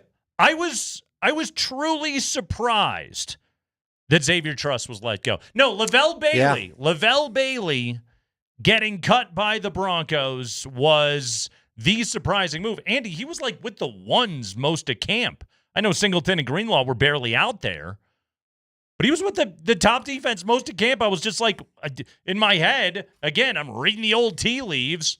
Well, Lavelle Bailey's making the team. They like him, and I always thought he was an impact player. The hell do I know? Apparently, he was not making the impact that they thought he was. I'm with you. I thought he flashed, man. I was surprised. I really was surprised. Reed. Get your Karene. Karene Reed has made the team. The linebacker out of Utah. At inside linebacker. He had an interception in the preseason. Really good one, matter of fact. The Broncos, they cut undrafted rookie Jordan Turner, who had the really good game. Is that the Arizona game? No, this last game. He was everywhere. Yeah, good player, right? Veteran Garrett Wallow was let go. I didn't know Garrett Wallow was competing for a roster spot. I got to be honest with you. Yeah, exactly. But he did. He has wallowed his way out of here. So Drew Sanders, Michael Burton, I'm guessing they go to IR. They're both designated injury returns, I guess. Although I don't think you have to designate anybody, right? You're just allowed to bring two off from the preseason IR list. Yeah. So Sam Ehlinger, as of right now, is still on the roster. And I think he stays. Okay. I do. Jordan Jackson and Iyomo Wazirike are both on the roster, but sources indicating to several Bronco reporters they think Wazirike sticks. So our buddy Jordan Jackson, the undrafted rookie out of the Air Force Academy, could be on the outside looking in. We had Jordan on the show when he was at Air Force. He was at Mountain West Media Day. He was great. Very good interview, originally from Jacksonville, Florida. Oh, hold on. Breaking news. Ooh, break it, Spring. Per Mike Kliss, number 3 quarterback Sam Ehlinger, not at practice, was released per source. As a vested veteran, he's not subject to waivers, so a free agent of sorts. Broncos want him back on the practice squad. You know what I bet was going on? I think the Broncos saw a need for veteran quarterbacks around there, and let's be honest, Ehlinger's really kind of had a highlight reel preseason. Hope to trade him. I bet you they were shopping the phones. I don't know that they were looking for the 5th that Kenny Pickett drew, but I'm sure they did. Listen, you just signed Ehlinger. You know what I mean? You didn't even give up a draft pick for him. Anything you could have got for him would have been of value. So they release him, and hopefully he'll come back now, I guess. Yeah, so. the Raiders made their trade to get Kenny Pickett. Ooh. So they got themselves a number 2 quarterback, and I guess that filled all the spots. So Ehlinger, they hope to get him back on the practice squad. 5th-year guy, Sam Ehlinger. More breaking news, Spring.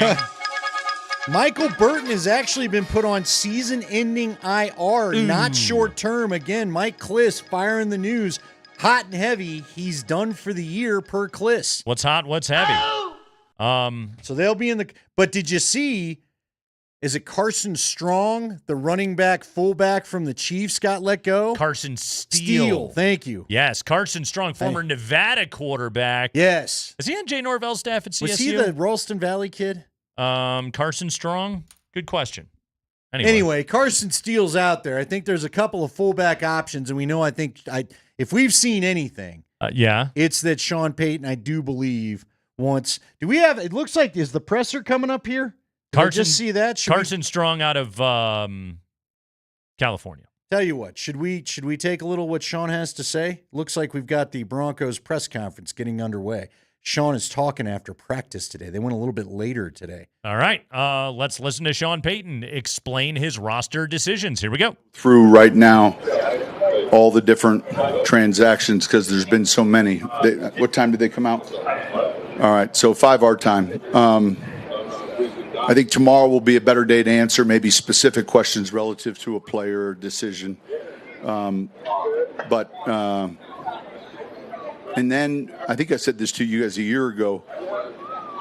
Those first 2 or 3 weeks of the season are very fluid. Like activity begins to calm a little bit, week 3 and 4, and then you get your normal transactions throughout the year. So, it's always a difficult day, and yet, you're spending time with a lot of different players. So, any questions with today? You talked obviously about liking this team. Did you, as you went through the process of getting down to 53, was this as you talk about different decisions? I mean, how do you, I guess, feel? One thing that was noticeable, I would say, look, our first year, I can't tell you the length of the meeting. There's always, George and I are meeting daily leading up into, call it the final meeting the night before, right? I can't tell you an hour, 2 hours. Last year, hour, 2 hours. But last night was closer to 6 hours. I mean, there was a lot of discussion, film. It was very evident that we're deeper, and I would say just strictly based on the length of the meeting and the process itself, that was very clear. And I think it was evident in the preseason games as you watched them. When the second wave or the third wave went in, you saw good football. Did much change at all with the last preseason game, or were you pretty much fairly? Good question. I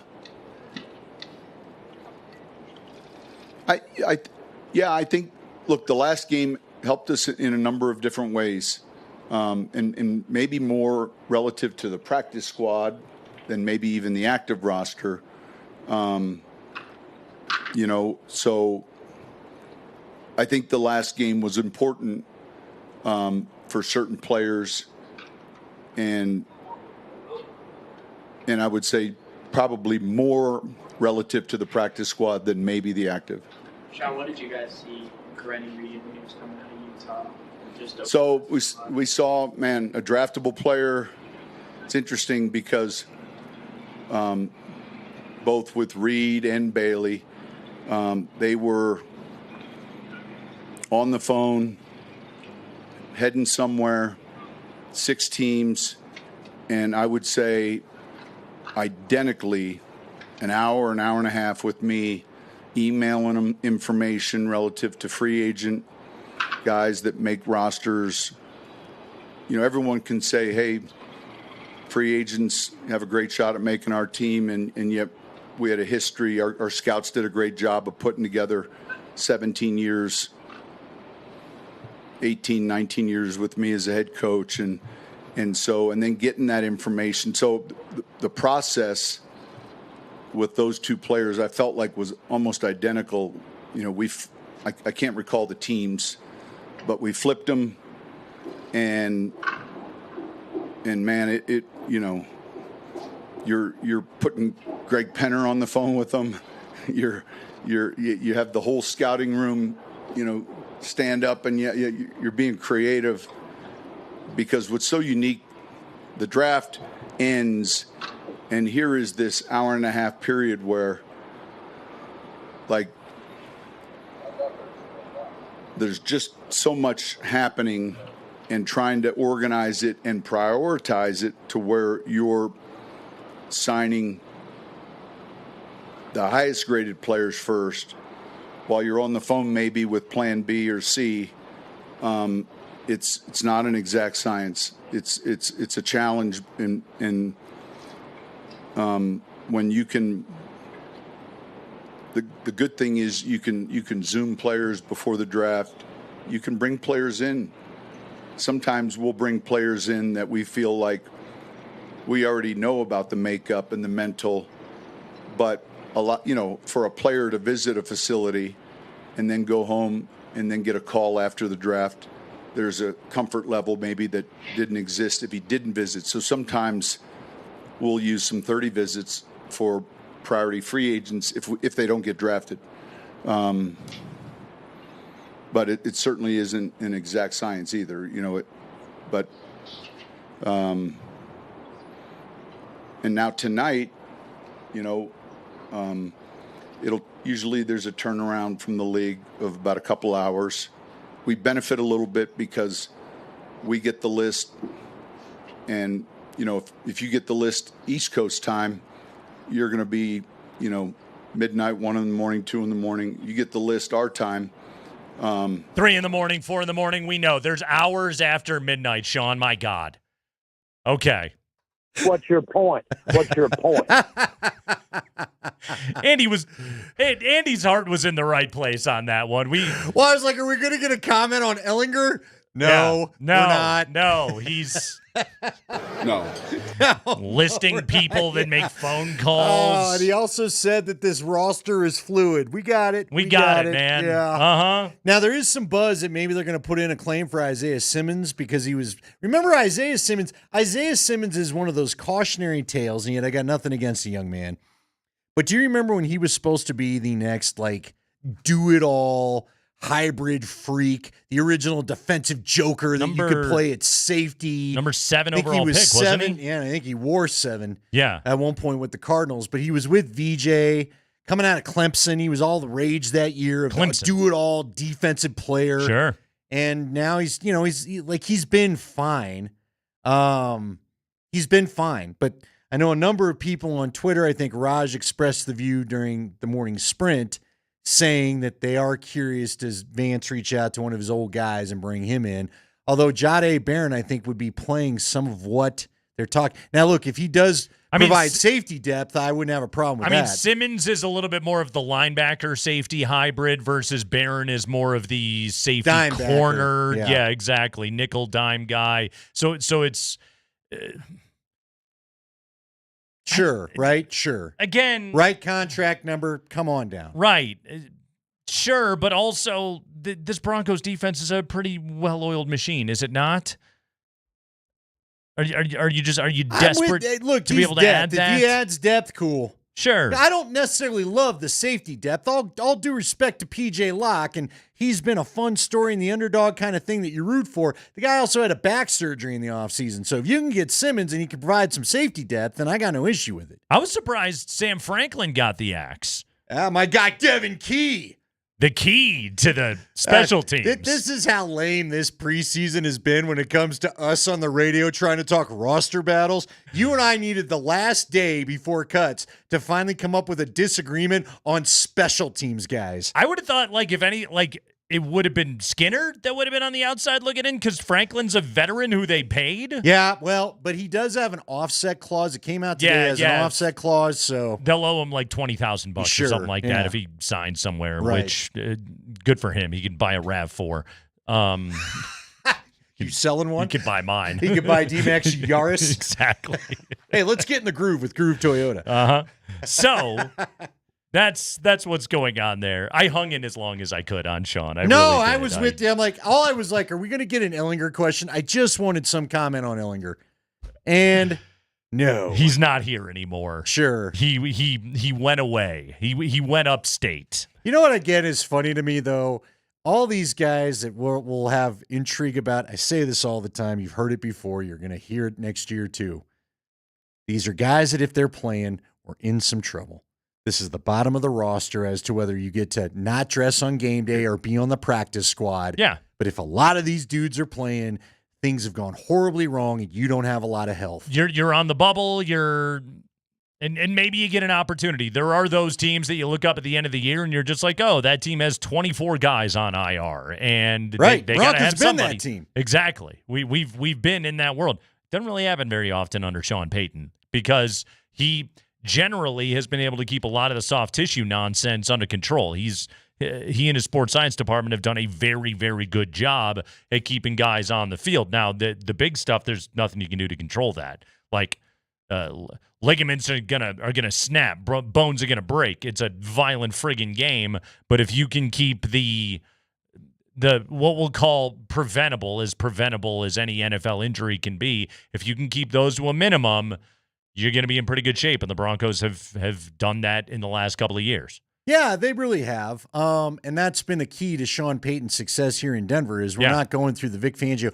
Remember when Vic Fangio, who was it? Who was the linebacker? They had that one linebacker they picked up at right now from the Rams one time, and then that dude ended up playing at one point, and Brandon Allen was one of these late draft. Remember who was the Stanford quarterback they had to get rid of our first year? Hogan. I always forget Kevin Hogan.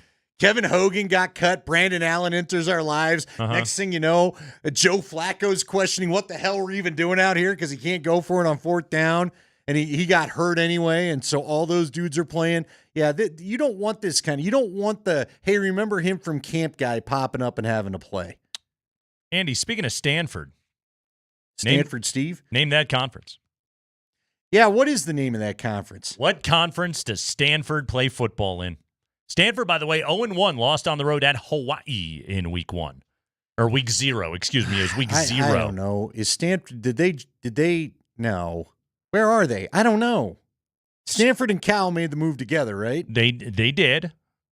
UCLA and USC went to the Big Ten. Okay, so Stanford is located ACC. Near the Pacific Ocean. They went to the Atlantic Coast Conference. What's the other Makes ocean? Total sense. Them and Cal. I have no idea what's going on. We were starting to engage in the exercise on the ride in today.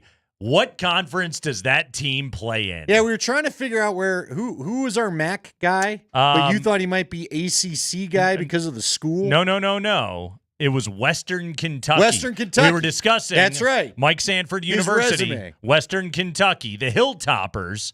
What league does Western Kentucky play in? Do you know? Did you confirm it? I got it because right. I thought it was Maction. I You had said it right. Conference USA. Conference USA. Yeah, CUSA on Western Is Kentucky. there still the American Conference? Is that still a The thing? American Athletic Conference still does exist. AAC. The AAC. Can you name a single team in the AAC? I should be able to. You should be. Because I feel like the Buffs played one from there recently. Yep. Name an AAC school. Is it the Bison of North Dakota State? Is that a thing? No, that's FCS level. They're in the Big Sky? I have no idea then. Give me an AAC. Memphis is in the AAC. Oh, hey! Paxton Lynch says hello. Roadrunners of UTSA. They stole it from Metro. Green Wave of Tulane. Oh, yeah, the good old Green Wave of Tulane. South Florida Bulls. Sure. 2 service academies, Navy and Army. Okay. North Texas. East Carolina. East Carolina. My favorite Carolina, East Carolina. Rice, UAB, Florida Atlantic, Charlotte, Temple, and Tulsa. That's your American Athletic Conference this season, Andy. Well, good for them. Yeah, Phil Steele likes Memphis to win that league. Loves him some Memphis. He does. He's got Memphis. Is he going to go walking in Memphis? I knew you were every doing time? that. I can't help was it. confident It's a damn thing line that plays in my head. that was going to happen. So right Peyton there. did confirm. Wow, we missed it. Uh-huh. Michael Burton done for the year. IR, season-ending IR. So Nate Adkins, they got to get Nate Adkins healthy because Adam Prentice was shown the door, former CSU Ram. So they've got to get Nate Adkins healthy. He's got an elite first name, and I forgot it. And then once Adkins is back, and remember they didn't put him on IR because he had the tightrope surgery, but they believe that he will be back before week 4, and Sean Payton made a point to say, good football player, we need him. So I'm guess as of right now, I mean, it's the opener's 2 weeks away. The Broncos will play game number 1 without a fullback. Yeah, they could bring Prentice back to the practice squad and elevate him. Yeah. That could be a thing. I say go get Carson Steele and the alligator. You told us about the alligator. Hey. Everybody texted in from Twitch and everywhere. Go get him and the gator. Yeah, Carson Steele's got the gator. What was the its gator's name? I forgot Big what Bob? the name was. It was something like that. Yeah? Yeah, it was. Speaking of the Broncos' week 1 opponent, the Tennessee Titans, okay? Yesterday, Andy, you dropped a betting note about those Titans here on the show that Denver is a 7.5-point favorite at home against Tennessee in week 1, biggest number on the board in week 1, okay? Is that still true? Still true as we Okay. sit here All right. today. But I learned something else about the Tennessee Titans. I've got a gambling nugget on those Brian Callahan-led Titans that I got to drop on you when we come back that should alert to everybody. Just be careful with that 7.5. That's coming up next.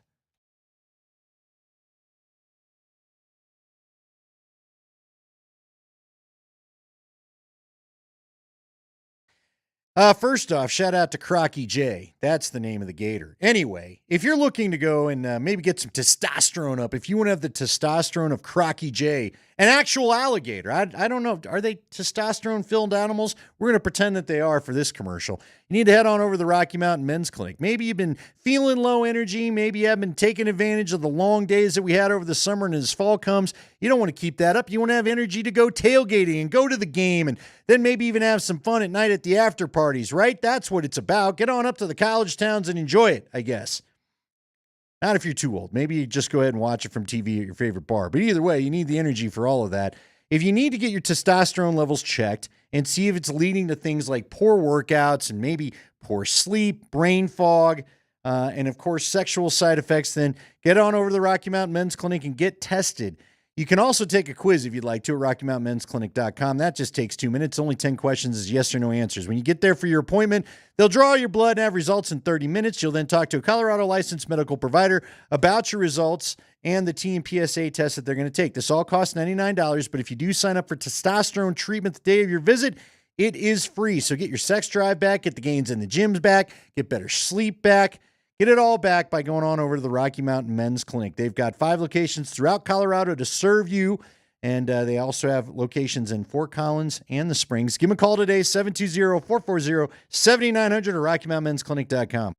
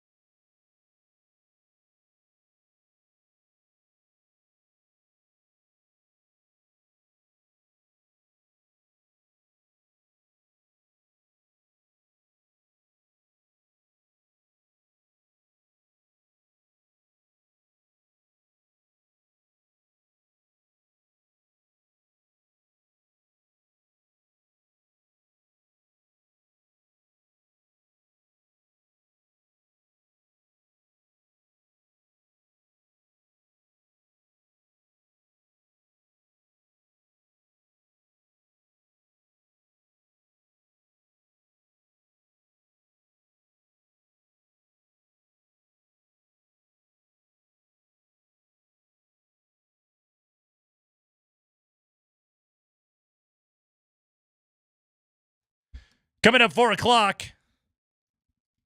former NFL linebacker, the great Chad Brown, going to stop by. Buffs legend. Mark Johnson, voice of the Buffs today, 20 minutes after 4 o'clock. A lot of news out of Boulder. Plus 5 biggest stories of the day from around the NFL coming up at 5 o'clock. Andy, the Broncos are a 7.5-point favorite against the Tennessee Titans in Week 1. Did you know? Last year, the Tennessee Titans were the worst team in the NFL. They were 3-14. They had the number 1 pick in the draft. They used that pick to select Cam Ward. Not only were they the worst team in the NFL by record, by win-loss record, did you know the Tennessee Titans were the worst betting team in the history of the NFL? Meaning they never covered? 2-15 against the spread. Wow. In the 2024 season. 2-15, by far the worst in the Super Bowl era. 07 Ravens, 81 Patriots, and the 80 Steelers were all 3-13 back in the 16-game season. At 2-15, the Titans not only lost, but they never covered. Well, I suppose they did twice. They did win 3 games. 2-15 against the spread. So, if you're looking at that 7.5, all right, and if the odds makers were as wrong on the Titans for an entire year as it turned out they could be, with Will Levis over there hating his coach and all the other weird things that happened last year with the Titans, does that make you leery of taking a look at Denver as a 7.5-point favorite in Week 1? Again, it's the old, if what was good could be bad a year later, and if what is bad could be good, the law of averages, and I'm going to go ahead and take a look at the bookmakers of Las Vegas and pretty much every other state, let's be honest, and say they can't be that wrong 2 years in a row. Yeah. Here's my thing. If we'd have gotten that one drive that I told you I wanted yesterday, where the offense just goes out there and it's just, bink, bink, bink, bink, bink, touchdown, we're out of here. Yeah. I'd feel a lot better about not worrying about all the things that you just mentioned, and I'd say go ahead and bet that thing up. Because, look, there's a lot of, I think, logic behind why the Broncos are a big favorite. Bad team, rookie quarterback, excellent defense. On the road at Denver, where altitude, especially in September, is historically such a massive home field advantage. Players aren't fully in condition, so Denver can take advantage of that early on in a season, et cetera. There's a lot of reasons why it's 7.5. Yeah, it's. Ooh, how? I don't know, man. Here's the thing. I think you're a little bit gutsy just to bet first week football. Period. I mean, because it's really. It's fun, but it's a total crap. Yeah, because it's extended preseason in a way. None of these teams played anybody. Right. Nobody played anybody significant amount of time. Yes.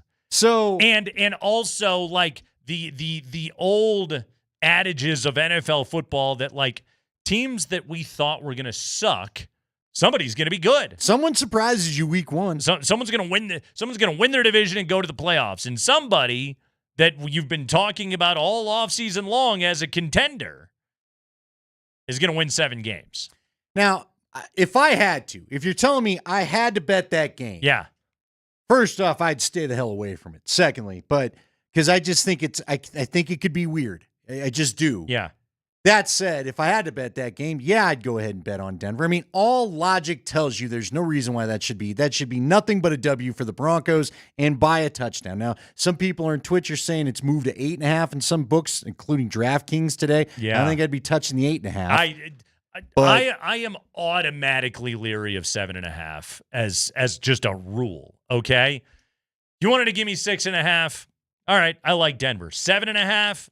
That number gets me real nervous. I would point back to the Broncos opener last year. Remember how weird that was? Yeah. Broncos offense was clunky, but they still went into the half of the lead. Then the Broncos defense got tired. Seattle adjusted a couple of things. Boom, they go and win the game. Right. Weird things happen in week 1. I don't think the Titans are good. I think the Broncos are good. And I think the Broncos will win the game. I just don't know if they're going to win it by as much as everybody's predicting. Week 1s are weird. Now, listen, they may go out there and just spank them and send them home like they ought to. But Sean Payton, here's what I need to see. Sean Payton's Denver history needs to be flipped. Because remember, it was a couple years ago where we weren't all so sure. We did not love what we saw out of the offense. His very first preseason here, Russ didn't look like he was getting the scheme, which proved to be true. And we all said, though, they will beat the Raiders. Remember that? The Jimmy Garoppolo-led Raiders, they're not coming in here and beating the Broncos. And then not only did they come in here and beat the Broncos, they then turned around and lost to the Commanders the next week, too. Yeah. Now, I don't think this team is going to do that. Let me be clear. But when you're talking about needing, 9 points to win a game when nobody really has played an extensive portion of preseason? Okay. So again, what have we learned from history? The Broncos offense did not look good in year one with Russ. The Broncos offense did not look crisp last year amidst the three-way quarterback competition. And I would argue that the Broncos offense did not look stellar in camp or in this preseason. 6 drives and 1 touchdown out of the 10 points in 6 drives. Yeah, out of the number one offense. So if we're going off of the Sean Payton track record that we know of so far, shouldn't we expect the offense to start slow this year? I don't think they can afford to. That's just the issue. Now, maybe they can because of the defense. That's just What's slow sound? Give me slow, though. What do you think slow is? Is 21 points slow? Yeah, I think 20 points slow. They averaged 25 a game last year offensively. If you're averaging under than that, I would call that a bit of a slow start. All right, but here's what I would say. Yeah, I wouldn't be shocked if they start slow, but I think with 21 points, they should still win. You should. The Broncos defense should prevent both Tennessee and Indy from getting more than 16 points. Cam Ward and Daniel Jones? Yeah. You should beat those guys. Cam Ward should have a long day. Exactly. Now, that said, okay, a tipped interception here. Yeah. A crappy Crawshaw punt leading to a big special teams play there. A couple of late cosmetic scores, like, let's be honest, the Broncos got in the early going last year. Yeah. That makes a game look tighter than it was because your defense is not quite in game shape yet. And these are the kind of things that make me look at 7.5 or in some cases 8.5 points and go, I don't know. That's an awfully big matzo ball hanging out there.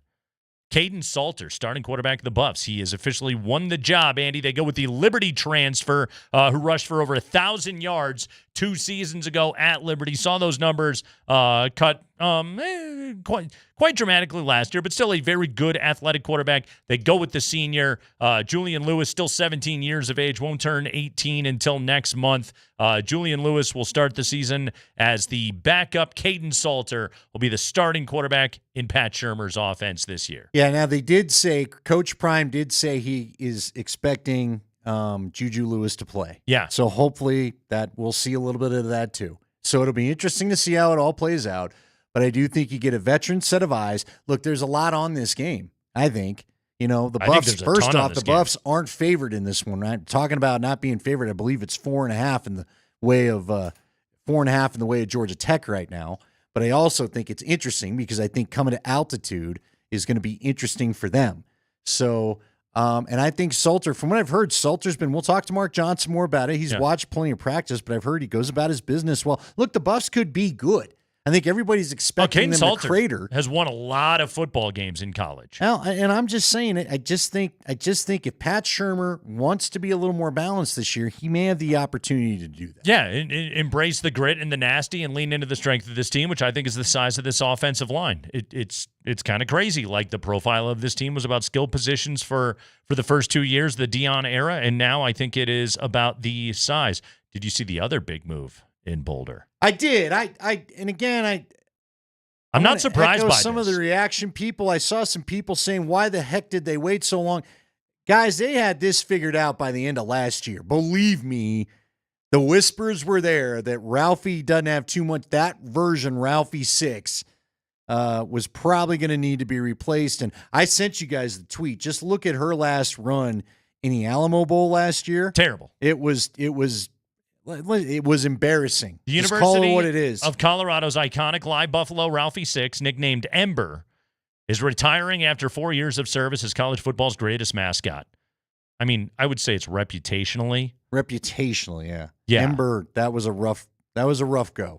Ember will now transition to a companion buffalo role, living with Ralphie 5 on their ranch.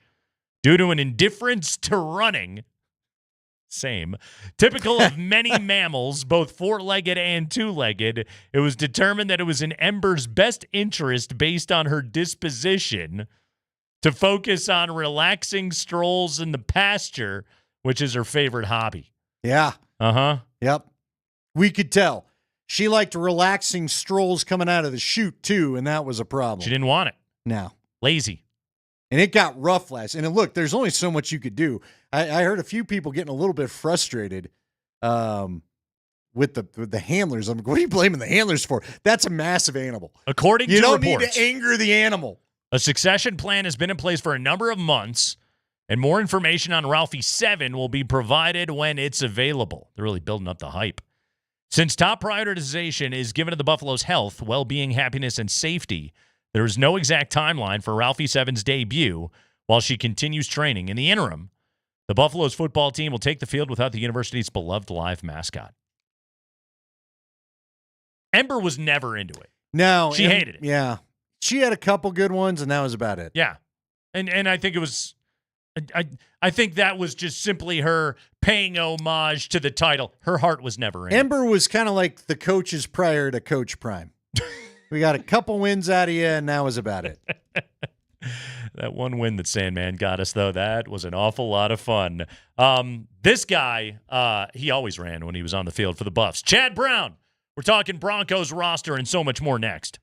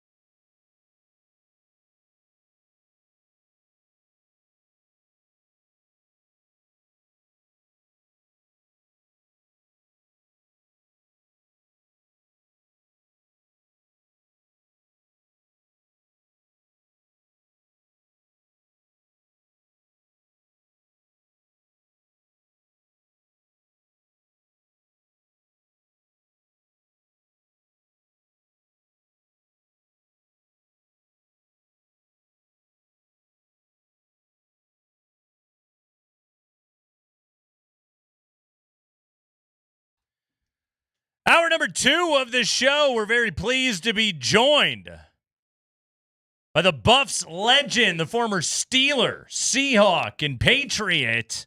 Our buddy Chad Brown is with us here on a Tuesday afternoon. Chad, how you doing, man? I am fantastic. It's been a long time since I've been on the air with you guys, but happy for the reunion. Chad, I'm curious, before we get going, what do you see yourself as? Because I try to remind people. Again, I was in high school when those great Buff teams were up and running, so I remember your career very well. I also remember you being one of the big studs. We all remember Alfred, but you got going like right away. Alfred had to endure the hell of Cincinnati, right?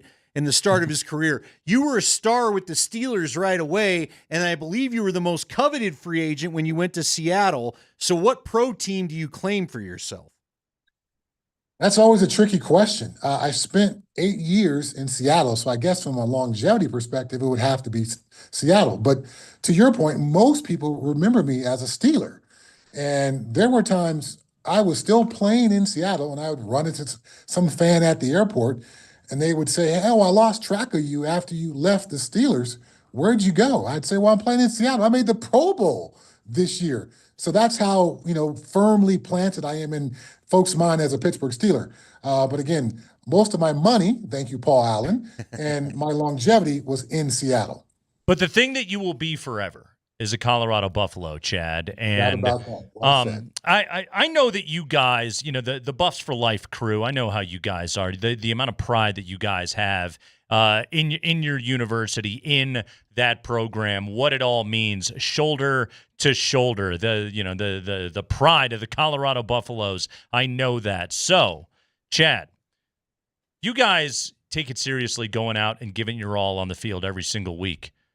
How are you feeling today learning that Ember just wants to go upstate and just wants to walk around on the ranch and doesn't want to be there on game days, storming out of the tunnel as Ralphie 6? This has got to be stirring some serious emotions in you.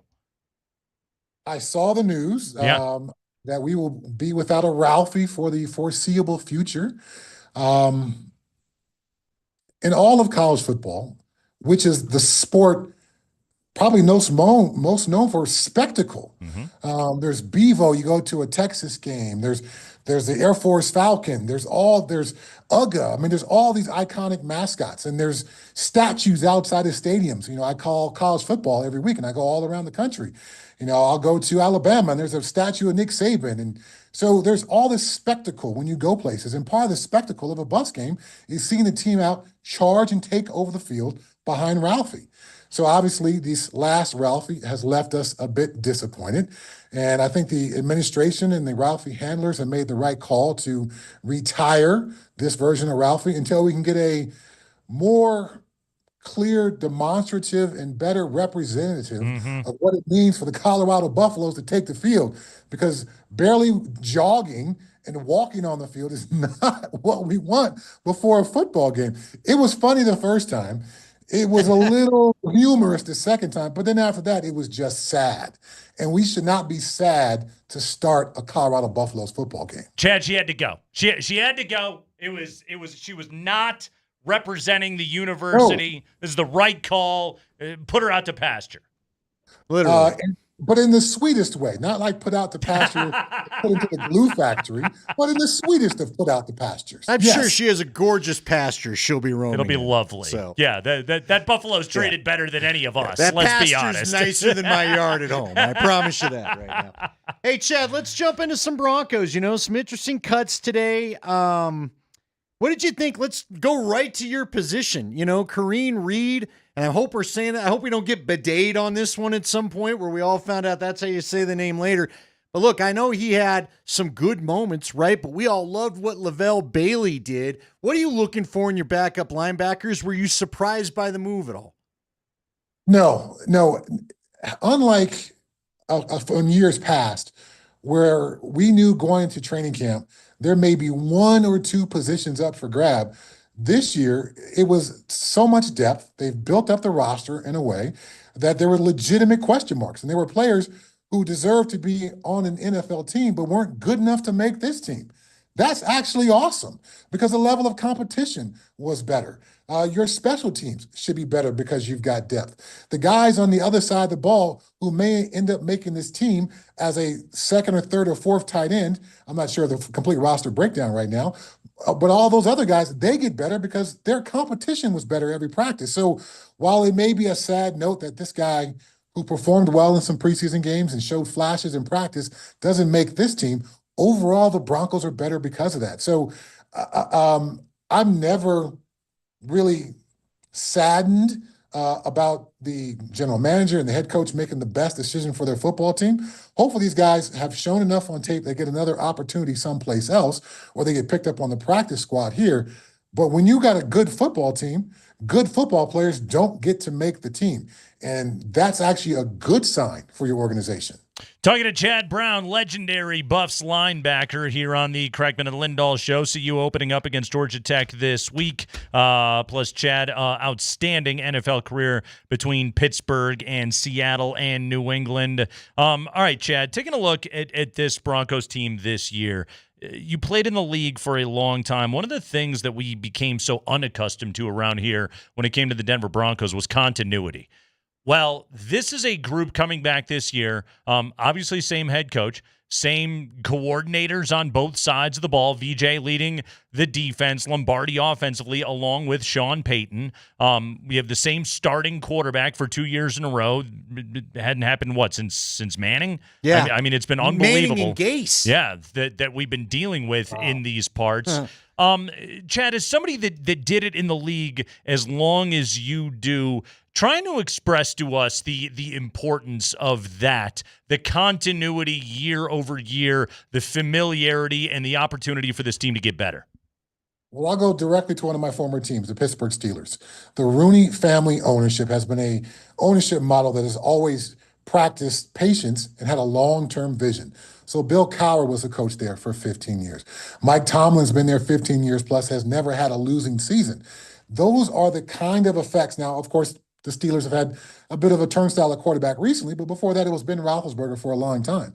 So, and even beyond that, if you are a scout for the Pittsburgh Steelers, they've been playing the same defense since I first got there in 1993. So, hey, we did an outside linebacker. Well, let's find a guy like Joey Porter or Chad Brown or Clark Hagens to bring us some Colorado guys, or TJ Watt, or any of these other great outside linebackers that have been a part of that defense there. It makes the whole process easier when you have that kind of continuity. But if you're constantly changing head coaches, the schemes are always changing. If you're changing coordinators, that coordinator may emphasize something different. So now the scouts are trying to identify a different type of player. So just from a player acquisition standpoint, that makes the process so much easier when you have this kind of continuity. The next level to that would be, of course, the playbook, your understanding of the playbook. If you change position coaches all the time, each position coach has got his little pet thing that he wants you to do. I've had outside linebacker coach who stressed handwork, or this guy was a super footwork guy, or this guy was about, contact with your shoulders instead of your helmet. So you're always changing your technique slightly. You have continuity, then you don't have to worry about that. Coordinators often change languages. What one team may call elephant personnel, someone calls 33 personnel, or whatever the case may be. So when you have that continuity, you avoid all those potential communication issues, personnel acquisition issues, and just pure play calling issues because everyone's so familiar with themselves. So I know the sky is very bright for the Broncos this year. We all got to wear our shades because everyone's predicting all these amazing things for this football team. But to your point, this continuity's got to be a big piece of why people are thinking so highly of them this year. All right. To that point, is the sky a little too bright? Look, I don't want to dampen anybody's expectations at all, Chad, but there sometimes is a process before you go to the Super Bowl. And I do believe, for the record, if this defense is as good as the one I saw with my own eyes all season long in 2015, then I think anything's possible because that defense shut other offenses down, and I do think this offense can be better than what they had in 2015. But that said, what would you put as realistic expectations for this team in the current, the upcoming season? I mean, obviously, this division is incredibly tough. The quarterbacks, the head coaches in this division, I'm not sure if we've seen a division quite this stacked and loaded. in modern football from those two perspectives. So it's going to be a difficult division to win. So even if they come in second place to the division, maybe behind the Chiefs, they're still going to be a playoff team. And at this point, I would expect them to win a playoff game. As we all know, the cliche, you got to knock on the door before you kick it in. And so I don't expect them to leapfrog from a wild card team out in the first round into a Super Bowl team, but I expect a playoff win for the Denver Broncos this year. I expect them to be better, but not quite Super Bowl just yet. That's coming up. It ain't far away, but it's not this year.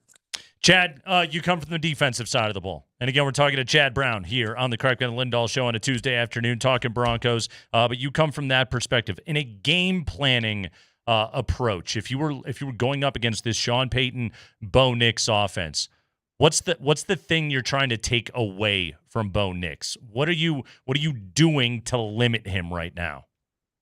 Oh man. Again, I feel like I'm going to be Captain Cliche here, but let's make you one-dimensional. Yeah. Let's take away the run game. Let's force you to throw the ball all around the field. I know this offensive line is pretty good at pass protecting. I know Bo Nix is pretty good against the blitz, but no offense can stand up to a defense all game if we force you to be one-dimensional. That way we can take away play-action passes, force you to go down the field with the ball, not able to utilize much of the short passing game. So taking away the run game is what allows you to do that in the defense and begin to dictate to the offense. So that would be my first step. But as far as Bo Nix in general, him as a quarterback, I don't see a ton of easily identifiable weaknesses.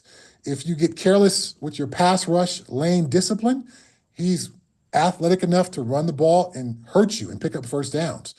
If you want to force him to dink and dunk, he shows really good patience in that. If you force him with some zone coverage to be more accurate with the football and those receivers to sit down in zones, he can identify that and get the ball to those guys. If you force him to throw up 50-50 balls and trust in his receivers, he can do that well as well. So, he's not quite a top tier upper echelon quarterback just yet, but there's no obvious weaknesses in his game. So one of the things that Jeff Legwald told me years ago that made the Broncos defense special again in 2015 was they could both rush and they could cover. How unique is that? And do you believe these two can do it in tandem? This year's unit can do it in tandem as well. Oh man. Patrick Surtain, defensive player of the year. Yet, he was one of the most penalized cornerbacks in the game. Gave up 10 first downs due to pass interference penalties or defensive holding penalties.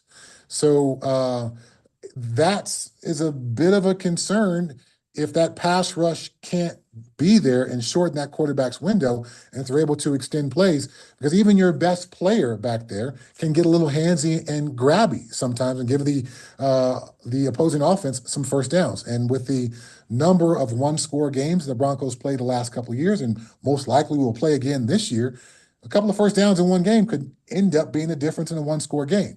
So there's some issues there that if those aren't in concert together, could be exposed. But when you've got the depth that they have at outside linebacker, when you got an interior rusher like Zach Allen, and when you've got lots of players in the secondary with some versatility, as they do, as Vance Joseph has at his disposal, I expect those units to play in concert and play very well together. But if one's lagging behind the other, that's when things start to get exposed. The great Chad Brown, everybody. He's going to be joining us Tuesday afternoons all throughout the football season. Can't wait. Chad, this is going to be a lot of fun, man. Thank you so much for stopping by. We'll talk to you next week. Thanks for having me on, guys. I appreciate it. All right, that is Chad Brown. We're going to keep talking Buffs here for a minute. Mark Johnson, voice of the Buffs, coming up here on the other side. I gotta bounce a quote off of Mark Johnson that I got from USA Today, Andy. And the quote comes from a gentleman by the name of Tom Osborne. Uh-huh. Why does this factor in? He's got some history with the two teams getting together in Boulder. He sure does on Friday night when the Buffs played Georgia Tech. Why did he do that? We'll find out from Tom Osborne, and specifically Mark Johnson is going to go ahead and rip into him. That's all coming up next.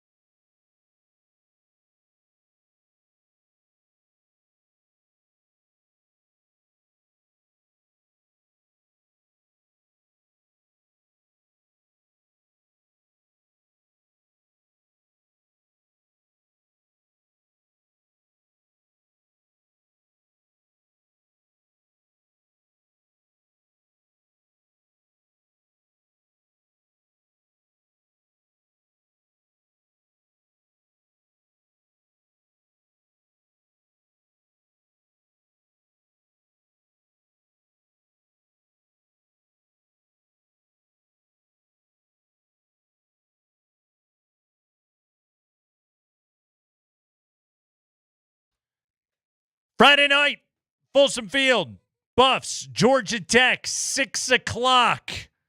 Oh, the 1990 National Championship grudge match will finally be held. Joining us right now, voice of the Buffs, ready to be on the mic for Mark. How many seasons is this now at the University of Colorado?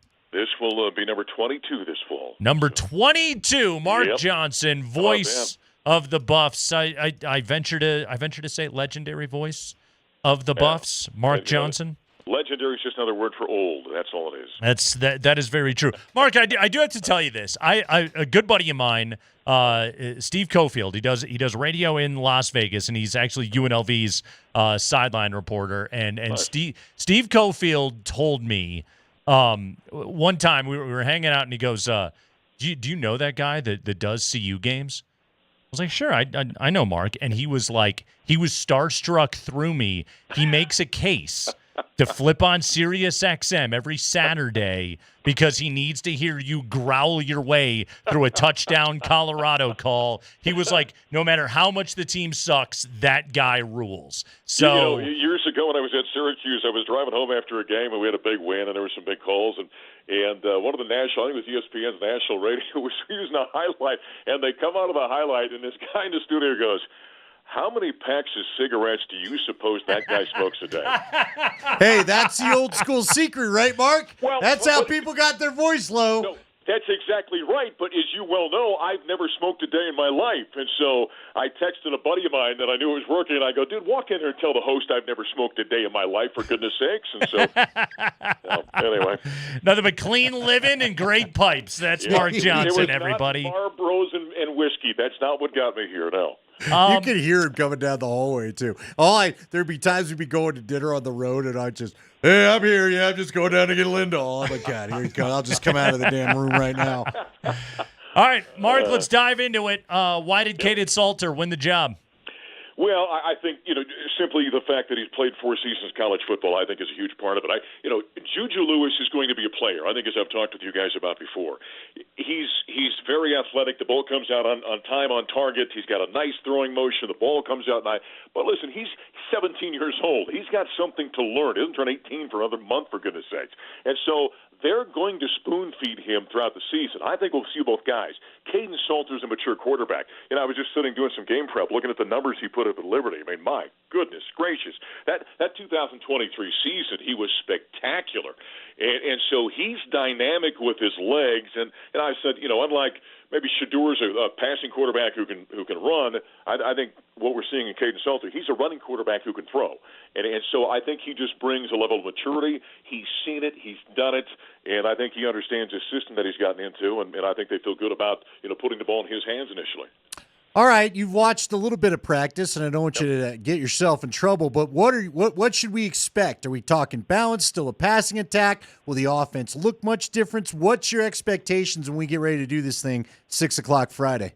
Well, it's going to be very balanced, without question. They have to, Andy. I mean, you're not going to have the high wire act that we saw last year with Shadur and Travis out there. They just can't do that. That's not the kind of team they're going to have. You don't have, Shadur, despite whatever issues he's had in Cleveland, how heroic he was at times, making plays. Think of the Baylor game a year ago. Well, that's not Kaden Salter's game. And so they have to run the football to take some pressure off of Salter and maybe eventually Juju Lewis. And so that's why they've gone out. They've got 4 new starters, all transfers on that offensive front, joining Jordan Seaton.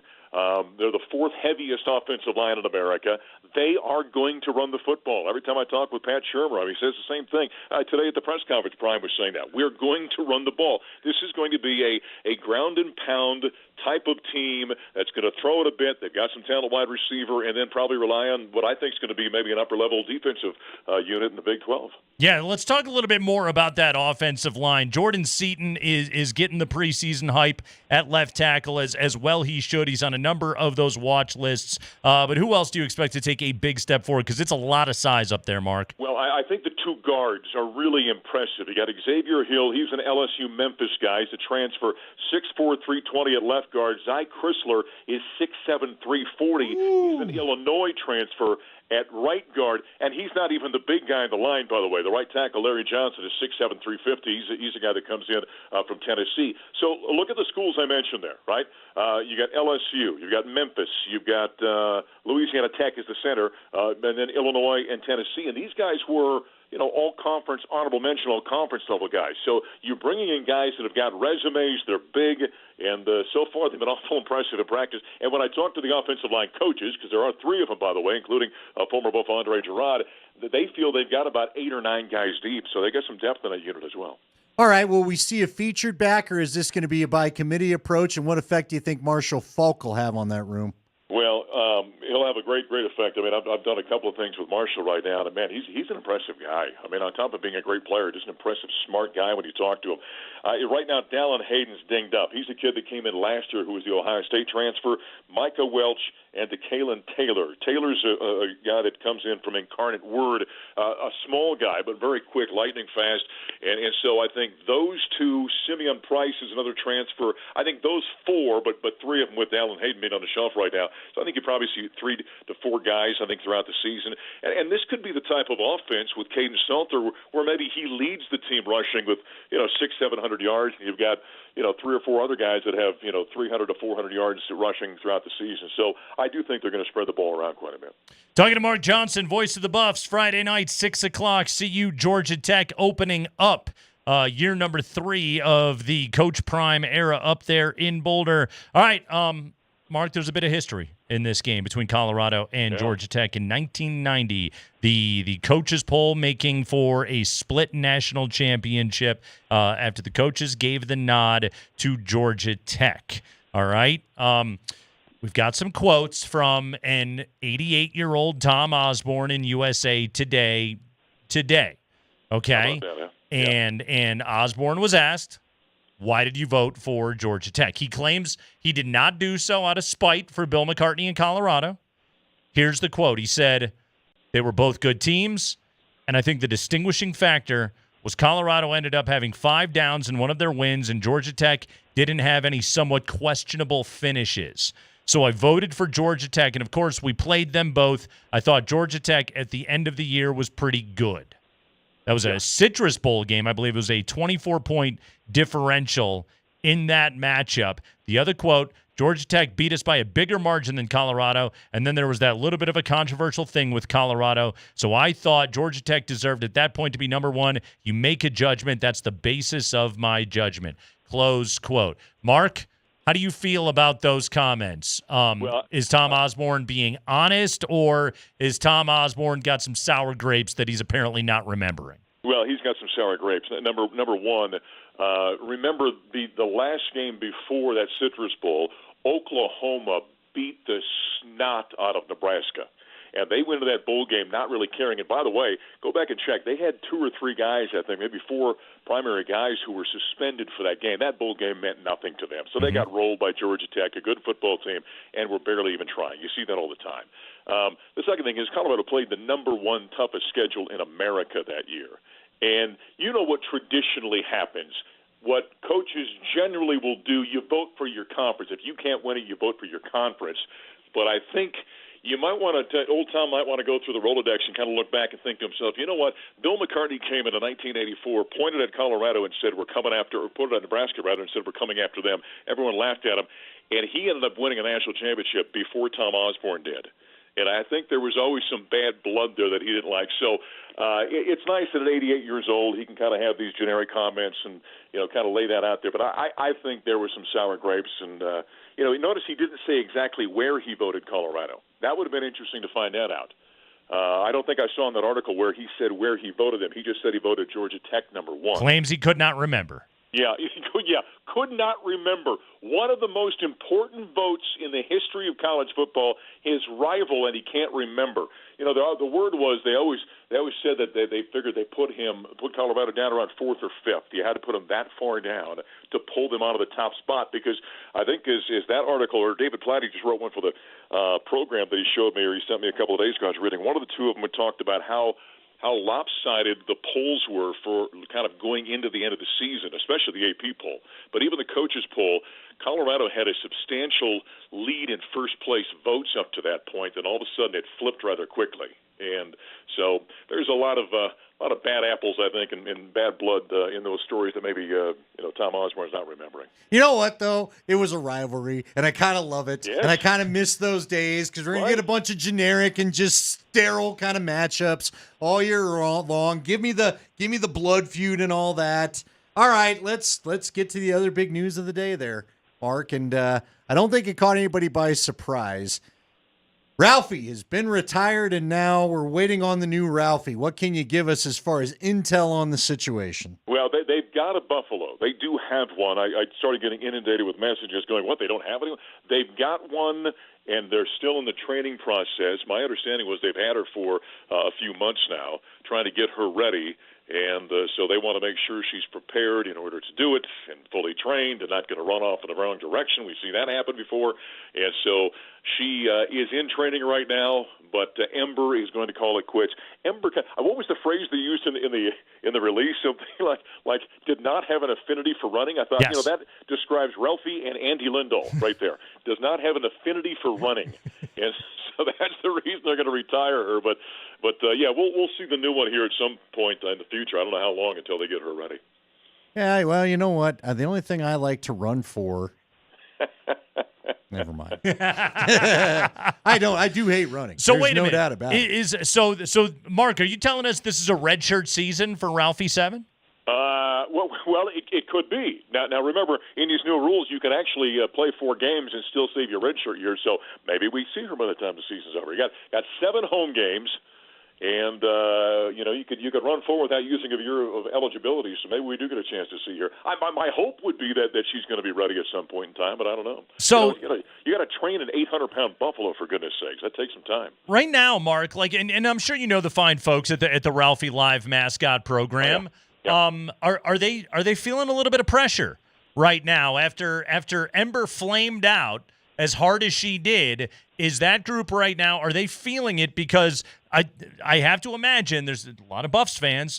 Personally, I didn't even go to see you. Personally, I'm disappointed there's no Ralphie this year. Listen, man, when you're dealing with the greatest mascot in college athletics, there's always pressure. I don't care what's going on. Yeah. And being that, Ember didn't quite work out.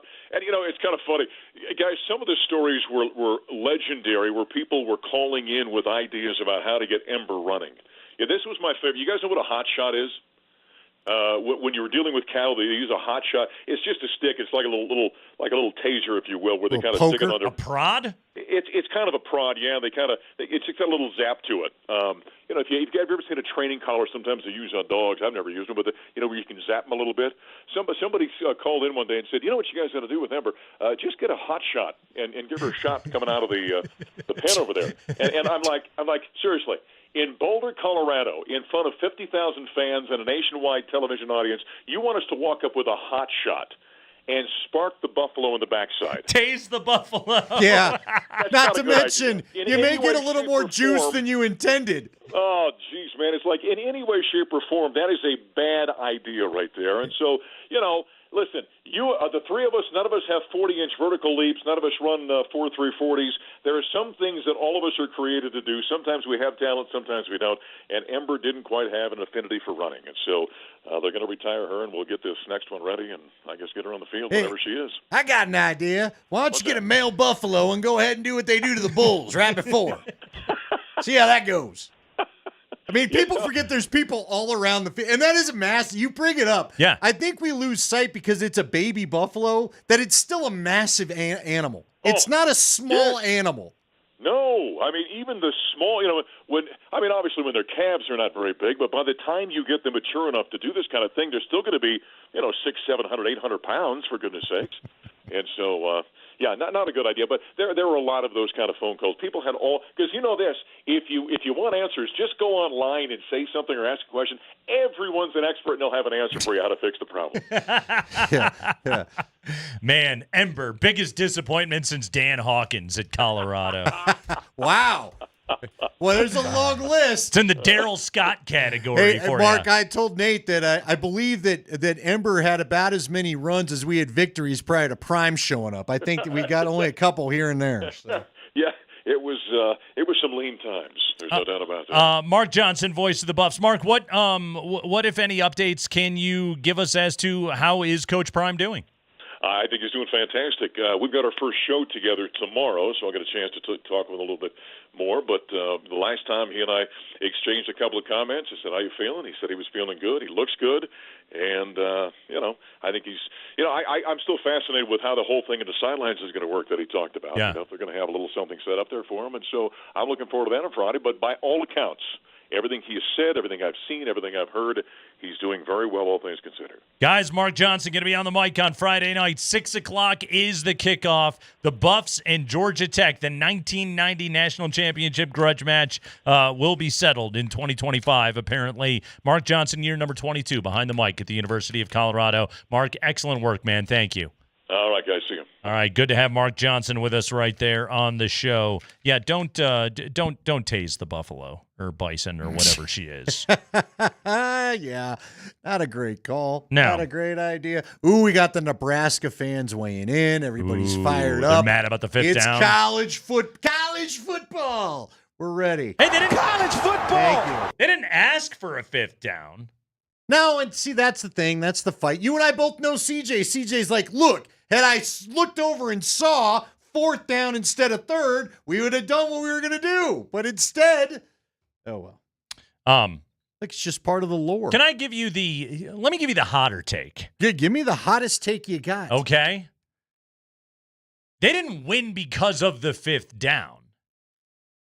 They won because the officials gave a touchdown to CJ on the fifth down.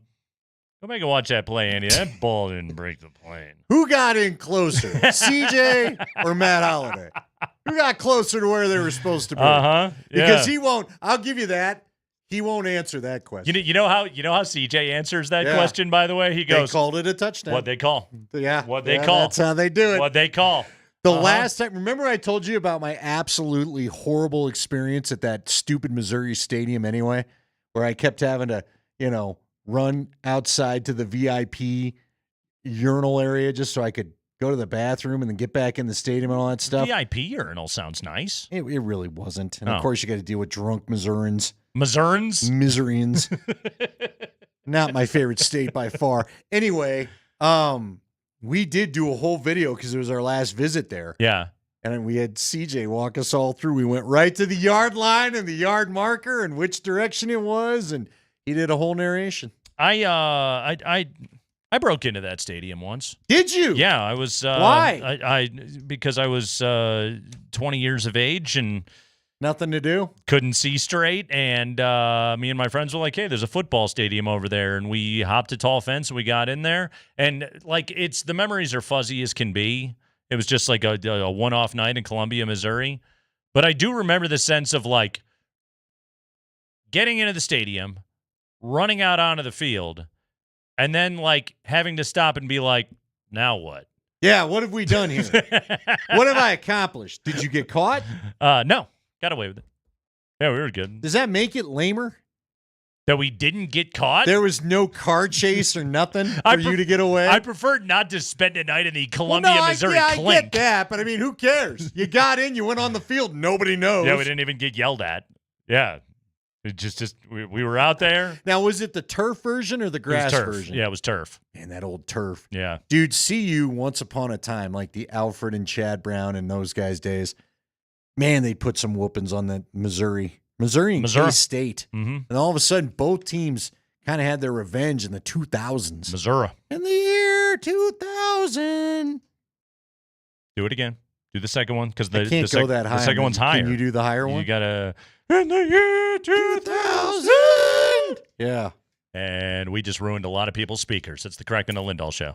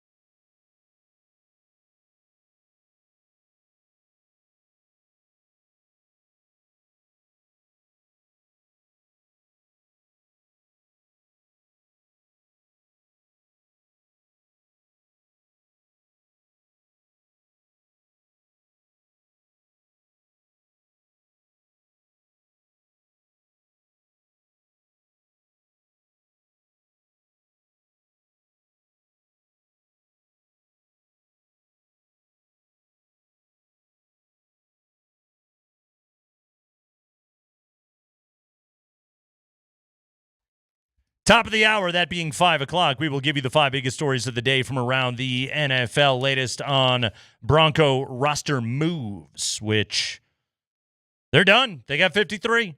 They're all set. Sam Ehlinger, Broncos hope to get him back on the practice squad. Lavelle Bailey not making the team. Sam Franklin, the veteran safety they brought in as a special team specialist, well, he's not going to be on the team. Plus, we got a fun story of an undrafted rookie making the squad, which was a little bit surprising. I do have to say I did not see that one coming, so we'll get to all that coming up at 5 o'clock, plus the other roster moves and trades being made all over the NFL. Latest from the Cleveland quarterback room. Don't overlook that Cleveland quarterback room, as it continues to be one of the more interesting spots in the entire NFL, despite the fact that that team's going to win like 3 games. What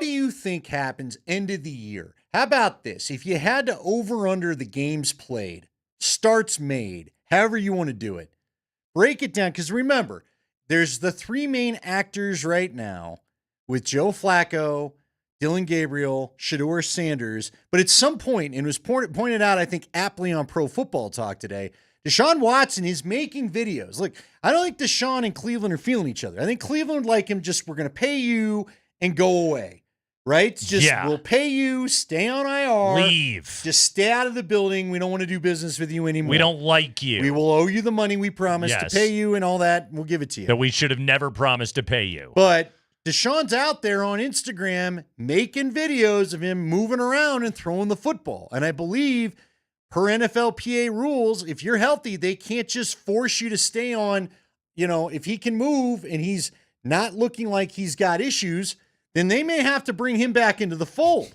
And so then what are you going to do? That's awesome. You know what I mean? Yeah. That's so good. That'd be great. What? He shows up. Yeah. Just totally George Costanza's this thing as they're trying to fire him from work. Just wave him? I guess, but again, I don't know if that, I think that accelerates some of the money they can't afford to accelerate. They got to pay him every dime. They guaranteed it. All right. So you're a betting guy, or Spring, you even weigh in too. You're usually our bookmaker on this thing. Joe Flacco, over, under, and starts. I'll put it at 8.5. I agree with that. I'll give you exactly half of a 17-game season. I'll give you 8.5 starts for Flacco. Dylan Gabriel, over, under on starts. 5.5. Spring? I'd go 3.5. 3.5? Ooh, all right. Okay. Shedeur Sanders, over, under starts. I'd go half of a start. All right. 2.5. 2.5. Okay. Interesting. I would take the under on Shedeur then. And you're going to say 0 for Deshaun Watson. I don't believe Shedeur Sanders starts a game this year for Cleveland. What about, well, I don't think, look, man, he's a 5th-round pick. He's the number 3 quarterback on a team that never wanted him anyway. Yeah, I'd love the truth serum there. Just say the owner told you to pick him. Right. What are you doing? Right. Unless Jimmy Haslam calls down and says, start him. Okay. Start. All right. I will say this. For economic reasons, because of Shedeur hype, week 16, 17, when they're, 2-12 or 13 or whatever they are, could they then throw in Shedeur? Sure. See, that was going to be my question. Remember the Eric Studesville Broncos when he took over for Josh McDaniels? TiVo at the end. And in order to get people in the building, they played him at the end. Would that happen with Shedeur? I suppose it could. And frankly, it was a lot more fun than what that 2010 season with Josh was. It's a good point. And Shedeur could bring some fun. I'll tell you what, I'll up my number to 1.5. Okay. Yeah. Here's my thing, and because I do believe Shedeur could be a starter, but he's got to be coached, and he's got to be the focus, and he's not going to be any of that in Cleveland. You know what? This may sound crazy. I almost wonder, and I'm not going to claim to be familiar with the Canadian football game, as we well know from my trying to figure out where the teams were yesterday. Yeah. But I almost wonder, would it be better for Shedeur to go to Canada, get some focused coaching to work on the not running out the back of the pocket, basically, and continuing to focus on climbing the pocket, moving forward towards the rush, quit looking at the defensive line, things like that Orlovsky talked about in his breakdown video. And would that would that actually work? Because the problem is now, and Gabriel's not going to be in a much better situation, they're not worried about either one of you. They're not going to try to develop either one of you with your 2 snaps of practice. Dylan Gabriel's going to get 2 to 3 snaps. Shedor's going to get none. Yeah. And it's all going to be Joe Flacco. And by the time, I'll ask you this, since you both have Dylan Gabriel making starts, by the time does he start? Is Stefanski still coach, or is he out of there? He'll still be there. Yeah, I can't imagine Haslam would pay him to go away. I don't think that would happen. But who knows? It's a friggin' mess in there. It really is. But to me, the key part of it here is that the head coach never wanted Shedeur Sanders. And the head coach / quarterback guru never wanted Shedeur Sanders on that team. And that's why it's such a weird scenario. In an ideal world, Shedeur could have made it to being undrafted and then could have gotten a chance to select his team and would have had a team that in the very least showed an interest and reached out and went and got him. But when you take another quarterback 2 rounds ahead of him, another rookie quarterback 2 rounds ahead of him, you've made it clear what your priorities are. You know who would be a fascinating coach for him in my mind? Davis Webb. Yeah. Guy not too separated from the college game. Knows a little what Shedeur was doing, right, and knows, I think, has a system for trying to help fix it a bit, frankly. Resources are, they are stretched thin in the truncated game week schedule. Yeah. And that's the challenge that he's going to be up against. I got a comment here that Sean Payton made. This was tweeted by Luca Evans from the Denver Post. Sean Payton made clear today Broncos are sticking with rookie Jeremy Crawshaw at punter despite preseason struggles. Said his primary issue is first punt. Staff is trying to create situations where they'll have a singular punt in the middle of practice before a punt period.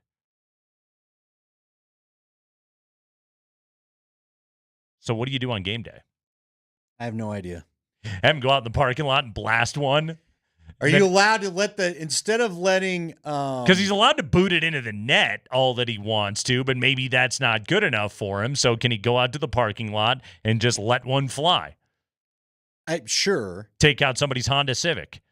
Who's our kicker again? Our guy? Will Lutz. Will Lutz. Does Will Lutz have to do the kickoff? Can you do the free kick where you just let Crawshaw boom it open the game so it's done? Take a safety early in the game. Just punt the hell out of it. So Crawshaw could get one and get him warmed up. It's apparently he's got first punt jitters. Well, here's your answer. Don't punt. Well done.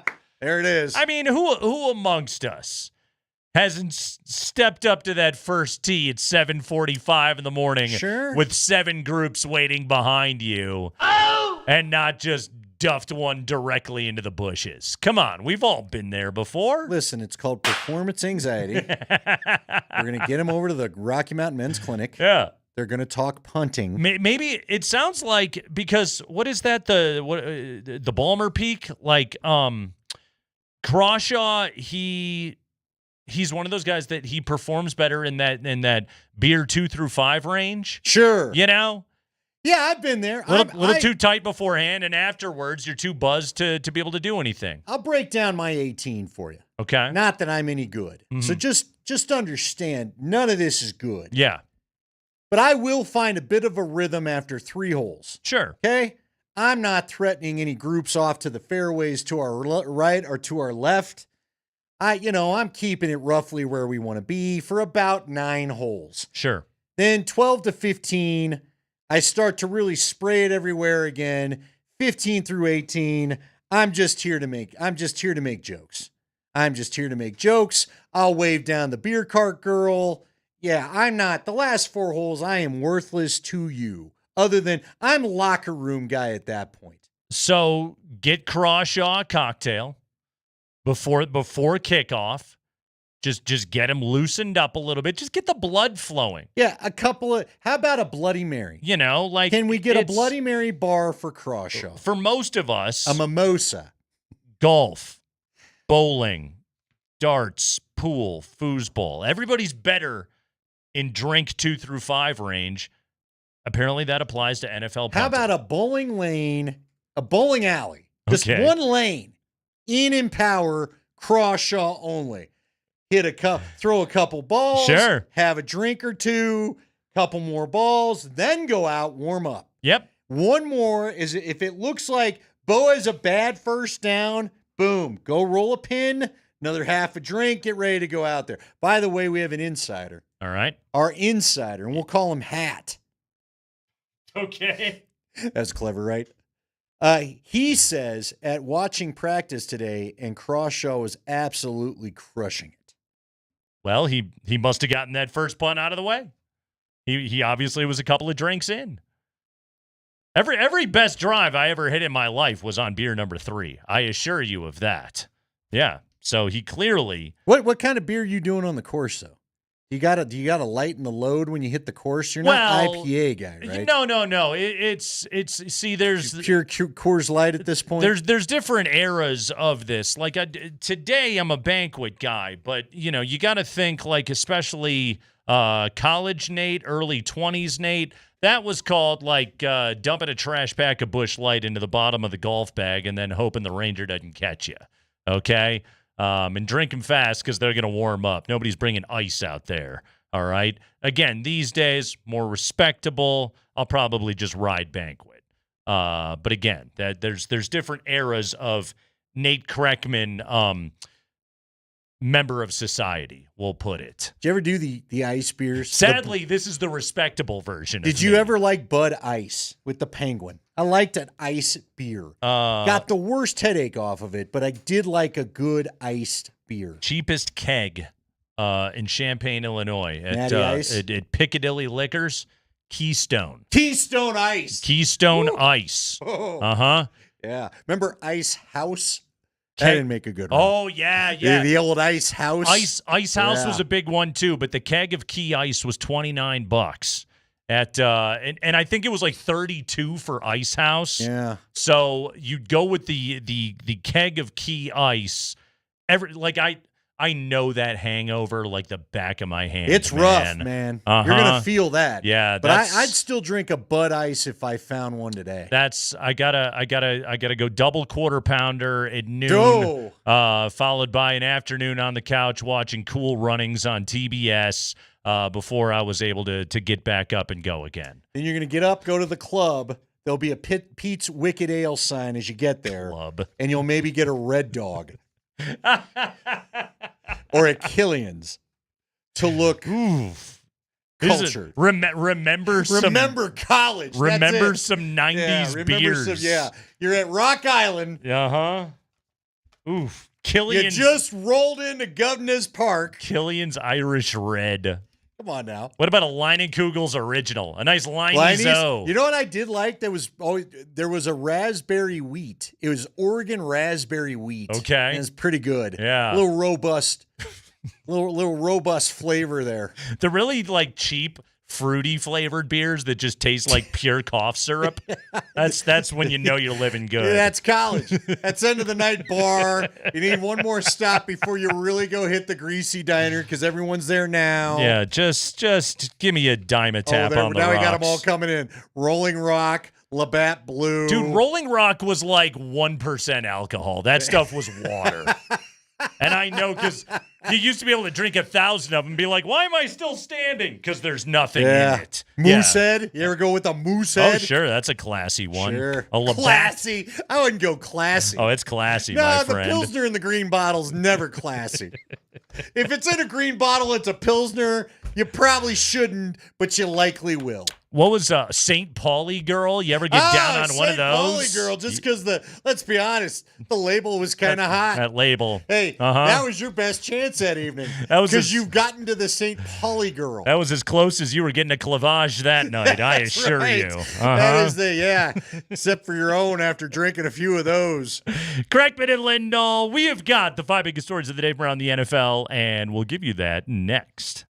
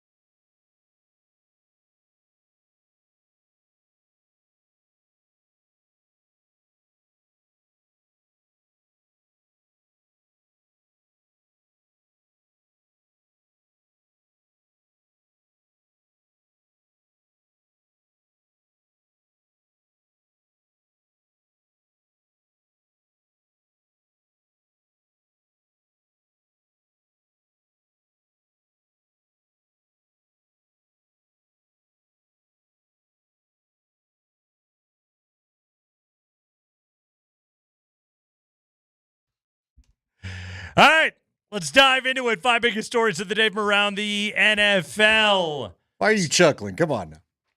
Lowenstein? Lowenbrow. Lowenbrow. They're still coming. It's also good to see Jay Cutler's mugshot making its way back. Dude, I sent that to you. Around to Twitter today. Is that on the high five? Jay Cutler, he's going to do 4 days in the clink as a part of his plea deal for a DUI. Will he, in fact, finally be smoking Jay Cutler?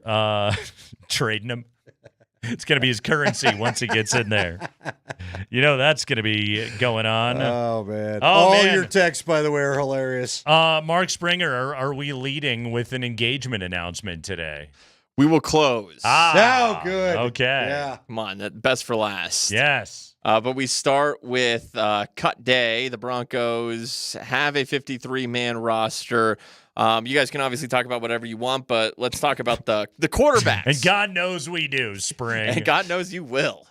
But let's talk about the quarterbacks. They will not be keeping 3 quarterbacks. Sam Ehlinger was cut. We will see if he ultimately winds up on the Broncos practice squad or if somebody else signs him. You guys, earlier in the show, you wanted to hear Sean Payton talk about Sam Ehlinger, but darn it, he just wouldn't get to it. But now time has passed. He did talk about it. Here is Sean on cutting Sam Ehlinger. Look, Sam's the guy that we want back. And now the league a few years back put in a rule that allowed you to dress a third, but he had to be on your active roster, right? Every team in this league, when the season starts, is going to have 3 in the building. And the question is just simply, what's the third in the building? Is he active or practice squad?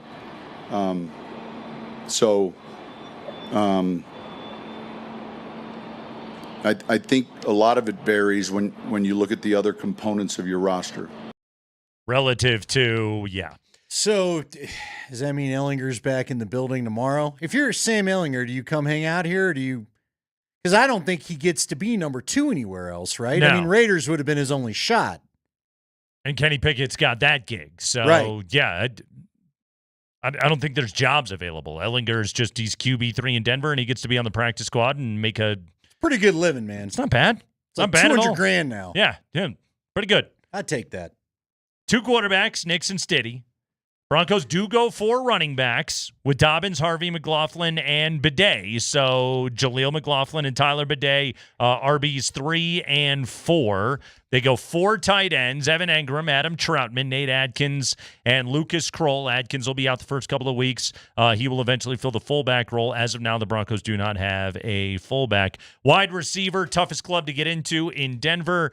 Sutton, Mims, Franklin, Bryant, and Sherfield. 9 offensive linemen. You got the 5 starters across the front. Bowles, Miners, Wattenberg, Powers, McGlinchey, Matt Peart, Alex Forsyth, our friend Alex Palczewski out of Illinois, and Wyoming legend Frank Crum have all made the active roster. Broncos go 7 defensive linemen. That's a little bit out of the typical structure. Usually you only see 6, but Jordan Jackson and Iyomo Wazirike both make the team, in addition to Zach Allen, DJ Jones, John Franklin Myers, Malcolm Roach, and the rookie Savion Jones. 5 outside linebackers have made the team, that being Nick Benito, Jonathan Cooper, Jonah Ellis, who I thought had a really good preseason, Dondre Tillman, and Q Robinson, the rookie, who impressed greatly in the final game. 4 off-ball linebackers, Singleton, Greenlaw, Sternad, and Karene Reed, the undrafted rookie out of Utah, who kind of is, I'd call that the surprise, Andy.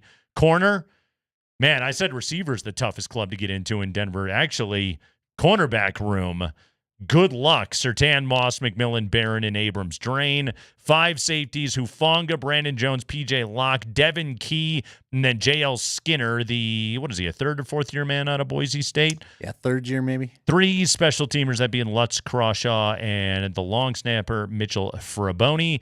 Inside linebacker Drew Sanders is on short-term IR. Fullback Michael Burton out for the year after hamstring surgery. Andy, I don't think anything outside of Karene Reed over Lavelle Bailey is all that surprising today. We discussed the possibility of them keeping 7 defensive linemen. Now, if we would have gone back to our conversation in like mid-July, right before the start of camp, I would have been like, they're not keeping 4 running backs.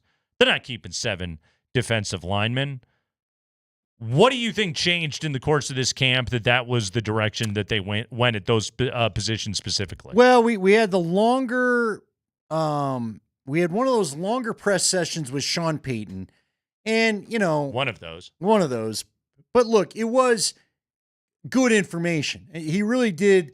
I want to say it was probably when you and I were waiting to talk to Palczewski for the interview that we did, where he gave a lot of really in-depth answers. It just kind of was a weird order of things, where we had some, telling stories about flying copters over Walmart because the boss is here. But then the next thing you know, he gave you real insight into, I don't want to cut a quarterback if I think he's going to get picked up. I don't want to cut a running back.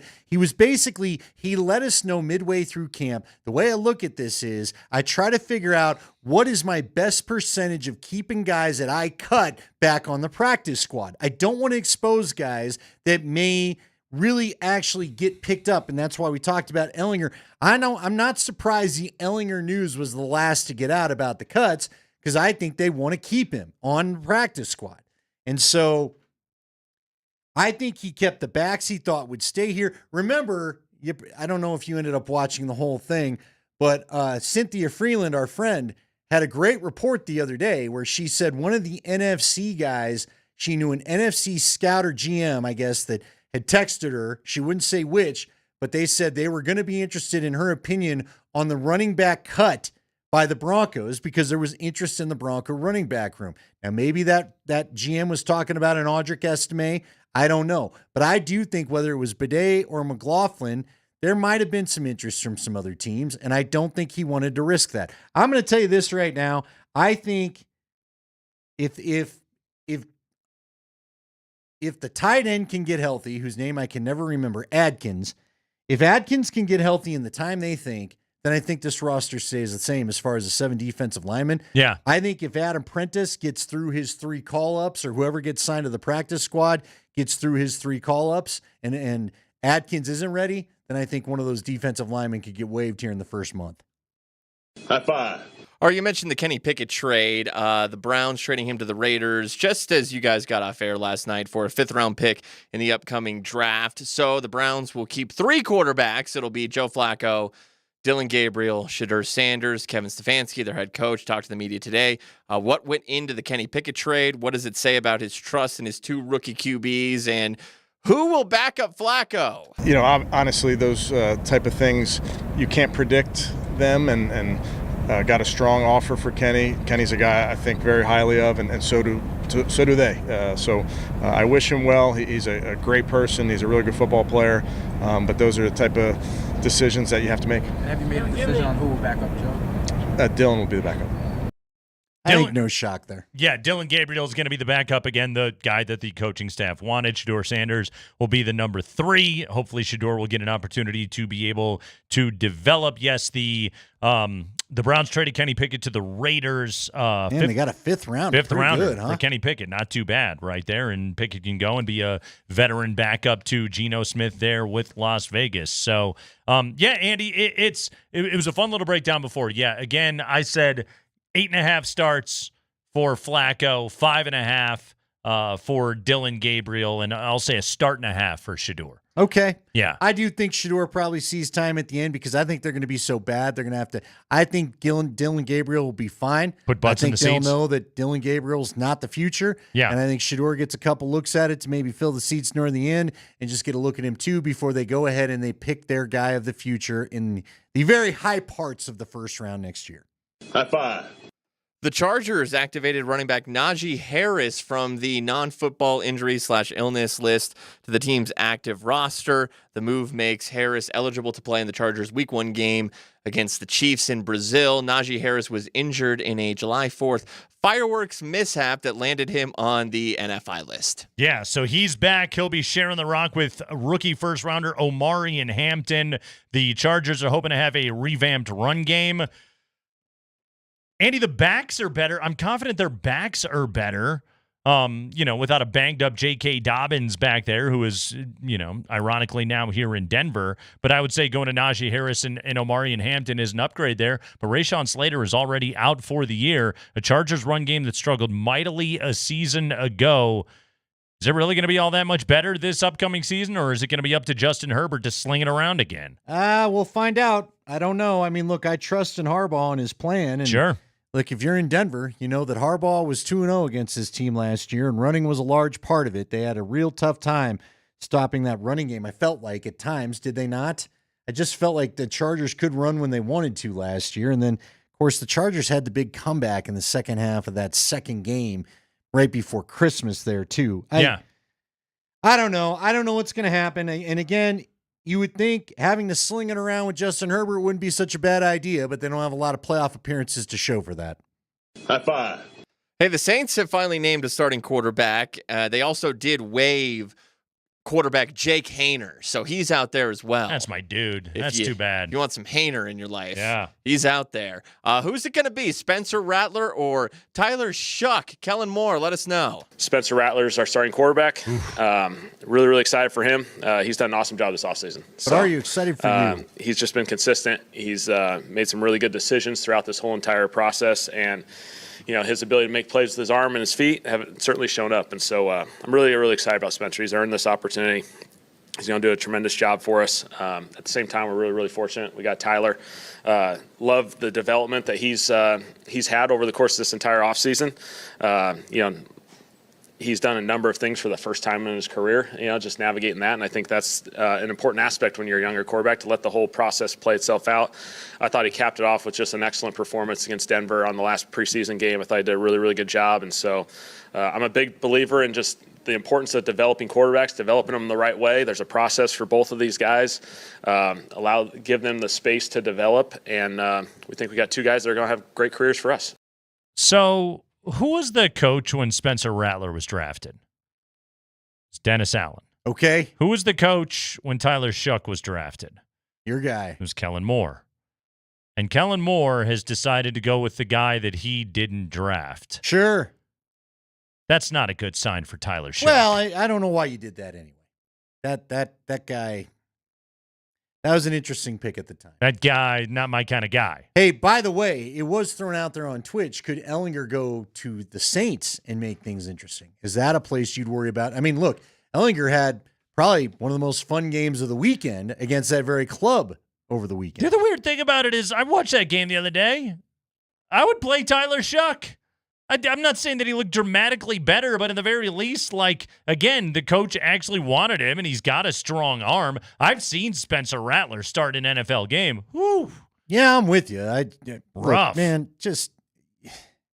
you've got the team that you need to go get the top pick. Sure Just do. let it happen. Yeah, sure. Yeah, well said. And finally, Spring. High five. Hey, a live line that had moved to -1 billion hit today. No kidding. Yeah, the least surprising development of all time. Taylor Swift and Travis Kelce have announced their engagement.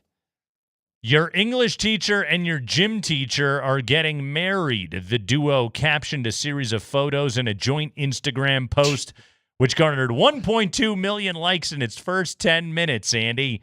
The couple's engagement comes on the heels of a romance that captivated football and pop culture fans alike since week 3 of the 2023 NFL season. The duo did not caption anything.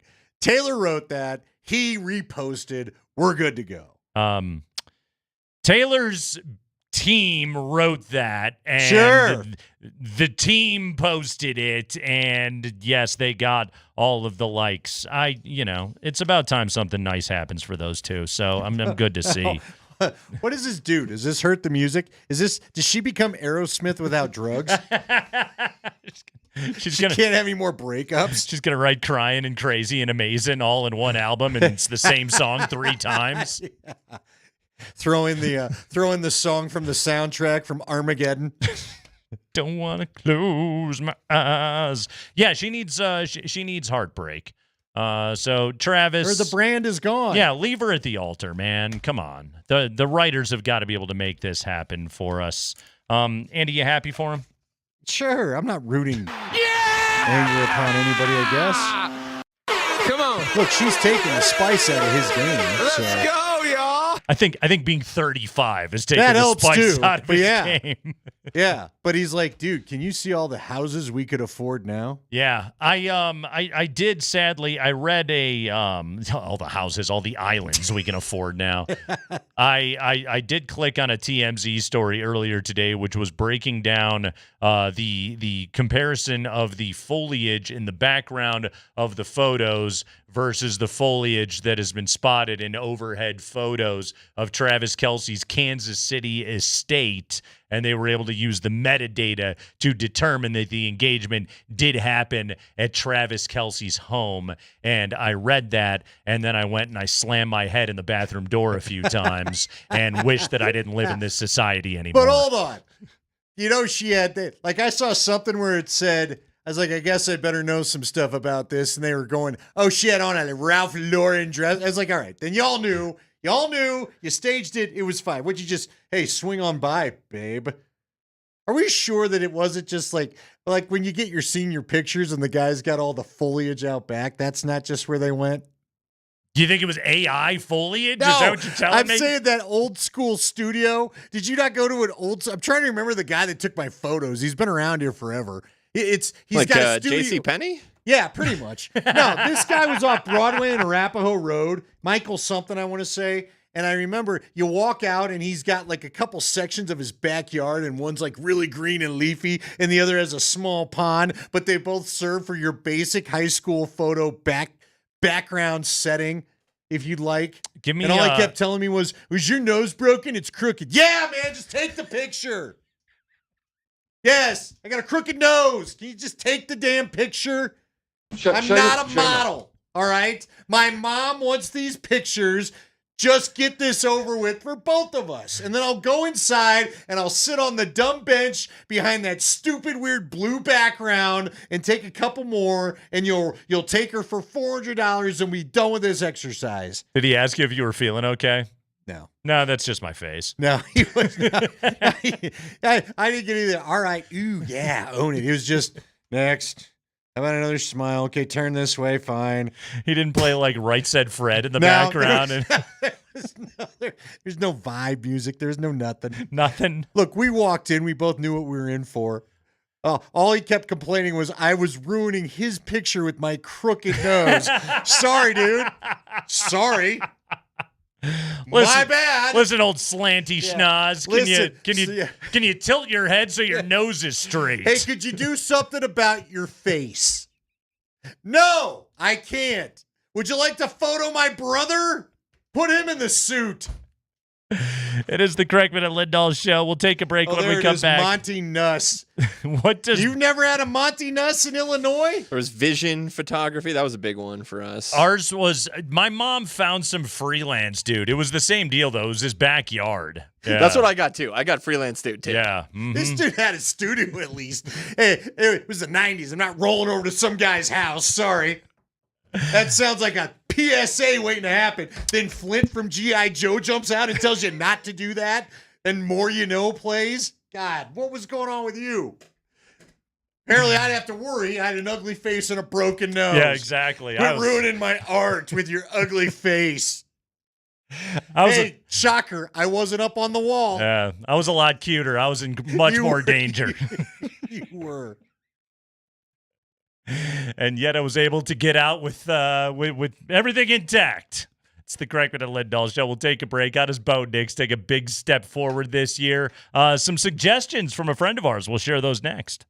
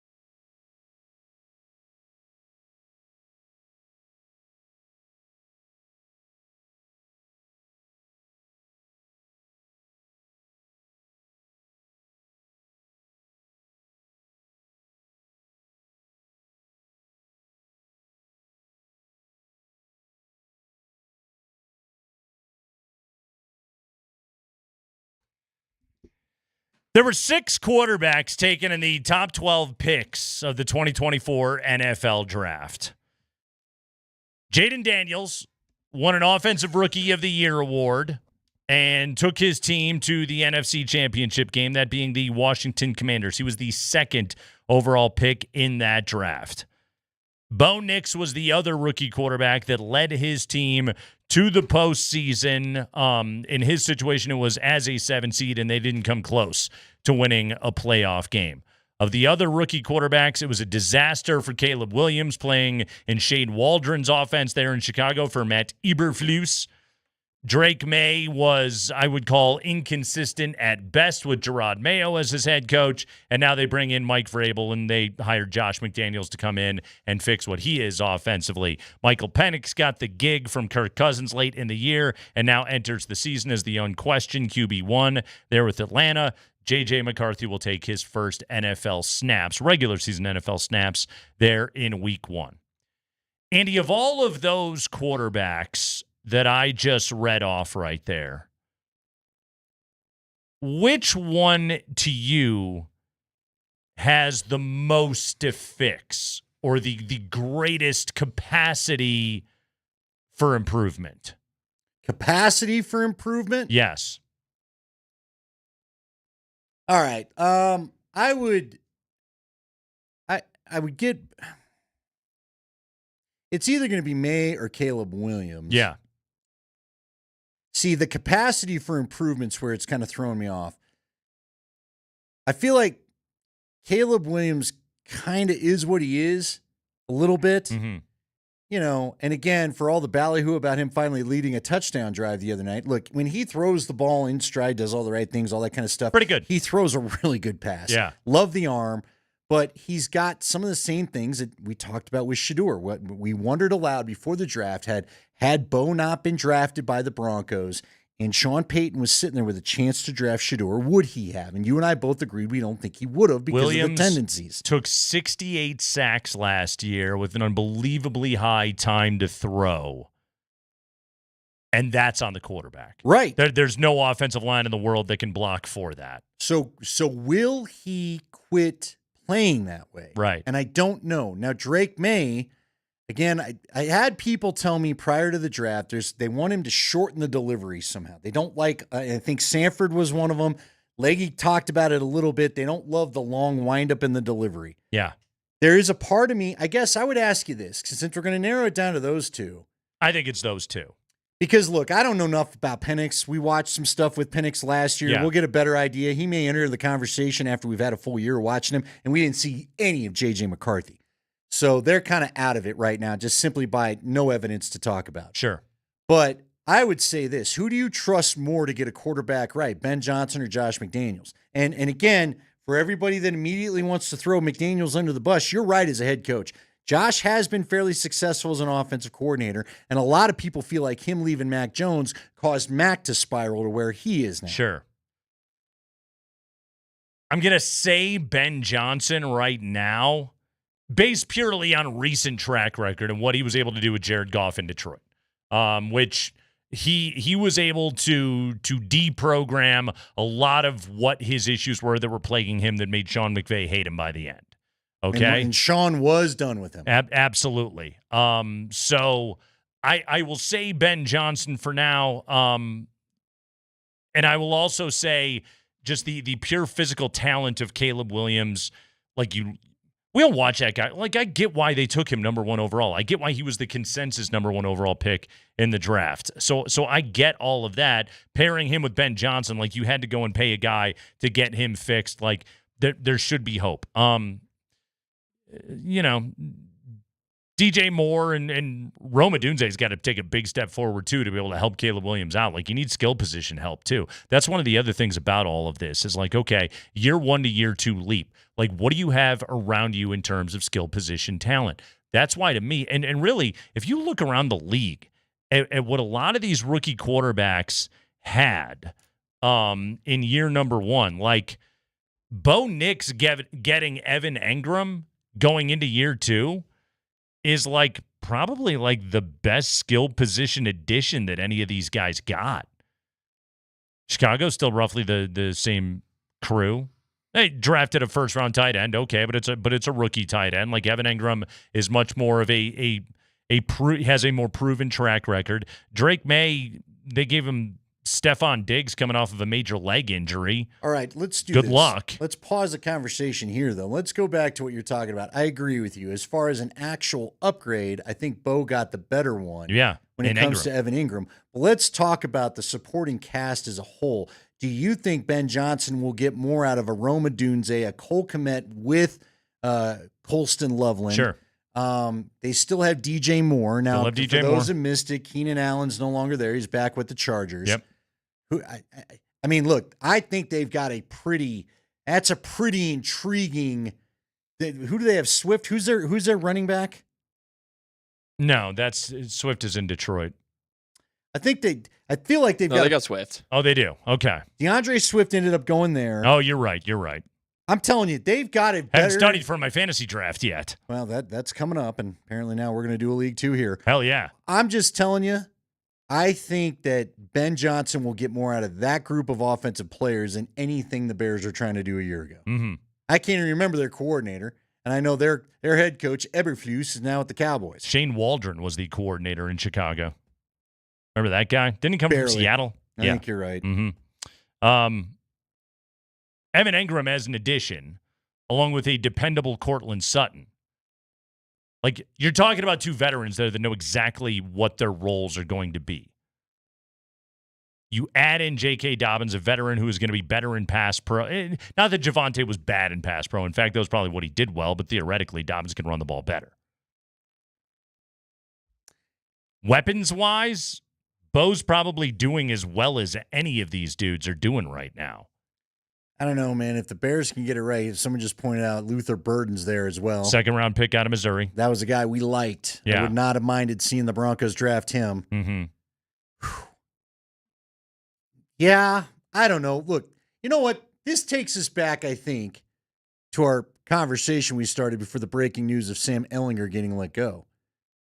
I don't mind the weapons as we know them right now, but who's set to regress? And we started talking about it in the offensive side of the ball in the 3 o'clock hour. I mean, this is the thing about Bronco offensive weapons is I don't think, obviously, Cortland won't. What regression is there to be had? Let me ask Troy you this. Franklin didn't do anything last year. Pat Bryant's a rookie. Marvin Mims only came on in the second half. Like, what regression is there to be had? So this is what I was going to ask you. Is Lucas Kroll only going to catch 14 passes this year? What if Franklin steps up, but Mims slides back? Are you even or are you improving?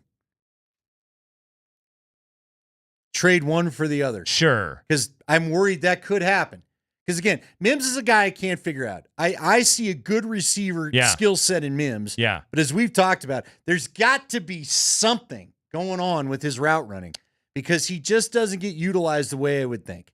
I am buying the Marvin Mims stock. Okay, I'm good. I'm in on it. Do you think then that he's not, Andy, he will never be a traditional wide receiver 2.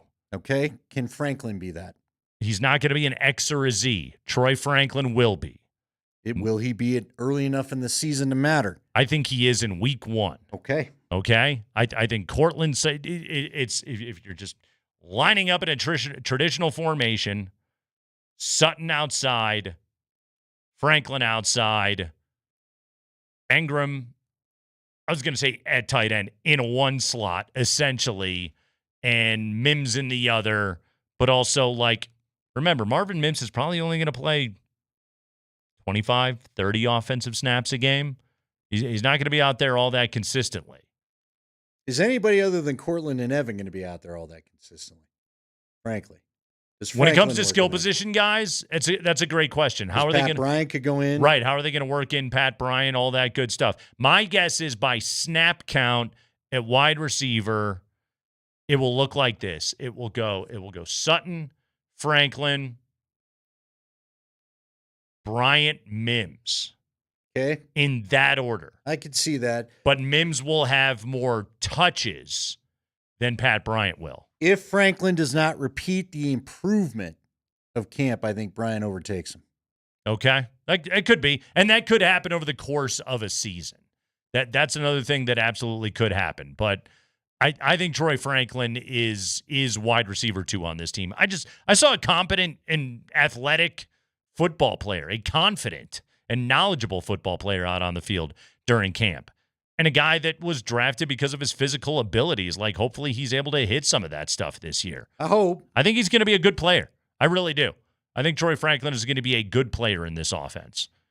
He and Bo had a little of the old chemistry going back. Again, the division of targets will be interesting. How much do the backs, and R.J. Harvey in particular, eat some of the targets of a Bryant or a the designed, the screen game is going to be a huge thing. The Broncos, I would assume, will lead the NFL probably in the amount of screens thrown, which that's only going to be another one of those things that is only going to help Bo Nix out. Like, a big part of what Sean Payton is here to do, and this is where, again, like, look around the NFL right now. McCarthy hasn't played yet. Caleb Williams has a new coach. Drake May has a new coach.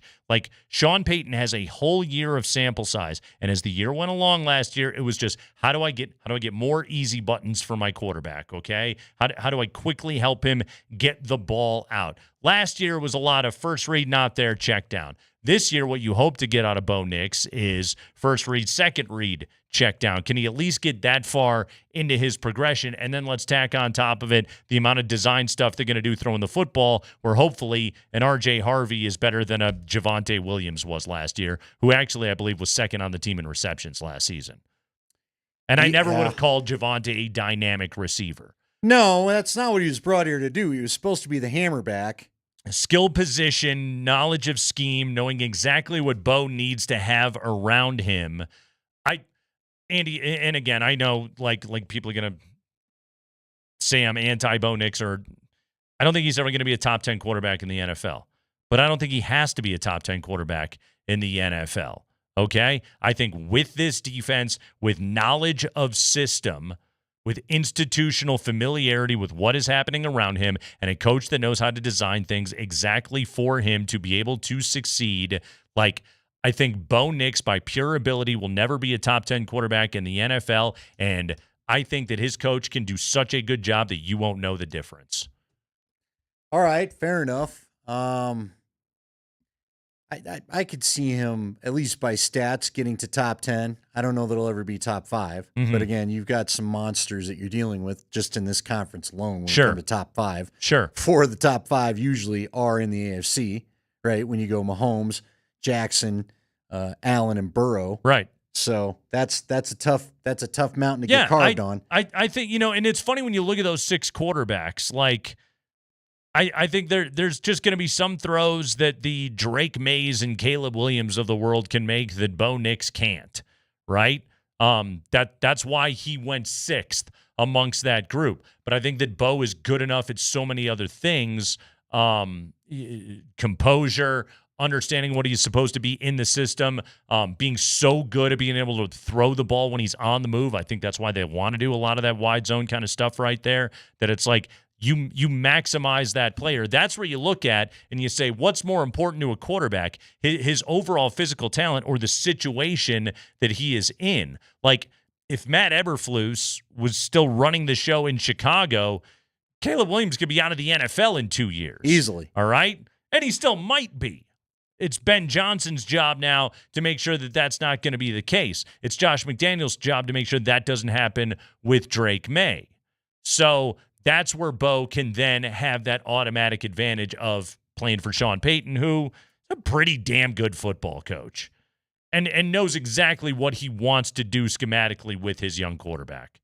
All of it together, we're hoping leads to special things. This is what I'm saying, Andy. Like, if what I'm talking about is purely maximized, and by the end of the year, if this Broncos offense is whatever the metric you want to use is, whether total offense or DVOA or whatever, if we're looking at the Denver offense and saying that's a top 12 offense in football, we'll tack onto it what this defense is, and that's where you get into the conversation of the things we were talking about the other day, where I got this team to win 11 games. That's where you start getting into the 12-13 win territory. Okay, that's where Sean Payton is winning potentially a Coach of the Year award. That's where Bo Nix is in an MVP conversation. Yeah. If they're able to do those things.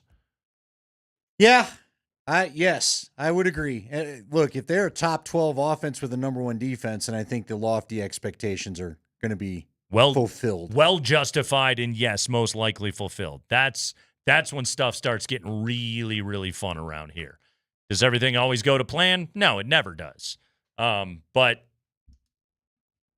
I mean, I say it, sometimes it does. Well, it does, but let's just say this. Sometimes the question every if answer is yes. Yeah, I would say this. Even if they're, say, a top 3 or top 4 defense and the offense is top 15, then you probably are at least winning your first playoff game in a long time, and that's still a heck of a step. Chad Brown talked with us at 4 o'clock, and if you missed it, he's going to be joining us Tuesdays at 4 o'clock. Tune in for that. But he said it, that he thinks just you got to knock on the door before you kick it in. Rockies in action tonight, Andy. Oh, good for them. They open up a 3-game set against the Astros. I wouldn't go that far. I don't think Connor's that excited. 6-10. Tanner Gordon towing the slab with his 7.11 ERA. Do they score more than one run this series? Yeah, Isn't that what they had, just one over Pittsburgh? Yeah, I got. I'll set the over under for the series at 6.5.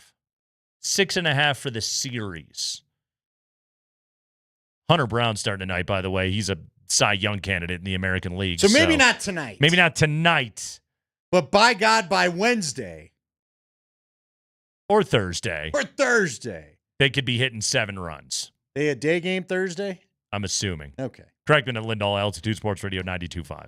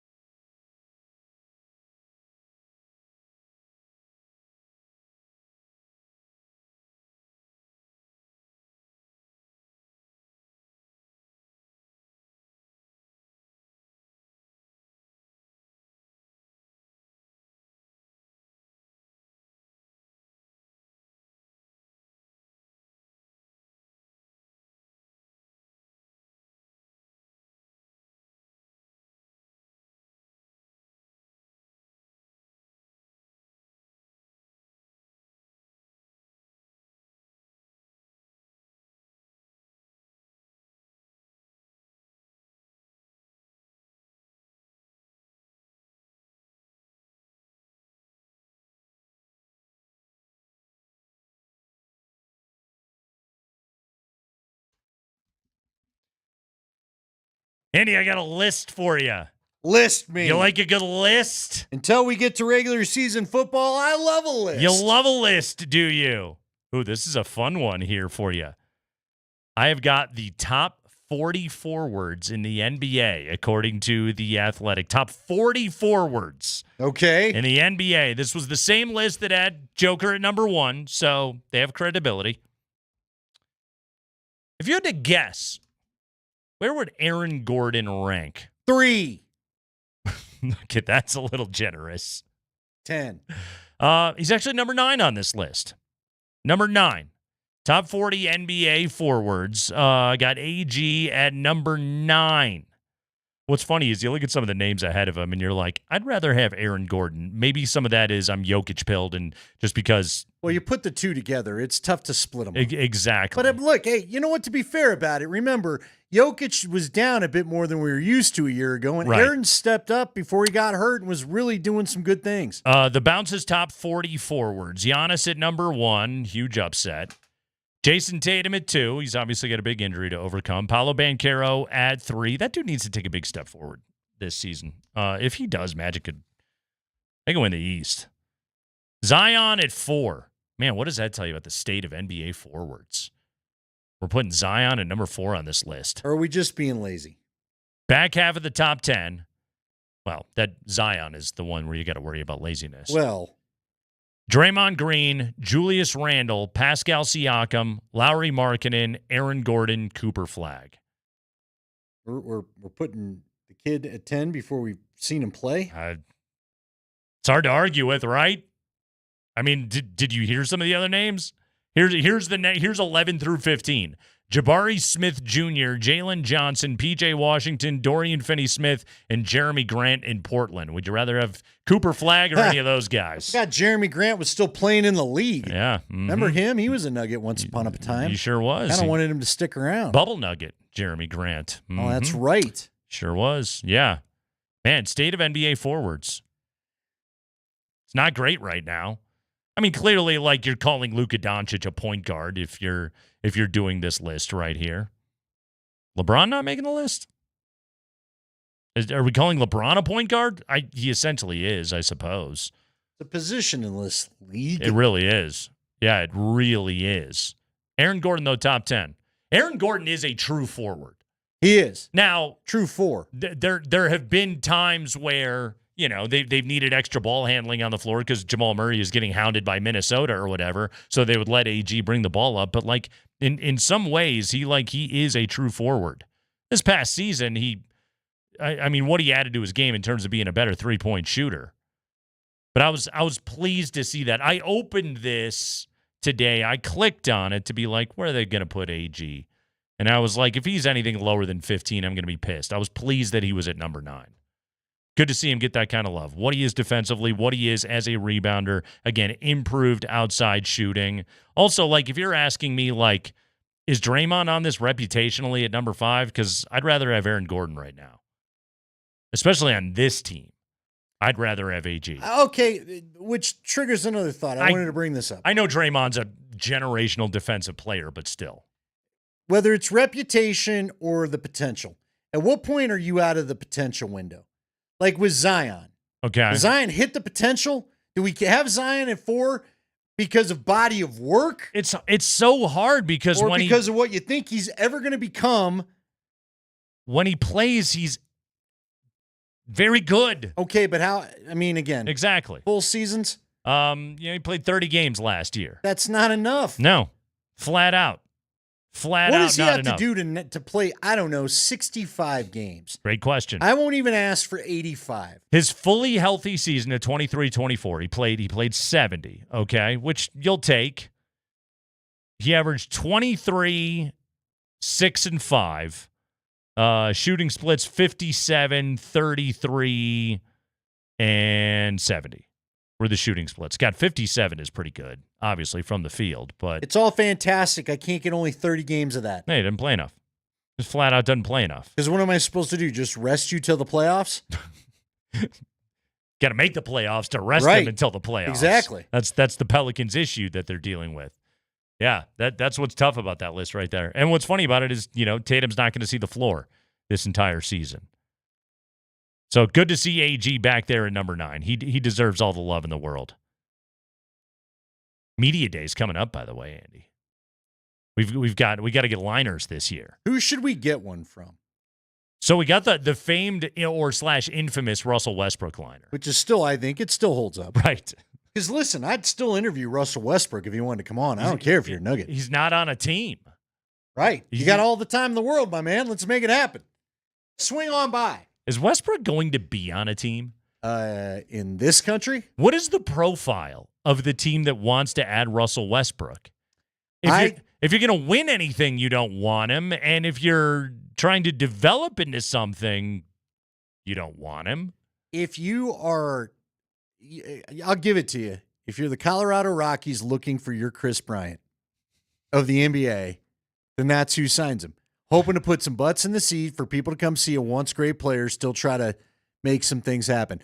I honestly wouldn't be shocked if he goes overseas. As we've learned here, he is a massive fan base. He is a massive international fan base. Right. There's a paycheck out there for him. There's no doubt about it. If he wants to go and get it. But I do think, to your point, when the rest of the league sees that you were getting along fine and then things got weird in the playoffs and even down the stretch, you're just kind of doing some things on a winning team with the greatest player in the world that's as inclusive as anybody in the league. Yeah. And you still didn't seem to be happy.